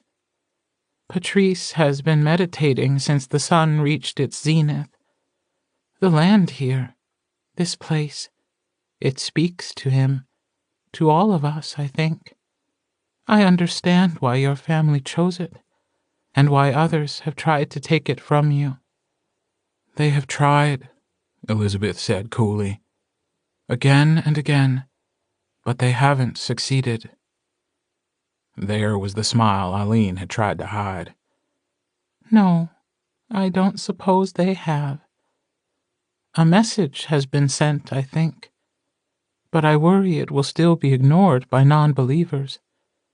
This is but one ending. There are other things to come. We'll be ready, Kelly said, standing next to his brother. Carter growled in response. I know you will. Shall we? The witches began to spread out around the edges of the clearing. I recognized a few of them when they nodded in my direction. They were all without a pack. I wondered what Michelle Hughes would think of them being here with us. If she wasn't scared yet, she would be soon enough. It was similar to how it had been when we destroyed the door between Ox and the Omegas. Only this seemed bigger somehow, beyond anything that I'd ever been part of. Kelly and I sat in front of Patrice. The ground was wet beneath us, but I ignored it. Without hesitation, Kelly reached over and took my hand. All right, I asked him quietly. He nodded tightly. If this doesn't work, it will. He squeezed my hand. If it doesn't, I need you to know I don't blame you. For Carter, for Mark, for anything. You should. No, I shouldn't. You did what you thought was right, and we're all still here. If this doesn't work, there will be another way. We'll find it. I know we will. Yeah, I said, looking away. We will. Gordo? Yeah. I'm scared. Me too. He let out a shuddering breath. But we're strong, all of us, because there's never been a pack like ours. Nevermore, I whispered. And somehow, he knew what I was trying to say. Mark lay next to me, resting his head in my lap. Carter did the same to Kelly. Our pack gathered behind us. Rico's hand was on one shoulder and Tanner's on the other. Chris touched the top of my head, fingers tangling with my hair. Elizabeth stood above her sons, her legs pressed against Kelly's back. Robbie was next to her and, after a moment of hesitation, reached down and touched the side of Kelly's face. Jesse stood with the timber wolf, who didn't look too happy being away from Carter. We didn't know what would happen with it, if it would shift back or stay as it was. He didn't fit like the others. He'd barely let us remove the silver chain that had been embedded around his neck, and that was only because Carter had been there. Ox couldn't feel him, not like the others. We didn't know why. The Alpha stood on either side of Patrice, facing their pack. They placed their hands on his shoulders. The Omegas gathered behind them, yipping and growling as if agitated. They knew. Somehow they knew something was coming.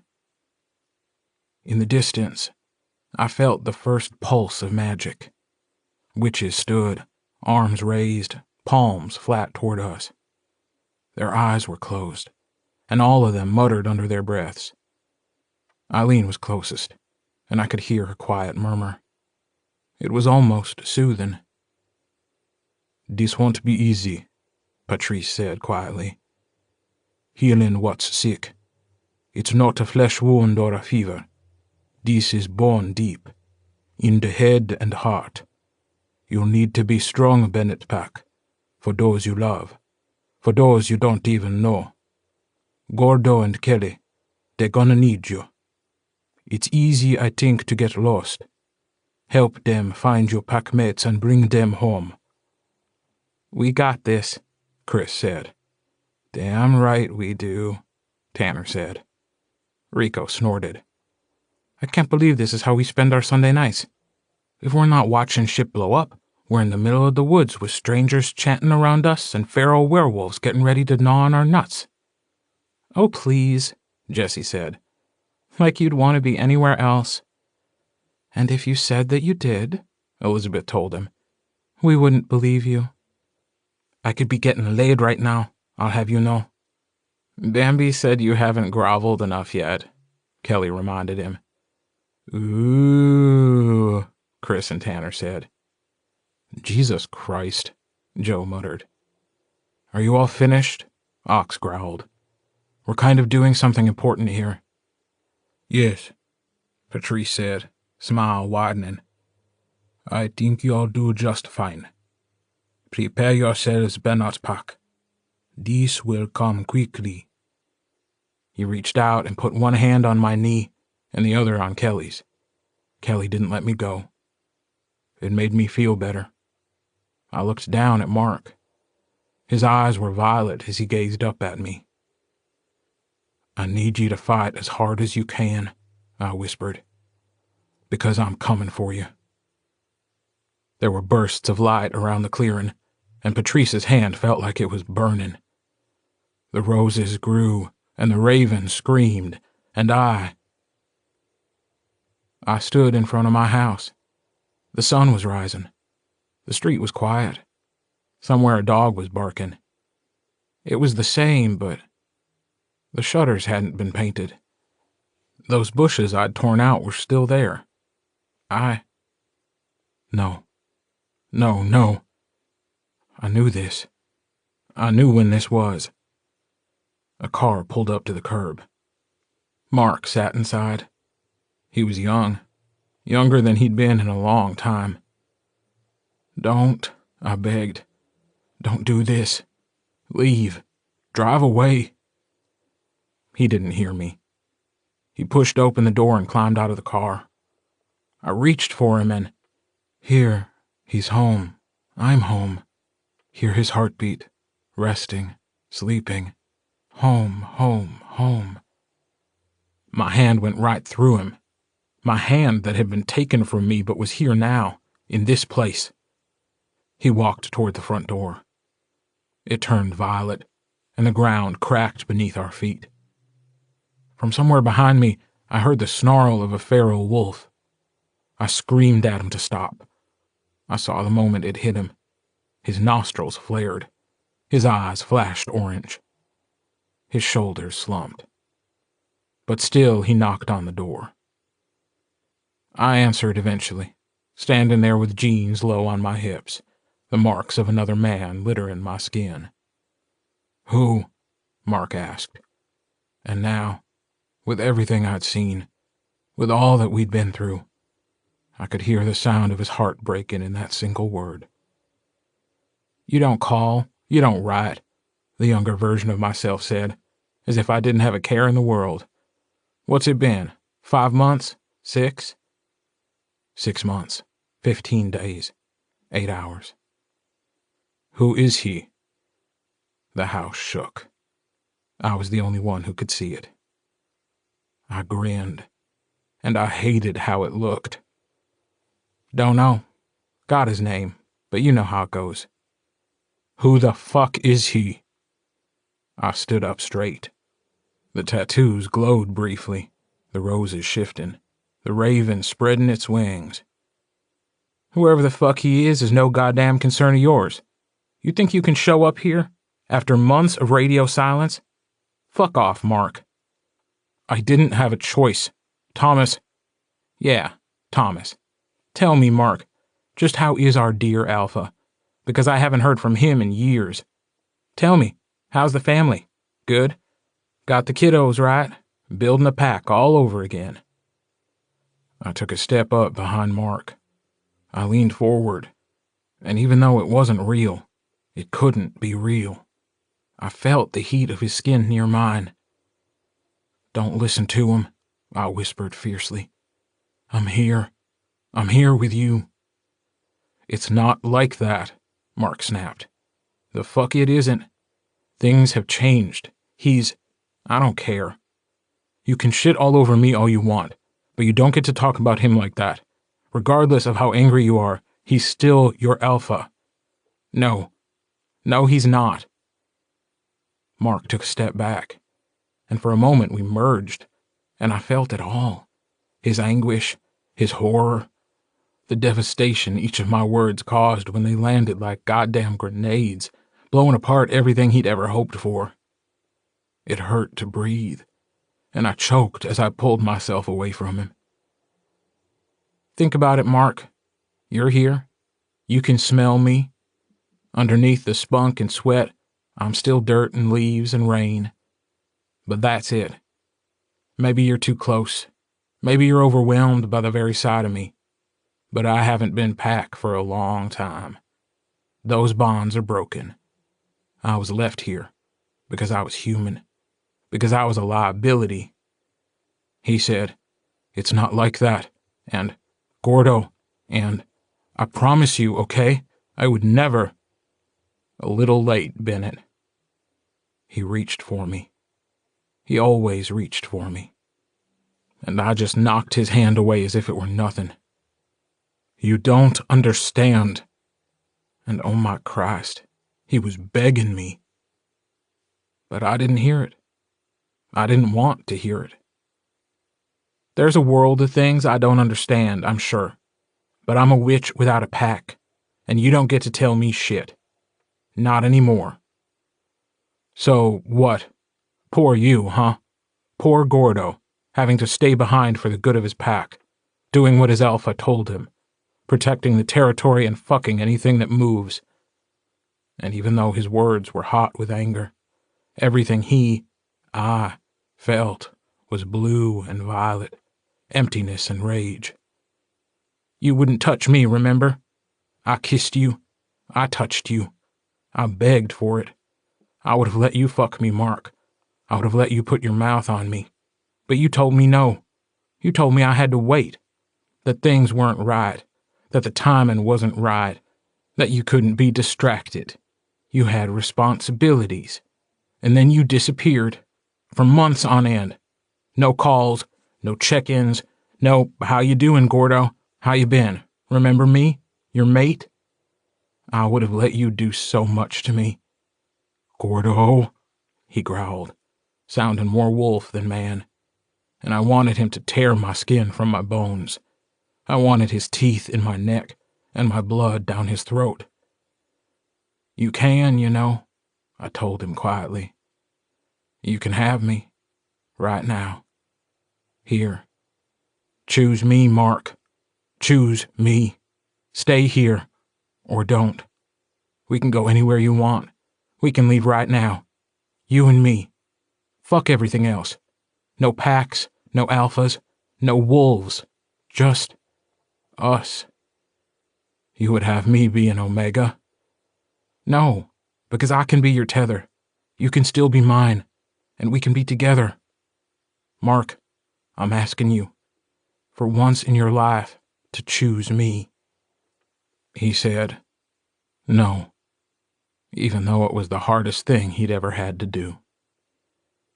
I saw the moment it hit me, that single word.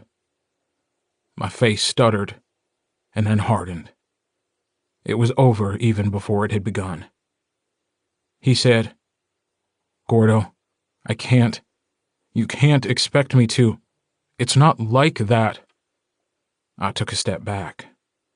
Of course you can't, I said, voice hoarse. What was I thinking? I turned and went back into the house, leaving the door wide open. He didn't follow. This isn't how it ends, I told him, as he watched the empty doorway, the house filling with shadows as it shook on its foundation. I know it feels like it, but this isn't our ending. We find our way back to each other. No matter how long it takes, we find our way back again. It's how we always are. It's how we'll always be. The younger version of myself came back into the doorway, a box in hand. Mark said, "No." Mark said, "Gordo." Mark said, "Just wait. Please, just wait." I said, "You take it. You take it now." He said, "Please." I thrust it against his chest. He flinched. "Take it," I snapped at him. He did. I screamed at him, at myself. "It doesn't have to be this way." The door slammed in his face. The violet of the wood pulsed brightly. The house began to split apart. He stood there for the longest time, listening to the sound of my racing heart on the other side of the door, even as the roof caved in. Eventually, he turned and walked past me, walked through me, and I felt him giving in to his wolf, giving in to run, must put paws on ground, hurts, it hurts, it hurts, and the animal that lurked underneath. But this was different. It wasn't like it should have been. He was a beta here, eyes like Halloween, and though he felt himself collapsing, he should have remained that way. He should have felt the pull of his pack. But it wasn't the same. I could feel the wild call of the feral wolf, and it had sunk its claws into him, dragging him by the throat into... I turned to follow him, and I stood on the outskirts of the clearing. Mark Bennett was on his knees, his clothes having been shredded during his shift. His head was tilted back toward the sky, and he held that little box in his hand as he howled at the sun, sang for the hidden moon. It was a song of sorrow, an aria of grief that thundered through the trees as if the very sky was cracking right down the middle. I felt it coming. I began to run toward him, but I was too late. The gnarled hand of a half-shifted wolf burst through the ground beneath him, wrapping around his bare thigh, claws digging into his skin and causing blood to bloom like roses. Then came another, and another, and another, the last of which was thickly muscled, an entire arm rising from the ground, dirt and grass still stuck to its rotten skin. It reached up and wrapped its hand around his throat, where my mark should have been, where the raven should have been from the very beginning. The hands began to pull him down into the earth. His eyes were open toward the sky. They were ice, then orange, then they flickered violet. His mouth opened in a silent scream, fangs lengthening as he clutched the box that held his stone wolf, a wolf he'd given that I'd taken for granted, that I'd thrown back in his face. I was halfway to him when I slammed into an invisible barrier, the pain bright and glassy as I fell back. I pushed myself back to my feet, reaching out to find what was keeping me from him, to find what it was that would keep us from each other. My palm pressed flat against wards. They were wards, unlike any I'd ever felt before. The magic here was ancient. It was ugly and rotten, and I swore I felt it squirming against my skin. I ground my teeth and pushed against it, pushed with everything I had even though my hand was long gone, and it pushed back. And I knew it then, though I hadn't felt it in years. I knew it. Magic, it has a signature, a fingerprint, specific to a witch. But amongst family it'll be similar. Not the same, but familiar. If my father did this, if this is his magic breaking the tethers of the Omegas, his magic is in them, and they're recognizing him in me. It was him, Robert Livingstone, the proof I needed. And he was stronger than I was. I couldn't break through.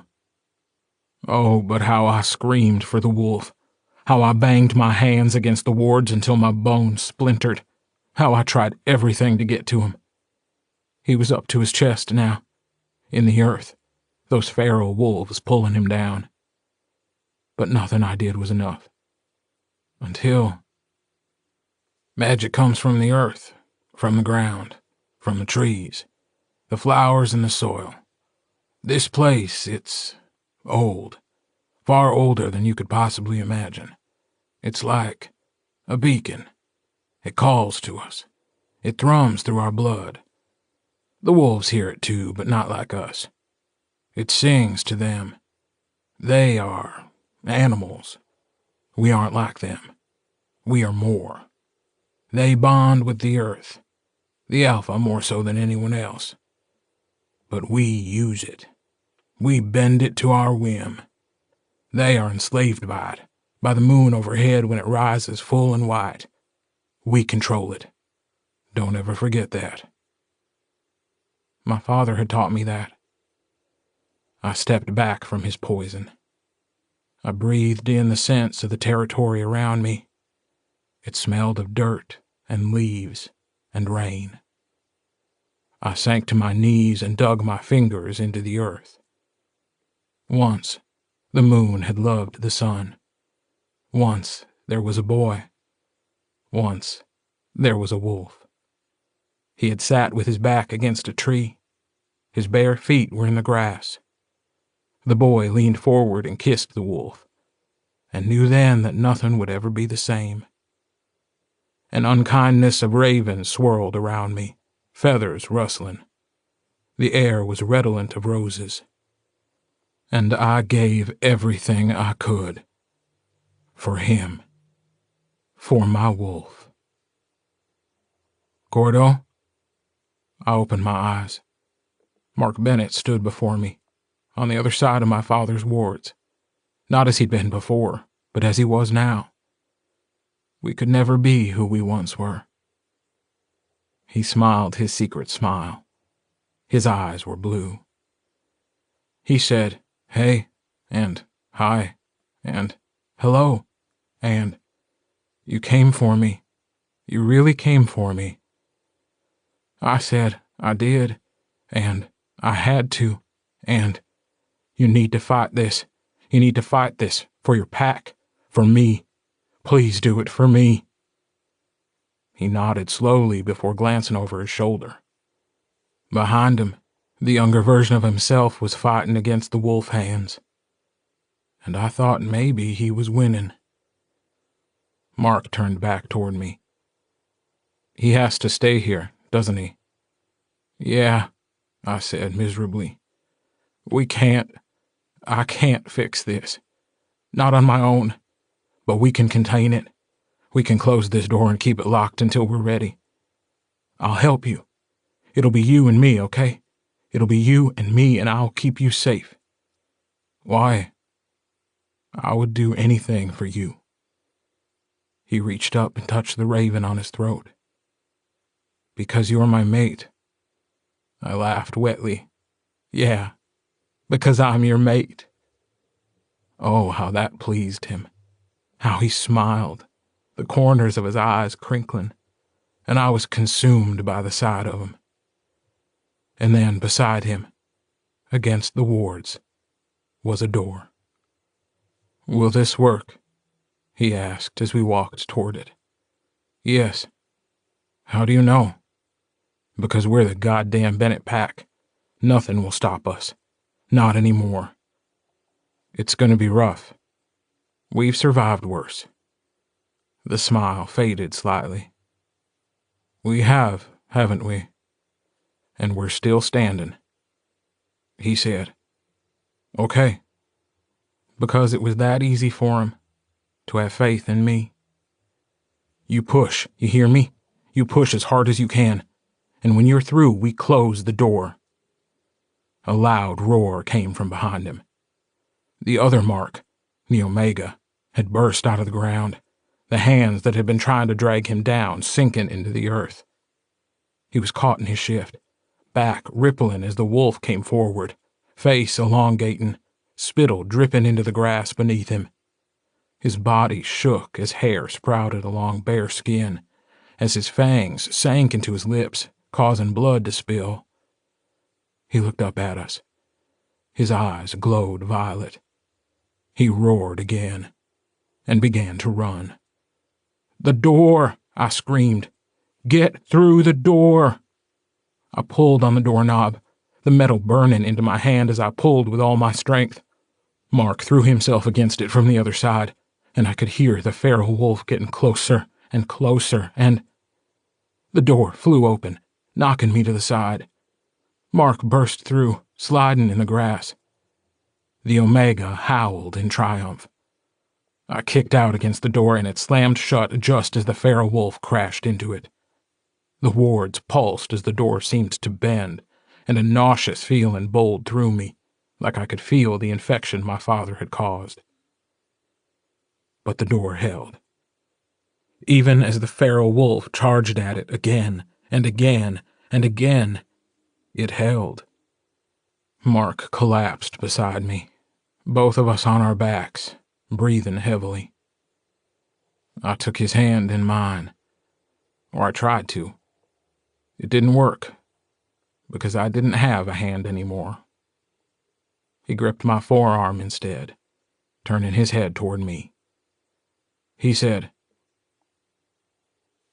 "Gordo?" I opened my eyes. I was in the clearing. The air was cold. The sky was bright with stars. "Gordo." I blinked. 3 faces appeared above me, foreheads wrinkled. "You think he's all right?" one asked. "His brains aren't leaking out his ears," another said. "So I think he'll be okay." "I don't think that's physically possible," the third said. "Of course it is. I saw it on the internet." "Oh, because you saw it on the internet?" "Jesus Christ," I groaned. "What the hell are you talking about?" Rico, Tanner, and Chris smiled. "Yeah," Chris said. "He's all right." And then I remembered. Mark. I sat up quickly. "Did it work? Did it work? Where is he? Oh God, please tell me where he—" "Gordo." I turned my head. Mark Bennett was sitting a few feet away, Jesse crouched in front of him. My breath hitched. He was here. He was really here. I was moving even before I gave it much thought. I needed to be as close to him as I could. He wrapped his arms around me as I crashed into him, and his breath was warm in my ear when he said, "I've got you. I've got you. I've got you." And I heard the wolf song and the raven song rising through us, etching themselves into our skin. It took longer than I thought it would before I let him go. Every time I decided to pull away, I couldn't bring myself to do it. He didn't seem too bothered, so I didn't worry. Over his shoulder I could see Kelly. His shoulders were shaking as he sobbed against Carter's chest. Elizabeth held them both, and she kissed each of them in turn over and over again. Robbie stood above them, arms across his chest, as if he was guarding them. Carter must have felt me staring and gave me a small smile. Whatever Kelly had seen, whatever he'd done to bring Carter back, seemed to have worked. For the most part. The Timberwolf lay a few feet away, eyes on Carter. Whatever we'd done hadn't been enough to force his shift. Beyond them was a group of strangers, people I'd never seen. They huddled together, shivering in the night air. Ox and Joe stood side by side in front of them. "I know you're scared," Ox said, and Mark held me tighter. "And I know you're confused, but there is nothing here for you to fear. You are safe now. My name is Ox. This is my mate, Joe. We are the alphas of the Bennett Pack, and we're going to help you find your way home." Epilogue. Their eyes were still violet, all of them. They were Omegas. Mark and Carter, too. Even with the bonds between us. My father's magic was strong. But the doors had been shut. Robert Livingstone had hurt us, but he should have killed us. Because now we were pissed. and there was nothing he could do to stop us. I stared at the computer as I sat in my office. Robbie had updated our software yet again, and I couldn't figure it out. Every key I hit on the computer made the goddamn thing chime, and I was a few seconds away from grabbing him by the scruff of his neck and rubbing his face in it. Out in the garage, the radio was turned to some sort of butt rock, most likely Tanner's doing. I could hear them laughing and shouting at each other as they worked. It should have been irritating, but it was soothing in ways I couldn't explain. It was normal. It was years and years of our shared history. It was the sound of survival. 2 months later, and they could laugh. I sighed and sat back in my ancient chair, tilted my face toward the ceiling. There was a small water stain in the corner that I'd never gotten around to doing anything about. I stared at it for a while until someone cleared their throat in the doorway. "I'm fine," I said, because they were nothing if not predictable. "Okay," Ox said easily. I looked at him, the chair creaking underneath me. "I'm fine." He shrugged, rubbing oil from his hands with an old rag. "That's good. I'm just happy to see you back here. I needed time." "I know. We all did." Robbie updated the software again. "Yeah, he does that. Thinks it'll help. It doesn't. He's making a website for the garage." "God damn it," I muttered. Ox grinned. "Couldn't hurt." "You don't know that." "Don't you have somewhere to be?" I rolled my eyes. "They're doing fine without me." "Oh, I know they are. I just thought you'd want to be there. You're very particular about how things are set up in your house?" My eye twitched. "Mark has a lot of stuff." I stood up, the chair rolling into the wall. "Yeah," Ox said. "Had to rent one of those 20-footers. "I have to go," I said, fumbling for my keys. Ox laughed and stepped aside as I walked past him through the doorway. Without thinking too much about it, I reached out and grabbed his hand, squeezing it just once before letting it go. "You too, Gordo," my alpha told me. "You too. We'll see you tonight." Oh, he would. We had a message to deliver. Tanner and Chris were bent over a 2009 Toyota Camry with a transmission problem. They looked up at me as I headed toward the front of the garage. "Uh-oh," Tanner said. "He's got that look." "Someone is either going to get murdered or laid," Chris said. Then he frowned. "I wish I didn't know that much about him." "I'm taking the rest of the day off," I told them, trying desperately to ignore the knowing grins on their faces. "I want the parts ordered for the Buick before you leave. And don't forget to call Mr. Simmons and tell him that there is absolutely nothing rattling around that we could hear. For the 6th time." "Sure, boss," Tanner said easily. "Glad to have you back." "Go kill or have sex or whatever," Chris said. He grimaced. Holy fuck, do we need better boundaries? That was the first thing they'd said that I agreed with in weeks.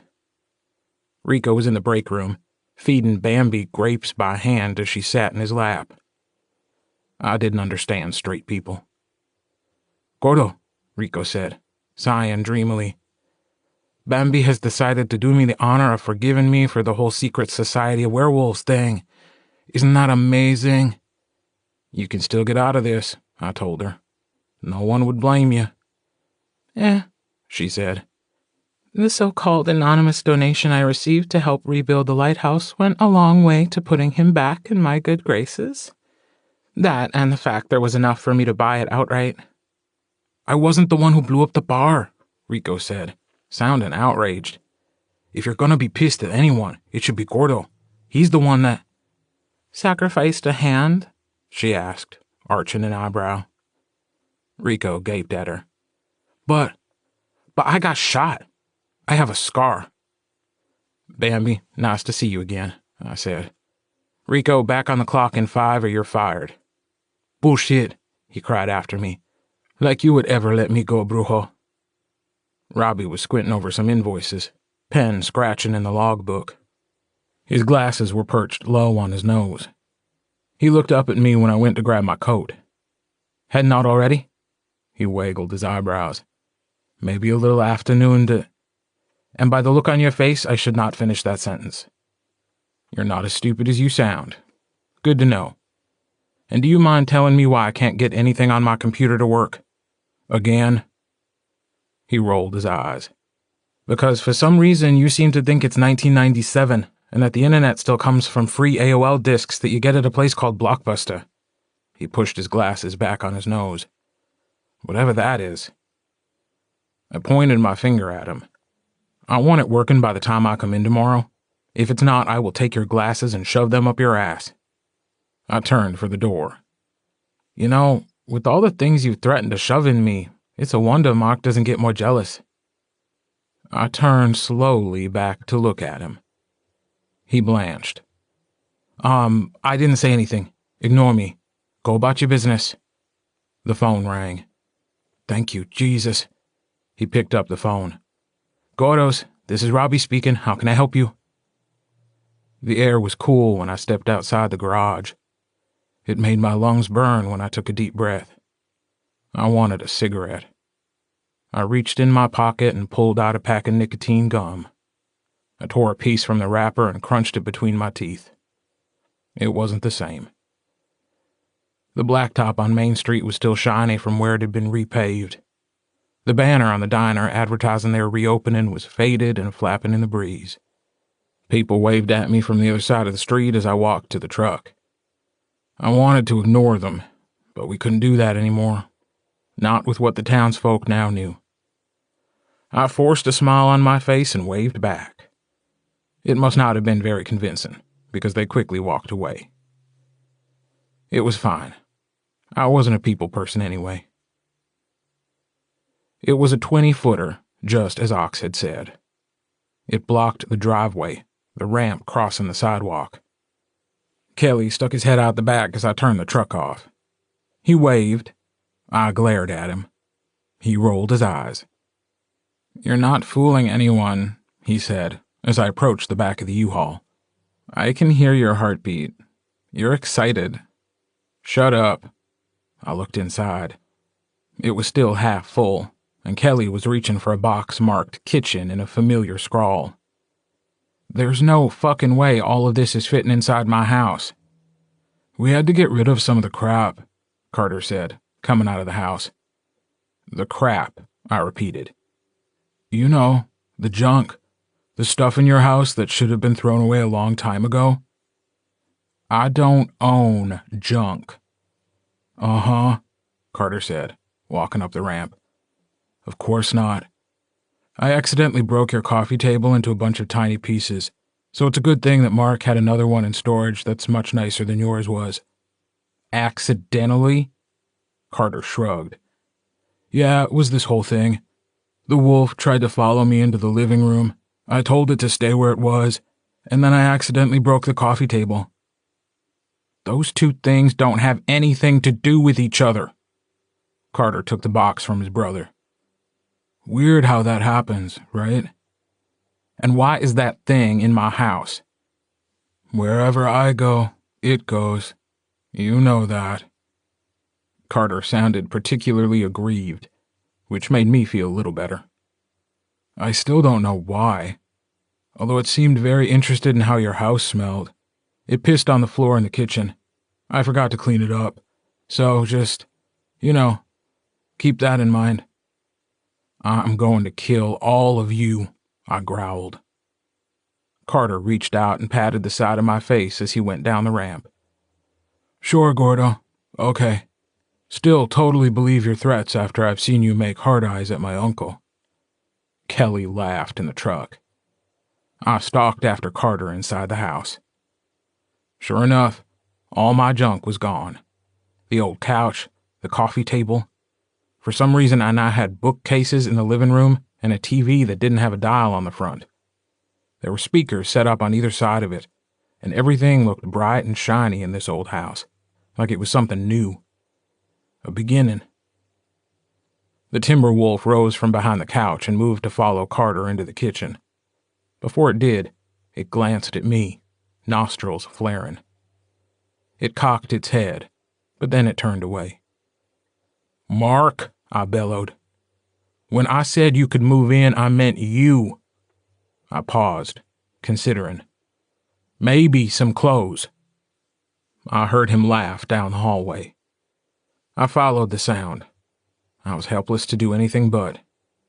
He was in our bedroom, boxes stacked on either side of the closet. There were picture frames stacked on the floor near my side of the bed, piles of books in the far corner, clothes on hangers lying on the bed. Some of the boxes had been torn open, their contents shuffled. He was bent over one on the trunk at the end of the bed, brow furrowed, muttering under his breath. I leaned against the doorway, watching him. We were here. We were alive. We were together. There were good days. Oh, were there good days. Days in which I'd wake up and feel him curled around me, his breath warm on my neck. Days when I'd feel him wake up, his lips trailing along my skin, and he'd hum as he stretched his sleep-slack muscles, hands tightening on my waist. His voice would be a rumble when he'd say, "Hey," and "Hi," and "Good morning." Those were the good days. But there were other days, too. Days when the scratching at the door in his head was loud. Days when his shoulders were stiff and his eyes flickered violet. Days when he and Carter would disappear into the woods for hours on end, running themselves ragged until they collapsed and slept away the sound of claws against wood. And there were days where I wasn't any better. I still wasn't okay. I was getting there, and maybe it'd take a little longer, but I knew about those bad days. I'd be reaching for something, or scratching an itch, only to be violently reminded that my right hand was gone, that it had been taken from me while I protected my alpha. I would do it again. Of course I would. Anything to keep Ox safe. Always. But I had an underlying bitterness that sometimes wrapped around me, and it took a while for it to let me go. Mark would run, and I'd be there waiting for him when he got back. I'd lose myself in my head, and he'd be there to pull me close. Rarely did our bad days coincide, but when they did, it felt chaotic, wild. Both of us were dangerously close to being feral. But those days were few and far between. They were worth it, though. Everything about him was worth it. And even though I was putting up a fight, it was half-assed, the sight of him filling up my space making me feel more at ease than I'd been in a long time. I never thought we'd get to this point. I never thought we'd belong to each other. "You just gonna stand there and stare at my ass?" he asked, without looking up at me. "It's a nice ass." He laughed. If only Marty could see what had happened in his old house. I thought he'd be okay with it. "That so?" I pushed off the doorway. "I could show you if you wanted." He arched an eyebrow as he looked up at me. "You could show me my ass. How nice it is. What can be done with it if one was so inclined?" "We can hear you," Carter shouted down the hallway. "What the fuck? No one should ever have to hear their witch trying to have sexy talk with their uncle. Are you trying to traumatize us further? Jesus, Gordo, haven't we all been through enough?" The Timberwolf growled in agreement. "How much longer until we can make them leave?" I muttered, pressing myself against Mark's back. I reached up and closed my hand over the raven on his throat. He tilted his head back on my shoulder. "Depends on what's left in the truck." His beard scraped against my cheek as he rubbed his face on mine. Fucking wolves. Always with the scenting. Have to have it back by the end of the day. "I like it," I admitted. "What? Having you here? With me?" I felt his laugh underneath my hand. "Don't worry. I won't tell anyone you're getting soft." I had to ask one last time. "You're sure about this? Being here? With me? It's not... I know it's not the pack house, but Wherever you are, that's where my home is. Jesus fucking Christ. I couldn't. And you say I'm getting soft. It was a deflection. He knew it, but he let me have it. I didn't do well when he said things that burned me from the inside out. You are. I can feel you blushing. I bit the side of his neck in retaliation, but stepped away. I wanted more, but apparently 2 virginish prudes and a feral wolf wouldn't take the hint and leave. He went back to digging in the box. The lines on his forehead appeared again. Everything okay today? Yeah, he said. You? Yeah. It was something we asked each other. Kept us honest.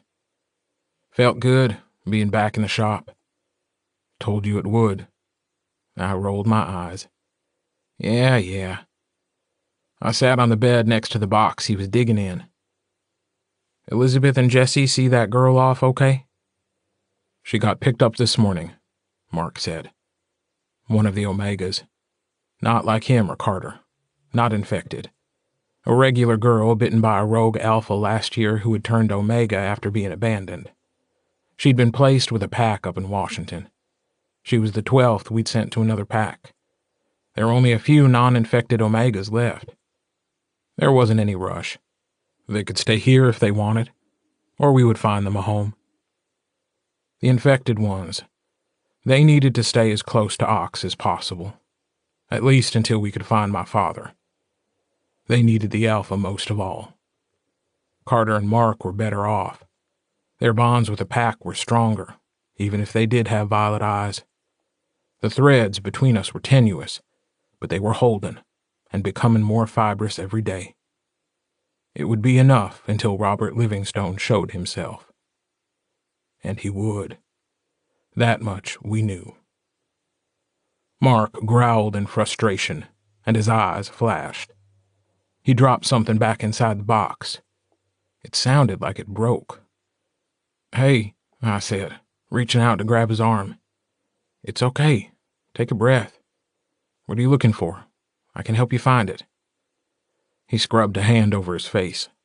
I saw a hint of claw and fang. It's not... I know it's here. I know it.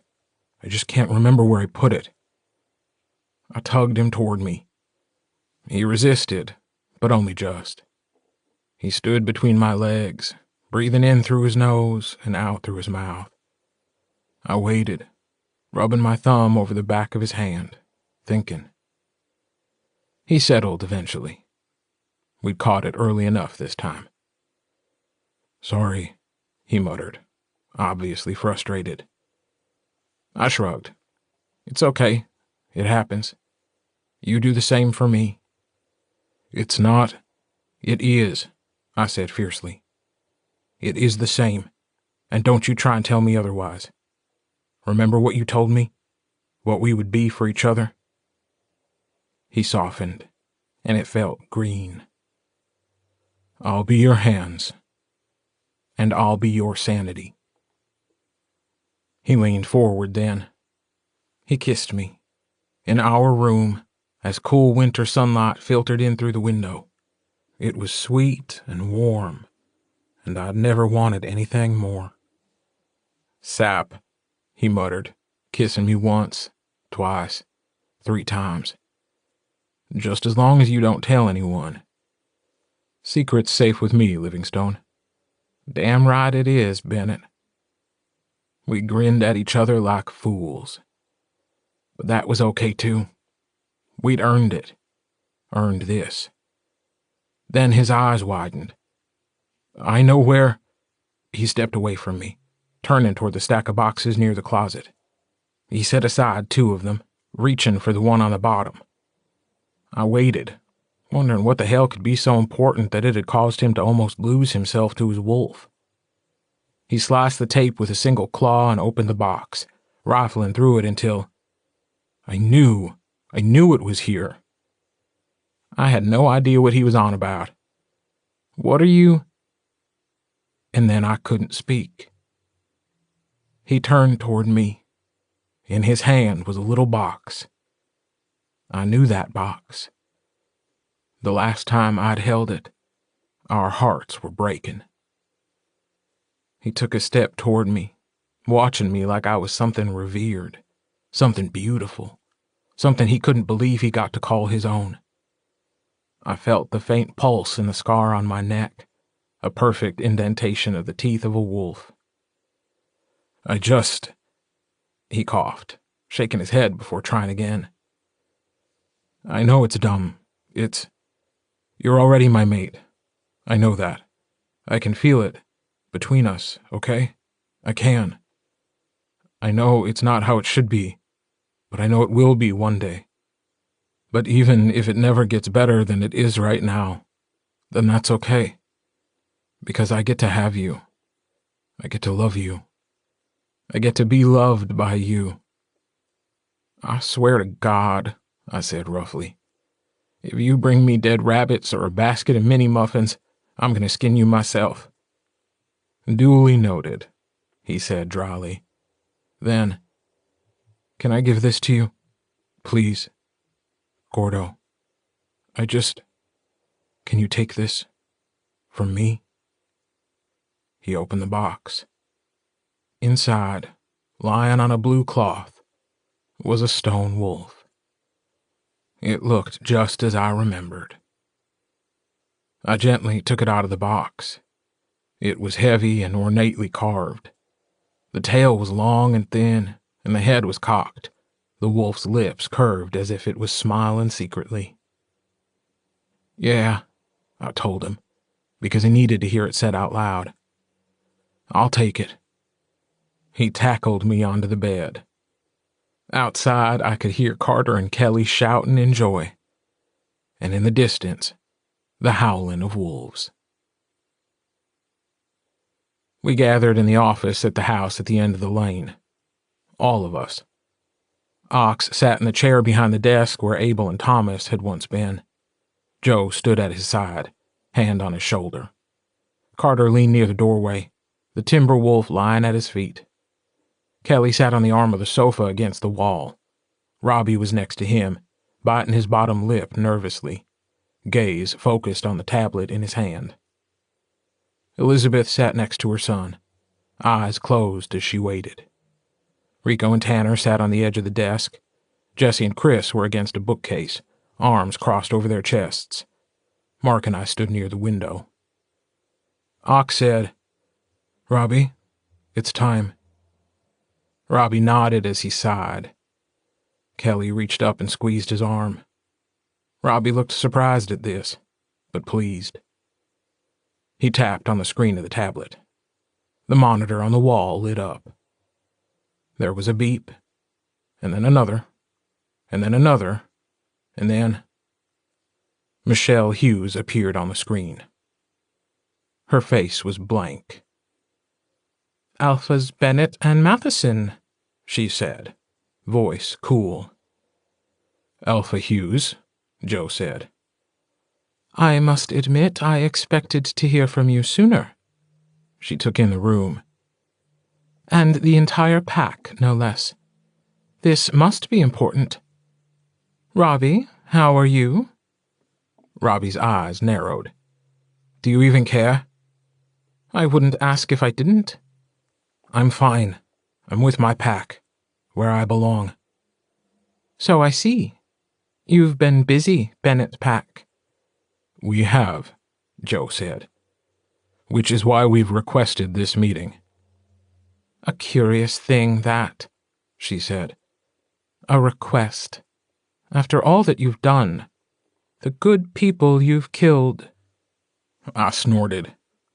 "Lady, you've seriously got a fucked up ideology if you think there was anything good about the Hunters. Especially Elijah. You knew her history with this pack." "The witches," she snapped. "The witches, those things slaughtered." "Casualties of the war you've brought upon yourself. If anyone is to blame, it's you." And that caught her attention. "War. Dale said—" "Dale," I said, a nasty smile on my face. "Is he there? Can he hear me?" It only lasted a split second, but her eyes flickered away from the camera before looking back at us. I don't see what my witch has to do with... He ran before we could get to him, I said, and Mark growled beside me. He should know there's nowhere he can go that I won't find him. And I will find him. Are you threatening my witch, Livingstone? You're goddamn right I am. She glared at me before looking at the alphas. I demand that you... See, that's where you should stop, Ox said, and we felt his great anger rolling through us. Because you don't have the right to demand anything of us. You are out of line, Alpha Matheson. I suggest... It's time for you to step down, Ox said, and I saw the moment the words hit her, landing like a punch to her gut. She inhaled sharply. Her eyes looked as if they were filling with blood. Your time as the Alpha of all has come to an end. My mate, Joe Bennett, is ready to claim what is rightfully his. It's far too late for that, Michelle Hughes said, claws digging into the desktop. The Bennett pack has proven itself to be the enemy. You have allowed the Omegas into your territory, into your home. 2 of your pack remain infected. I don't know how you have slowed the process, but it doesn't matter. They will become feral, and if you don't kill them first, they will slaughter all of you. Like you sent the hunters to do to my family, Elizabeth asked. Elizabeth, I don't know what they've told you. The truth, she said easily. Obviously more than I'd ever expect from the likes of you. That you sit in the position once occupied by my husband is one of the greatest farces to ever befall the wolves. You have to know this will not end well for you, for your people. You were entrusted with the power of the Alpha of all, but it was always meant to be temporary. It belongs to my son. Hughes slammed her hand on the desk. It will never go to him. You are one pack filled with ferals and humans and abominations. You can't win this. Ox rose slowly. That's where you're wrong. And I saw it then, on her face. Fear. Michelle Hughes was scared. I will give you, Oxnard Matheson said, one last chance. Step down. Now. I will not be intimidated by the likes of you. You are nothing. Your pack is nothing. Then you should remember, Ox said, eyes flashing red and violet, and oh, she hadn't expected that. That in the end, I gave you a chance to end this peacefully. But that moment is now over. You should prepare yourself, Alpha Hughes, because we're coming for you. We're coming for all of you. The screen went dark. Ox turned toward us, eyes blazing. You are my family. You are my pack. You have helped make me who I am. I will do everything I can to keep you safe. But we knew this day would come. It's time. It's time for us to bring the fight to them. The roses bloomed. The raven took flight. The wolves howled. Their humans cried along with them. And I did the only thing I could. I tilted my head back and sang a song of war. Somewhere in Maine. Other. The screen went black. Michelle Hughes sat back in her chair, claws gouging the wood on her desk. That didn't go very well, Dale said mildly. She gave serious consideration to tearing out his throat. Somehow she stopped herself. All of them, she said. All of them have lost their minds. It's a tragedy, to be sure. Such a fall from grace. She thought quickly. And that's how it will be spun. That's what will tell the others. The infection. It has spread through the pack bonds. It's contaminated the others. There were already rumors about Matheson, but now we have definitive proof. You saw his eyes. He is becoming one of them. And he's the mate of Bennett, which means Joe won't be long to follow. Dale nodded slowly. That could work, but... But what? She snapped. It's just... Ox. What about him? There's never been anything like him. He's a fluke, she snarled. A freak. Whatever he is, whatever Thomas Bennett did to him, it doesn't matter. He can't be trusted. And if those goddamn hunters could have actually done what they were sent to do, we wouldn't even be having this conversation. The humans are useless. She couldn't admit out loud she'd been stunned into inaction in the weeks that followed the destruction of the hunters. It had been over so quickly. She never should have trusted Meredith King. Humans were weak. The Bennetts were stronger than she expected. She wouldn't underestimate them again. You haven't stood before him, Dale said quietly. Not like I have. He exudes power, unlike anything I've ever seen. Be it the territory or something else, it's intoxicating. Michelle shook her head. It doesn't matter. He bleeds, which means he can die.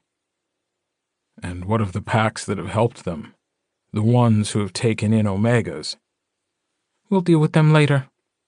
They won't dare stand with him. Not if it means the eradication of their entire pack. I think you shouldn't underestimate his reach, Dale said. He's already proven himself formidable. They all... Shouts and snarls from out in the compound. Michelle rose behind her desk. Dale went to the door and slammed it shut. He pressed his palm flat against it, muttering under his breath.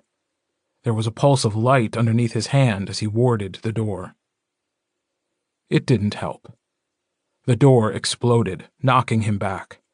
He slammed against the far wall, slid down, and slumped against the floor. Blood trickled from his nose. He groaned, looking dazed. A man walked in through the ruined doorway. He was older, his skin wrinkled, his hair in thin white wisps around his head. He was dressed for the Maine winter, heavy trousers and a thick black coat. But every step he took was measured and fluid. He moved with purpose. And she knew who this was. She'd just seen a version of his face glaring angrily at her moments ago on a connection to the other side of the country. She should have seen this coming. Alpha, Robert Livingstone said, a small smile on his face.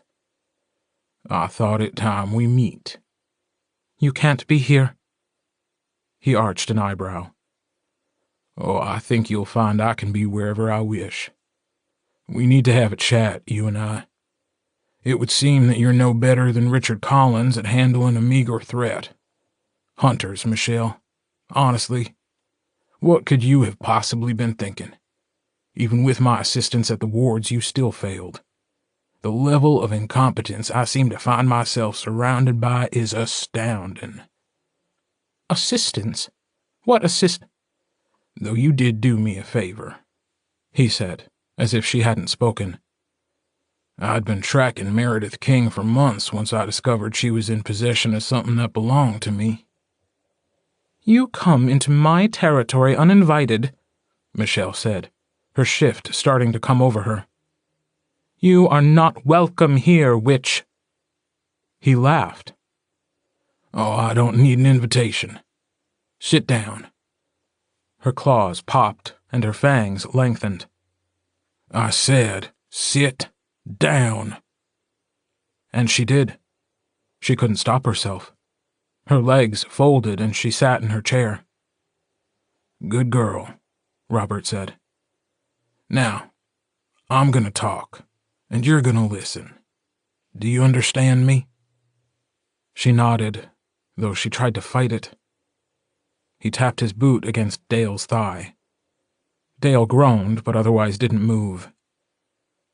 "I have little use for wolves. You're animals, the lot of you, enslaved to the moon. I've always found lycanthropy not unlike a virus." He sighed. "Which is why I attempted to make it one. The results have been varied, but there's always a trial and error phase with any experiment. One must learn from their mistakes in order to push the boundaries further. And I planned to push them until they broke. But I find myself at an impasse. There are wolves that I did not account for, variables I didn't expect. Richard Collins was a failure. Your attempt with the hunters was a failure. Because of these variables." "The Bennett pack," Michelle managed to say. Robert sighed. "Yes, them. Still, even with the fall of Thomas Bennett, even with a separation, even with nothing but a human to guide them, they managed to survive." He shook his head. "And now, well, they've become something more, haven't they? Somehow they've been able to contain my magic in the Omegas. And they have my son." "Gordo?" Michelle asked. "But he's always been—" "No," Robert Livingstone said as he came to stand in front of her desk. "Not Gordo. Gordo is lost to me. I'm talking about my second son, his brother." There was a sharp buzzing in her ears. "I don't understand," she said weakly. "There isn't any other Livingstone. We would have—" "Do you know what it feels like to lose your tether?" he asked, leaning forward, hands flat on the desk. "What it feels like to have it ripped from you when you least expect it? Because I do. My wife, she didn't understand. She quite lost her mind in the end, and she took my tether from me. Murdered her in cold blood, even though she was an innocent in all of this. When she became pregnant, Abel Bennett made me send her away, made her give up the child. She returned, but she wasn't the same after. And then my wife—" His hands tightened into fists. "I promised myself when my magic was being ripped from me that I would return, that I would bring my children back into the fold, that I would see the end of the wolves.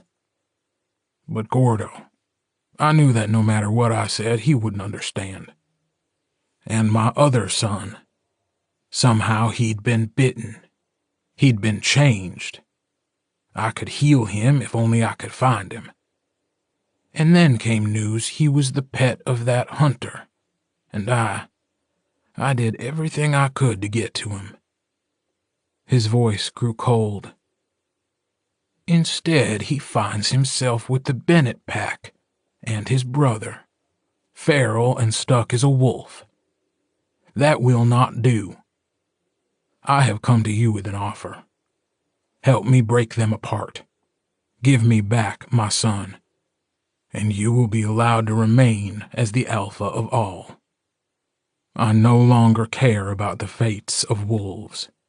I only want what's mine." "How?" she asked. He lied, she knew, even though his heartbeat didn't stutter. But she also knew that she would agree. He leaned closer. "Even after all they've done to you, there's still one who you're fond of, isn't there? A wolf in their pack who used to be yours. Someone who I can turn against them.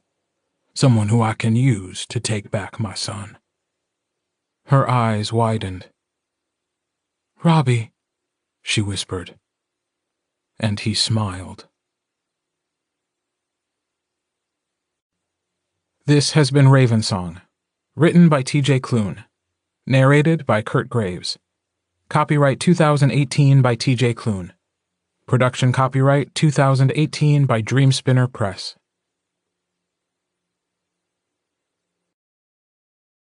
Audible hopes you have enjoyed this program.